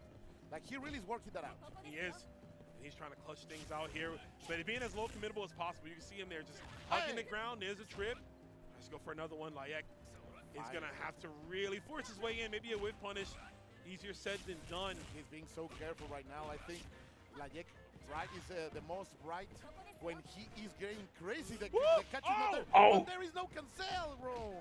No punish from Layek. Nice. And he runs. Yeah, Violent Kane every time had the right normal there, just waiting for Layek to dash in. We're going to go to potentially characters like we might see a Rugal pick. Layek does have that character waiting in the wings. Who do you switch out? If I'm switching, maybe Chris, maybe Kim. I can see Kim sitting on the bench. Yeah, Kim is probably going to take I do agree. Yeah. I do agree. He was the most lackluster of the month, and we are going for the Rio. The Rio Mirror, okay. For a long time, Layek was the only player really believing in Rio. Oh, yeah. Back in the KOF 14 days, he ran a strong Rio. But he's so honest that when they buffed him, he said, no, I cannot play. Okay, yeah. I love that. I love that his name is Honesto, but it's also like a play on the word. Like, you know what I mean? He's honest, right? As the honest player that he is. But, I mean, listen, you got to throw that honesty out the window, especially when you're going up against someone like Violent Kane. You're going to need to play as gritty and as grimy as you can, or you're going to see your top 8 placer go to another player, as Violent Kane brings us to this 1-1 final game between these 2 players. One of them will advance into the winner's side top 8. The golden ticket. Yeah, the golden ticket, man. Golden ticket. Oh, it's going to be so good. Ya le jugaste a Layek, is what they ask at Los Mochis, Sinaloa. And now everybody is asking the same. Now opening with Gonitz. Okay. Interesting. Yeah, wondering. Didn't want to do the Rio point. Maybe wants to save the bar. So if they do go down to Rio, he'll have the meter to kill. And so far, the calls from Layek are on point, trying to snap out the fingers. Don't send those cakes towards me, boy. We are going to check the air. And look at that, the pressure right here. Complete oppression session until... Nice counter. Attempt something. Another counter. Super cancel. That was almost like a just defend guard cancel right there, right? Looks fantastic, man. Just about Violent Kane keeping it clean. It feels so good when you land that cancel. Oh, it does. You feel so legit. I just love the screen freeze because, like, you know you're in deep trouble now. Ooh! But you know who's in deep trouble right now? After that snap of the fingers, you spend the bar, but that's okay. Money is here to spend it. You have to be a high roller, so let them pay, and you get the victory. And you get the pitch, exactly. And listen, man, health is wealth, as they say, right? So you spend some money to keep yourself alive and go into this next game with that Rainbow Energy Dynamite kick, cracking you over the dome. You can't see it there. Violent Kane looking to close this one out. Was another command grab. Great stuff, and the pressure is on. Layek gets out of there with a simple roll. Violent Kane was unable to punish it, and now he only setting for one last hit, which is going to be landing with the advanced strike. El avanzado, está el morro avanzado. But now this is the strategic change. Now is Rio is here to do some momentum shift. Let's see if he can do it so far. Nice. Violent King says, I don't care. I love the red kicks from Violent King. He's just picking the spots correctly, man. Hitting them from ranges that like Layak is having trouble trying to challenge. Goes for the low Rekka. You can never doubt kill, man. He's got so many different options coming out of that Rekka there. You got to know if he's going high, low, or a throw. But we got to go for a big damage combo in the corner. Are we going to extend it with the EX meter? Yes, we are. Look at the Nice. Oh my God, still going. Oh. 80%, 87%. 44 hit combo. Great Nice. stuff over here by Violent Ken, who is bringing the great equalizer with all of his resources. But yet again, you need to spend in order to win. You have to. And look at the spin right there at the EX Tatsu. Fireball. No, he pressed the button, man. Ooh. That's Ooh, a risky. ooh. The Playing spacing- footsies. The spacing is perfect by Violent Ken. Staying alive. Ooh. And the big slap is landing. Rio will be here with 300% life and the chance to deliver a big blow to K. Big blow indeed. I mean, you talk about What happened? Oh, buffering. Okay. the footsies, right? And being able to punish, knowing that the Rekka string, the very first Rekka of kills, is punishable by the light kick Tatsu.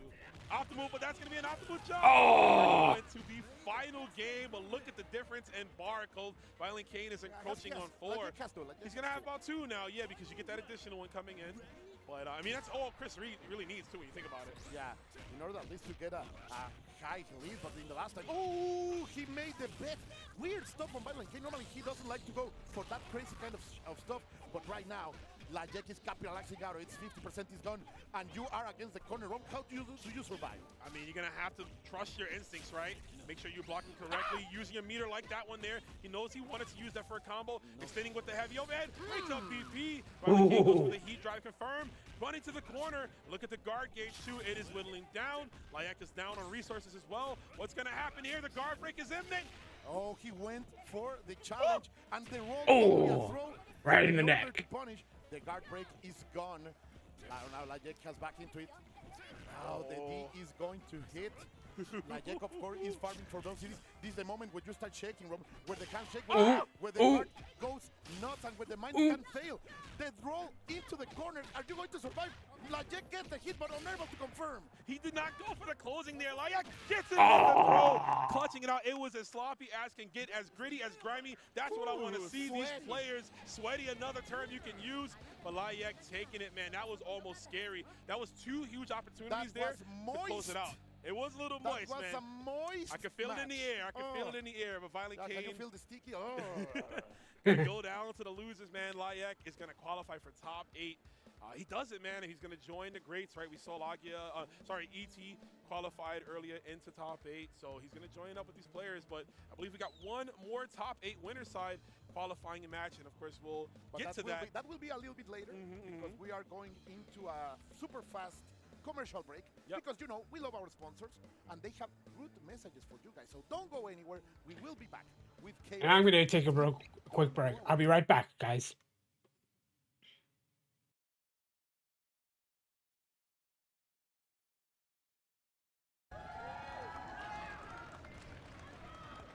So those are our panelists. Let's actually figure out who Quarter Up is, though, as a next slide, as a studio, brand new studio. I know we've seen in the comments, oh, it's the KI devs. You just kind of proved that, but there's a little more to that story. Tell us what you've been doing since then and how the Quarter Up story came to be. Mike, you can tell us better than anybody else, so I'm going to start with you. So I'm going to take you back in time, probably 13-ish years now. It's been a long time. So when we had shipped KI in 2013, Double Helix Studios got acquired by Amazon. And it was bittersweet because we were so excited to finally get our game, you know, out to the world and play it with everybody. But then as soon as we did it, we had to let it go. And a lot of us still carried that torch, and we really wanted to get back into fighting games and combat games. And so a lot of us went different directions. Some people went to Sony, some people went to other studios, some people remained in Amazon. After shipping a couple titles there, I really had the itch, and I really wanted to get back to what we were passionate about. And that was fighting games and getting back to this community and this opportunity. And so I reached out to a couple of people. I'm like, hey, if I started something, would you be interested in coming on board? And most of them were like, fuck yeah, like just tell me when and where. And so I had contacted some people, and at the time I had contacted Patrick Gilmore, and I'm like, hey, I want to start up another studio. And he's like, let me get back to you in 2 months. 2 months passed. He got back in touch with me and basically said, Mike, how would you like to pitch for a studio and a game at Skybound? And I was like, hell yeah, let's go. And he's like, what is the first game you want to do? And I'm like, I want to do an invincible fighting game. I want to do a tag battle fighting game. And really, like, our charter and our vision is we want to make every player look and feel like a badass. So as you can see, it's like combat, passion, presentation, like, and we want to be at the dead center of that, and we want to work with all of you to make something special and lasting. You can see people in the picture. We might be much older now in the live stream, but we really want to get back to that. We love the community, and All we right, want to be a chat, part I'm of back. this for years to come. So that's really the Let's see, what do we got going?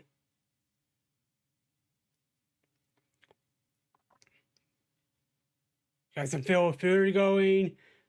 Rainbow versus Tekken still. We'll go Tekken now. EVO you're talking about. I'll take any of them. Yeah. And I feel like you'd be crazy to say otherwise. Yeah, the big question for Shadow for me is like, which characters is he bringing out this weekend? Because sometimes it could be a grab bag with this guy, right? You think about the Zafina, but you know, I've seen Kazuya, Claudio. Sometimes he'll go even deeper with an Elisa or a Zhao Yu. Yeah, there's a question. Devil Jin. There's the lingering question of like how much of that is about what he wants to put on the table and how much of that is in search of like different answers, right? Yes. Or even matchup knowledge or just being able to reinforce some concepts. But with him right now, it's been Zafina, and it's pretty much been that way almost since the start of the game, right? Claudio Zafina shell been serving him well up until this point.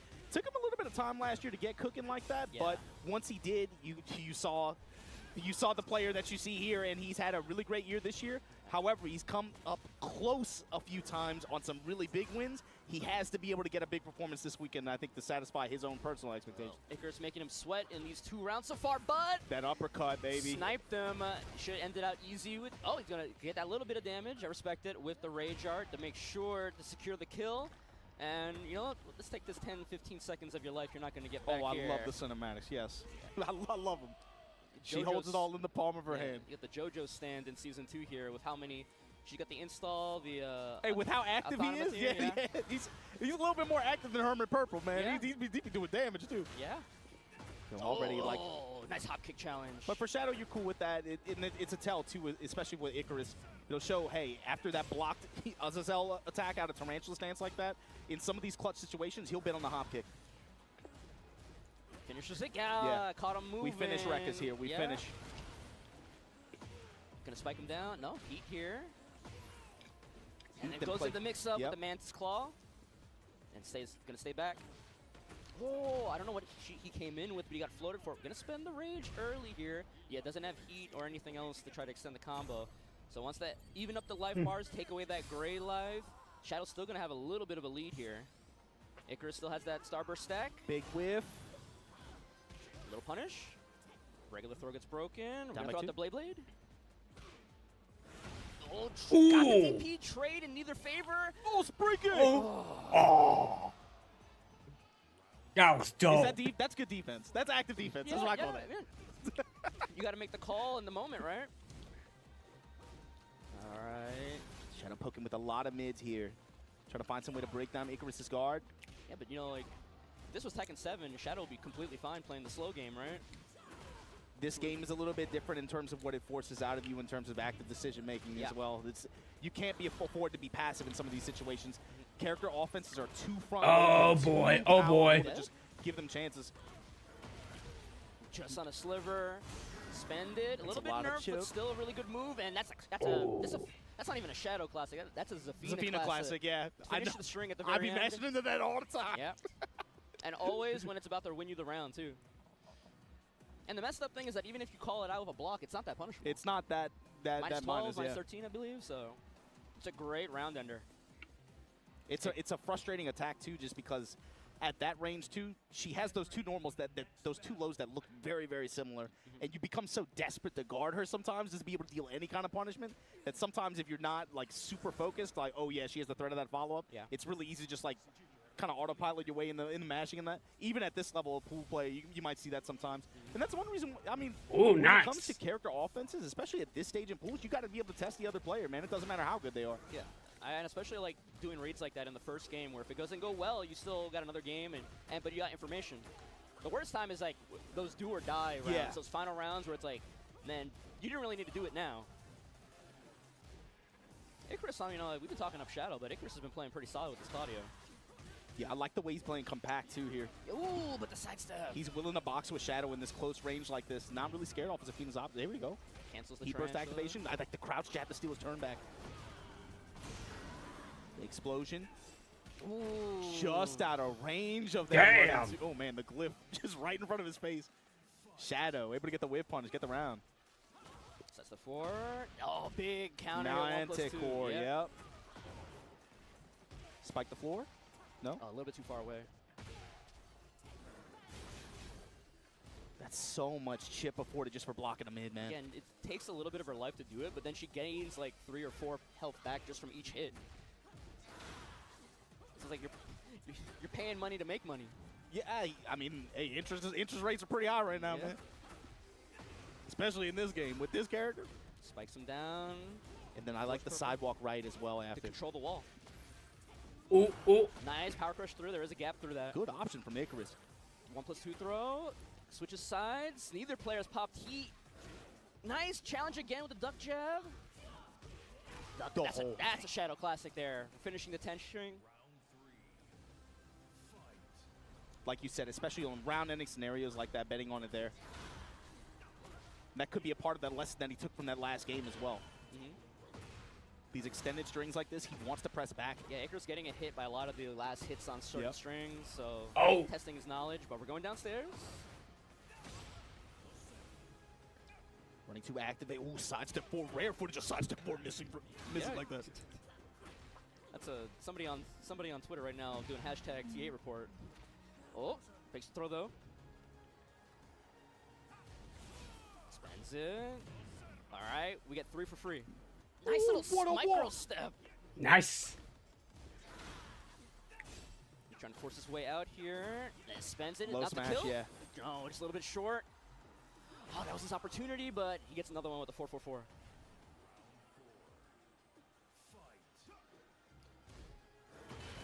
There you go. Shadow backing up.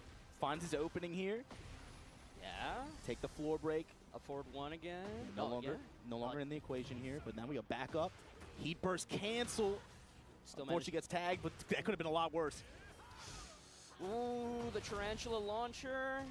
What do we end here? Yep. Into your mid engager, into your stepping mid kick, and just like that, Shadow 20Z. Hopefully he's gonna have a. Hopefully this is the start of a good weekend for him. This is somebody who needs it, right? There are a lot of players like this in this event right now with the way the Tekken World Tour is shaking down. Obviously, this is a Master Plus event category. That means a huge opportunity to get points gains for some of these players who maybe haven't had the most success internationally at some of the big Master events, other Challenger events like that.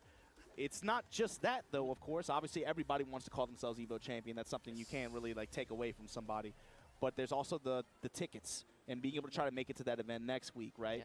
So this is a scenario where a lot of the players who are already qualified, in the event that they make it towards the end of this bracket, those tickets might get handed down. So it's going to be something that you're going to have to keep an eye on, basically who ends up qualifying and who makes it really deep into this thing, because this is a tournament now where every loss, every placement that you make counts in a big way for some players. And the storyline, at least for EWC quals, is that, the top 16 out of 20 on the TWT leaderboard are already qualified. So it's very possible that somebody that only gets doesn't even make top 8 will manage to get one of those tickets. So the storyline later on tomorrow night is going to be really interesting in that regard. I agree. Yeah, I'm excited. We were talking about it a little while ago. Top 24 for this is going to be hype. This is going to be the most fun part of the tournament for me to watch. But like you said too, if 16 of 20, right, there has to be a sense of pressure on the backside of that. It's like, man, I'm in the top 20 on the leaderboard, but I'm the only one not invited to this dance. Like, what the hell's going on here? And this is your opportunity to be able to lock that ticket up. But speaking of lock him up, this dude needs to be in jail with the way that EVO Japan went down. And props to Mogul, because he bounced back the week after. Yeah, that was pretty sick. Yeah. But people don't talk about that one as much though. yeah, for some reason that's the messed up part, man. It's like you lost week 1. You lost the week before, and then you beat him that one. But it's just like EVO Japan. That was the more important one. That one didn't have the camera cut in of him holding the 4 up and everything like that. You know what I mean? Yeah. Here we go. This is Nee trying to make a statement here on this bracket. All right, let me talk about Hungry Peruvian a little bit because I met this guy over at Boston a couple weeks ago. Mainstay of the Boston scene, one of the new younger guys, plays Azucena, and he's like one of their top guys. You know, like they got some strong guys up there these days. Like Tenno playing on the Horong as well, gives that guy a run for his money. So, but you're playing a Tekken, playing a man that's on top. You know, definitely on the Tekken Mount Rushmore.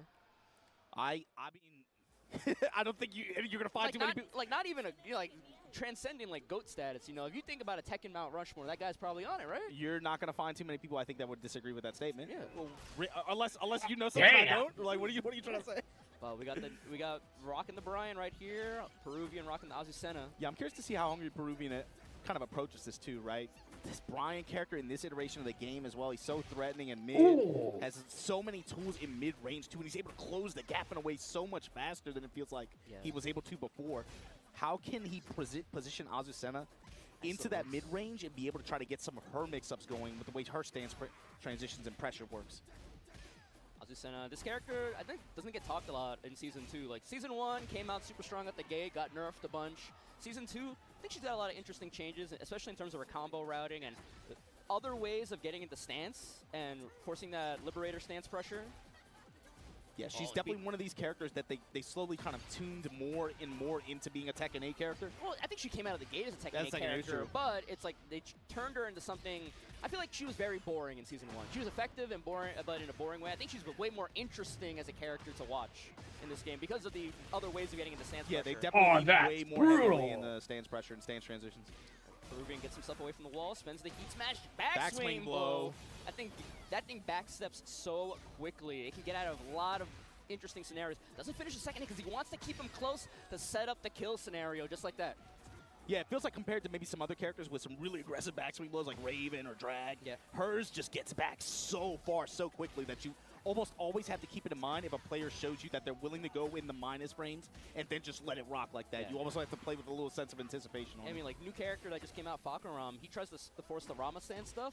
She can get out of dodge. Everything. She can get out of dodge. So a lot of times you just have to cancel it and just see if she's going to do it or not. I'm glad you brought that up. There's definitely some character-specific escape routes on those kinds of setups and those scenarios. But Nee taking that third round very convincingly. Nee's such a scary guy to go up against. Like, he's like learning about you with every round. Feels like the more rounds they could go, he could like, man, he could figure out your social security number. I think just for your Tekken play sometimes, man. He's gonna walk away knowing my pin number and everything. Yeah, the way you play Tekken, oh, you're a Sagittarius. But Hungry Peruvian trying to get something going right now. I like the stance stuff, but gets one bad running 3-2. That's one of the big changes to that move they gave it in Season 1. The second hit doesn't come out on whiff. And then Nee sidestep on the burst. He tried to cancel. It didn't even matter at that point. I think the side, you know, obviously hindsight, we're in the booth here watching. I feel like the sidestep wasn't big enough. I think the heat burst might not have whiffed there, but that's like the worst situation up close. Now that they've nerfed a lot of the tracking on the heat burst, sometimes you just that one poor heat burst up close, you're like, I'm gonna cancel it, and I really hope his reactions aren't good enough to see it. You know? It feels like that's the play on the back end, right? Now it's like, I gotta cancel and pray. You can force out bad heat bursts now that they nerfed the tracking on a lot of them. I believe that was Tenno coming on stage trying to coach him.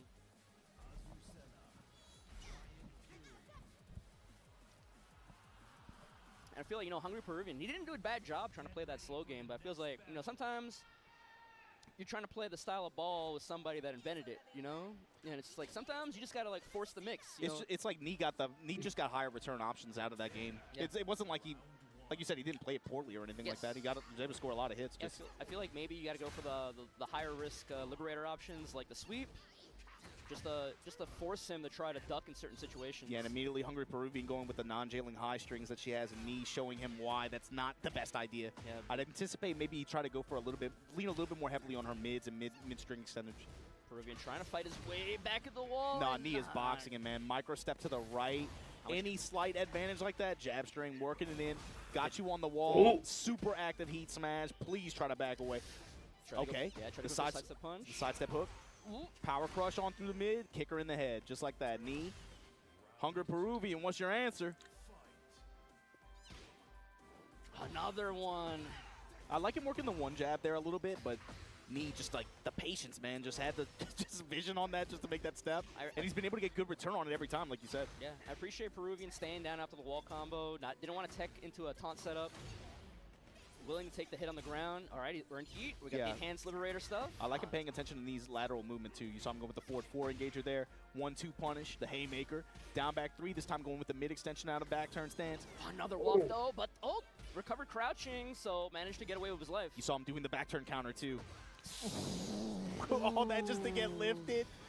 Taunted at the wall, activate. 1-2, he didn't need to do all this. He could have just ended it with the up forward. He did need it. It wasn't for you. It's for me. It's for him. He did it because he wanted to do it. Testing with one jab, trying to work the cannonball straight here. Running 3, Hungry Peruvian finally leverages that sweep. I really wish he would have brought it out earlier though. Now it's like a do or die kind of situation. Yeah. Get knuckle whip. Back to 4. Should get the wall easy here. Hey. Which way are you gonna take? Die now or die later? It's die now. Bloody war with the flames after. Check with the jab. He still got a little bit of that heat timer. Trying to get that punch Had the step, parry. and like you said, that situation wasn't quite enough. He had the right idea though. One jab. Testing with the lows. Mid dispensers. That's Knee. Moving on. Yep. And you know, both game just like the game against Shadow of Knee, like not super flashy moments, but willing to just wear down your life bar like 20, 30 damage at a time. It feels like when he sits down, it's like he's committed to playing 2 or 3 games with you, and it's just like, this is just how I'm going to break it down throughout that set like that. And Hungry Peruvian, like you said, there were some options I wish he would have done a little bit earlier in the set too. Felt like we waited, like 5 rounds for him to do a sweep. Yeah, and if that sweep got blocked there, compared to like early on, if you do it first round and it gets blocked, that's information, and you potentially lose that first round, but it's the first round, first game. Betting it all, like even though it worked out, betting it all when you only got 1 round left to give, like the risk reward is so different there. I think, like on the offender side, it doesn't feel good when you're betting on your mix-ups with from that position. You know what I mean? Like when you get that deep into the set, and you're like, I guess he's gonna let sweeps rock, so I'm just gonna do the sweep. Yeah. It's a completely different feeling from if you've tested them earlier on in the set like that and kind of developed an RPS or a Yomi-I throughout the set as it's gone on 2 games or several rounds at that point. Yeah, because early on, like if it gets blocked, then you're like, well, did he react, or is he just willing to block low early? You have so much more room to work with that information. It's like you have an answer, but it's like you have your answer, but it's like a lot more educated as opposed to just like, screw it, man, screw it, man. I'm putting everything on double green. Yeah. You know. But we're going to take a short break, and when we come back, it's going to be more Tekken 8 action here at EVO 2025. Stay tuned. New Chipotle Honey.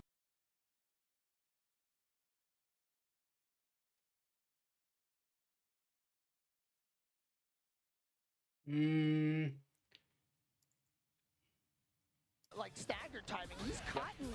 Oh, wow, that was unfortunate for Chris. Actually got his landing frame punished again. Here we go, the level 3. I don't know if I really needed to connect. Oh, God! Whip punish connected. The thing is, Chris can potentially kill with this next strike. If he finds one more light kick, like, you're dead. Yeah, if he can get the... Oh, now for sure. Strike is lethal. Strike is lethal. Oh, okay. Until you see him. He's mashing on craft medium punch right now. I do like CJ's like staggered timing. He's cutting. Oh, wow, that was unfortunate for Chris. Actually got his landing frame punished again. Here we go, the level 3. I don't know if I really agree with this because you don't have the install already available. You're only going to be halfway out of burnout. So you make one drive mistake. gauge. It's the drive gauge. Yeah, he's trying to build back his drive gauge here. It's a big bet. It's a big bet. You've got nothing left to defend but burn himself out. This is, I mean... He can chip. He can chip. If he does it fast enough, oh, the crack shoot, it gets set. Oh, and even though you got a little bit of drive gauge left, you still had halfway to go, and that's why as soon as that back throw connected, you were gambling. And you're in the right place to gamble.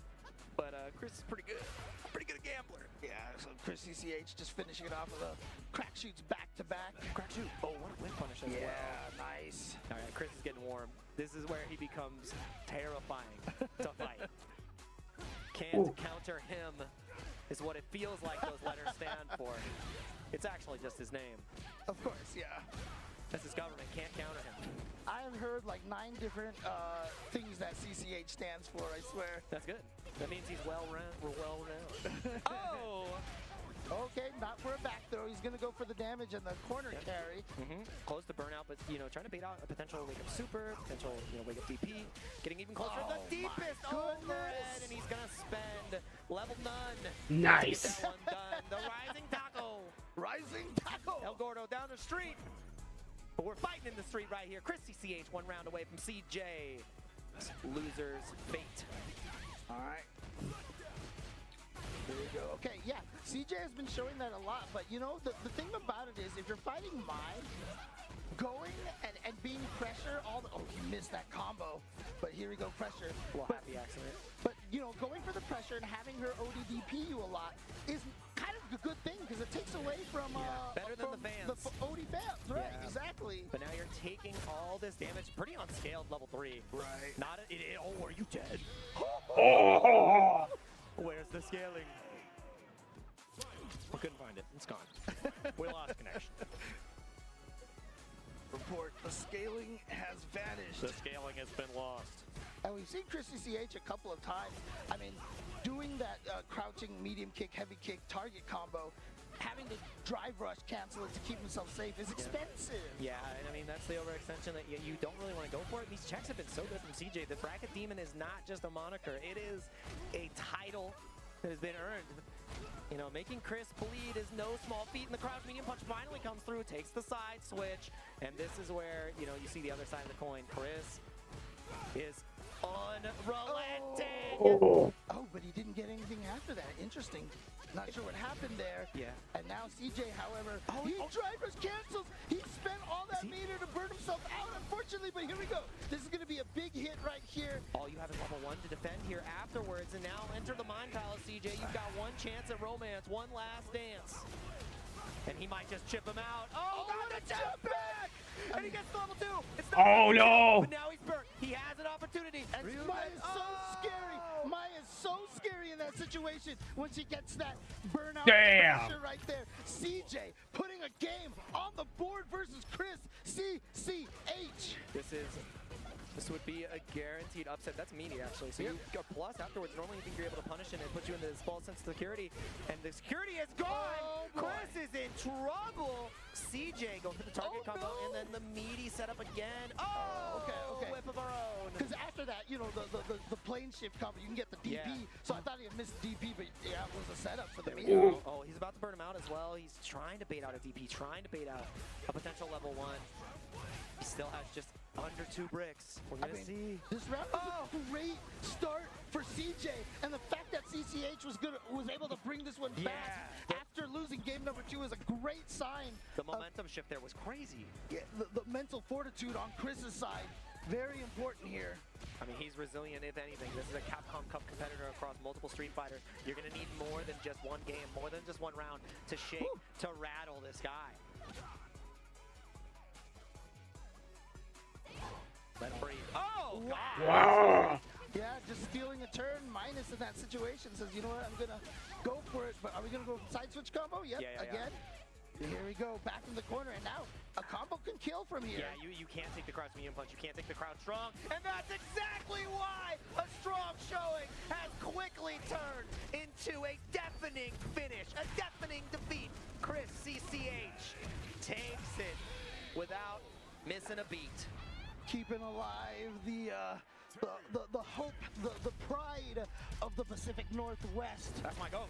Chris CCH, and again, really just one of those players that really just worked very hard to get where he That was pretty good. And again, I mean, one of the parts that makes me so, like, I get emotional when I hear about it, but, you know, shout outs to his parents as well with a lot of support for what he's been doing.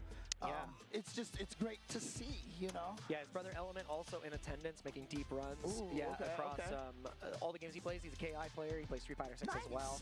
So, you know, having that same type of performance and that same type of support from the family is nice. So, like, it's nice to see how both of them have shaped up as players in their fighting game career. And this pool is shaping up to be something mighty fierce. And we've got one last stretch. So get that stretch in. Get your water. We'll see you in just a minute. New Chipotle Honey Chicken brings a hint of pure honey and seared smoked pepper.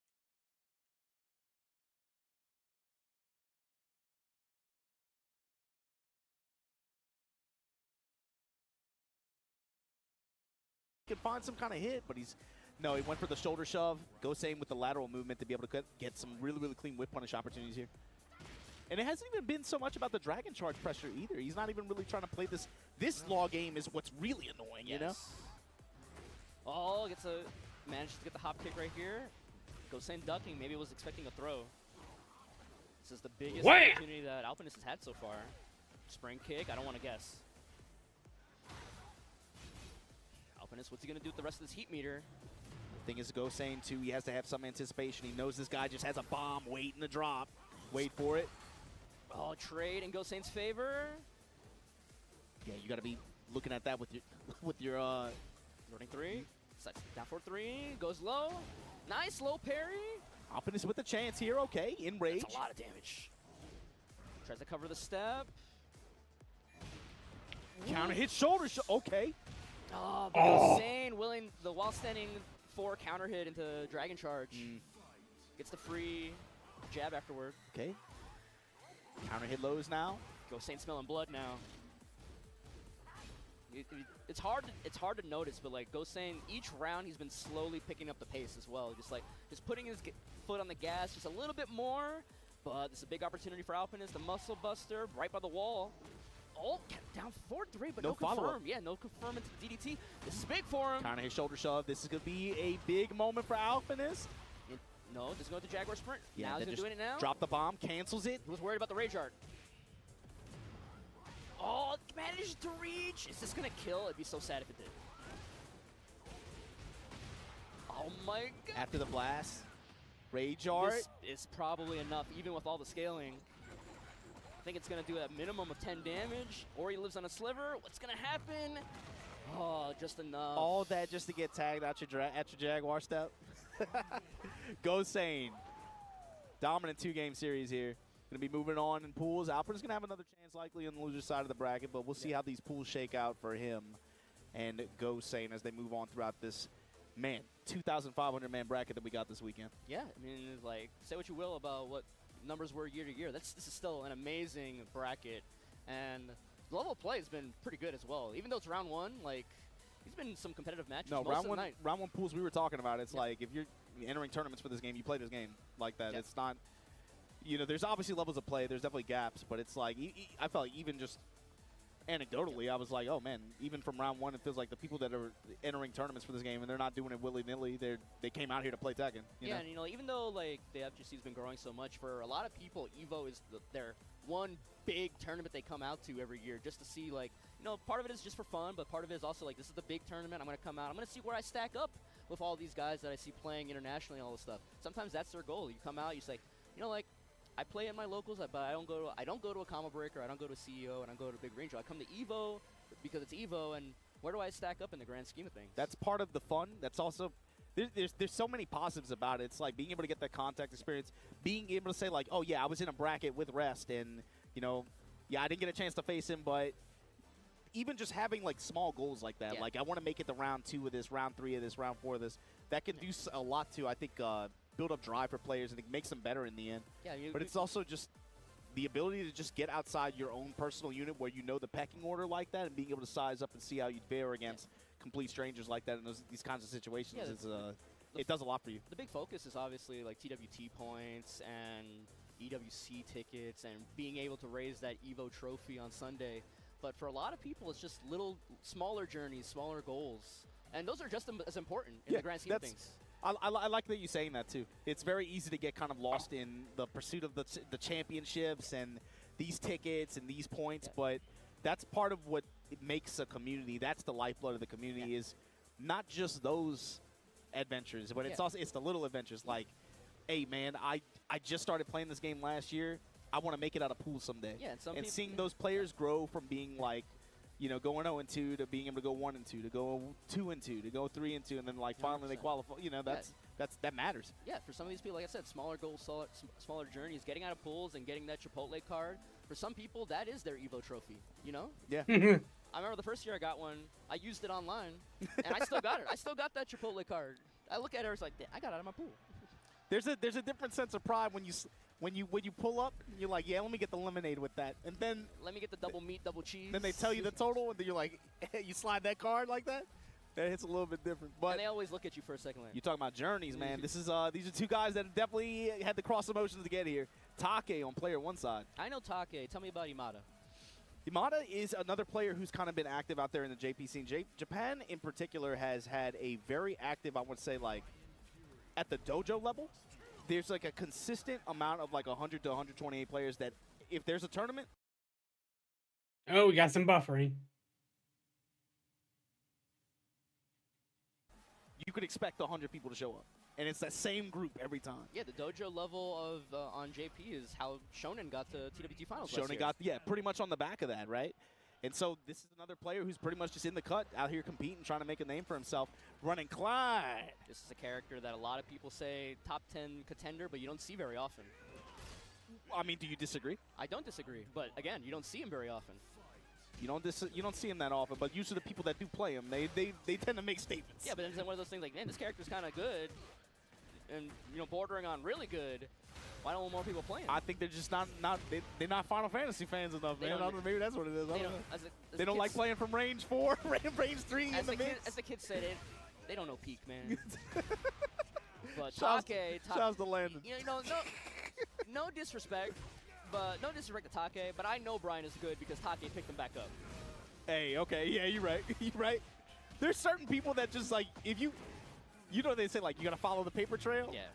There's certain people, if you just watch the characters that they play, that's the funny thing about the Discords now, too, man, is certain people and certain players of certain characters are radio silent right now because you know they're getting away with murder. Oh, that did some good damage. The person that I could tell Wow. was good because they used it. Pekos. Pekos, yeah. If Pekos used that character was like low-key real He's good. still kind of like that. Yeah. We could just game the game. You just like, I'm just going to play with G. Yep. It's like the Tokido school. Crouched at the offset, finds that low touch. Charges down it back 2 up. with the charge. Block on the sliding low out of Phoenix stance. And Take with the defense able to close out that one. That's the thing about this character, too. You got to let him party a little bit to give himself some give him openings to you. It can be a little bit dangerous to try to just close in the gap on your term. That time, Take got a really good cannonball straight to be able to get it there. But you got to let him party a little bit, but not too much. That's the way you got to deal with Clyde. Kip up and depressing a button. Yeah, you're going to die for that. Yeah. Bloody war. Clean third round for Take. Oh, not very happy about it. Translate the body language here for me, man. I don't know if that has a translation. I think the frog says everything. I mean, he pointed at the jersey too, like, bro, we're on the same team. Why are you messing me up This this is bad? travel. This is travel. I booked your travel for this, man. You can't let me get around. All right. But it's the way the built-in mobility, the way obviously his heat activation, just the way everything becomes natural strings, the effects. It's very easy to get lost in the confusion with this character, but you got to be able to make some really, really good block punishment, but also make some good judgments on strings like that. Down back 2 with the ice wave after. Yeah, I see he's not afraid to throw out the down back 4 as well. Oh, but it's gonna make him pay for it that time. He could have been a launch there, but oh no, got up ducking or got up moving. Ooh, peels him off the wall. Take, stop. Stop. Activate. Got the Clean wall splat. I probably was trying to heat dash there, but maybe it didn't come out. But get off me. Can he survive? Yes, barely. Active defense. Very good defense. You don't want to die. You don't want to lose the whole round with rage and heat in your pocket, man. No, man. That's your defensive mechanics, man. Yeah, you gotta bang on that stuff, man. Let's go. Defend it right there. Yep. And cancel. So now, how does this work? No punish. Not only a little punish, I should say. I'm surprised he blew it there. The smash, and just like that, comes down with the knee. Take just willing to weather the storm. It's what a lot of these characters with these really obnoxious heat activations, you know? Sometimes the answer is just like, let me wait until the heat's no longer a factor before I make my move. Counter hits. Should easily get the wall here. Get the snake eyes too. Yeah, gets his activation. Boom. Take going for damage over. Ooh, the empowered hatchet. He's got one more stock of snake eyes. And look at Take with that subtle step to the left in the reversal finish. Oh, man. You know, if anything's cheap on Brian, it's definitely the reversal like that. 5-frame startup, I believe. Oh, on man. Don't you love it when the character who is known for just counter hit launching you into oblivion just has reversal options on some buttons like that? I mean, I like it when it's not happening to me. To me, yeah, I like that. But Imada's got to do something to get on the Take's board keeping here. it. He's keeping it tight too. You saw him try to bang on armor like that, or trying to go to a heat burst option. Little steps too. Little steps into blocks. Nothing super committal. Oh, but that was a committal sweep. Mess it up though. Committal Imada got a sweep, chance. committal defense too from Take. He was just holding south. And this should be it unless something goes Sidewall. wrong. No, he's got the smash too. Yeah, he's good. Take gonna be moving on here. Has to bury the Yamasa fanboys on the way out. I haven't seen Take play for quite a while, but he's looking like I was making fun of him for dropping the Brian for most of 7, but he looked like he looks like he hasn't missed a step. That's, I don't know. What is it about, like, I guess, I mean, we know, right? That's how strong he is, right?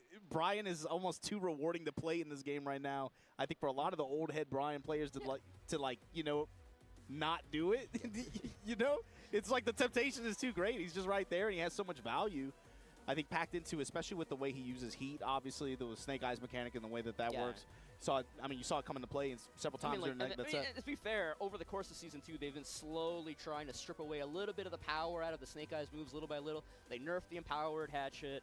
They nerfed back 1+2. They nerfed the forward 1+2 string a little bit, the tracking on that. They just nerfed Soul Racer, like not letting it the full charge version wall splat. Yeah, that's true. So they've been, little by little, they've been stripping the power. They nerfed the Heat Smash. It's not +15, it's +9 now. So it's like, little by little, they've been stripping it. But I think for a lot of people, though, it's just like too little at a time. They really want more drastic changes, but... I mean, he's still buff. It's probably just to the point where they just want to... It's probably hard to balance, too, if you think about it. They really don't want to go too far. Yeah, in one direction or the other. Yes. So you have to be kind of content, I guess, with making some small changes along the way to try to find it where it feels really appropriate. But for right now, shit, get it while the getting's good. Yeah. Because it's still very good. I'm really interested in how Armor King comes out, this brand new character, and then eventually when we get a Season 3. If the Season 3 is like as drastic as Season 2 was, you know, but potentially in the opposite direction, it might be an interesting That's set my of thing. changes. I'm not even thinking about Season 2 anymore. My thing is, like, let's talk about next year. Let's talk about Season 3. You can't throw out the baby with the bathwater, man. You gotta, we got this game right now, and, you know, these players, you gotta give it up for these players that are, you know, playing it out right now, you know? No, it doesn't matter what anybody says. The thing is, some of these players are just locked in on, they are competing in Tekken, right? It's competing in Tekken 8. Yeah. It doesn't matter what season it is they're going to show up and they're going to pull up and play, and you're seeing it right here. You know, Jod on the stage right now. This is one of them, yeah. Jod, I think he's been a little bit more quiet than he has this year, I think, compared to maybe years previous. Just in terms of just impact, yeah. I'd say like impact on the world stage. Yeah. I think it's not as though he hasn't been traveling. It's not as though he hasn't been playing. It's just we feel like we haven't seen him as much. Still rocking the Nina though. Feels like one of the few that didn't just immediately swap to Ana, you know? Yeah, I guess so, thinking about it. But also, yeah, just rocking the Nina, man. The struggle bus. But I think the way that he plays Nina, just like Ana would never suit that style. That movement, that little compact kind of like swarming you, but also being very safe. The thing about Ana still, like, she's obnoxious right now, but still is taking like risks in terms of running that offense. You know? You got to be a little bit, have some screws loose a little bit to play player like that. You know what I'm saying? Like, characters like her, Raven, those kinds of characters, you have to be okay with basically just taking out the mortgage, putting it all on black, and if it comes up bad, you got to be like, all right, we'll do it again. Nice float on the running bear attack. We're gonna blow it up right away. No, big bear combos. Saves it this time, just gets the wall pressure, eats the throw. I like it. To activate through the bear wake up. Yeah, you know they want to do it. I like the counter hit down 4-1 as well to counter hit the electric. Didn't even use the bomb blast, just use the threat of it. I think that makes it make his pressure more scary.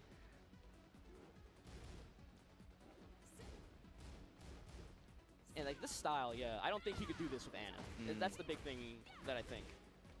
Messes up the combo though. Jod is loverless, right? Yeah. Yeah. Infamously. So, yeah. I guess at 7, like he was like one of the biggest guys that like put that control early on the map, on, right? he definitely put it down with her, especially because, you know, in 7 she was a little bit more still of a specialist kind of character. She had a little bit more execution required on some of the more optimal combos, but he would just make it look easy. you know, especially on leverless. Even so now. Another big block. He's able to play really compact and makes still just put together that pressure, man, especially at the wall here. Not giving Thresh any opportunity here to make a comeback. Yeah, and at this time, thought figured that he was going to stay down and not do the unique get up, so he just shut up. And somehow finds the room to make that smash work there. Jod, a very quick game one here. Yeah, making this character look like she didn't get changed from season 1. That's how dominant that first game was. She might still be good. she might still be a very good character. Believe it or not. Crazy talk. I miss the days when people used to just own how good their characters were. You remember, like, it's always been downplaying has always been a thing. But I'm saying, like, yeah, what happened to that pride? Like, yes, she's busted. It just carries a risk now, I guess, because.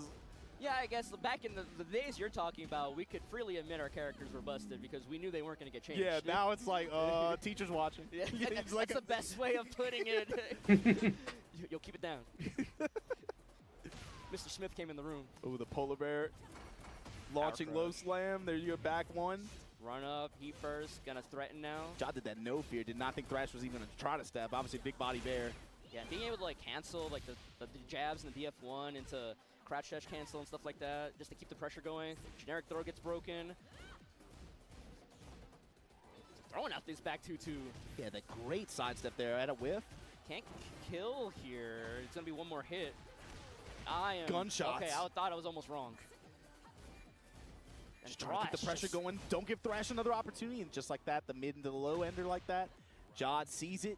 Able to take the return here, get the round.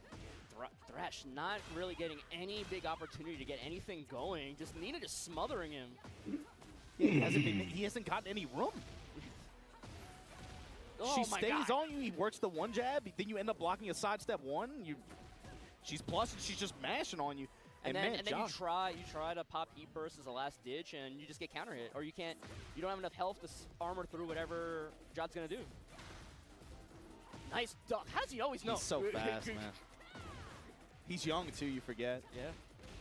1, 2, 3, 4. Bear wake up has not been it's not even on the table anymore. Yep. Since that first initial activation. Gonna activate here. Bear electrics, but oh man. Spends the salmon. Trying. This is his last ditch effort. Another power crush gets blocked because of the cancel. Great float there though. Wow. Oh my god. Is this enough? Wall?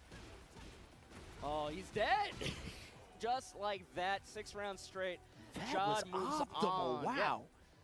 Yeah. That was perfect wall carry. Enough time to get in to get the combo, and Jod just makes it look easy. Nasty. He's moving on. These, you know, no big surprises so far in the matches so far, but it's like everybody came to play this weekend. All the top names, no matter what region you're from, Japan, EU, Korea, Pakistan, US, South America. I felt like I said it at EVO Japan, like the play is going to play. It's the same people, you know, for everything everybody has to say is the same people showing up, and they're trying to make their statement, make their run. Yeah, they're out here motivated, like you said. No matter how much you try to change the game, you know, it's like great players adapt, right? Yeah, man. There's a really cool quote that I read recently where it's like, it's not the smartest or the strongest or the most intelligent that survive this war called life. It is those with the capacity for change and adaptation. And then he broke Batman's back after that. I was like, oh, they gonna let Bane just spit like that? But yeah, I mean, it's true. I think it's especially remarkable to me when I think about players who their strengths might be in a certain category, and when they take it in this game that might not necessarily favor that, they find a way to impose their style and their approach on the game to that. All right. I think that's been really fun to watch. We could talk a little bit, but we got this Chipotle extra match going right now. B-Kun versus Ellie Bear. B-Kun rocking the Elisa. He's been playing Elisa all through 8 so far? Not all through 8. He's been on Victor. He's been on a few different characters like that. But this is this is one of the younger players in Japan who, I say younger, he's been young for like 7 years, I guess. You know, he's like getting there now. But this is definitely one of the younger generation players who has been trying to make a name for himself. It's consistently just out. He's out here traveling. He's at every dojo event damn near. Cool to see him on this international stage like this. B-Kun going up against Ellie Bear. Ellie trying to get something going with this Azucena. Had plus frames there. Punish. Counter hit low off wake up. Ellie mashing a little bit too hard. Activate. There's the head bomb blast. Gonna be a side. Oh, clean wall splat. I like the wrap around to hold the wall, too. Nice, Bikun. And clean game 1 here. This is a character I feel like you don't see a lot of. This character, another one like Clive, like very good, but you don't see a lot of like high level. You think of Cuddle, Bikun, Hamoud from Pakistan. Yeah, Hamad, that's true. Yeah, those guys. Dawood but- Sekandar. Yeah, so it's like like character got nerfed a little bit in the most recent patch. Hello World, I think +4 from +7.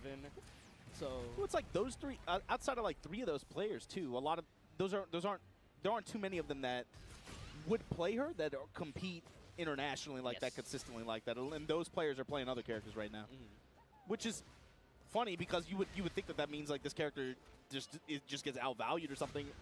I don't see it though. I think she's still really good. yeah. I think the biggest negative thing that happened to her in Season 2 was them doing the universal chip damage change in Heat. If that had kept in, this character might have been potentially a top 1. With how much chip damage she could have potentially done. And she still does very scary chips. Yeah, she still does a lot. And Bikun showing it right now. It's A character in this game that can still move around freely, but also having great panic buttons with the 2 power crushes. And now a lot of her power being put into that dual boot and destructive form stance. And it's the ability, this too, when you combine that with, and then I have a Tekken 8 gameplay loop that I can force like that too. One that's highly rewarding for, for the frames too. Yep. Gonna spin the heat goes smash. to smash, goes Hello low. World. No, this time goes mid. Hello World. Was waiting, thought potentially it was gonna call out the rage art, and just waited. But Ellie Bear, gotta get something going here. 1 round away from getting something. Losers big punish from downtown. Yeah, with the Ellie wall Bear standing just too. getting a little impatient there. You can't be just. You want to make something happen like that, right? But against a player like this, you cannot be. That still hit. Okay. That was a labbed combo. Okay, go in the stance here. The 1-1. Ellie Bear, not a lot of lateral movement here. You got to try and you got that wall to your back. Spends it right away. +5. Heat burst. Still blocked though. 1-2 gets 1-2 punished. punish in return. Ooh. Nice. The sidestep hook. Gets a little bit of that heat meter back. Side roll to get away from the 4 3+4 or the up 4 3+4. Low mid there while standing 4 to interrupt. Nice Clean wall. wrap around, and that's the risk you run with the Azucena. Again, a running attack, but also a smash. Very, very walkable like that. Yeah, and then they made the changes to a bunch of heat smashes now that they don't like auto track you midway through as well. So doubly punishing in this game. You gotta, between the heat burst changes and the heat smash changes, you really have to know that they're not going to move when you want to commit to those options nowadays. Ellie Bear too, especially in that last round scenario, got a little bit impatient. You saw him just trying to kind of almost like flailing in mid-range like that. You can't make it easy for your opponents like that. This is not trying to come down on them like that, but you have to identify when you're playing someone of a certain level, they're actively looking for that whiff. You cannot give them non-Jalen highs and just have infinite recovery or anything like that in mid-range. I tell people you really have to play like the other person is paying attention to you. Everything that you do, even the way you move, is information in a game like this at this level. It sounds odd because it's obviously been true forever, but I feel like this game maybe I don't know. I feel the sensation with this game. Oh, buffering again.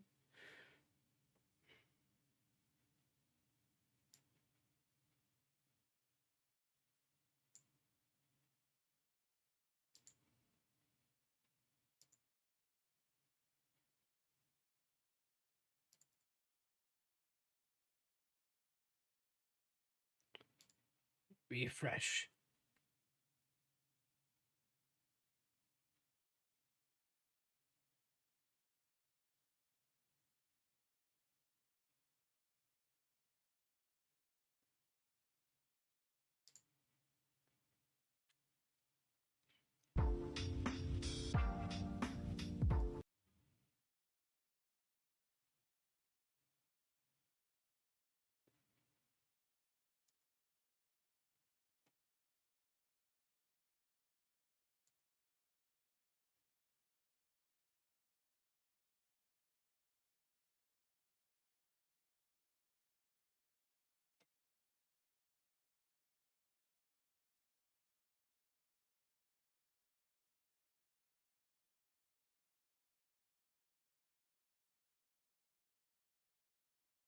Think we'll go ahead and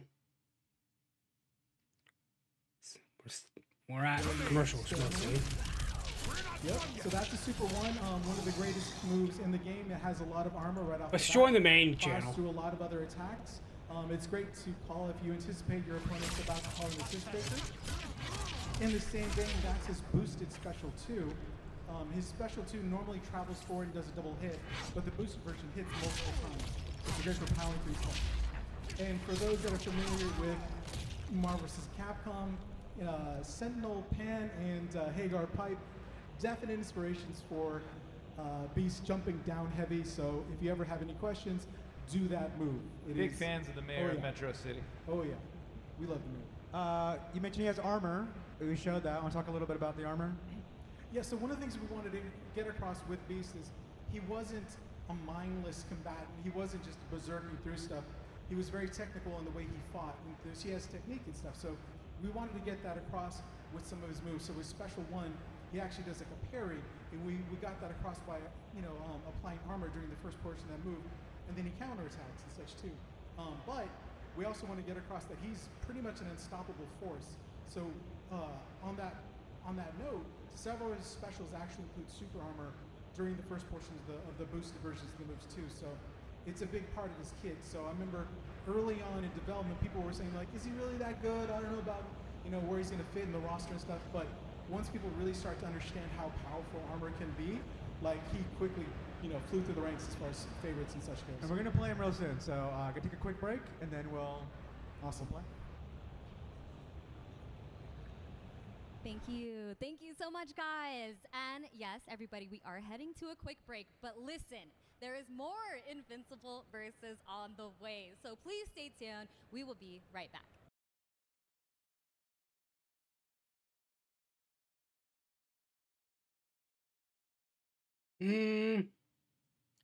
Helping out with the event, right? So for sure. Shout out to Rowlet. I'll let you rhapsodize on Rowlet's skill. And Yeah, there it is. Oh yes, thank you, Rowlet. Appreciate it. Rowlet, you'll always see pulling up with the cards of one variety or another. We got a lot of the stickers from in-game. That is, I think, one of her favorites.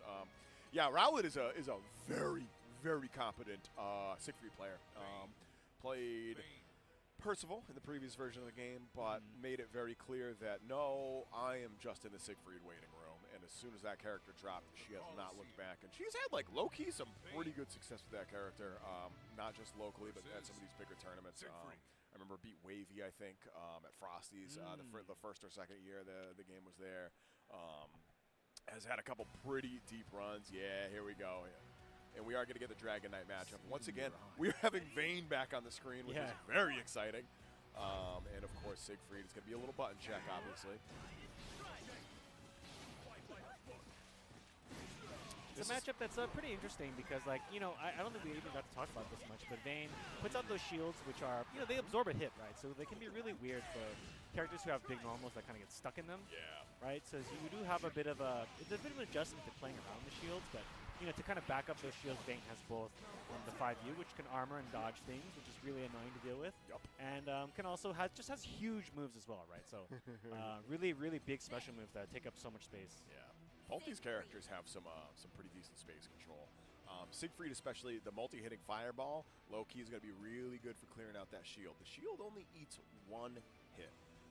So if you could clear that out and then try to punish whatever your opponent has already buffered in to catch your button, it gets into a chaotic mind game. That's what I'm trying to say. It's very easy to get in your own head around that shield. I think that's why a lot of people find it scary. Yeah, and that's where you go to level 2, right? I know they're going to break my shield, so I'm going to whiff punish them. So it gets, that's the kind of little mini game that you play as you play this matchup. Just depending on how much you're even allowed to put the shields out to begin with, right? Because Siegfried is very good at rushing down. Yeah. If needed. If needed, exactly. Sometimes you don't always need to, as we saw earlier. I don't think we're going to see like the crazy unblockable setups like we saw. Rowlet actually plays a pretty safe fundamental game plan. She is a very good reactive player. I have watched so many players just hang themselves against her again and again and again. And if you are making a lot of mistakes on offense, she will absolutely punish you. So I'm very excited to see what we have from Bazooks here as well. Okay, they both open with a backdash. Yep. Unsurprising. Okay, whiff punish with a fireball. That's some classic stuff right there. Yeah. Oh. Okay. Oh, there's the frame trap. All right, so yeah, Rowlet not going to take the full combo here. Oh, all right, M-Ender. Missed the light confirm and gets jumped over. That was 2H startup right there, yeah. If you're a little slow on that, this can be the result. And take a look at the health bar right here. Low damage Vayne combo, by the way. I mean, it is from a jump in, so half your health gone in an instant. Has that maintain that corner position. Jumps over it, but too high. Oh! They both whip throw. High five, brother. Yeah. Good delay, you know, like ships passing midnight. And a reversal from Rowlet. Blocking the big normal. Dash L again, but baits out the DP. Big punish. Yeah, even with, yeah, this is still dead. Absolutely. Does not need the super to kill here. And just presses far M right there, like, whatever. I know you're dead anyway. I don't even need to pretend like I'm going to do the route. You keep it basic, right? Like, sometimes you don't want to go too far if you know it's going to kill. Yeah, no sense in playing games with that. And that's what I'm talking about right there. Very, very solid reactive gameplay. Rowlet was not afraid to just chunk you for 50% off an anti-air. Yeah, up 50% here. We see a BC. No, just blocks out. Tries the DP, but big punish. I don't know if that was a misinput looking for Fireball or if she was making a big read right there, and that was well, you know, got a discount there, right? I would say so, yeah. Pazuch just left a ton of damage on the table. Potentially the round, but Dash L, guard crush, breaks it. Down to grid points now. Nice dodge, but no confirm. Yeah, so that was, once again, far light when you want a close light, I think. Not ready for the full Tries punish. to bait a throw. Guard cancels out. Dash L, but back to full screen. Ultimate Fireball. Good dodge! Money. That was clean right there. Rowlet, like, oh, man. Yeah, change the frame data. Yeah, change the frame data like crazy by dodging it. Yeah. That is the thing about dodge, though. Like, even if like there's no, like, quote unquote, no difference whether you dodge it or not, just by changing the frame data can make an opponent make mistakes, right? Yes, exactly. It's all about forcing your opponent into these situations where they're not comfortable. Whoa! Just swings right through the shield, gets a counter hit. Absolutely. We're going to the corner right here. Even on block. Yup.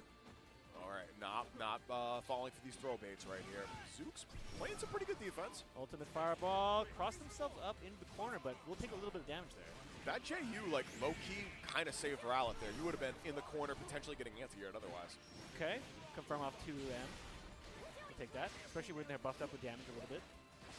Throw gets tagged. And that's good. That's good knowledge for Rowlet right there.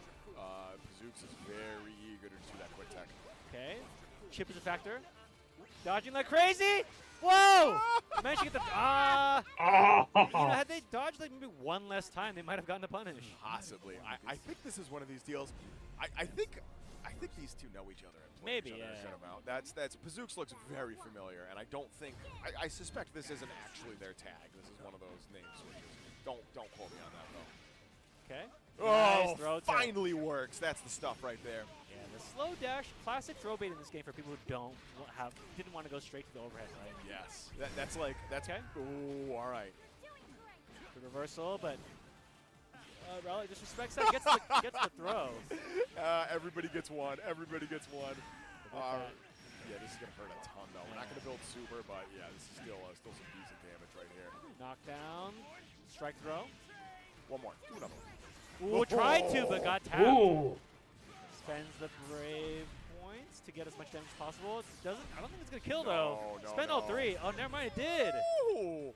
All right. Yeah. So they changed that a few months ago, where like that scale's a lot heavier now, because you used to see that a lot in previous versions of this game, where it was just like, oh, you have under 25%, raging chain, and you're done. So I was sure that would kill either. Okay. Wow. Tagged the big normal there from the air. JU's doing work right now. 5U on the way back as well. Too far away to confirm. You're starting to see the pace pick up for Pazooks right here. The pressure's starting to get to him. Okay. Yeah, Ultimate Fireball is reversal. Good stuff. And again, Fire's back with that.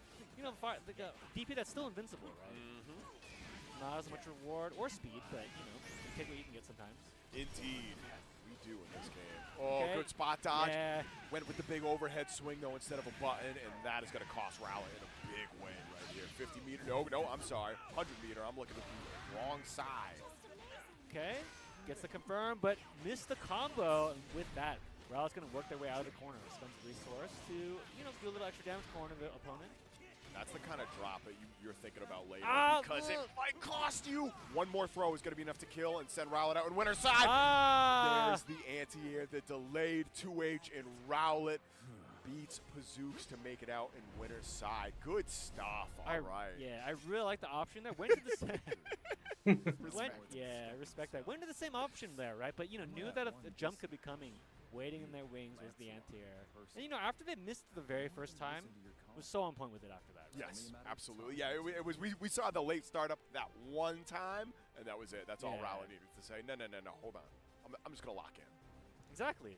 I'm just gonna lock. You could do anything if you lock in, right? That's what I tell myself anyway. I have not had as much success as some of these other players, but you're just not locked in enough. You're so right. Just Honestly, lock in more. I have to lock in more. Yeah, exactly. Oh my God, that's the cycle meme. I have to lock in more. I have to lock in more. I have. Yeah. Next up, we're gonna have 0 Hour versus Loveless Chimp. And I believe, this is winners finals territory from here on out. Yeah, absolutely. And after that, we're gonna have Scavenger Z back on the screen. It looks like facing off against Abi Dhabi. Okay. Hell yeah, dude. I'm loving some of these names. Awesome. Was Scavenger? Was that the other Vayne player we saw? It's kind of eluding me.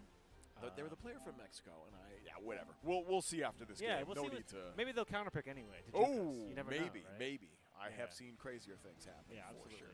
sure. And I hear, I thought I heard that character select screen. All right, so this is going to be 0 Hour versus Loveless Chimp. Winner goes out on winner's side. Loser still makes it out of pools, but on losers. I want to see, what do you want to see for characters right here? Hit me with a character we haven't seen yet that you want to see. We definitely haven't seen the newest character, Galleon, yet represented, in this block at least, right? She is a pretty interesting character, like relative to how she plays.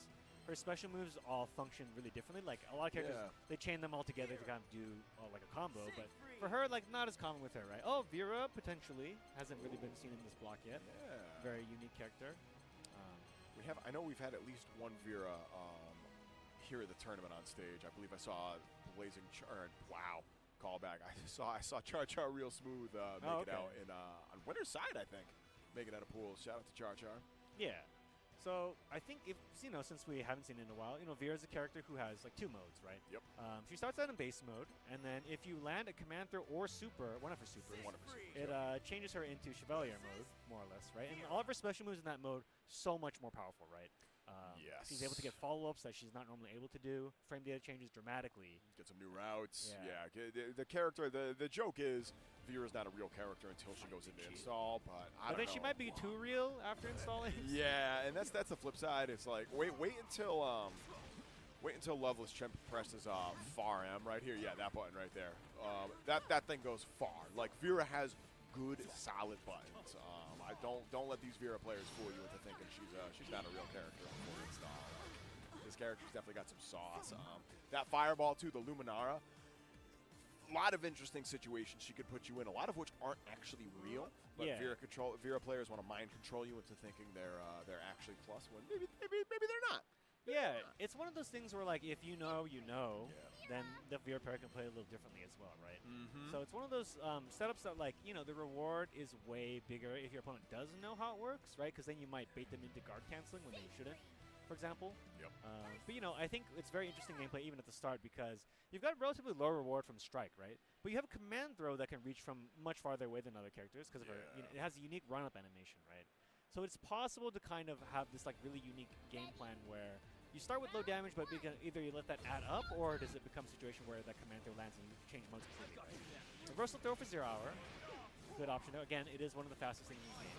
Yep, sure It is. caught anti-air there. Wow. Siegfried 2M really does do everything. That's crazy. All right, here we go. We're seeing the anti-airs. Yeah. Okay. 2M did not confirm there, so Loveless Chimp working their way out of the corner. Yeah, try to command throw.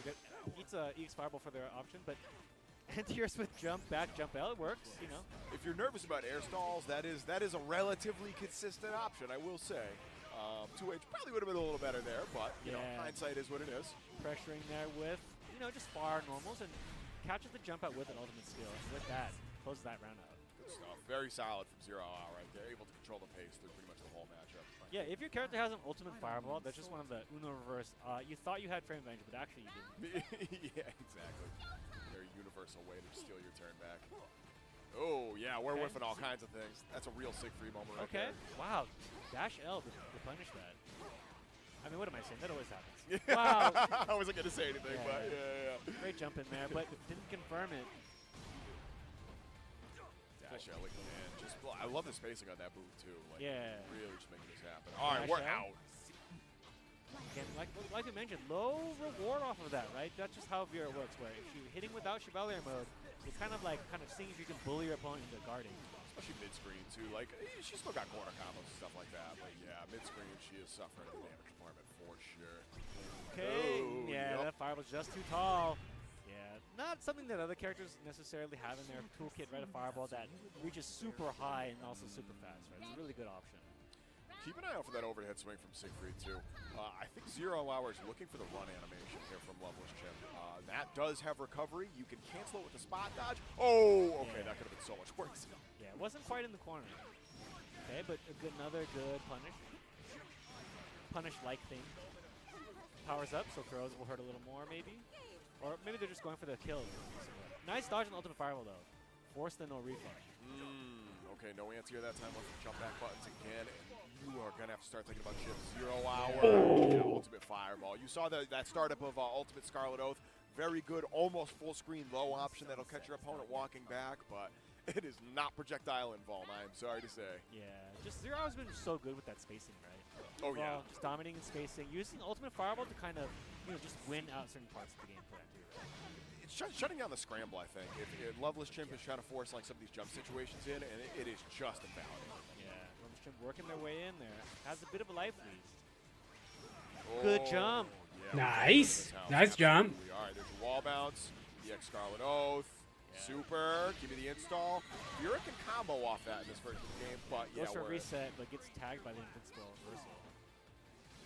Okay, 0 Hour, 1 BP left, so next combo will probably do enough damage if it's a solid hit, especially because they're in Chevalier mode.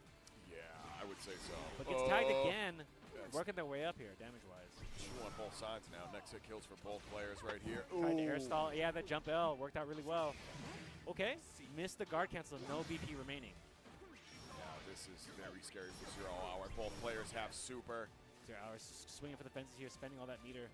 Still has 50 more though, so that ultimate skill. What? Hit on the backside. Nice. Oh no, that is such an unfortunate way to go out, but that is how it goes sometimes. You made it there for a reason, and it looks like 0 Hour is making it out on winner's side.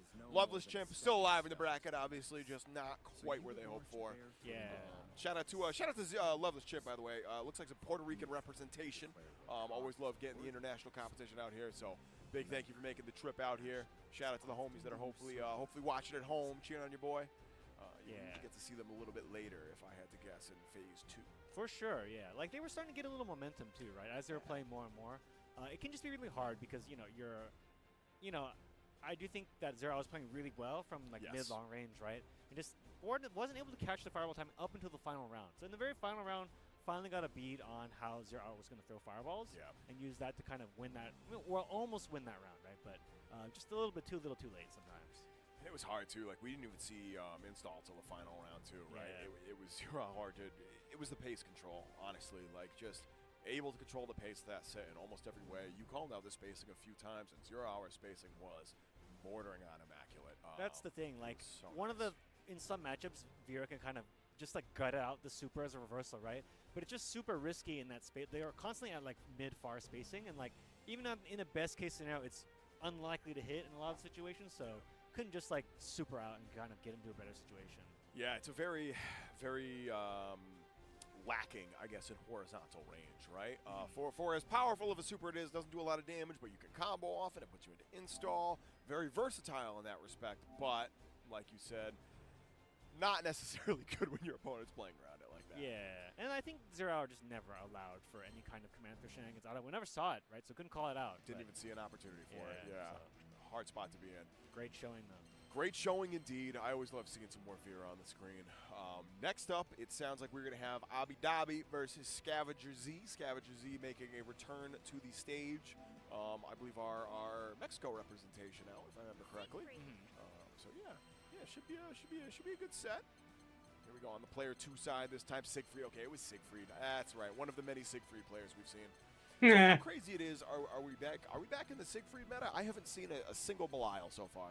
Well, I think that you know, I think if you want to play the character who has the best like versatile toolkit, it's always kind of, you know, ping pong between Siegfried and Belial. Yeah. You know, I think people have overreacted maybe a little bit to Siegfried's Fireball getting nerfed a little bit. Agreed.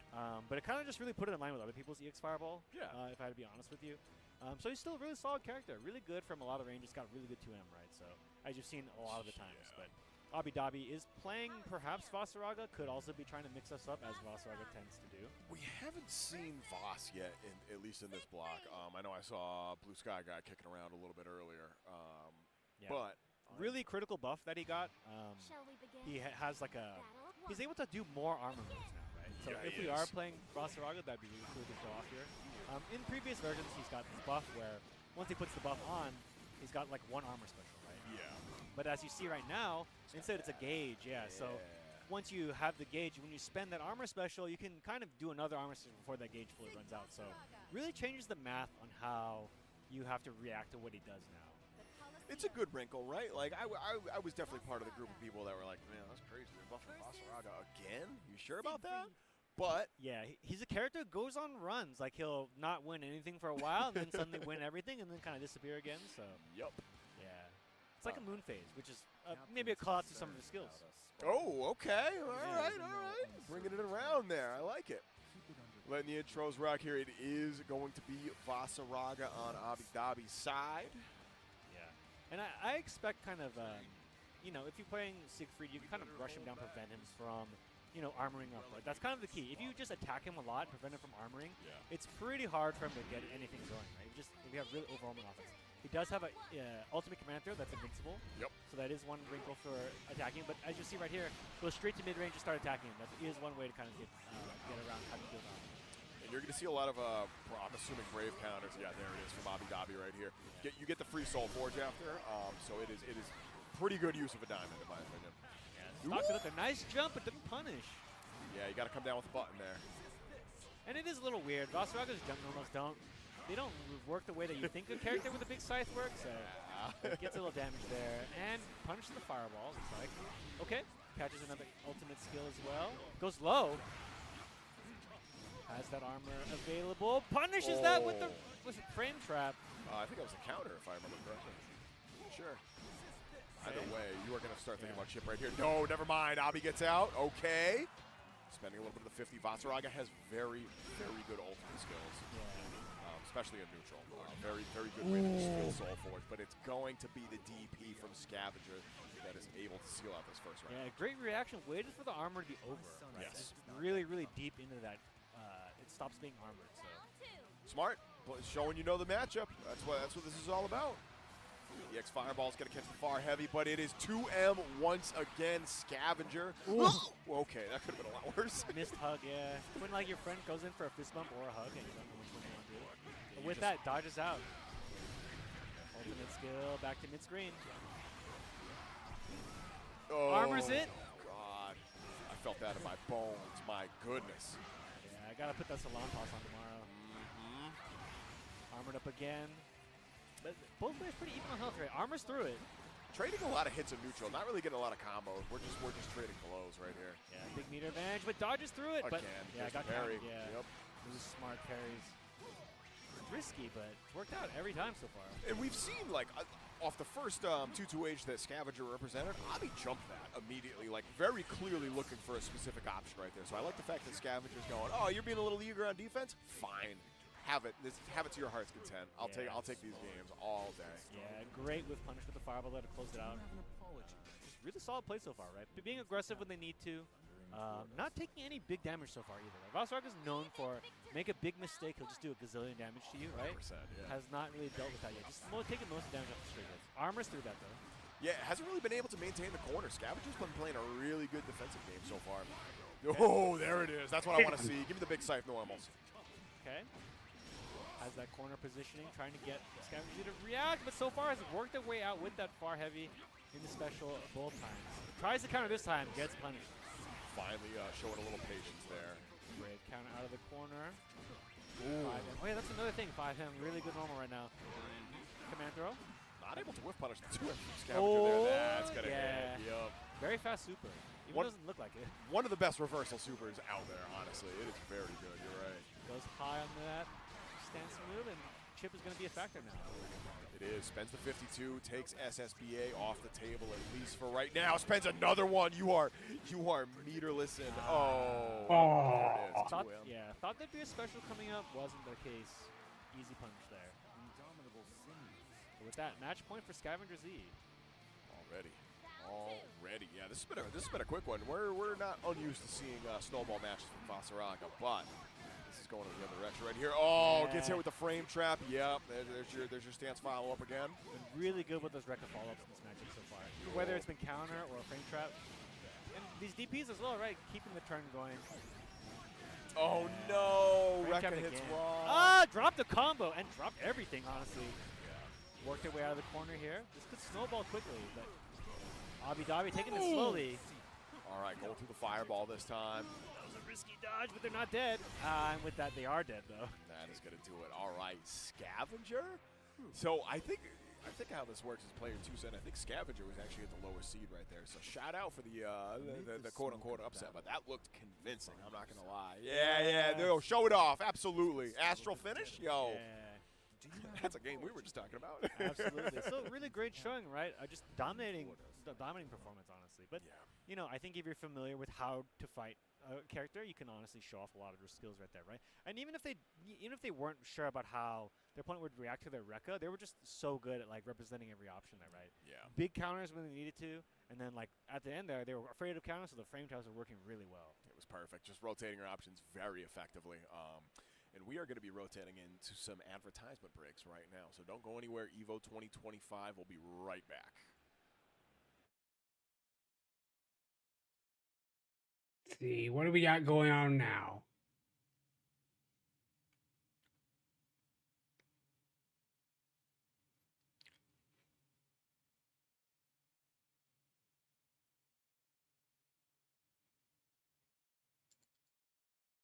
This looks like the new Marvel game.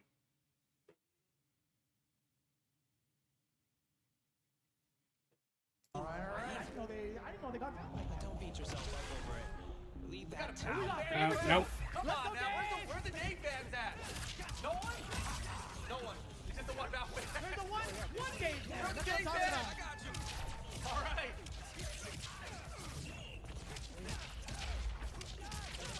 Really interesting choice.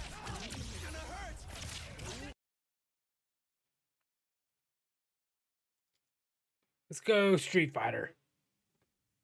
You know, one of the favorites that a lot of people would vote would be Knuckle Doo himself, Knuckle Doo Dang, because he's going to be the one playing up next.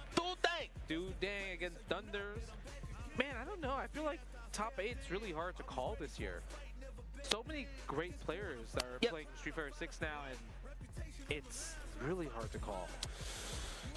My favorite right now, and listen, I'm going for USA all day, 100%. And I said this in the last stream, even at Blink. I said this. I said, look, we need Momochi for the culture to win. I heard, you definitely was on the mic, and you're like, yo, he's due for a big one. Yeah, bro. I feel it. You know, that's why he lost on purpose, because he's waiting for that one, and that will be this year. Imagine. Because he got second at Blink Respawn. And before that, he was top 8 in EVO Japan. I think he got 4th. I believe a 3rd. I'm not too sure. I think it was 3rd or 4th. I remember that. But man, this is good. This is gonna be a good match, right? Knuckle Doo Dang. We've been seeing him play in all the online tournaments under the sun, from the TNSs to the Motivational Mondays, the can openers, the whole 9. This is one of the guys that you see that are consistently getting the bag. Yeah, I also find this interesting. So I guess maybe Knuckle Doo doesn't like. So he never really likes to play the Gao mirror match, right? Anytime he fought Cobb, he picked Cammy. But this time he's playing DJ. against Guile. So I'm wondering if this is going to be the replacement against when it comes to Guile versus Guile. That's usually what happens. Now, I don't know if, if a pride will get in the way. And mind you, we're not stretching that rivalry. They're actually, like, cool. They took pictures and all that, Kaba and Knuckle Doo, but still, the rivalry's still there. But in terms of, on a strategic standpoint, I actually do like this pick for Knuckle Doo. I mean, Thunder's is kind of cooking with the flash kicks and everything. Okay, goes for the perfect. Yo, Thunder should just beat him and be like, hey, man, I'm a big fan. That would be the greatest mental damage you can ask for. Yeah, nice block right there. Was a little bit too far. He gets the throw. Thunder, what do? You got to make a guess. What a DI right there. Spend the level 2. That was sneaky. Sneaky off of the drive rush. So much in the way for. I'm pretty sure he was waiting for maybe a drive rush throw. Yeah. Waiting for a technical, whatever the case may be. With to sneak that out there from a range as well. I enjoy that. Knuckle Doo thing. That's actually one of his tricks. It was such an interesting trick because he did drive rush with jab. Yeah. And it felt like, oh, you're trying to bait out my wake up OD reversal. And he went into drive impact right away. Thunder's doing a really good job, actually. Yeah, he's already been consistently holding the lead early on with Knuckle Doo. Knuckle Doo making the comebacks respectfully. Yes. Stay Round City? No. Get the pressure. Yep. Nice. Recognize it. Spending level 1. That was a great confirm right there. Punish counter low forward. Oh my God. Do you think his name is Doonders? Wow. Because of Knuckle Doo? Can you imagine, He's bro? a fan. He's a fan. Yo, I'm telling you, should we just look at Knuckle Doo? Hey, man, big fan. Oh, again with the drive impact. What a scumbag. And he was at a pixel, so it was a good check. Look at this guy's like, man, he got the smile like he a fan. He do. He got the smile and everything. And it's like he's playing. Oh! He reacted a little bit too slow right there. Using the soul ball. Look at that. 35% already taken. Good blocks, though, but how the hell are you going to get out of here? Claustrophobic much? No, we out of here. Flash kick, but we low on the drive gauge. Yep. Unfortunate. Unfortunate right there. Standing heavy kick. Another standing heavy kick. Another stand. He's trying to get that burn down. ASAP. What a flip kick. That's a whip punish. Let's go. Don't stay in fierce range. Are we going to get the counter hit low forward into the level 1? I feel like it's on its way, but he's just buying some time so he can hit grass on the drive gauge. Gets the anti-air. We're going to go for the chip damage. Yeah. Damn. There's nothing really Thunders could do in that situation, right? Because he's in burnout. He can't even do reversal OD flash kick. This man is feeling the rhythm. Feel the rhythm. Oh, the rhythm. Again. You know what? Wow, was that on Sobal kick? Yeah, it was on Sobal kick. That's godlike. Oh. Yeah, his sway, I mean, it's such a goal. Is he dead? No, he's not dead. And he walked back. Nah, you know what? He's gonna reset. I promise you he's gonna reset. Oh, he's doing the crazy combos. Okay. My man is styling right here. Let's see. We got these legs? Yes, we do. Hey, hey, hey. Level 1? Look at this. It's a fun combo. He's like, this is from my stream. The chair is on right now. All you see is that leather. Right. Oh, that leather. He's like, yo, good job, man. Big fan. Yeah. And guys at home, that was what we call a fun combo. That's not a tournament combo, that's for sure. Well, you know, I think Knuckle Doo just recognized that he had it in the bag. So he said, you know what? For the people. Combo, though. That was a cool combo. Right? The feints, right? Yeah. It's do dang, man. Do dang. He's definitely, I'm not going to times. That is a Capcom Cup champion, by the way. And he's made top 8 before in Street Fighter 4 here in the EVO stage. So it's definitely familiar. So it'll be good. You know, it doesn't take away nothing from him that he's still a godlike player. I mean, it's just tough, right? Tears. There you go. Fake tears. Yeah, we saw it like before. He would tell me some frame kills. So he's like, the crazy part is, I think in Street Fighter 4 played Hakan. What? Yeah. Hakan? Yeah, random. Yeah. Cheat? Nah, he was. So that's a fact. I forgot about that. Oh, throwback. Damn, Jay, you remember everything, huh? Maybe like 3-4 months ago. Checking drive rushes. I think now it's just drive rush into like that crouchy short. Cannon spike. Okay, I guess he wanted more for the Oki scenario. Damn. Characters that recently people were saying, oh, 100%. I was like, damn, you must have the golden eye to do that on a regular drive rush. Very solid. Promising, I know him more for the versus side of things, right? So to see his take on a one-on-one is refreshing. Playing runs, they have a play Street Fighter that nobody like talks about, or he doesn't tell people. Boss.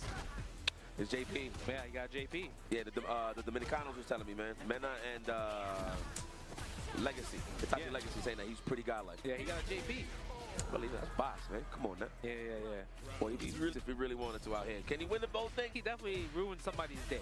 Absolutely. And somebody about to get ruined by some inside. And respecting the wake-up dive kicker, not even...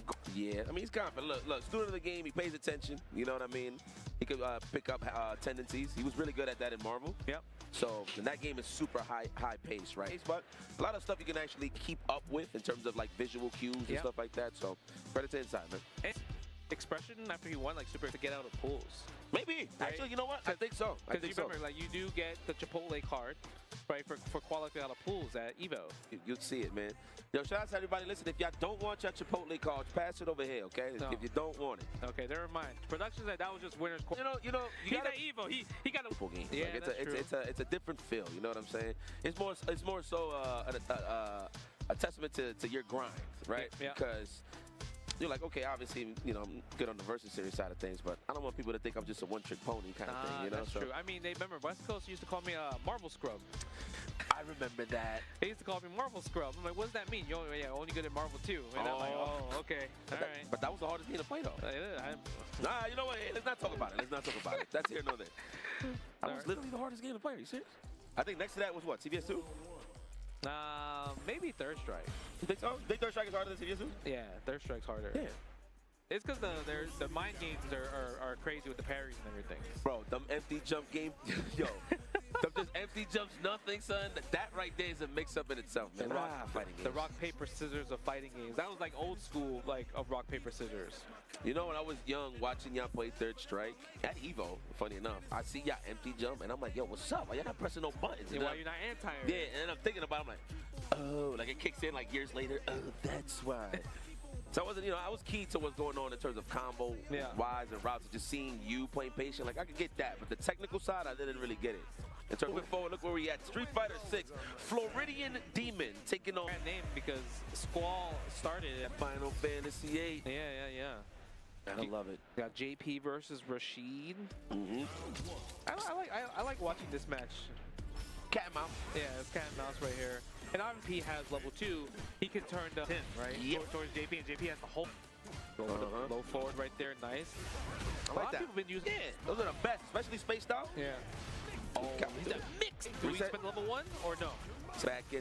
Has a chance. Yeah, it's like comfortable against JP because he puts you full screen and you have to go through the obstacle course, and he sees that you're bad at it. Stuff like this happens. Oh my god. That?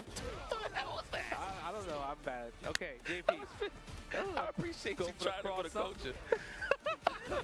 Oh god, we almost close to that level 2. Don't let him get it. Oh, right in front. Let me see the window. I'm trying to see some Rashid win. No anti-air, but the standing heavy punch. You reach, I teach. We spend level 2. It don't even matter if it don't combo. We're gonna go for the mix. Oh, you know what? I respect the attempt, but the block smart stuff from Floridian Demon. Okay, respect the pro. That was a good ODDP though. Okay. Good mixer. OD mixer, that was good. He saw that side. My man scored. He said, let's go. Away. Set up that departure. Yes. Oh, nice. Not ready for the check. Just cutting through. Meeting him halfway. That way he don't get the departure shenanigans pop. Yep. Trying to get the frame kill. Hold the perfect pair. I like the little jump back tech right there. You do lose space, but you don't have to take the pretty much the block damage at that point, right? Where you put yourself in a negative position. Okay. Nice. Man, not even trying to snipe that off my anti-air. I think it's killing Squall. He's holding parry a little too much once JP's close, so he's definitely giving up a lot of real estate and damage. Okay. Oh my god. Nice. Full screen, obstacle course, throw another OD ghost right there. Regular ghost, low and high, overhead and lows. Yo, them ghosts is gangster. They ride with JP. You see how they be like, ah! Like with the claw? Yeah, like they ready to smack the hell out of you. Uh-oh. You're burnt out, Squall, and now you're in the corner. Level 2. He didn't even need to spend a level 2 here, but you know, we're going to keep it safe. Yeah, there's nothing you can do there. I like that, man. Make guarantee that. Yeah, guaranteed damage. Guarantee that. I love that. Match point for Floridian Demon. It's like Deja Vu 2, drive rush low forward. Taking you to Floridian Demon. No? Okay, I get that. Like that? Yeah, that was good. Let's go. Oh, the jumping nice and clean. Yes. My hands are pristine. Yeah, plus right there. Oh, he didn't use the plus frames for the spinning mixer? I'm surprised. Get the plus frame, mate. Force him to use the drive reversal. Man, that man tried to hold up. I don't blame him. He got slapped across the face and converted into the driver. Whoa! That was good bait on the amnesia right there. He missed his meaty on purpose. So Floridian Demon went for OD amnesia and it just whipped. That was really good. Okay. Right on. Wow. He won the exchange. Okay, down and out, spend the level 2. What's the guess? Is Florian going to use a spike to kind of interrupt? And no, he's going to get hit. Overhead. No. Side switch back. Yo, why does Squall look like he's a different player now all of a sudden? And you know what? You just start to realize when you start keeping an eye on that score, you're like, man, I'm going to have to really raise my difficulty setting. This is difficult to block the parkour just to avoid the, excuse me, what is it called? The lavushka. Lavushka. Sorry, chat. Right there. Lavushka. Lavushka. Me gusta lavushka. Okay. Like that? Nice. Oh, that's over. There we go. Tie that up. Breadstick each. Yes, everybody can have appetizers over here. Man, we got to keep it healthy. It really felt like he just changed into a different player. Yeah, for real though. Right? Like all of a sudden he got setups, his combos were on point and everything. Oh, we going to a different character? Yeah, do it. We're going with mine. You know, I respect that. You know, it's one of those things where you just wake up and like, man, what am I doing?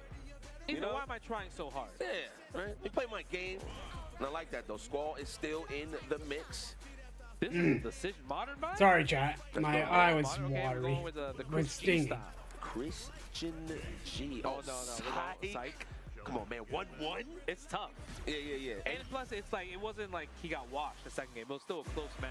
It's one of the things, too, like, if you're not confident, you ain't warmed the character up yet. Like, is it a fresh? I mean, maybe first game, sure, but nah, stick to the JP. I like where it was going there. It was just minor defensive issues. Yep. Okay, no anti-airs as of yet. Respecting the jumping.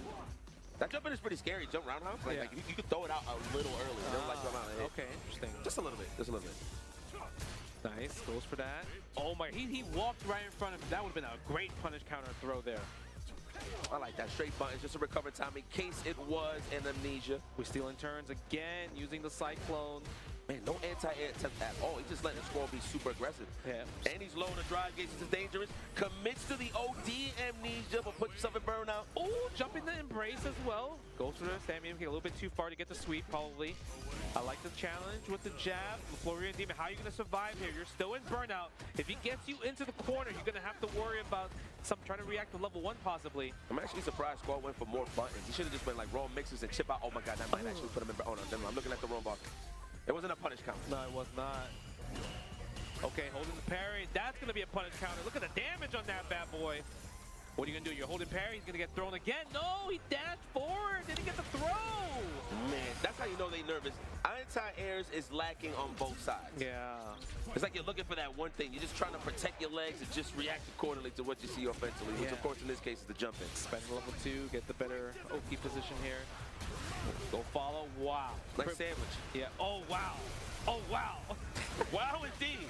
What the hell? What happened? He just had his face on the equipment. Yeah. And everything just worked out. Okay. Usually most people would do level 2 from that target, but unfortunately Demon does not have level 2, right?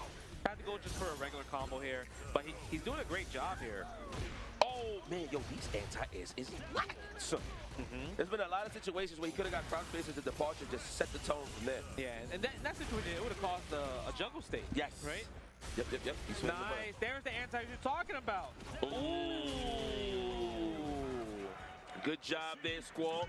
I like that. He patted himself on the back. He said, man, what the hell am I doing? And he cleaned it up. Yes, there was a point in time I feel like he was just staying there trying to read his opponent a little too hard. It might have been also like he's just nervous, right? First game and everything. And then he realized, bro, I'm better than this guy. Yeah. I'm better. Wow, is that who I think that's Kioma? Kioma from Brazil? Who does he play in this game? Oh, man. You know, maybe he plays Bison. I wouldn't be surprised. I feel like because he used to play Abel. If you guys don't know who Kioma is, amazing Abel player from South America, from Brazil. And I just feel like if you play Abel and you want to keep playing that style, you would just copy what other Abel players do. Like 801 Strider, he went to Marissa, and then he went to Marissa to Bison. So I wouldn't be surprised if Kioma also played kind of like a similar character structure. Okay. Yo, man, this guy's a third place finisher at the Capcom Cup, guys. Get familiar with this guy, dude. This guy knows exactly how to be a winner. I just haven't seen him play in a while, so I don't know what's his real approach in terms of Street Fighter 6. Yeah. But this is good to see, man. And this is the grand stage. You got to showcase what you got, what you've been pretty much training for this whole time. This is the big stage, get these points. I want to see who he plays, actually. It'll be hype if he plays Marissa, because I've seen more people started playing Marissa lately. Okay. Right? Because, and the funny part is, when I ask people, like, what do you think, or why do you think people are picking Marissa again, and then why are they winning? They're like, it's because people forgot the matchup. I just feel like they forgot what it felt like. That's what I'm saying. To get more. I wouldn't even say it's a matchup thing. Ah, okay. Because the thing about Marissa, she likes to instill her will. Like you can still turn in the funniest ways. You can do target combo, nothing. Yeah. Or you can do target combo Gladius for the chip out. Yep. Bait out drive impacts or drive reversals. Whatever the case may be, she does have a lot of options that cover drive impact, let alone drive reversals. Anything that has to do with the drive gauge, she has some answers for. Yeah. Yeah, I do miss seeing Marissa because she be hitting like a truck. You might be right. Hold on, let me see something. Or Jamie. I can see her play Jamie. Jamie. Maybe. Ken? You know what? Hey, I ain't even mad at that, Kioma. I'm not mad at that. I ain't even mad at that, though. Maybe, hold on. Maybe this is just a button check, but let me see. I would be surprised. I feel I would not have thought he would be a Ken player. From Brazil. Man, what's that like dish out there? That's Luke. fire. Wow. Yeah, Luke. You know what? Caucasian. Makes sense. Able, Caucasian, French. Right? Okay. Right? Makes sense? Well, anyway. Let's see what his Luke looks like then. Yeah, useless information, by the way. I'm just, Oh, we button jacket. Never mind. Baited. Imagine this is a lie this whole time. He actually might play Marissa. Damn, I'm saying that so American. Excuse me, Marisa. Marisa. Yeah, it's Marisa. Say that again? Say that again? Marisa. Mari. Go Ri. I can't do the gri. The roll, I can't do the roll. The gri. So you start with the G? How do you do the roll? You know what, Jay? I'm going to give you a pass. I'm going to give you a pass, buddy. Listen, I just seen you struggle. I'm not going to put you to that. You're my friend. Yeah. Okay. I don't know how you do. Oh, he plays Manon. That makes sense. Yeah. Command throws. There it is. Change the subject. I like Manon lately. I've been seeing a lot of people. They're more scared of Manon lately, I think, because more of the Manon players are kind of like understanding like other characters' tendencies and just kind of just walk and block and wait for the scenarios, wait for possible like scoop opportunities. That is the human conditioner. Yeah. That character, when they get to lead and those medallions is there, we already got 3. That's already doing mental damage as is due to the fact that she carries that over going into the next round. Kioma probably wants 4. Damn. Overhead. Yeah. Yep. Spaced out, so he knows what he's doing. Okay, this guy's a Manon player. Damn, the trade. Oh, trade combo because it was fierce to medium. Mm-hmm. Oh, okay. Kioma trying to get the whip punish with standing medium punch. Yeah, that's such a hard move. You can obviously do like kind of perfect parry or even drive impact it, but the thing is you gotta react. Yep. You know, that's trouble for everyone nowadays. It is. Nice. Using the target combo. Gets the command throw. Guess for game here. Are you going to jump up and take the anti-air? I love that offensive drive reversal right there. Oh my god, this is looking so scary. Well, I mean, he could just close this out if he just lands a hit, but I was thinking like he was going to carry 4 going to the next round. Oh man, he's going to just get that chip damage at this point. Ooh, thrown off the anti-air. Jump back jab. Yep. I mean, there was no threat at that point. Yeah. Even if you take the throw, you're like completely fine in that situation. That's true. Just block your legs. Block your legs, take the throw. Yep. Good luck. All right. You know what? This is lore. That's crazy. Because Abel is French as well. So Rocket Manon, she's from France. It's pretty dope. I wonder if there is a relation with those two somehow, some way. Like not even like, some like family stuff. Like just something like maybe a dojo they bumped into, scooped each other. I don't know. But that would be cool lore, considering that Abel. Well, it's not like Abel's a commercial legend in France, right? Well, he just escaped from a lab, right, or something like that. Yeah, he was like a random. Yeah, 100%. But Manon's like rich. She's like a superstar. That is true. You can tell. Look at the bangs, bro. That's crazy. Those are perfect bangs. Yeah. You don't even see the eyebrows. You don't even see the eyebrows. Am I tripping? I gotta see it. I gotta look again. Anyway.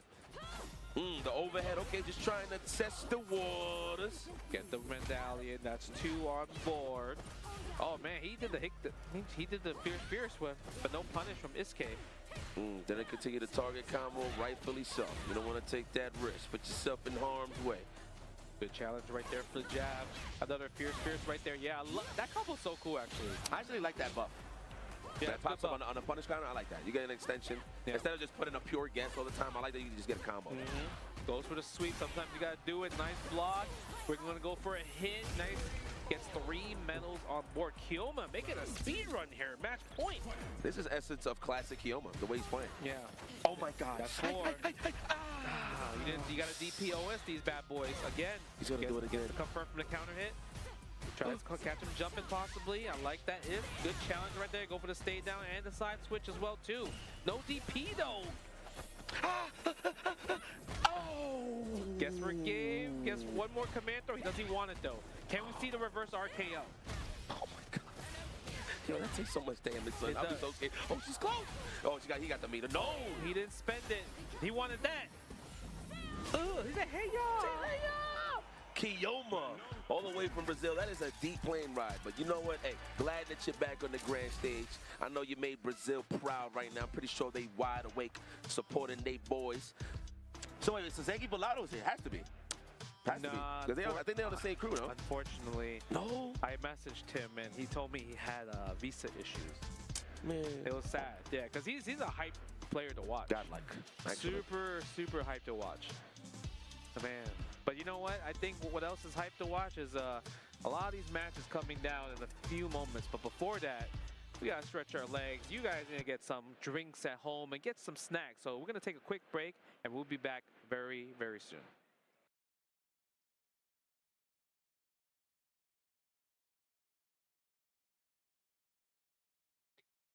What do we got going on now? Fatal Fury, more Tekken 8.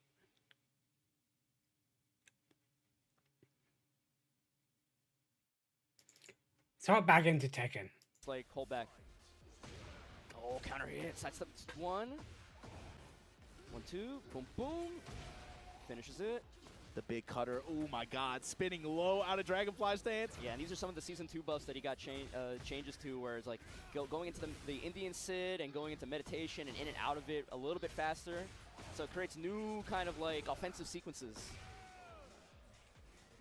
On top of the old ones that he had, you know, you still got to deal with Dragonfly, you still got to deal with back turn, flash, kin stance. So they nerfed the healing, but they gave him a lot of interesting things in return. Flee, the new moves into Flee. Yeah. He got a nice little spread across some of his other stances that are maybe like that you historically have not seen. Weren't as useful, especially like last year. I felt like or not as common, I should say. So now, like, the Yoshi players have more incentive to dig deeper into that moveset. And you as a defender are like, I gotta learn more stuff to defend against. Yeah. Yeah, I think like the full crouch low that he just did, he has an option to go into Indian Sid as well. Just different offensive sequences. Kanari trying to get something going here. Yeah, just working this down for one string or two slashes. Mid, and he goes at the end. Ender at the wall just to be able to break the balcony here. This feels like one of the bigger opportunities he's managed to get in this set. Get up. Surprised he's not trying to do a lot of the new 442, the 441+2, you know, from range. Maybe he's worried about the Yoshi spin or something if he uses too much. That's the regular 442. That's good as well because it gives a counter hit launch and a chunk of Zentetsuka meter. Back two, no. Just goes to the forward. Another one, got level 2 now. Forward slash Ender, but the uppercut from Wu Bite.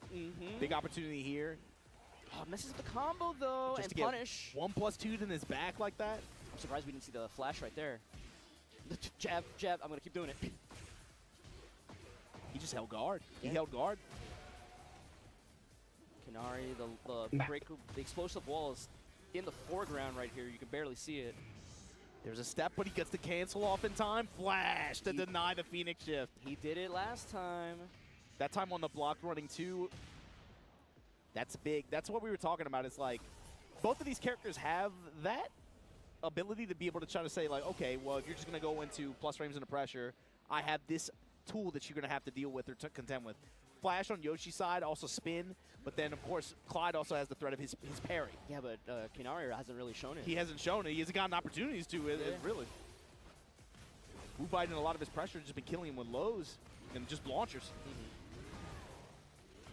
Oh, misses the second hit. I'm not sure why. And then gets flashed. Yeah. Flash and then helicopter shot. 1+2 here with the dash behind it. Kinari with another chance. Got to be able to hold the wall here. Or make a call on the flash. There you go. That time gets the mid slash there. He got hooked up. Yeah, the wall splat was able to give him the round. Working on 3, trying to get that third meter. Power crush. Get out of my face.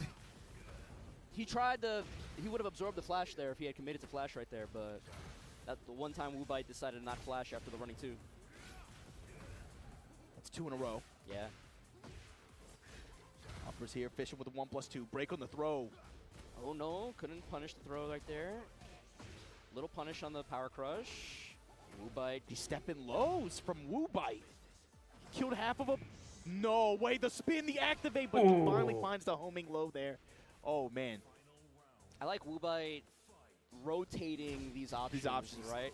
Especially not going for the flash every single time in these certain situations. Sometimes spinning out of the heat engager, sometimes not. This is very specific anti-Clive knowledge right now on display. And the thing is, too, is in big moments, he's been right. You know, when he had like the spin sequence to go open him up against the Phoenix Shift. This is not going to kill, yeah, especially if you drop it. But he's 1+2 to engage. Kinari now.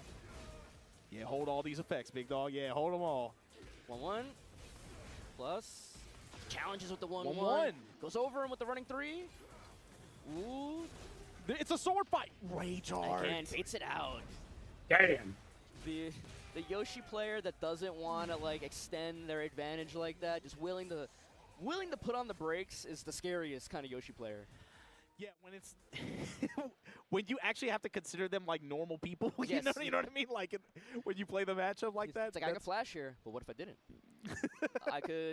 I know you have rage, I could keep going my pressure, but what if I just decided to cancel Dragonfly on block? But thanks again to Chipotle for the extra match there. Woo Bite able to get it over Kinari. So with that said, we got to take a quick break before we get to our next match. Don't go anywhere. We'll be right back with more EVO 2025 Tekken 8. Stay.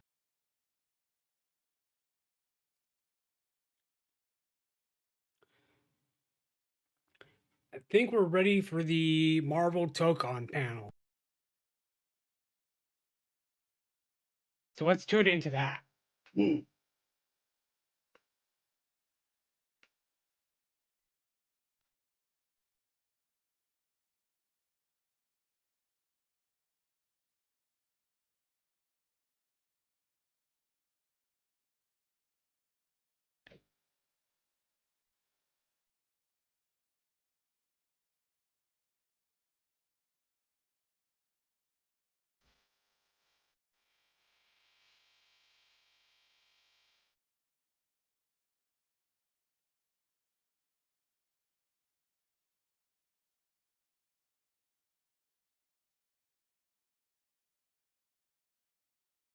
Oh, no, not yet. It's only 7 o'clock in Pacific time. So we can join something else right now. Let's see what's going on right now. SNK, Capcom versus SNK, Iron Knight and Birth, Street Fighter 6. Let's do some more Capcom versus SNK. Senor Payaso against Pat the Flip, and sure enough, see what your boys up there. Oh, look One at this! stays, Look at this one NorCal goes. team kill. What is this? This is losers bracket here. Oh, this Pat the Flip against Senor Payaso. Didn't a SoCal person seed this? I think a SoCal person seeded this. But no. Jokes aside, they're both two terrific players, and you can only do so much. If everybody's going to win, then they're going to face each other at some point. Absolutely. So this is winner side, I believe. Senor Payaso against Pat the Flip, and sure enough, yep, Blanca, Relento.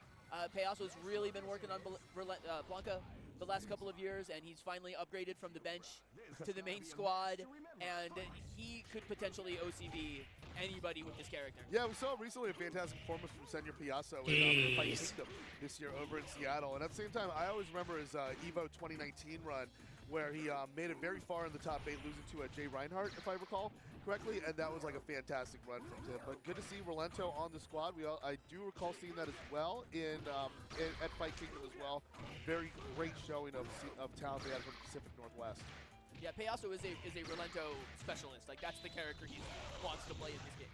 Oh, that was a big conversion there from Payaso. Getting Pat the Flip's geese on its last wing, but he counters with that jump back. Okay, so despite an amazing conversion there from Senor Payaso with 52 seconds on the clock, this proves to be a bit of a Pyrrhic victory here, as Pat the Flip can close the distance with a good chase here. So, on paper, if you're in this situation, CDS2 newbies, you want to milk the clock as much as you can. This is what you want to see. Especially the exchange of the JDs there. I mean, it's looking like some classic Kung Fu film going on there. By the way, we've seen the windmill stage a lot. Have you noticed that? Shoutouts to Leezy. I know this stage is his kryptonite. Oh, my. connects with it. Payaso 2 for 2 on the direct lightning. I've said it a couple of times today already. This is why you play Blanca first sometimes. Yep. He can just absolutely go to town and run through the entire team by himself. With A groove or C groove, it's RC electricity. With K groove, it's this short hop, combos into the electricity, catches the safe fall, and the momentum is there. And now with the dizzy. Yeah, look at that. Now he's got a life lead on top of a 2-character advantage. It gets that crouch fierce. Well, great use of the spacing there. Oh, that was a deep crouching fierce. He JD'd all of that. Yeah. Oh, what a tech of the throw. Takes advantage of the trade, goes pat the flip as he lowers that character deficit there. So I think the key here is going to be like keeping a normal on Rolento. If Rolento starts to get his wild movement options off, it's just going to be a really bad time for Pat. Yeah, that's good conversions there from Pat the flip there. And he gets swept up in there, but the JD's giving him a bit of an extended life. So now Rolento's got the entire stage to work with. Yep. And that's just fighting against Rolento. I mean, it's not a place you want to be. As he takes that throw and takes the first point. I mean, like, we're just lucky Rolento doesn't have like that Alpha 2 custom combo, which can just 100% you in 7 seconds. But still, at the same time, like when he forces you to chase, like some people say, like I remember I struggled a lot in Alpha 2 against Rolento, and I remember watching Justin Wong use the same character I do, Rose, like being able to. I'm like, how do you approach this matchup? Because you don't. you do not. You want to make it as much. You want to deny a one-player game as much as possible here. Yeah, I think that works a lot in this game as well, where if you deny him the ability to run around, then you've already gone a really long way towards winning the battle. Did he just Blanca ball in between the special cancel into the Rapukin? Yeah, there's a huge gap. Yeah. And so because the fireball is grounded, Blanca can just do a Blanca ball and doesn't even have to RC it. Yes, it's the airborneness that creates that opening. Payaso off to a fantastic start here. But that's the thing, Pat flips Geese Hour, just hits a big button. And we saw, like, when Pat hits a big button with that low fierce. I mean, Pat's been able to stay in there just one big button at a time, and that's too dramatic. Finest, no matter how you want to localize it. Man, Payaso in the driver's seat with that one. There's another example of the gap between the normal block stun and then the special move connecting. You can get through. It's part of why there's like a no fireball rule in this game, because it's so difficult to actually land a block stun or a combo into that projectile. Yes, and then this time that was a good block on that one. Gets the knockdown, but Pat goes to the same option again. Gets that stand fierce though. Just gonna make him angry. Safe fall punish again. Beautiful. Got him in the corner. Good work there. I don't know if he was going for a link there with that stand jab. Buys Pat to flip a little bit more time, and caught him. Watch your step. I think Blanca tried to, with the finest KO screen. I think Blanca probably tried to super, but maybe like just didn't have charge. Yeah, because definitely there was some shenanigans going on behind the screen. The game does recognize it and takes advantage. Okay, Pat the Flip's got a lot more life and resources to work with this time. Wow. Yeah, good responses after those dive kicks happening, but one of Cammy's, but he's just going with some of Cammy's great pokes that stand medium. I was going to say, please do not let Senor Payaso end the round with that much meter to do to make it happen outside of like mashing taunt, but I think it's just one bar outside of the taunt range. Yeah. So you couldn't even do that really. Really tough. Rolento is just playing with house money here. Yep. And especially since he got that activated, he can get himself like a take no prisoners mix up or low jump. Maybe, and there we go. And that's level 3. It wasn't actually low jump. Then that jumping strong there. Okay, he's gonna get his roll on. Nice and low. Putting up a fight here with match point on deck, but I don't think he has enough of a life lead there to counter, and he's gonna make it rain like it's in the club, because you can be able to defend that with that little bit of HP. 2-0 with some stellar Rolento play. And I believe that's still in it, so you know I can still shut. Doing a fantastic job. I mean, and it's a reunion, but also at the same time, like, just the way I love.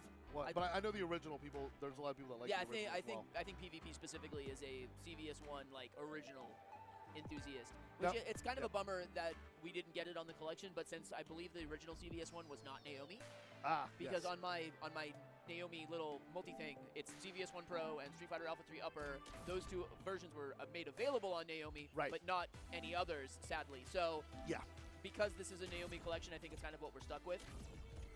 But let's get CVS1 original on there somehow. If we have CVS2 EO, then we should get CVS1 vanilla. Yeah, I'm with it. So I want to talk here about Pat as well. Pat has had some very impressive runs here lately. I mean, he's competed in dominant fashion, and even when you have some of those legends like the Boss, Min, those people who have really held it down, like in the grand finals, Pat's found a way to get into the top 3 of that, and has done a fantastic job. I mean, even getting the upper hand on some heated rivalries where we've seen some great exchanges going on Discord and some Facebook groups that led to other Facebook groups as well because people argue too much. I want to double check Going down. that's So, true. Pat Van Pelt is one of those players that I feel like he's gotten sharper as the game has progressed and seen it, because we saw even when we commentated EVO 2022. Yep. He had a great performance as well in the top 3 Arcade, there, and also had a Dreamcast, good and showing against PlayStation. Yes, Boss. Yeah. absolutely. He has beaten, I think, just about everybody not named Boss in tournament at some point or another. I mean, It is a Naomi game, so it should have been ported to the collection. That's interesting. Maybe they want to make some time. He can absolutely beat Oh, wait. The question is the execution Arcade version as a Capcom versus SNK Pro. Okay, never mind. teams. You know, he's got the C Bison or the A Groove, the Sakura Bison Blanca team.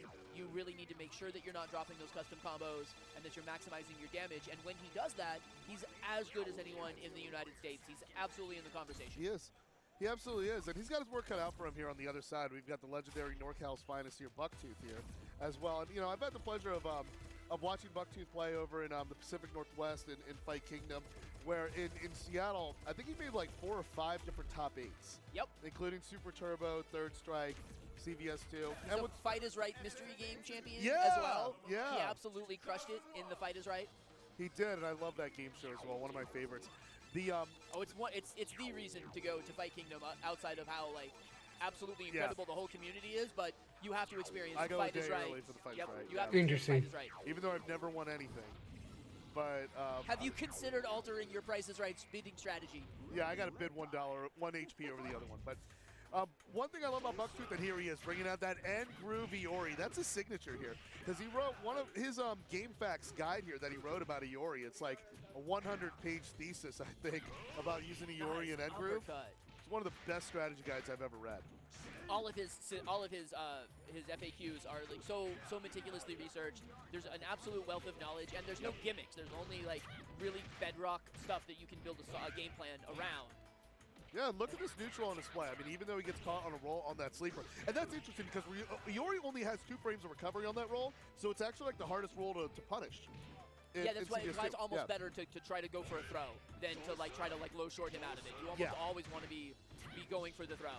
Yeah, but look at this life leader. I am of the committee here, especially like a few weeks ago seeing Gene Wong put this player on display. Oh, there we go. And we saw that. We saw John Choi doing that when he faced off against Pat Van Pelt last year. He did against the roll cancel headbutt. John Choi used the guard cancel roll from N Groove, the staple of, okay, let's get that custom intro. We love it. We'll let that one ride. But John Choi was using the cancel into the roll to get to the other side of the headbutt and get a full punish on that as well. So no stranger of that tech. Bucktooth was no stranger to that tech. Oh, there we go. Gets that link into that close standing Fierce, and then the deadly flower that comes after it. Now, also too, I want to mention this too, Onakage. On paper, Iori is not a lot of fun against Bison. I think the matchup like skews towards Bison. Well, most matchups, to be fair, skew towards Bison, but if you can get the left-right going on him and break his charge, and the Bison isn't really like super sharp and aware, you know, all that you can really do to get out of that mix is like a head stomp, and even RCing it is very, very dangerous with his command grab, with his normal grab. So once the pressure starts, there are every option carries an extreme amount of risk with it. Gets that activation there. That's interesting because if Pat can hold out, I'm sorry, Bucktooth can hold out and block with this. Yeah, fantastic. And I really love his N Groove Morgan too. It's great movement with it. And like, you know, Morgan's run mechanic in the SNK groove is what allows her to get her sauce that she's famous for in VSAV. And that flight mechanic is amazing because it can cross up, instantly drop down, go into an empty low, and you get those chains from VSAV too, which makes her so great. Yep, and he's just doing these cute little, like almost like short hops. Oh, nice command got grab. the command grab in the air with it. Izuna drops City, Succubus style. Letting y'all know, she's not a vampire, she's a Succubus. Very important. Oh, Nice gets an throw, activation. okay. Yeah, gets a throw after it creates the setup. Get some chip. Ooh. Nice RC. Yeah, RC lightning legs. That's a great way to keep her grounded and stopping the approach because she just has so many different options when she comes at you.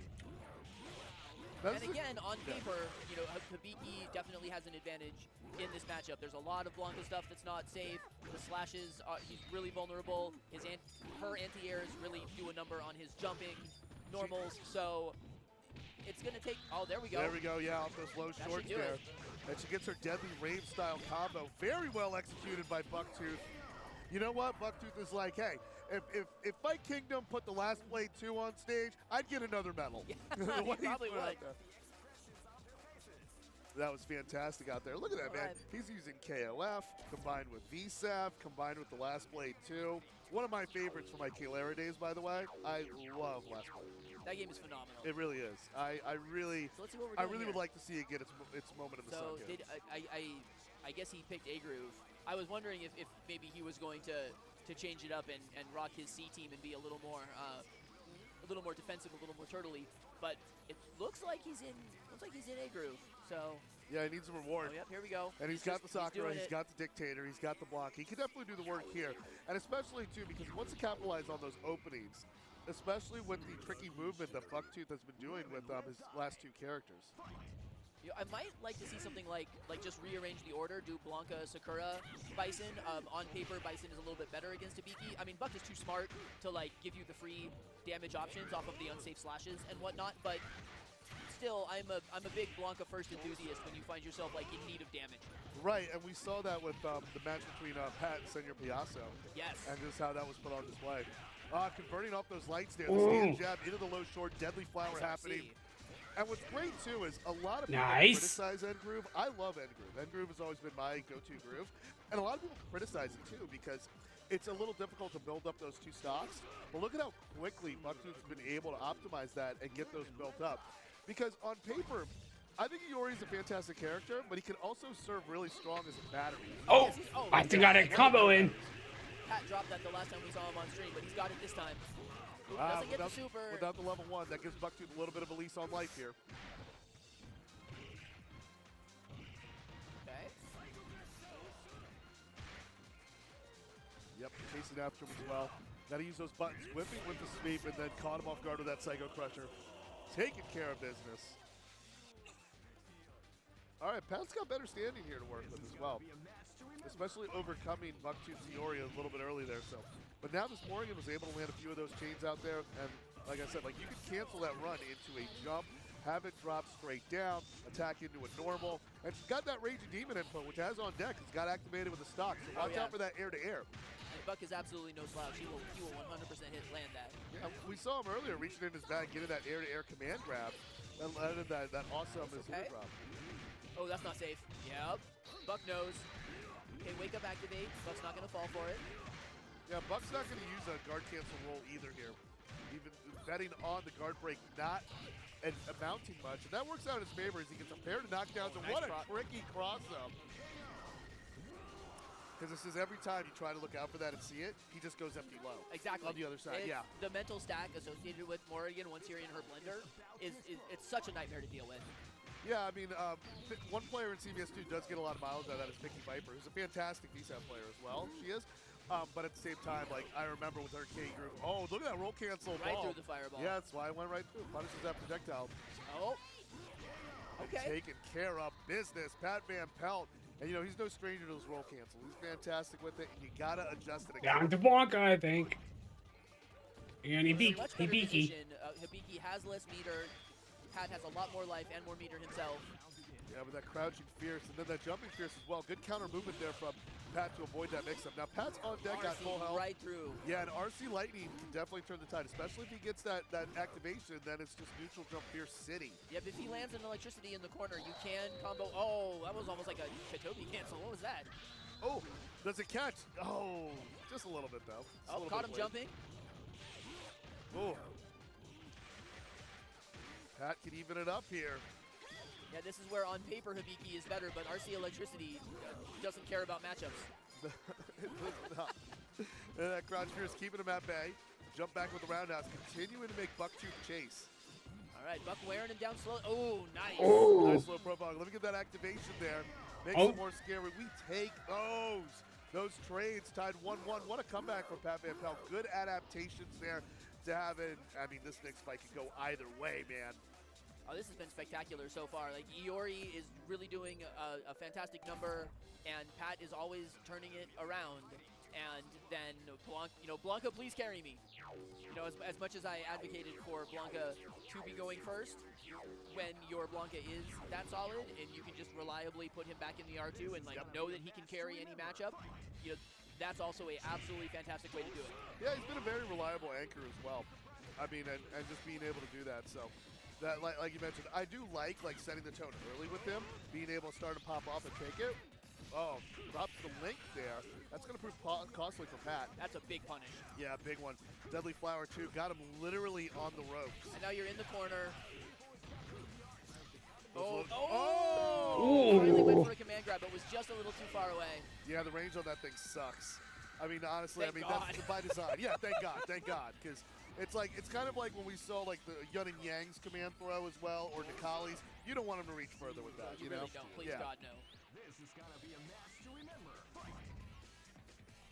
All right, if Pat can just land the custom right away, then he's going to be in a much better shape. But it's not looking... No, it's not looking good, man. Bucktooth has full HP and 3 stocks on deck, and as I mentioned, with the character he literally wrote a book on. Here we go. Okay, we're gonna pop a stock. Oh, gets him to pop his own stock of custom meter. Yeah, the get off me A group, able to get a little bit of mileage out of it, but only just buys Pat a little bit of space here as he's trying to close the distance on a character advantage. All right, the stock timer is done, so now we're back to really not a ton of, but you know, Iori is one character that really doesn't need either level 1s or level 3s to be doing damage. Any kind of fierce into the Rekka, or that command grab into a fierce into the Rekka. He leaves a bunch of damage without needing any bar at all, which makes him an absolutely phenomenal end group choice. He doesn't have to use this meter. And for sure, Bucktooth's like, hey, tell me about my distance there. He runs up all the way in front to get a roll there. That was good looking out for that bait. Can Bucktooth close it out with an OCV? I think if he gets another knockdown, you'll see a stock pop. But I think that's what it's going to take. I think he'll do it here. No, yeah, there it is. Up close with the Scum Gale. Oh, the close standing strong down. Oh, he throws the foes. But Blanca gets the low profile out there. That could buy Pat an activation here, but he's going to save that for the next round. No, he needs to save it. Yeah. This is one time where you don't use the meter to kill. Yeah, just keep him at bay with that low fierce there. That's really strong here, but he's got to ground the succubus. Yep. Maybe 2 throws, a jumping roundhouse, then the activate. Maybe try to work a dizzy before the activate. Oh, not off to a good start there. Takes flight, stops in front. Good block. Yeah, the lightning there buys him a little bit of time. A little bit of the breathing room that he needs. Morgan absolutely moving in for the kill now. Got the stocks. Oh, there is. we go. The double vision. Oh, no, yeah, good call on Akage. Good call on that, but just needs a chip to take it to advance. Blanca hop, roll the over. tricky hop into roll the other way. Yeah, but right there, too much flour, not enough power as Bucktooth stands ground with the Shadow Blade to take it anti-air, going to town. Bucktooth taking out Pat Van Pelt in convincing fashion there. That was great back and forth action there. Loving the comeback Pat put there as well, with like a lot of strong play. But again, Bucktooth just at the end, the way he was able to clutch it out and just literally with a textbook performance there. The low shorts into the Rekka, and then command grab, whiffed one, but then the next one landed. When he popped the stock, Pat almost responded by popping his own meter almost as like a reflex, and so he got the bait there as well. And then finally just having the consistency to land the low short, low fierce, darkness illusion, and then that's basically all she wrote right there. Didn't even need to see what color Hibiki was, the third match. Yeah, that was just great stuff to see going on there. Love seeing it go down. I mean, just between, and we just have more talent on display here.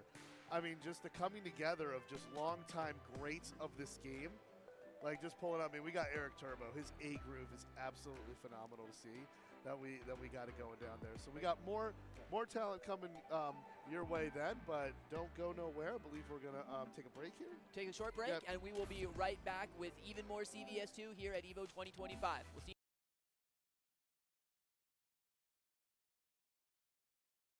We'll go back to Street It'll Fighter be 6. all out of round one today. Yeah. Right. Pool the first waves of pools, just because this is the Street Fighter 6 is the biggest tournament here for EVO 2025. Velvet gloves. Yeah, there is not one with the pad. fingerprint in sight on that pad. Yeah, showing off his pad right there. Okay. Excellent. Yeah. That's a long trip, so definitely you want to make it count. Yeah, right. Yeah. That was really good. Kosa obviously that was a winners qualifier, so he will be qualifying to a winners round 2 for tomorrow, I believe, right? Because I think it's gonna be all out of round 1 today.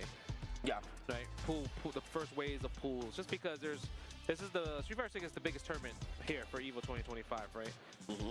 Oh Yeah. man, I'm excited for the next match. We're gonna have our girl Sherry Jennings to play. Miss Sherry Jennings. I know she is patiently waiting for Viper. Man, how long has she been asking for Viper since the beginning of Street Fighter 5? So it's kind of cool that she gets a character back.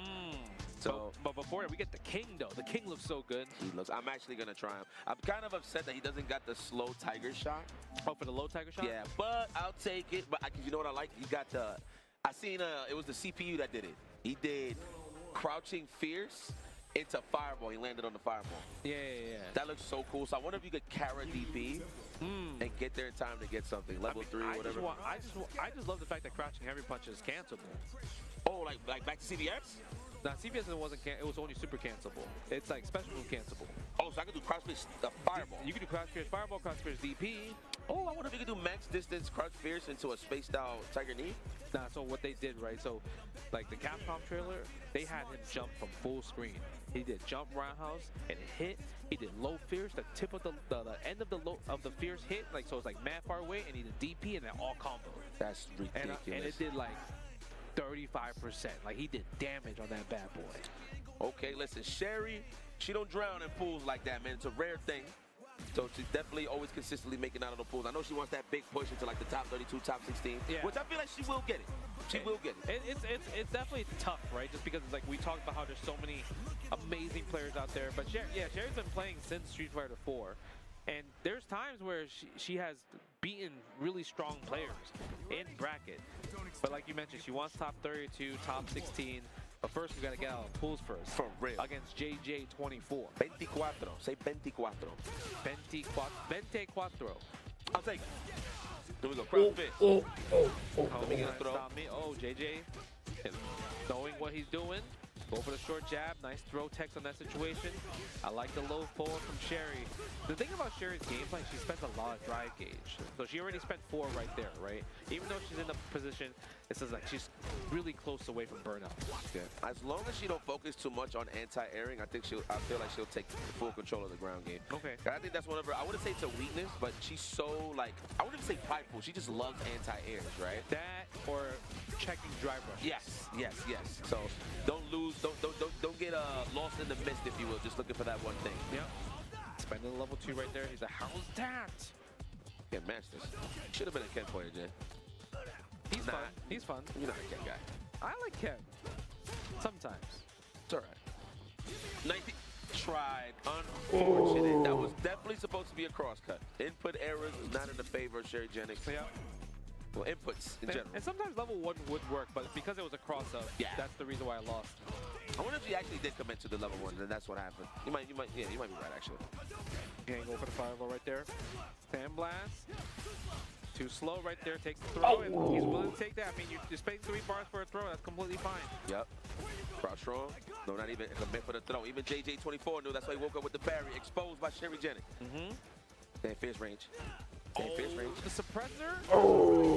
Try and stop me. That's okay. Sherry can take those. Good Back realization. No, the back throw would have worked. It would have been punish counter too. Yep. The check. Mess with the combos. I'm pretty sure it was like a jab into a drive rush. Nice DP, as usual. Yeah, I actually thought the jump in was going to hit that stay beam kick. Okay, Sandblast.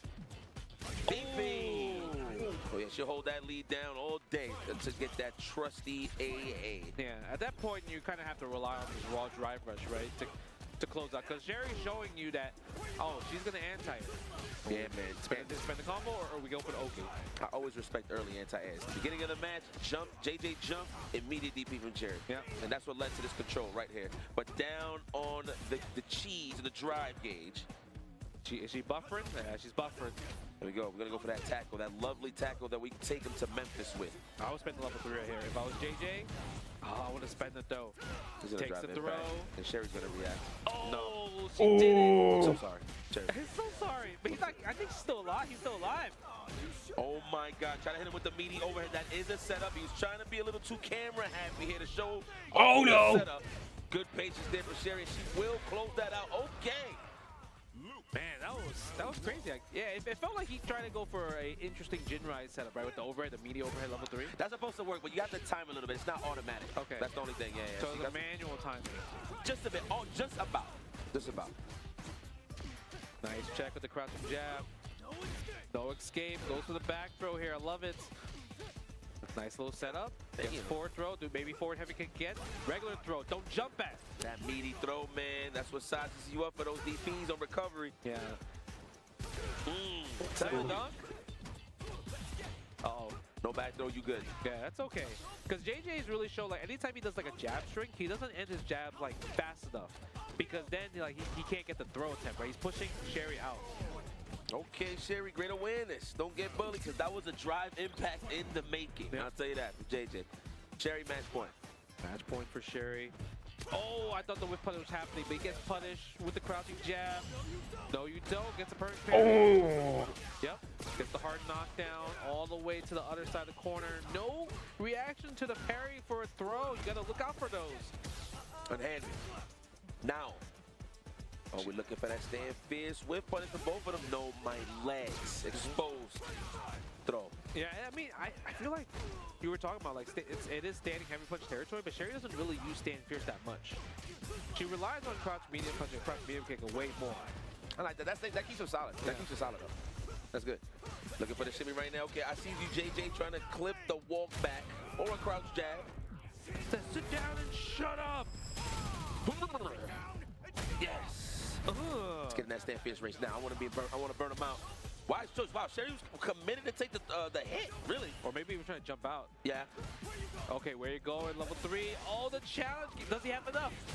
Yeah, oh. He does. Enhanced Dragon Lash, and the combo wasn't even done yet. He survives another round. Trying to put one on the board. Or can Sherry close out? I mean, she has a huge advantage. She has level 3. So just kind of like few decisions is all she needs to win this set. Oh,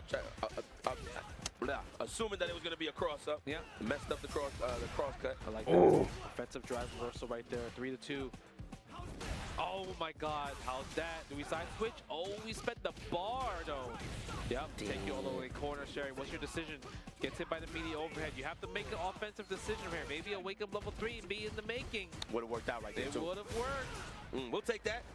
Though it's a little bad on the side of Sherry due to the fact that JJ's close to the drive gauge. Using standing medium kick. Now JJ has on the bar, but Sherry can react if he looks for it. I think he tried. Again with the burnouts? No, not even spending the bar. I mean, you need it defensively. I get it. You do. Goes for the overhead right there, the low Oh. and it ties it up 1-1. Feel like Sherry was trying to smell blood a little too much there. Yeah, it felt like she was trying to do level 3 during his like drive rush attempts right there, but she got hit instead. So it might have been kind of like more of a poor execution error there. Yeah, that happens. That happens. Then it turned into a counter hit. They missed a button or something or a motion. I get it. There we go. Throw Loop City Sherry back once again. She has been establishing that early on in her gameplay and all the rounds is the throw. She has been landing it successful. She's just not finishing her plate. Yeah, she really needs to add standing heavy punch into her game. Even JJ too. JJ's also not even doing standing heavy punch with Ken, right? Yep. That chip out button, man. The big buttons lead to more damage on the gauge. Yep. That's Throw City, and I would take this wisely. Yep. Oh, the parry though, big damage and a lot of meter gain. The bust out. Oh. Respect that. How'd I lose? Because you didn't respect my wake up. Okay. Look at that size up. We might see the fierce here, but now you might be. You're right. She loves the crouch throw low forward a little too much, which is good. Yeah. Goes for a firebar here. Walking forward, no whiff punish from JJ's side. No sweeps, but the low forward finally catches the toes. Heat him up, enhance DP, tries to get a shimmy, doesn't work out with the anti-airs. Do we close out? Let me get the level 3 though. I'll do it. No, next hit with confidence. Oh, sniped out the grab attempt or a staggered crouch strong. Oh my god, that's gonna hurt mind games. Oh my god.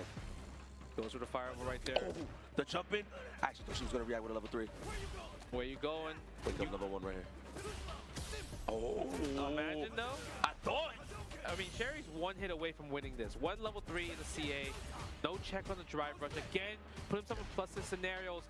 No confirm. No react. 3 fireballs. Let me see it. There's a standing heavy punch right there. Sandblast, punish counter. Do we go for the chip damage from JJ's side? And he does. Whoa. Credit to JJ for being ready for that scenario. Yeah, right? She has shown that card a lot. Yes. Especially during burnout, she does it, right? Because it's kind of like she wants you to use the drive impact so she can cancel into the flash knuckle level 3. Ooh, nice whip punish right on the stand fist. Yeah. Too active for you. Yeah, spend level 3 this time because our drive gauge is low and this is match point. Huge life lead in advantage of Sherry. Take him to Memphis. We're not in Vegas anymore. JJ, what do you have? Oh my god, no DP there. We're trying to look for that clean whip punish just to get that crossover, just to switch sides with the Dragon Lash. Wait, baited? No, she tried to jump and go for the shimmy and the level 1 hitter instead. She walked. If he jumped forward, that would have been perfect for Sherry Jennifer. JJ with another chance at life, another lead. Just chill out. Just throw the sandblast. You know at this point he's gonna get back the drive gauge. You don't need to be thirsty to close out here, right? Oh my god. Plus frame, taking the hit. Again, challenge the butt. Yo, my man JJ loves some burnout. Man, it's committed. I like that. Just straight stringing them up. That's it. Level 1. Oh! You got it. Ooh, a little shaky in the crowd. Loved it. Yeah, that was intense right there. Because at that point, it's like if Sherry just did level 1 instead of going for like the perfect flash knuckle, easy victory win right there, right? You got to have your tournament combos apart from your optimal B&Bs. Yeah, man. But credit to Sherry hanging in there. That was looking a little shaky, but hey, man, credit to JJ as well. That was a great match. Yeah. One of the few Kens I really see using fireballs like that. You know, usually people, I don't really see Kens in general throw fireballs like that. I'm sorry. That's not a bad thing, but, you know, you usually see it when they try to clash against a fireball war, whatever the case may be. But in terms of straight knuckle brawl fighting, you don't really see fireballs from Ken. So I like that from JJ. I respect the old school ways. You know, the John Choi's. You know? The John Choi. John Choi is here as well, too. So hopefully we'll probably see him maybe in like CVS2 or whatever. But before that, we're going to have more matches. We're going to take a quick break. So stay tuned. We'll be back very, very soon.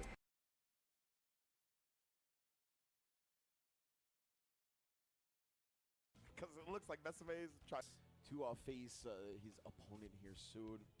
Yeah, they've confirmed. You got to make sure. Yeah, of course. Okay, wait, maybe they were told something wrong? Because it looks like Mesame is trying to play again? Nah, quick little thumbs up. Seems to be good there. Like, I have one, I'm sorry. Typhone, of course, with a great showing here to be able to, again, secure his place on the podium, but he wants that fist bump bad. Please. There we go. Yes. He's like, I didn't make it 2 out of 3. Like, please fist bump me. Oh, no, he's getting ducked a couple times in a row. But there you go. That is going to lead us into our top 3 losers finals on the table now. And it's going to be another mirror of the big bodies here, but not necessarily on point. We're going to rock it a little bit later in the team, at least for Larry God. Yeah, 100%, right? Definitely be interested to see these two and how they kind of combat Riot, especially Diphone coming after that one. That was a crazy match. That was very scrambling. I feel like that was more scrambling than Winners Finals. So we'll see if Diphone continues to play in the mud a little bit. If he has a better idea of how Larry God's going to play Ryan, they kind of stabilize. But the stabilization of this game can only last so long at the end of the day. Definitely agreed. As well as there's a lot of tough situations that can come to the side for you, especially coming in against Larry God's team because of how ridiculous he is at being able to like open things up and be able to get extensions with throws and stuff like that. A lot of tough stuff to come through. All right, so yes, indeed. I believe... Okay, yes, we are going to a quick break, everybody. Thank you once again for joining us. We'll be right back with the conclusion of Hunter x Hunter. Don't go anywhere. This is the best Chipotle order. I would like a... Do some more Capcom versus Tekken. He's Oh, great. his A Groove Yeah. videos are phenomenal and give you every bit of resource that you need to be doing like optimal damage from the jumps. Yeah, absolutely. So together. So as we are just about checking our buttons here to give you this Leviathan, Vinny, Vidi, Vici. I am butchering what I do love your gamer tag. That's a great one. They smurf, so I don't know who they are, but I still owe Bone Thugs E medal. One of the greatest names of all time. First of the month, Actually, yeah. I think he top 8'd CEO because I recognized him. It was like a different name. I was like, wait, I know that guy, and I still have this. Like not just you play CVS too? Yeah. I mean, for well over a decade now. Yeah, she's like truly has. So want to give that shout out here. So we are past the button check phase. Here's going to be the last match of the night. Oh, look at this. He got team heavyweights with the. No longer sleeping on his fight. Like I especially love it when you have a Ryu that best in class at this, but his overall game is just really solid. Ooh, but Leviathan, he gonna keep rolling. He got that roll canceled, taking it. I want to point out too, Inakage, this is actually my favorite level in the game, and I love this remix of the Akuma theme as well. It's really good. Also, if you download the official soundtrack of Capcom Fighting Collection 2, they got a really nice remix of this song too. I think this is also my favorite stage. Yeah. I think so. Either that or London, just for the iconic music. But the way this stage looks, the burning castle in the background, like just amazing. And keeping Geese at bay there with that lightning. Doesn't care if your kicks are airborne. You can get mad and pout about it and rage gauge in the corner all you want, but you got to get at this Leviathan. No, he's got to start getting in and getting some damage done. And this is a masterclass in like offensive turtling, where you're not really moving back a whole lot, but you're not giving your opponent any chance to make their own maneuvers or take back the rhythm of the match. Indeed, indeed. No quarter here in this losers bracket showdown here. Let's see what Vinny Y, Vinny I. Nice RC electricity. Another one. Yeah. And yeah, use it in a defensive application to close the distance there. Super. Left some damage on the table there. Jump back fierce. Definitely a great way to keep him at bay. Okay. Yep. Respects wake up super. An OCV. Nope. No, nice. One more. Yeah, there's that roll cancel lightning there, negating the tie stripes another way. Good low fierce and then to another take one. it. Right through that low jab. To find a way to make some adaptations on his conquest. Yet another exhibit in my you should start Blanca sometimes. Yeah, yeah, you because prove this facts, is what facts, happens. facts. You know, and I wanted to mention also, it's what I call it, but because I love when you go to Shinakuma and it's like a news broadcast that gets interrupted. I love that aesthetic, but tour, okay, it was really this level that I really wanted to do. That Rampage World Tour, of course, but yeah. Nice Round two uppercut. pools, about to wrap up here with this showdown. Leviathan's Blanca still. And again, Vidi Vici on the chase here. And in the yellow hat. JD. Yeah, that was a good JD. Buys him a little bit of that gauge. Keeping, like Kobe would say, keeping your defense offensive. RC electricity through the level 3. Man, that's just one messed up I level hope 3. That because that was hot. Neutral there again. There you go. No, Nice, good okay. job. The opts for a throw instead of the punish, able to tech out of it. All right, Vinny kept his composure, managed to do a bunch of really solid damage, so Blanca's in a much worse position. So now let's see if Geese can just kind of close it out, and let's see what color flies. Yeah, that's the best effort I've seen against Leviathan's Blanca there. Yeah, and like you mentioned, like Ryu is good, he's serviceable, so's Ken. Absolutely. Yeah, Ken's fantastic. They're also very well drawn as well because they're Nishimura and Shakira, both artists of the game, are very big fans of Shotos.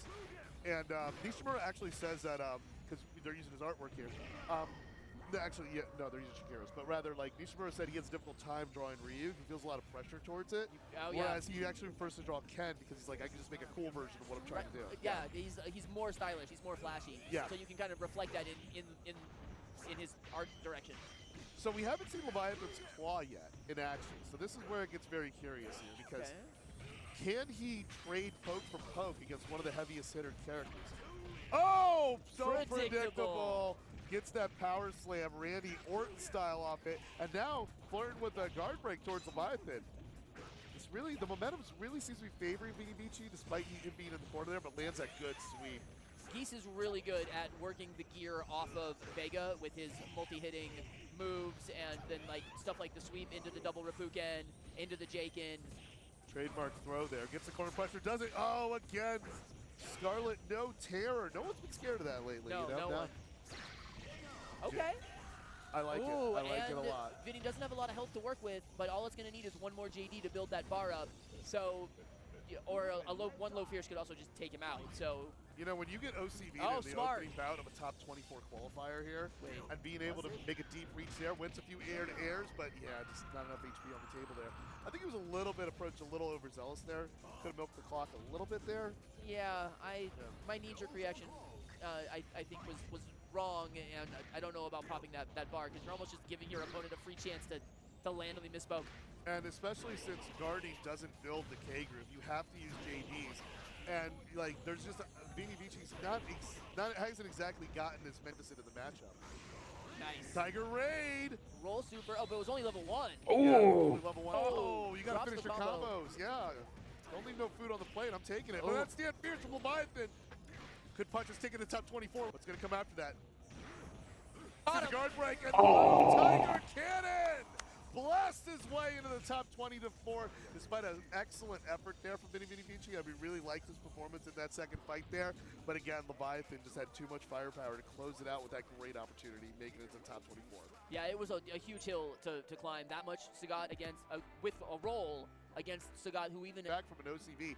That takes a lot, like, of character to be able to do that and go and turn the tide there. But it just proved too insurmountable there for Leviathan. Just too strong holding on and being able to prove it in qualifies there for the top 24, which we will see tomorrow at 10 a.m. We'll be here. Hope you will be. We'll be back, Team Chris and Onikage together. We will see you at 10 a.m. tomorrow, folks. Yeah, we'll Have be a right lovely there. evening, and check out some of the other games going on tonight. More millionaire fighting happen. See you in the morning. The best Chipotle order. Let's see, what else do we got? I think we gotta go to the main channel for Marvel Impact Token. popping up for sure at EVO 2025, and we are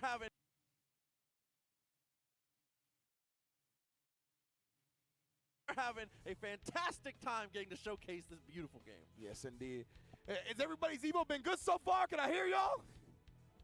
That's what I'm talking about. That's what I'm talking about. Indeed, right? It's only Friday, man. We still got 2 more days after this. We still got a bunch of stuff. I mean, it's going to end at about 8 o'clock, something like that. It's still going till 10, right? We still got 2 hours left today in addition to Saturday and Sunday. So, yeah, there's so much stuff. Obviously, if you're in the area for some reason you haven't come down, there are day passes that are available every day, right? So if you didn't know about this, you're just finding out, this is definitely still more than capable of you can come and check out all the cool stuff that's here. Absolutely. A lot of amazing stuff happening. Starting tomorrow, we're going to have all these finals in the arena as well. But before we get too deep into that one here, we got to think about it one more time when it comes to these matchups that we saw on the way through this top 8. As you can see, Lariat God kind of cruised into winners finals, but it's been a rough terrain since then, dealing with the kite from Dylan.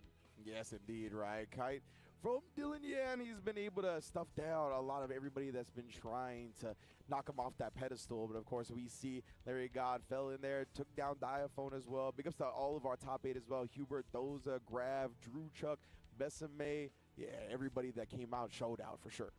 And that's one of my favorite things to get to see, especially when a newer game like this comes out, is seeing this top 8 and seeing like 6 of 8 names being like, oh, I know this guy, they play whatever. Like seeing a multitude of games come together to be able to be successful in a moment like this. It's always nice. And I feel like maybe it's my own personal bias, but versus games always bring out the best in everyone. I agree, man. Always. I agree. That's just how it be. You are definitely tested to your maximum, right? When it comes to the versus games, everything is amplified. All of your skills here got to be shown now to the highest level extent possible. So that's what we've been seeing today, of course. Dylan Yan here looking clean with the Gucci too. I see you. I was gonna say, speaking of looking clean, that's a nice shirt from Larry God too. I like that. I like oh that. my! Kind of fire. I'm not gonna lie. I actually didn't look closely enough at it till now. That is a clean shirt. I like that a lot. I thought it was flowers, and then I zoomed Me in. too. I was like, yo, hold on, this is actually amazing. Thought it was a floral pattern. No. Trying to tell you to wake up in the morning, baby. Yeah. Respect. But we're going to get a quick little butt check in before we get into this one here. Grand Finals for Hunter x Hunter and Impact. What could be better, bro? Yes, indeed. I like that he wears the shirt to let you know what he's going to do to you in game. You know what I'm saying? Give you that rooster. That's what I'm talking about right here. Dylan Yan, of course. It's going to be winner side, as we mentioned, right? Look like they just took care of the button check real quick, so we're probably going to get into it momentarily. We got hand warmers. Absolutely, as one does. But make sure, obviously, if you're seeing here, Net Impact is available for so good, and it would be great to see even more people involved when we get numbers go up for this game. It is so much fun to see these versus games continue to be successful. That's all I could ever want. Indeed, in the versus era. So great times ahead, 100% of you. That's a you problem. That's all I gotta say. Listen, you'll receive no argument. I know, that's why I can say it, because I know you're here. Arguably the two most biased towards versus games people in the world together here, but that's okay. That's what we need it to be. Yes, indeed. For that 100 Net Impact, you already know. So yes, indeed, it is going to be grand finals. They're going to select their characters and lock in here. Again, Larry God's coming from losers, right? He was in winners finals up against Dylan Yan, fell just short. 2-1 here. We're going to get it at Razor's hideout as per usual here. All right, crowd, can I get some love for this grand finals? That's what I'm talking about, baby. They're letting them know grand finals. This is going to determine not only really the first major champion for Hunter Net Impact in the offline environment, but also who goes to EVO France. Let's get it. So much on the line, and straight away we saw that same gambit from Larry Goddess before as he lands the teleport punch. Oh. Your life, it's half gone. Legitimately, bruh. Everybody's Houdini in this game, and you look one way and your life bar's gone in the next. Oh no, he actually timed the first two a little bit too early. There you go, was able to block afterwards. Oh, respecting Leorio assist is why he went back. Oh, he caught him at the perfect moment. It's just one of those situations, right, where you're both staring at each other, not sure what to do. The other person just beats you to the button, literally. See, the AA is on the kick. That's what I like. Keep that up for sure, as we're going to go straight on through the site. That's easily going to cleave that one out of character to the wayside here as Dylan going to go for the double jump to try and kill the frames, and immediately finds the throw. Yo, sandwiching you and then late tagging to get back in front, resetting the pressure. Dylan, this is nasty, bro. Oh, he's so good. Do it to her, bro. No transformations here, bro. Save that for a different IP. Damn. Good Dr. one more time. Overgear immediately, just trying to get into a situation to be able to fight. Yeah, you know, you talked about the overhead earlier. That's really actually cost Dylan. Yeah, one of the, oh my goodness, I was gonna say one of the games in winners finals. Still got clipped here. He was trying to chicken block for a lot of this to avoid that. Leorio again, deleting another character. Overgear to try to block for now. Oh, and what a way to stuff the follow, but no conversion. Oh, massive drop here. Finds the connection. Look at the life total, but still alive. The two best owners in the game duking it out from full screen, but Leorio's gonna close the distance. What a block and what a punish. Literally right there. I'm sorry, Leorio. You had to earn a trophy on your L, but it be like that sometimes. Dylan, yeah, right? It all came down to that overhead block. Yes. He had been getting opened up by that, beautifully highlighted by U-Proxy. He needed that to win that game, and boy, did it connect. Oh, and I like that there. Tagging off the gun, trying to get aggressive here. And we're being very fluid with the team order right now for Dylan, and it's been a little bit overwhelming for Larry, it feels like. Yeah, he's so good. Once again, ooh, putting him down here. Okay, split that through, gets the connection. Depending on the situation here, I'm not sure how much damage we're going to be able to get. Does have the super and being able to follow through. Unfortunately, with us not being transformed already, could be a little weird. Ooh, stopping him out with the hands. Oh, you already know Bisky. Feel it. Oh my goodness, bro. Off the ground all day. You can stay on it, you can get off of it. It's just Bisky's rolling, you living in it. It links up so aggressively, taking space the way that you have to. Nice little follow-ups again and again. The damage should be able to add up. Bisky once again. Damn, that's such a combo. Wow. Oh my goodness, bro. Leorio already benched. There we go. Tried for the meaty right there, but that's why Dylan Yan immediately came in with this. At least Overgear to keep it safe. Oh, did manage to get the tag off of that one. Finds the low, but can't get the full connection here. A couple times in a row, things get a bit weird. Oh, usually got clip, but no conversion right there. Like you said, things can get funky, things can get weird. It's tough to convert. These weird angles here. Even they're trying. So you push block and get some distance. That slide nullifies all the distance that you thought you created. And again, the mix on incoming. Good luck, old man. Squeaks in on the low straight away. Following up beautifully here. It's going to leave it down to one character left. Lariat God's tournament life is in the hands of the good doctor one more time. Here we go, man. Will he be able to survive? It's the overgear off, but no, the tag and the kite. Dylan Yan, he just needs the clean execution at this point. Oh my goodness, the ace from the crowd as well. Let him know. Roll forward into the super.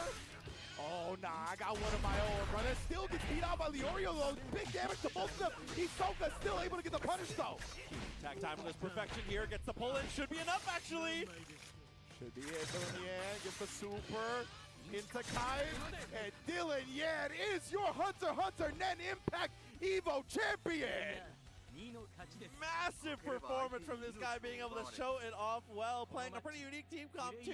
Kite, I feel like, normally has some regular partners for himself, but Dylan showing off a little bit more that you can handle with the team.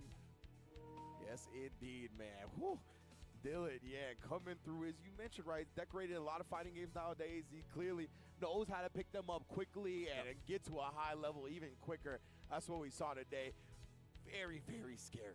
Very scary. That's all I can say about watching this dude play. It is definitely, you could tell he's at the top right now. I was going to say, when you really look at everyone in our top 4, absolutely ridiculous play from every single one of our competitors. I want to say thank you to every single person who competed today in NEN Impact for sure. It was such an incredible tournament, from the pools over at the Arc System Works booth to here on the main stage, being able to decide who is the best for the weekend here. Dylan Yan, what a deserving champion, bro.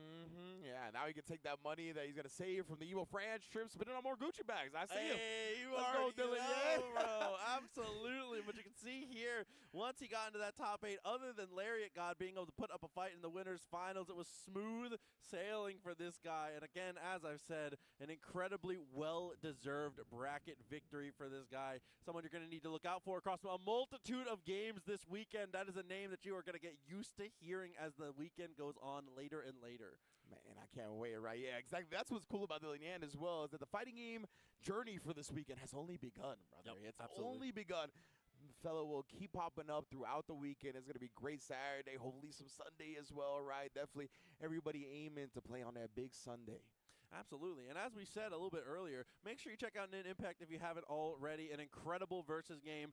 Definitely something worth picking up for sure. If you like the chaos, if you like the lab, and you like high damage, high execution, and high pressure situations, this might just be the game for you, bro. That's what I'm saying. You saw it right there, right? If you thrive under the pressure like that, if you thrive in the chaos, the mud, you're not afraid to get dirty, that is where you need to be, man. This game definitely shines in those aspects. Absolutely. But it looks like we do have somebody up on the stage for us here. So we are going to toss it up to Jalen up on the main stage here.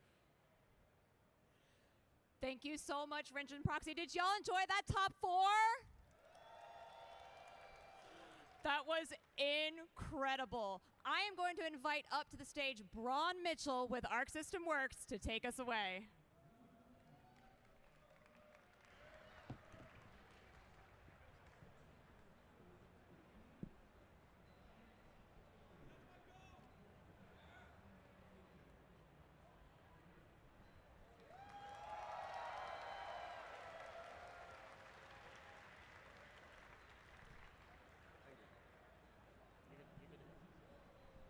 Hello, EVO! So, I hope you guys all enjoyed that top 4. I hope all of you who've gotten a chance to pick up NEN Impact have been enjoying the game. Before I say any more, we're going to keep this fairly quick, so let's go straight to the video. Oh, what video?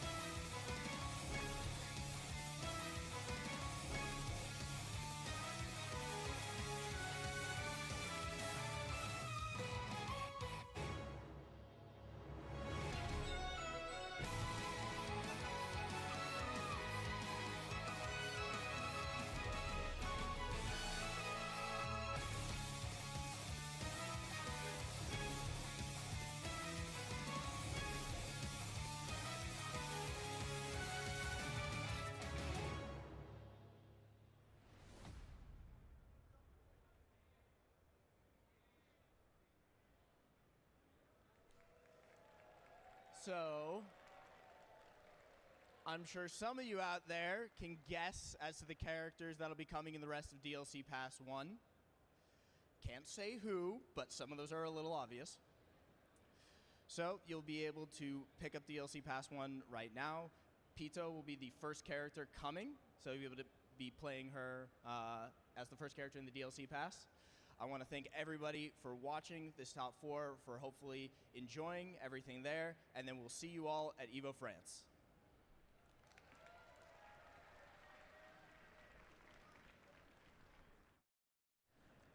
All right. What? All right. Nope. Still waiting. Just kidding. I know, but okay, there we go. There we are. Fantastic. Now, what a lot of you all have been waiting for is going to be coming up next.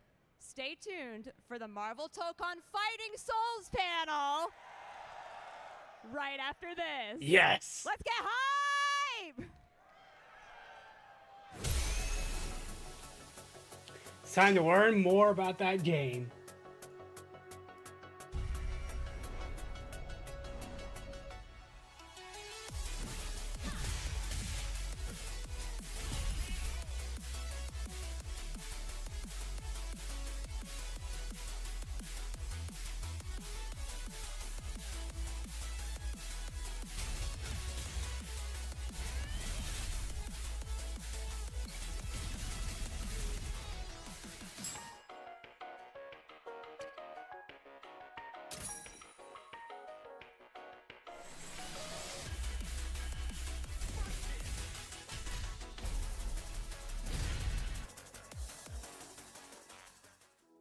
New Chipotle honey and seared smoked peppers for Chipotle heat with a touch of sweet.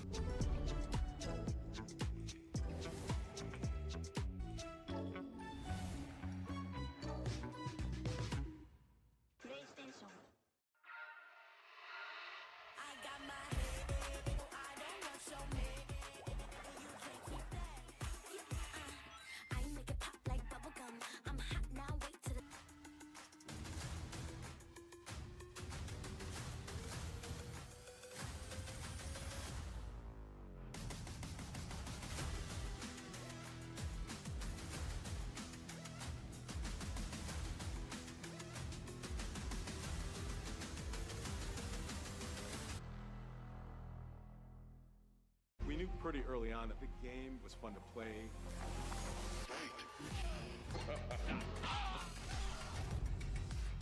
It became something that added to the mystique of more. Mortal Kombat Trilogy.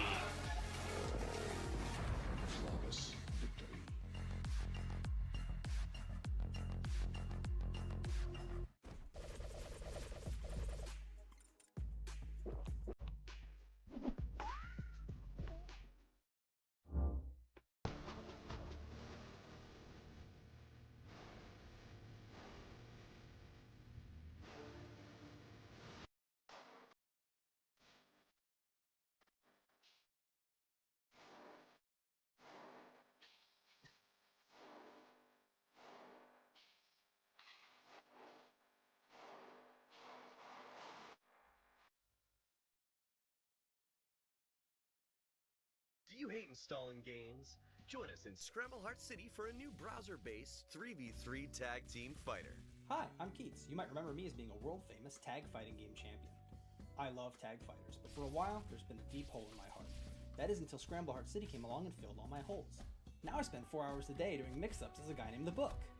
Visit scrambleheart.city to experience the freedom you've always wanted. I'm not just promoting the game, I'm winning its tournaments.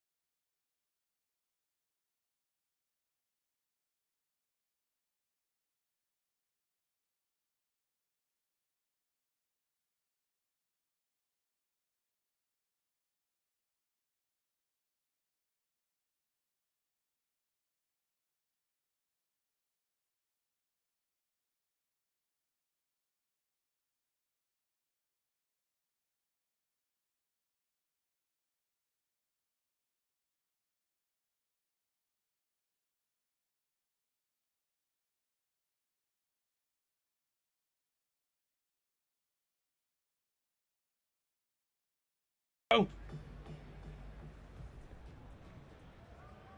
Hey, hello everyone. Welcome to Marvel Tokon Fighting Souls panel at EVO 2025. How is everybody enjoying EVO so far? Yes, that's the spirit. My name is Shun Mizuguchi. Some of you may know me as the host for EVO Japan. This is my second year at EVO Vegas, and I am thrilled and very happy to be back here at EVO Vegas. So without further ado, let's dive into the panel. Allow me to introduce our wonderful panel attendees. Looking from your right beside me is Mr. Michael Francisco, Senior Product Development Manager of Marvel Games, and Mr. Jose Lamazares, who will be beautifully translating for us. Mr. Takeshi Yamanaka, Lead Producer of ARC System Works. I'm sorry, I should have given time to applaud for these two as well. So could you please give a round of applause for these two gentlemen as well? My apologies, yes.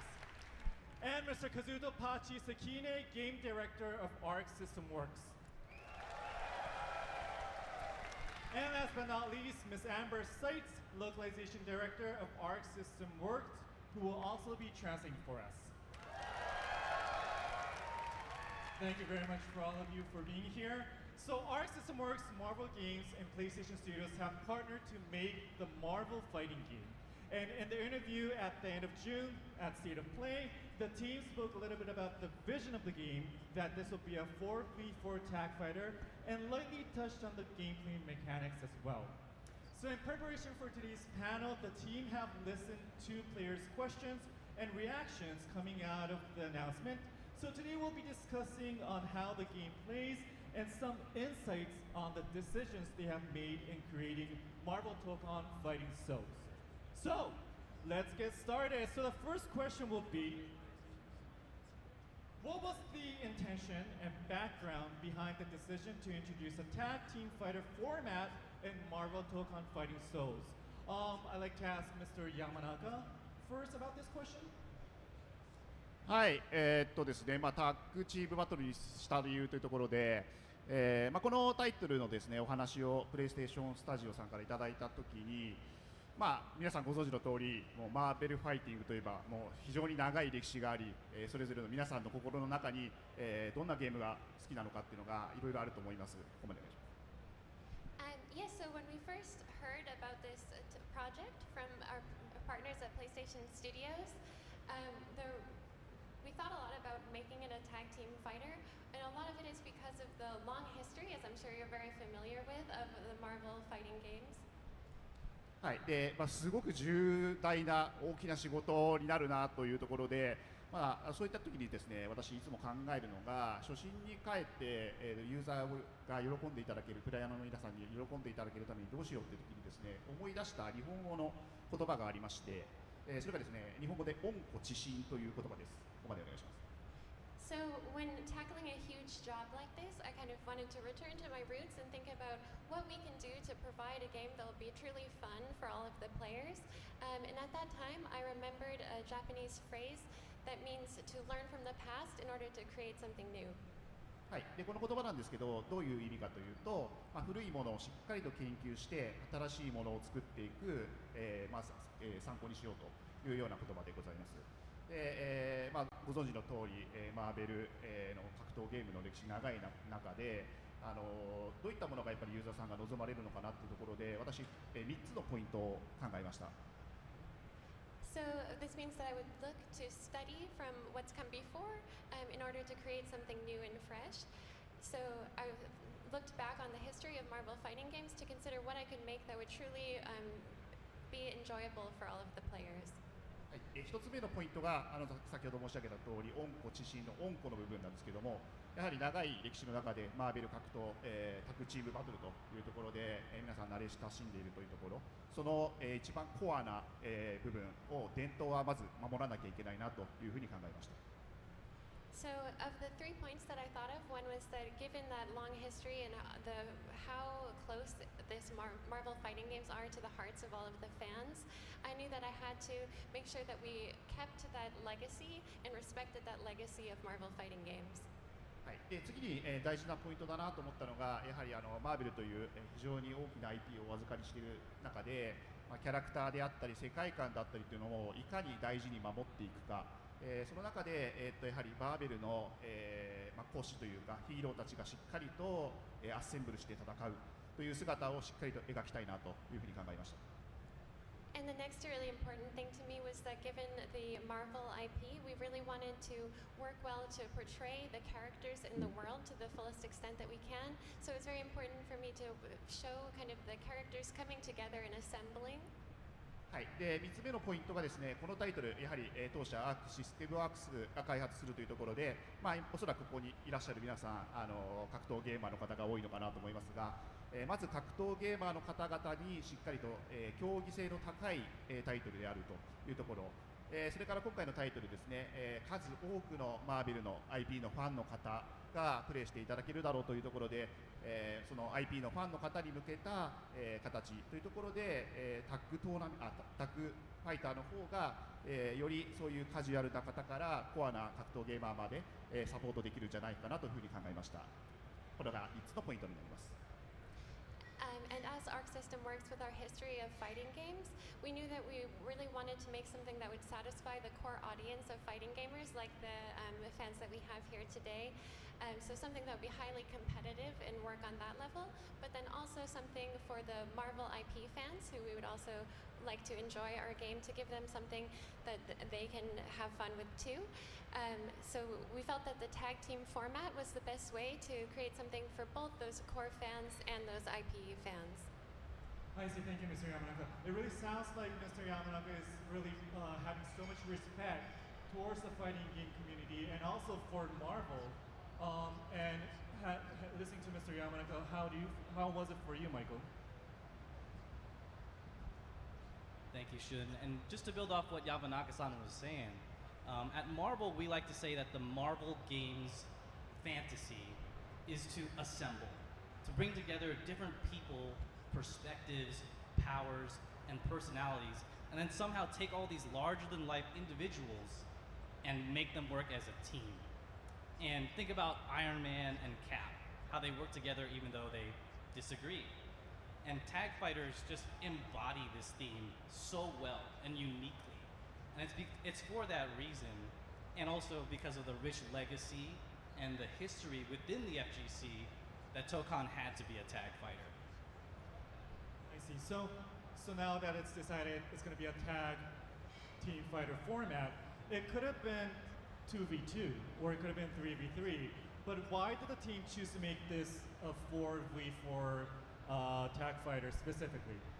Let's ask Mr. Sekine. はい、そうですね。まず自分が一番言いたいこととしては、新しいタッグファイター、新しいマーベル、それをチーム一同となって、挑戦するということがテーマとなってます。皆さんは今回闘魂をプレイしてそれを感じてくれましたでしょうか。So for me, the most important thing was that I really wanted to create a new sort of tag fighter and a new sort of Marvel fighting game, and that the whole team came together to make this happen. And I'm wondering if everybody having a chance to play the build today, if that came across to you.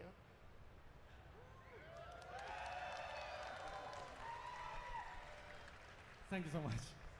はい、それでですね、もちろんそのプレイステーションスタジオの皆さんや、X 部の皆さん、クリエイティブアーツの皆さんやマーベルゲームズの皆さんともさまざまな議論をして、2対2、3対3などもあったし、その既存のフォーマットでいわゆる伝統的なタッグファイターでやった方がいいんじゃないかといった議論もありました。はい、お願いします。And throughout our discussions with our partners at PlayStation Studios and Marvel Games, there were, of course, a lot of different debates about whether we should be using a 2v2 format, a 3v3 format, these existing styles of tag fighters that are already out there and have this established kind of format. はい、でそれでですね、ただまだ、アークシステムワークスとしては、会社のテーマとしてアクション、レボリューション、そしてチャレンジという3つの大きなテーマがありまして、弊社の機動家社長から、もっとチャレンジをしろという強いメッセージをいただいて、で、チーム一同もっとチャレンジをしていこうという時に、じゃあやっぱりこのマーベルという IP を使ってさらに面白いチームアップができるんじゃないかということを考えた結果、これはもう4対4でいこうという、強い気持ちで、我々は前に進むことを決めました。And actually, at Arc System Works, our kind of motto is Action, Revolution, Challenge. So those are kind of our three big motifs that we work under. And our CEO, Kidoka, he came to us and he said, I think that you need to challenge yourselves more. This is kind of lacking in that challenge. And that inspired me as the team to come together and think of what we can do to challenge ourselves further. And that's when we came to the conclusion that we should try this 4v4 format. So your CEO kind of told you to make a challenge, to challenge this 4v4 format. But Mr. Yamanaka, what was the reaction? How did you feel? What were your thoughts about making this big challenge in a 4v4 format?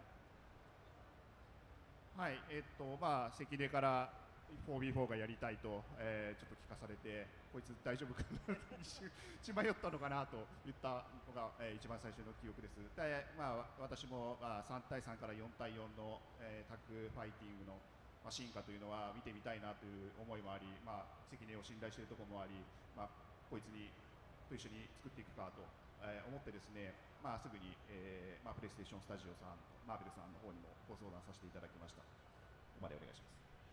Yes, so when Sekine came to me and he told me that he wanted to make this a 4v4 fighting game, I thought, are you for real? I was kind of concerned about that. But I came to the conclusion that I did also want to see that evolution from 3v3 fighters to 4v4 fighters for myself, and also I trust Sekine and his abilities. So I decided to take this topic to discuss with our partners at PlayStation Studios and Marvel Games. そうですね、実際のところ今となって聞きたいんですけど、僕から確かマイケルさんに4対4でちょっとチャレンジしてみたいって言ったと思うんですけど、その時ってどういうふうに思いました最初。And actually, now that we have the opportunity to ask, I'd like to hear from Michael. When I came to you and I said that we wanted to make this a 4v4 fighter, what did you think? Well, to be honest, Yamanaka-san, I almost had a heart attack because I couldn't wrap my head around personally how 4v4 would even work. And I remember the thing that really convinced me that this was a worthwhile mechanic to explore for the team was something that Sekine-san had mentioned about challenging themselves. And if it's one thing that we've learned from working with ArcSys is that they only dream big. So everything in this game is non-traditional, from the music, the art style, the character designs, to the Marvel world that we've created. So the gameplay should also reflect that. Sekine-san and his team, they want to shock the system. So when you see 4v4, you might think, what the hell does that even mean? But I think that's the reaction we actually want. From the jump, you know that this is a Marvel fighting game as you've never imagined it before.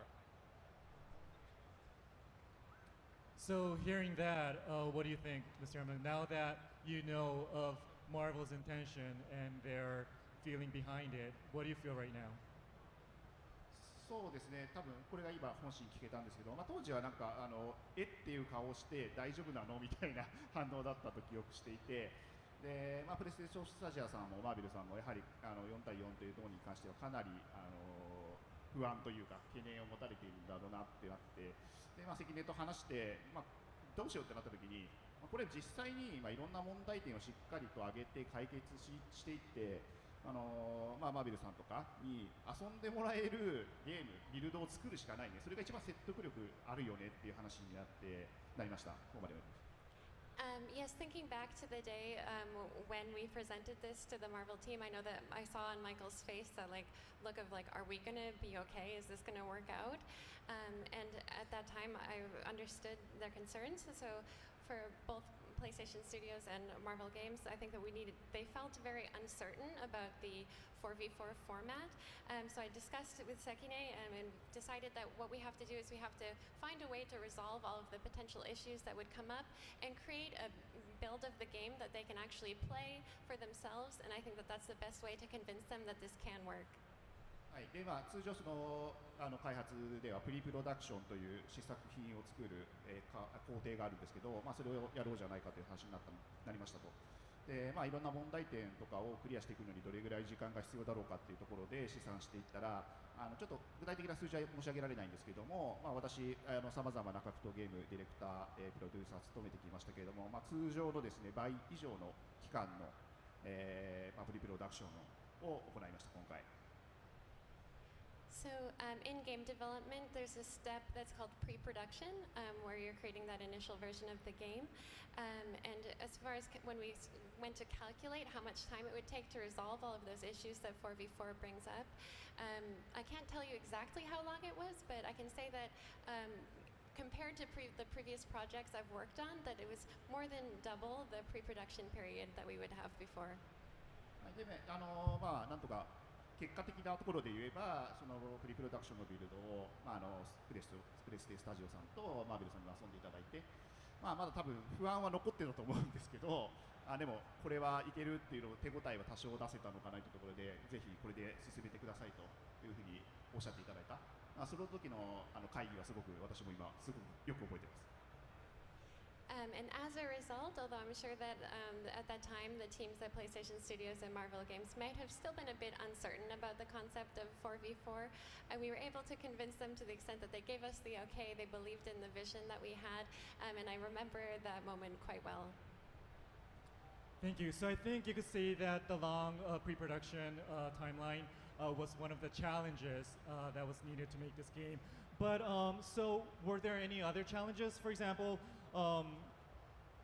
more buttons or more inputs? What were the other challenges that you had to face in developing this 4v4 format game?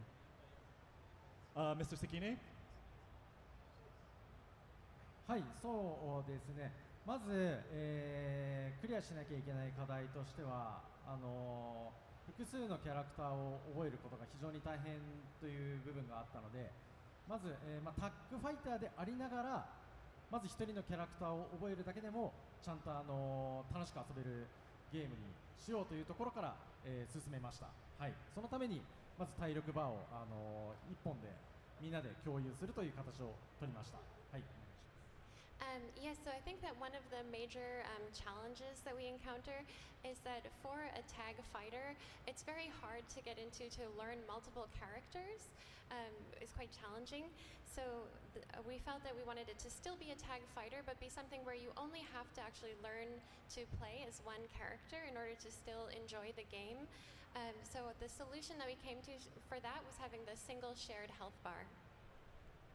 はい。で、あと、やはりボタンの入力が、増えるんじゃないかといった懸念もありまして、アッセンブルボタンですね、いわゆるアシストを呼ぶときに、一つのボタンと方向キーによってさまざまなアシストを呼べるというふうにしました。And also a concern was that you might need additional buttons in order to have all of the inputs that you would need for the game mechanics. And for that we have the assemble button, which you press that button in a direction in order to call various types of assists. そして、いろいろな、入力をしたときにいろいろな場面で仲間が、参加して戦ってくれるという場面をいろんな面でサポートして、なおかつ戦略的に組み込めるようにしたいということでアシストと紐づいたシステムを考案したり、常にいろんなところから難しい操作をしなくても仲間が入り乱れていくといった表現をしたいというので、それをシステムに組み込みました。もちろんそのコアな使い方もできるようには作っているので、全てが簡単というわけではないことは付け加えておきます。はい。Yes, so the idea here is that you can input various different kind of commands, and you'll receive different, you'll see your assists coming in all kinds of different situations throughout a match. So the idea is that you can do this strategically, of course. You can put this as part of your strategy for a match. And also that we've incorporated the assists into the basic gameplay mechanics, the core of the gameplay mechanics. So you'll see your assists coming onto the screen, your team members coming in to help and support you in various situations without needing to necessarily make very complex and difficult inputs. However, I would like to add that there are, of course, very like a core, in-depth ways to use the assist, so it's not all simple.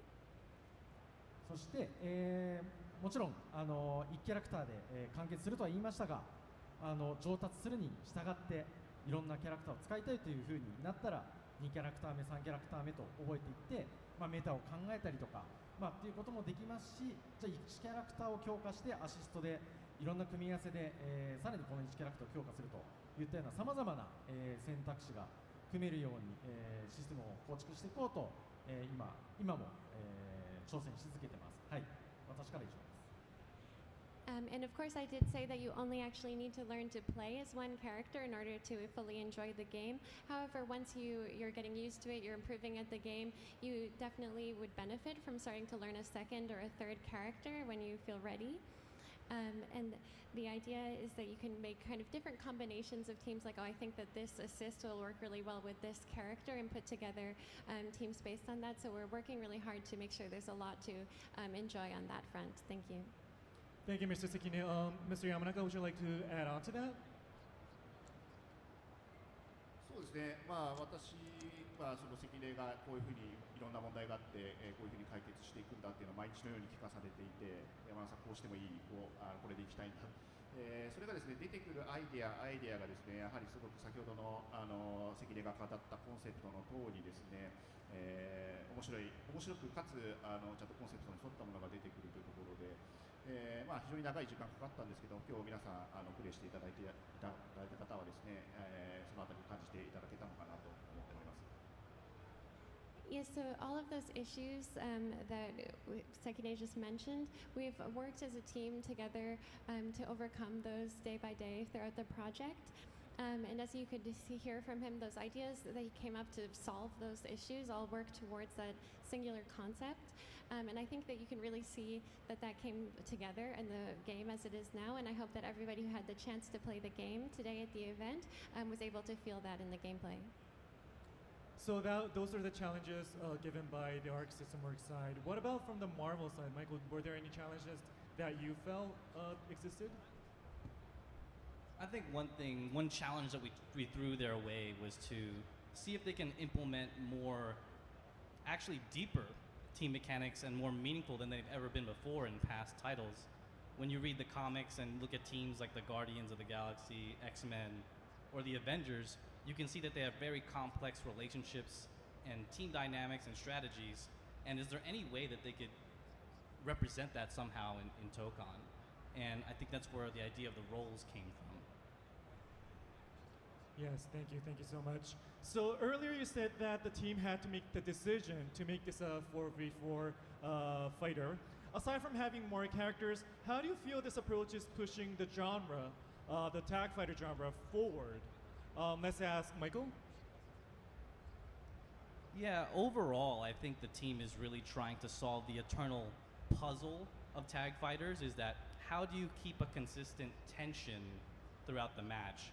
On one hand, it may not feel so good to lose your allies over the course of the battle, because it means you're losing resources in order to mount a comeback.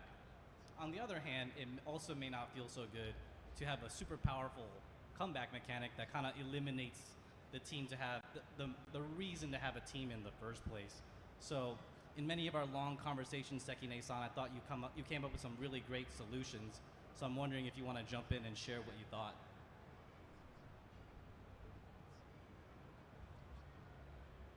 はい、そうですね。まず、だんだんピンチになっていって、その逆転する強力なシステムというのはもちろんヒーローがピンチになった時に力を発揮するという表現としてすごい正しいことだし、僕はすごいそこは楽しめてリスペクトもしてるんですが、また違う表現ができないかというところを考えました。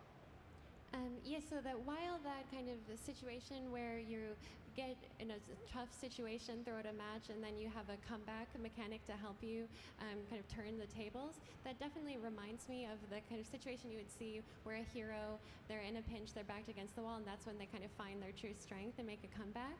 And I really do enjoy that, and I think that that works great in games as well. However, I felt that I wanted to try a different approach. で、やはりマーベルのゲームというか、コミックとかでもですね、徐々にヒーローが、集結していって最終的にアッセンブルという形で、試合というか内容が盛り上がっていくというところを非常に多く目にしたので、そういう表現というものを今回の形では組み込みたいと思ったので、試合が進むにつれ徐々にチームが強化していく、戦略としてはどんどんチームを早く強くしていって、戦いを有利に進めていこうみたいな、システムを考えて今回の表現に至っています。So throughout Marvel games and comics, I think you can see a lot of situations where the heroes kind of gather together and form a team and they assemble, and that's kind of the really most exciting point in a battle, that they come together like that. And I wanted to incorporate that into our game. So the idea that your team gets stronger actually as the match progresses, and then from a kind of gameplay strategic perspective, that you're trying to get your team together as fast as possible so that you can get to your full strength. So I wanted to recreate that kind of journey in the battles. Yeah, I agree with Mr. Sekine that the fact that people assemble and working as a team is really make a differentiation from playing as a solo player. Anything that you'd like to add on, Mr. Yamanaka? そうですね、マイケルさんから最後までタッグファイターだけど最後まで試合の緊張感を維持したいっていうお話いただいたとき、なるほどねってすごく私メイクセンスだったんですね。ここまでお願いします。So in those discussions that Michael mentioned, when he said to us that he wanted to ensure that we have a way to keep the tension up and consistent throughout a match, despite this game being a tag fighter, I thought that makes perfect sense. でちょっと今日プレイしていただいた方はお気づきだと思うんですけど、この投稿なんですけど、当社が今まで作ってきた開発してきた、格闘ゲームの結構集大成的なシステムになっています。でその中で、私、当初からですね、ギルティギアストライブのですね、ウォールブレイクのシステムですね、これを、入れていきたいなというふうには関根にお願いをしていて、でこのマイケルさんからの話をいただいてですね、そのウォールブレイクをすることで、味方がジョインするチームアップしていくっていうのをちょっとね、関根の方のチームが考えてくれた時には本当にびっくりしたし、これはいけるなっていう手応えがありました。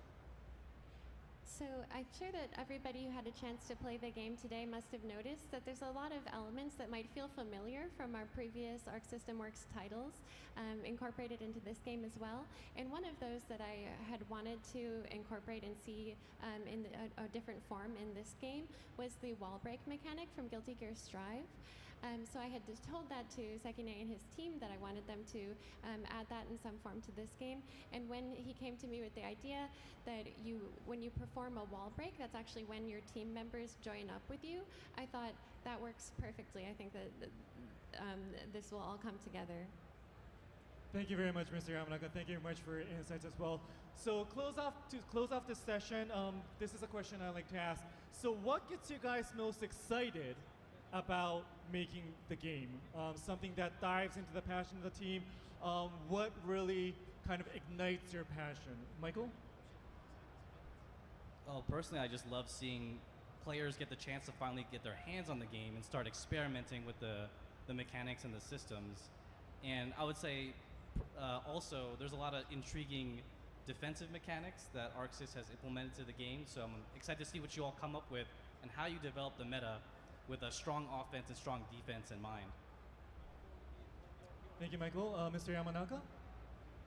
そうですね、私そう聞かれると絞りきれないんですけど、普段はですね、私が大きく定めたコンセプトに沿って、当社の優秀なスタッフたちがですね、本当に、ブレイクダウンしたアイデアをいっぱい出していって、それが絵になり、音になり、そして遊べるビルドになりっていうのを、日々、進化していくのを見るのが一番まずは楽しみです。はい。So it's quite challenging to narrow it down to just one thing. So for me, working with the team at ARC, I have these big concepts that I present to them, and then seeing them take those bigger concepts and then forming those into different visuals and sound, and seeing that come together in a game, that's the most exciting thing to me. なんですけど、今この場に来たら追加でもう一個発生しまして、こうして多くの皆さんにプレイしていただいて、我々のこのステージをこんなにたくさんの方に見に来ていただいているというのが本当に今エキサイティングです。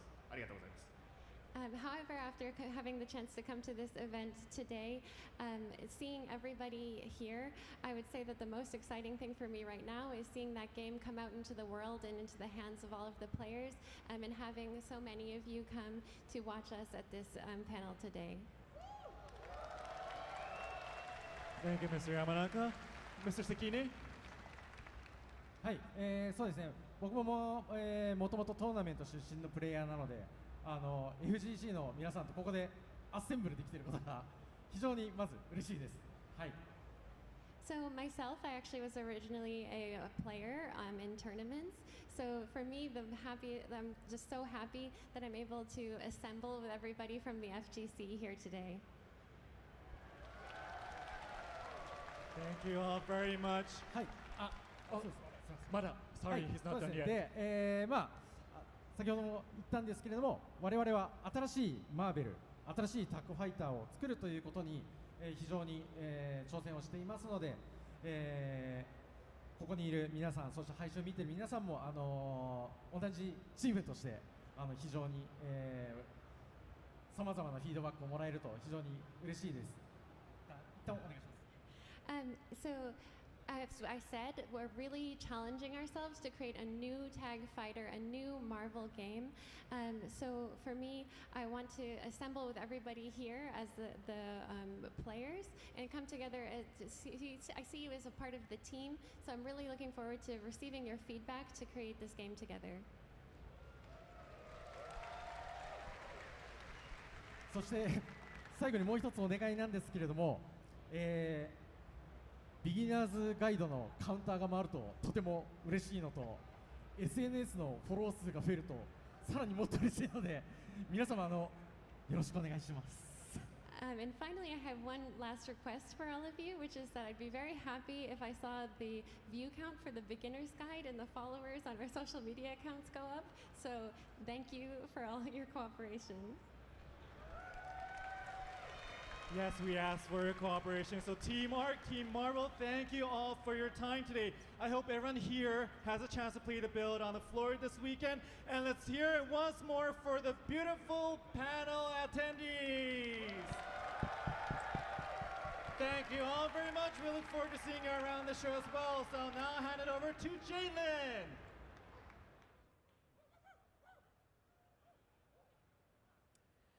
All right, let's give it up one more time for Team Marvel and Team Arxis for that wonderful panel. The biggest takeaway is they want to challenge themselves to build this game. Next, we have EVO Connections Trivia Challenge presented by AT&T. There are prizes available with this. Prizes include EVO Online merch store, gift cards, and even products from Nikon like the Daija Fight Stick and the Rig headset. Use the displayed chat command to lock in your answer before the timer runs out and check the prize page pinned in chat to see if you guessed right. Okay. Go ahead and move on to the... Welcome back to EVO Connections Trivia presented by AT&T.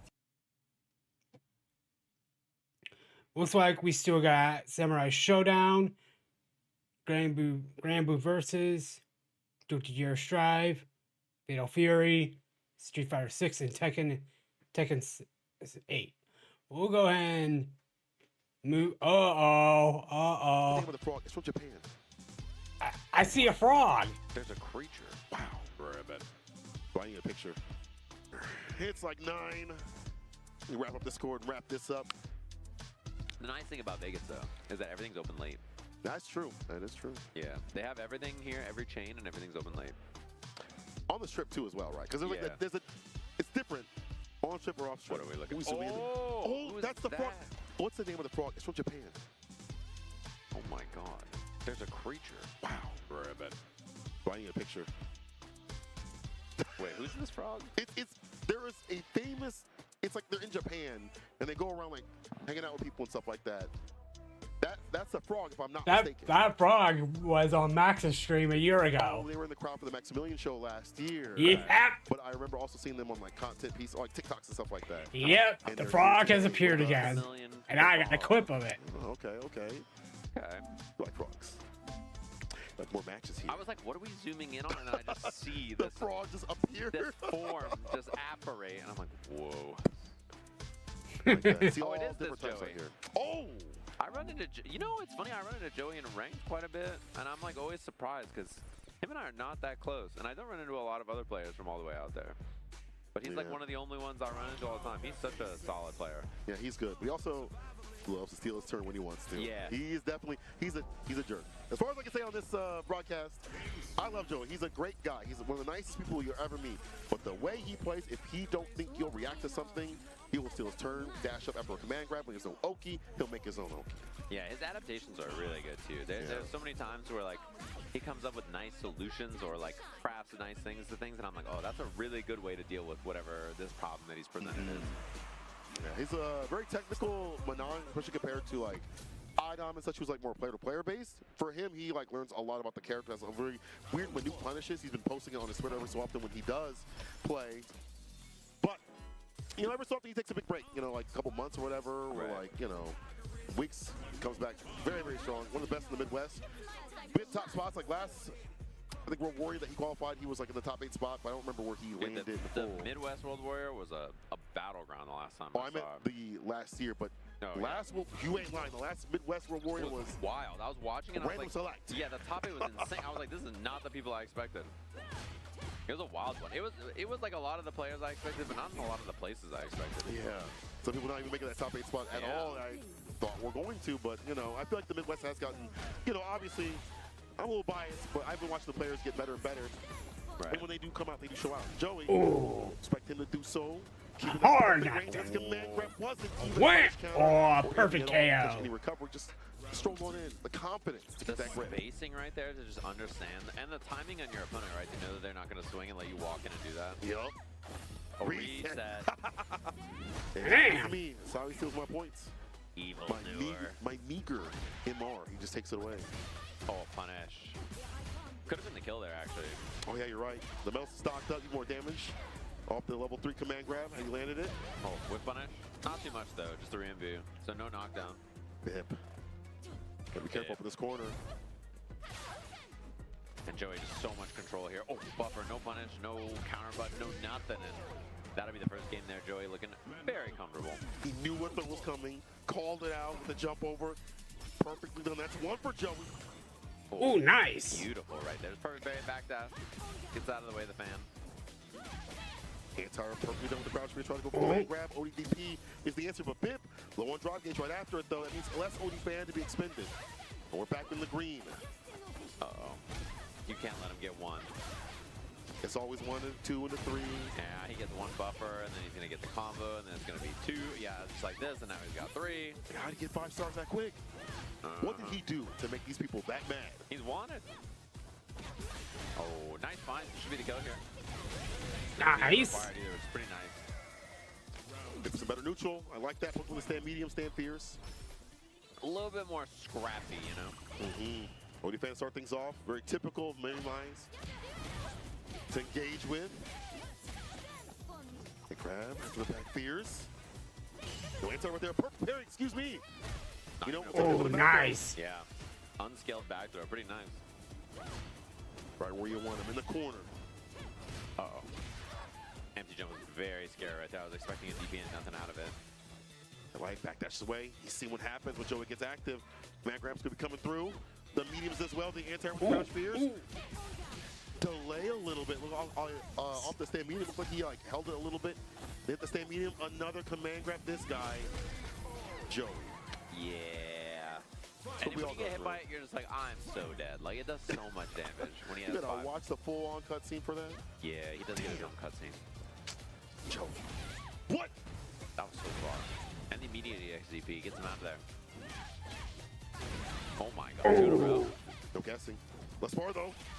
Overhead roll. It's hard to find an anti-airs in perfect distance, like some of her stuff doesn't reach farther up. The DP's in the range that Bit might want. Raw DI, you're blocking, now you're dropping. Such a sneaky little DI too, because you're just so worried. The thing about grapplers is their DIs are so hard to deal with because you're trying to hold up to dodge the command grab. So then because you're holding up to dodge the command grab, you know, you just get DI'd and it's for free and you just have no counter DI and you're like, oh, yeah. It's the strength of Manon players. They understand that game plan. Like, you're working around that ideation of, you know, hold north to avoid that. They work around that for the anti-airs. They pull you down the ground. They wait for you to land as well. Joey moving on the bracket, mid-best. Tricky. A lot of stuff to worry about there, obviously, for that. So that's our first half of the pool so far. We're going to swap stuff up, do a little break, come back with more Street Fighter 6 action in just a little bit. Best Chipotle order. I would like a bowl. And I'm going to take a break. I will be right back with more EVO. We'll be right back.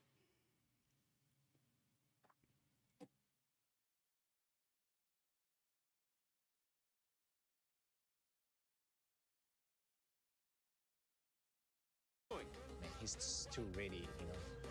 Not today, man.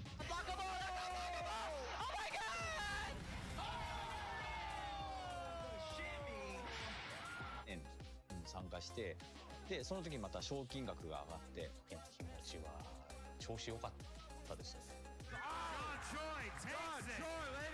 So it's much more than just playing. It's being a part of this community.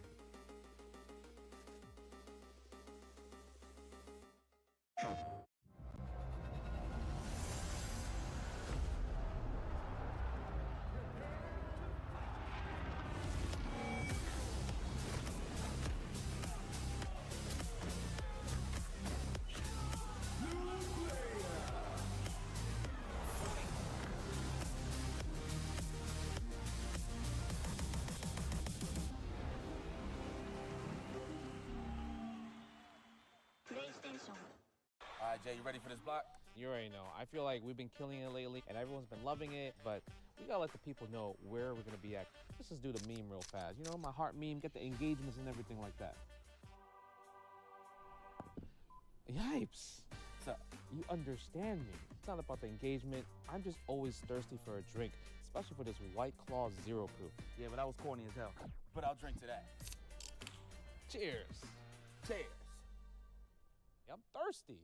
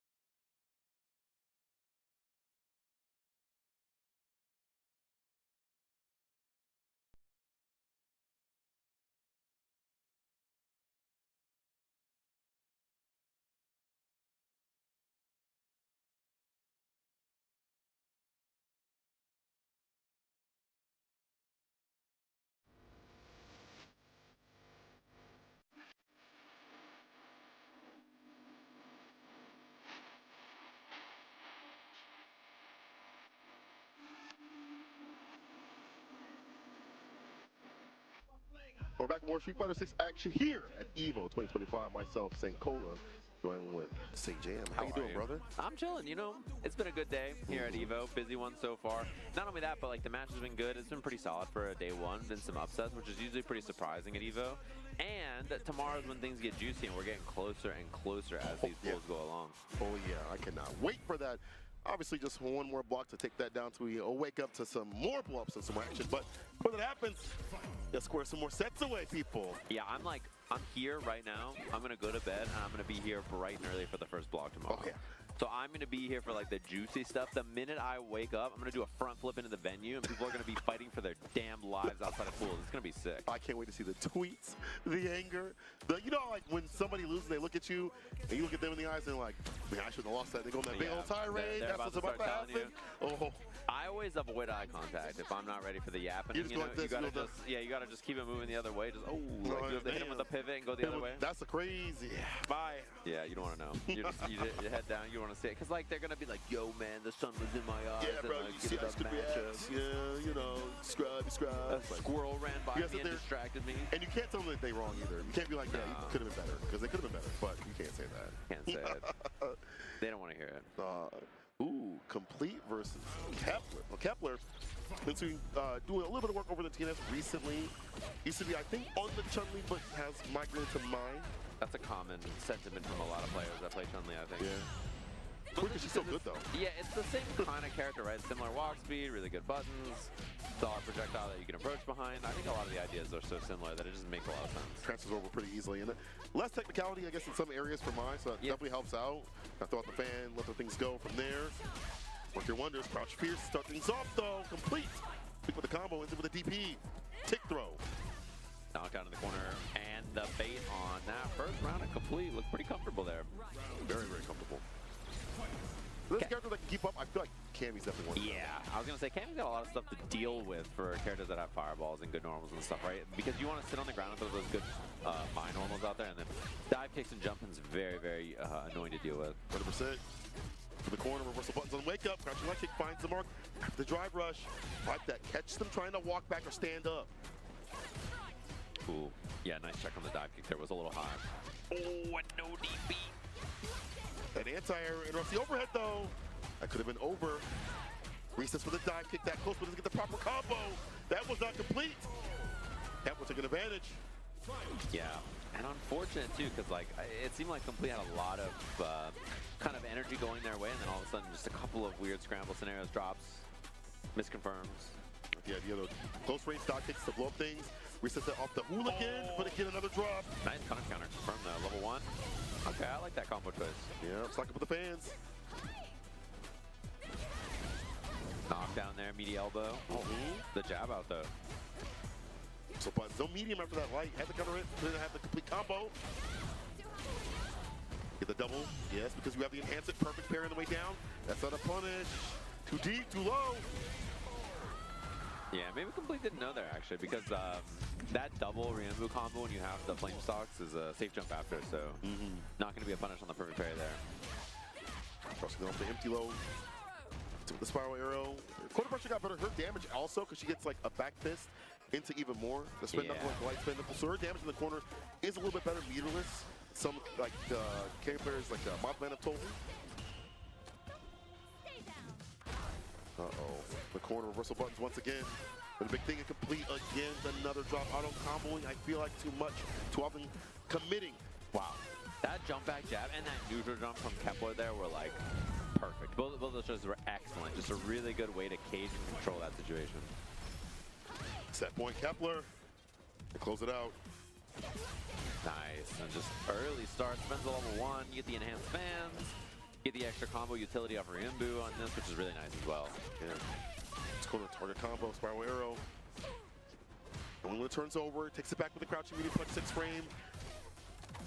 Yeah, her crouching medium punch is so good, by the way. Mize.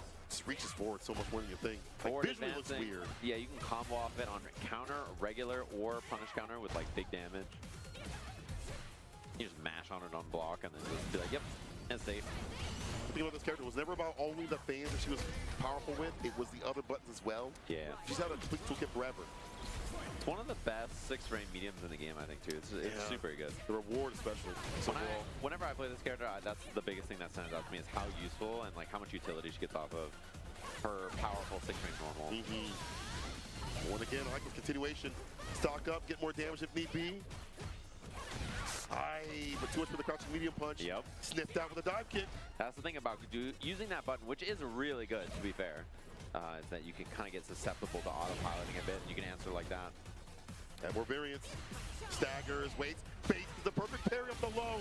Through that crouching kick that's been coming through, it's been a continuous option for complete. And this combo going to complete to level 1, complete the march down to losers. Kepler will be moving on, but complete definitely wasn't too far, just a lot of, I should say, drops here and there. Maybe just nerves being up on the stage, the late in terms of having energy. A lot of things could be happening out there. Yeah, that mix-up was pretty gnarly, too, the jump cross-up scenario, because burnout there, you have no parry to defend against the left-right. That was pretty tricky stuff. I like that setup. Yeah. We have another match, thanks to Chipotle, of course, the extra match. They got the side stages right there. Ooh. We can just snap that camera back down there and What's get going on over here?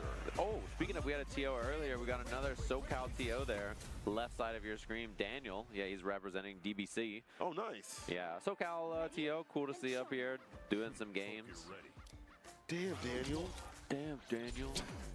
Also, an award, maybe an Emmy award-winning, some kind of award-winning gamer person, not a gamer, but like a, you know, yeah, award-winning for Riot video games.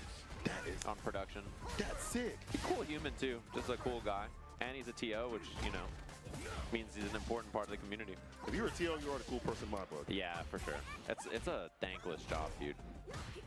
Oh, Run a tournament, everybody's like, dude, I wanted to play in your tournament, but like, I went over there and like, this smelly on this part of the venue. I hate it. I'm like, all right, my bad. It was that person being smelly too. Yeah, probably. Yeah, usually.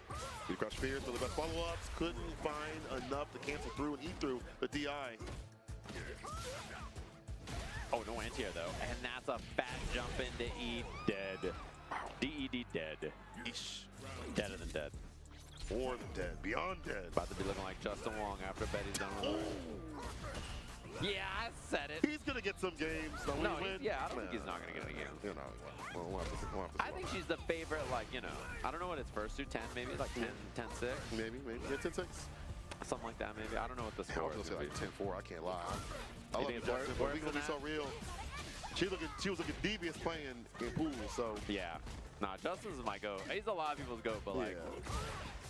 You know. She's hunting some OGs. Yeah. And some OGs. He just hasn't been playing that much Street Fighter, I think. Yeah, comparatively. Daniel, though. Daniel, no. Baited. Damn, Daniel, why you DP? Damn, Daniel. Man, what a gem.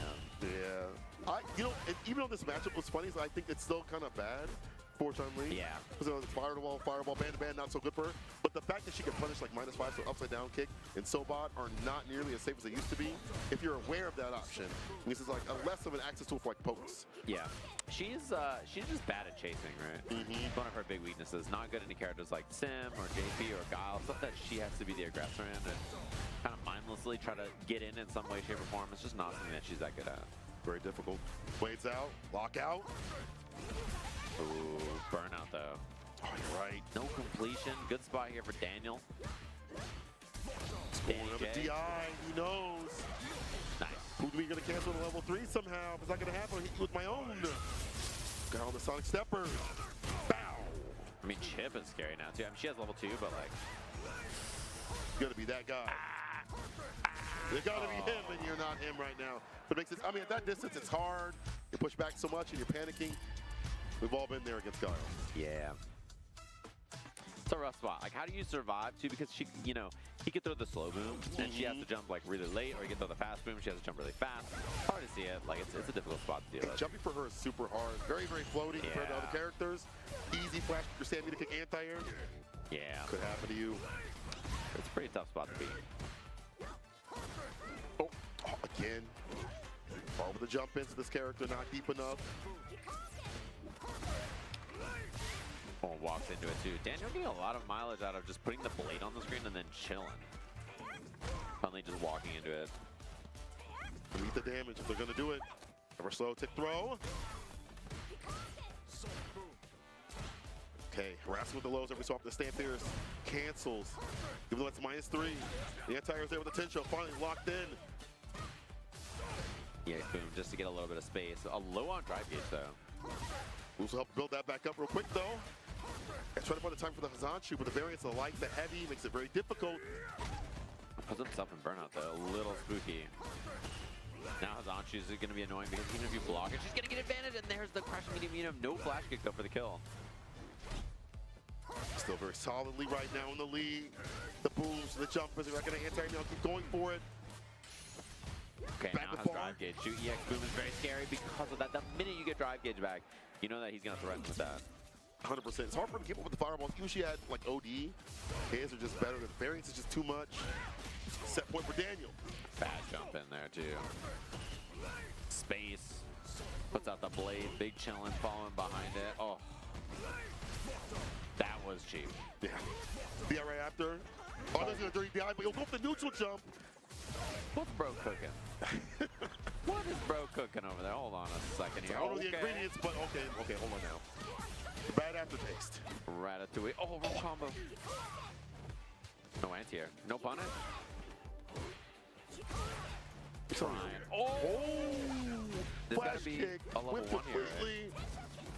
Aye! Flash kick against the DP. BD move wasn't enough, but that second one will. You know what, Ratatouille? You telling me a rat cooked this to me? You know what? You telling me a shrimp fried this right? Classic.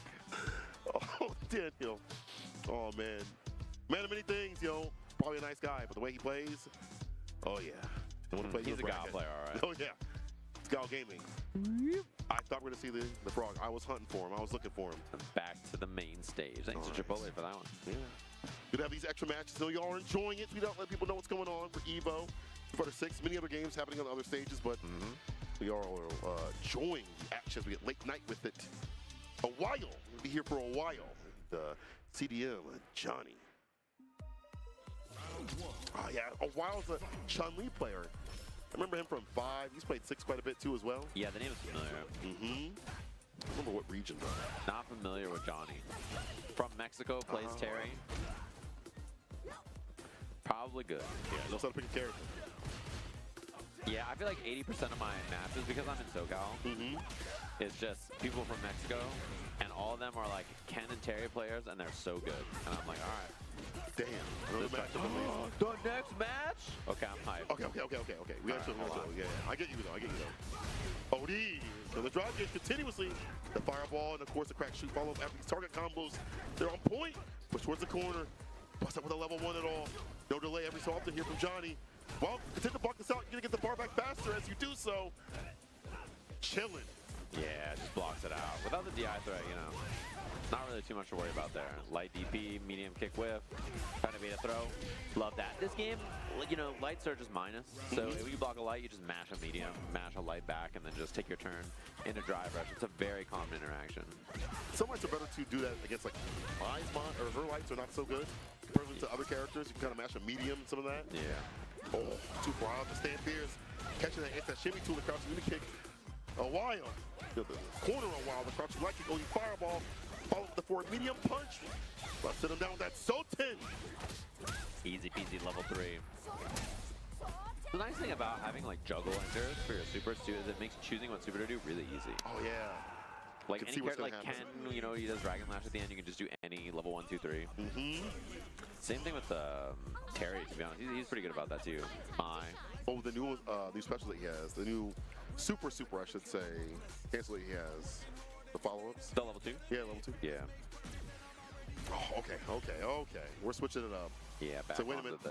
Wait, the other character goes from Terry to Mai? The other SNK?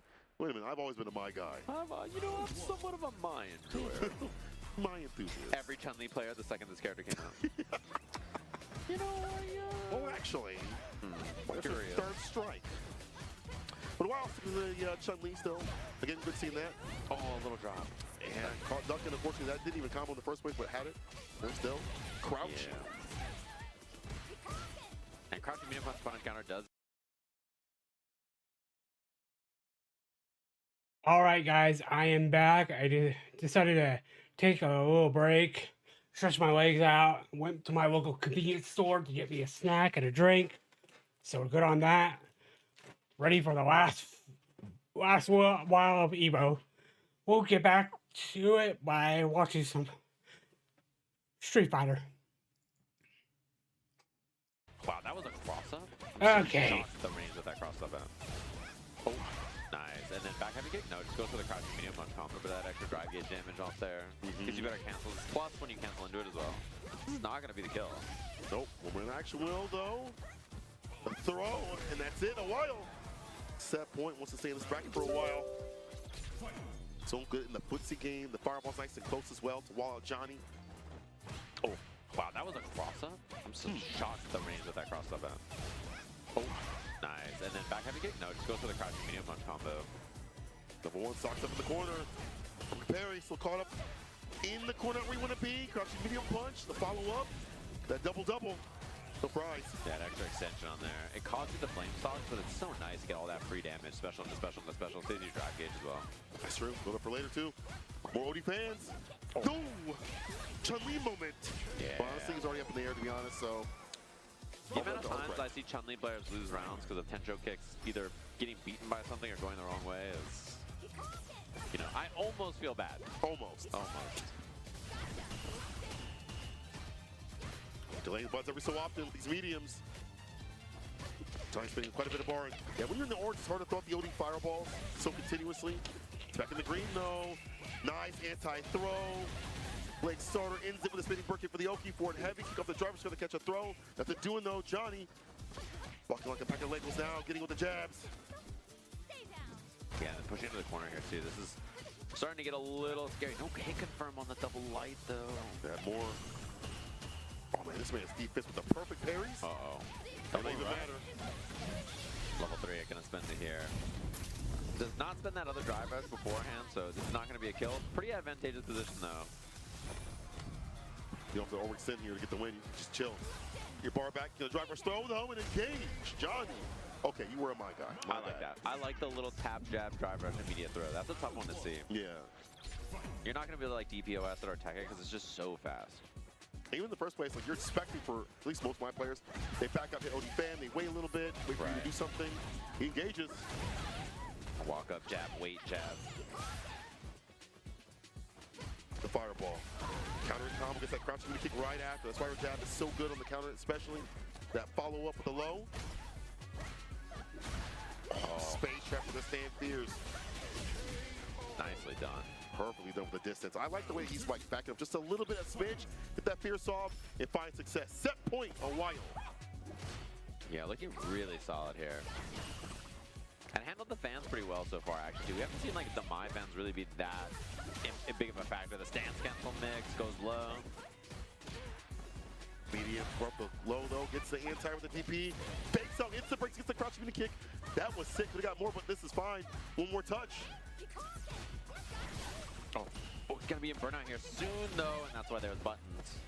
Tap parry now in burnout, although Chun-Li sitting on level 3, the whip punish into level 2.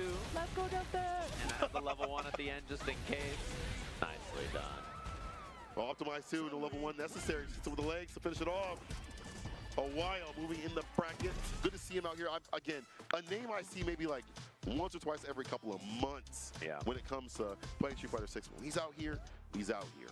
A match I'm very excited about coming up to the stage. We have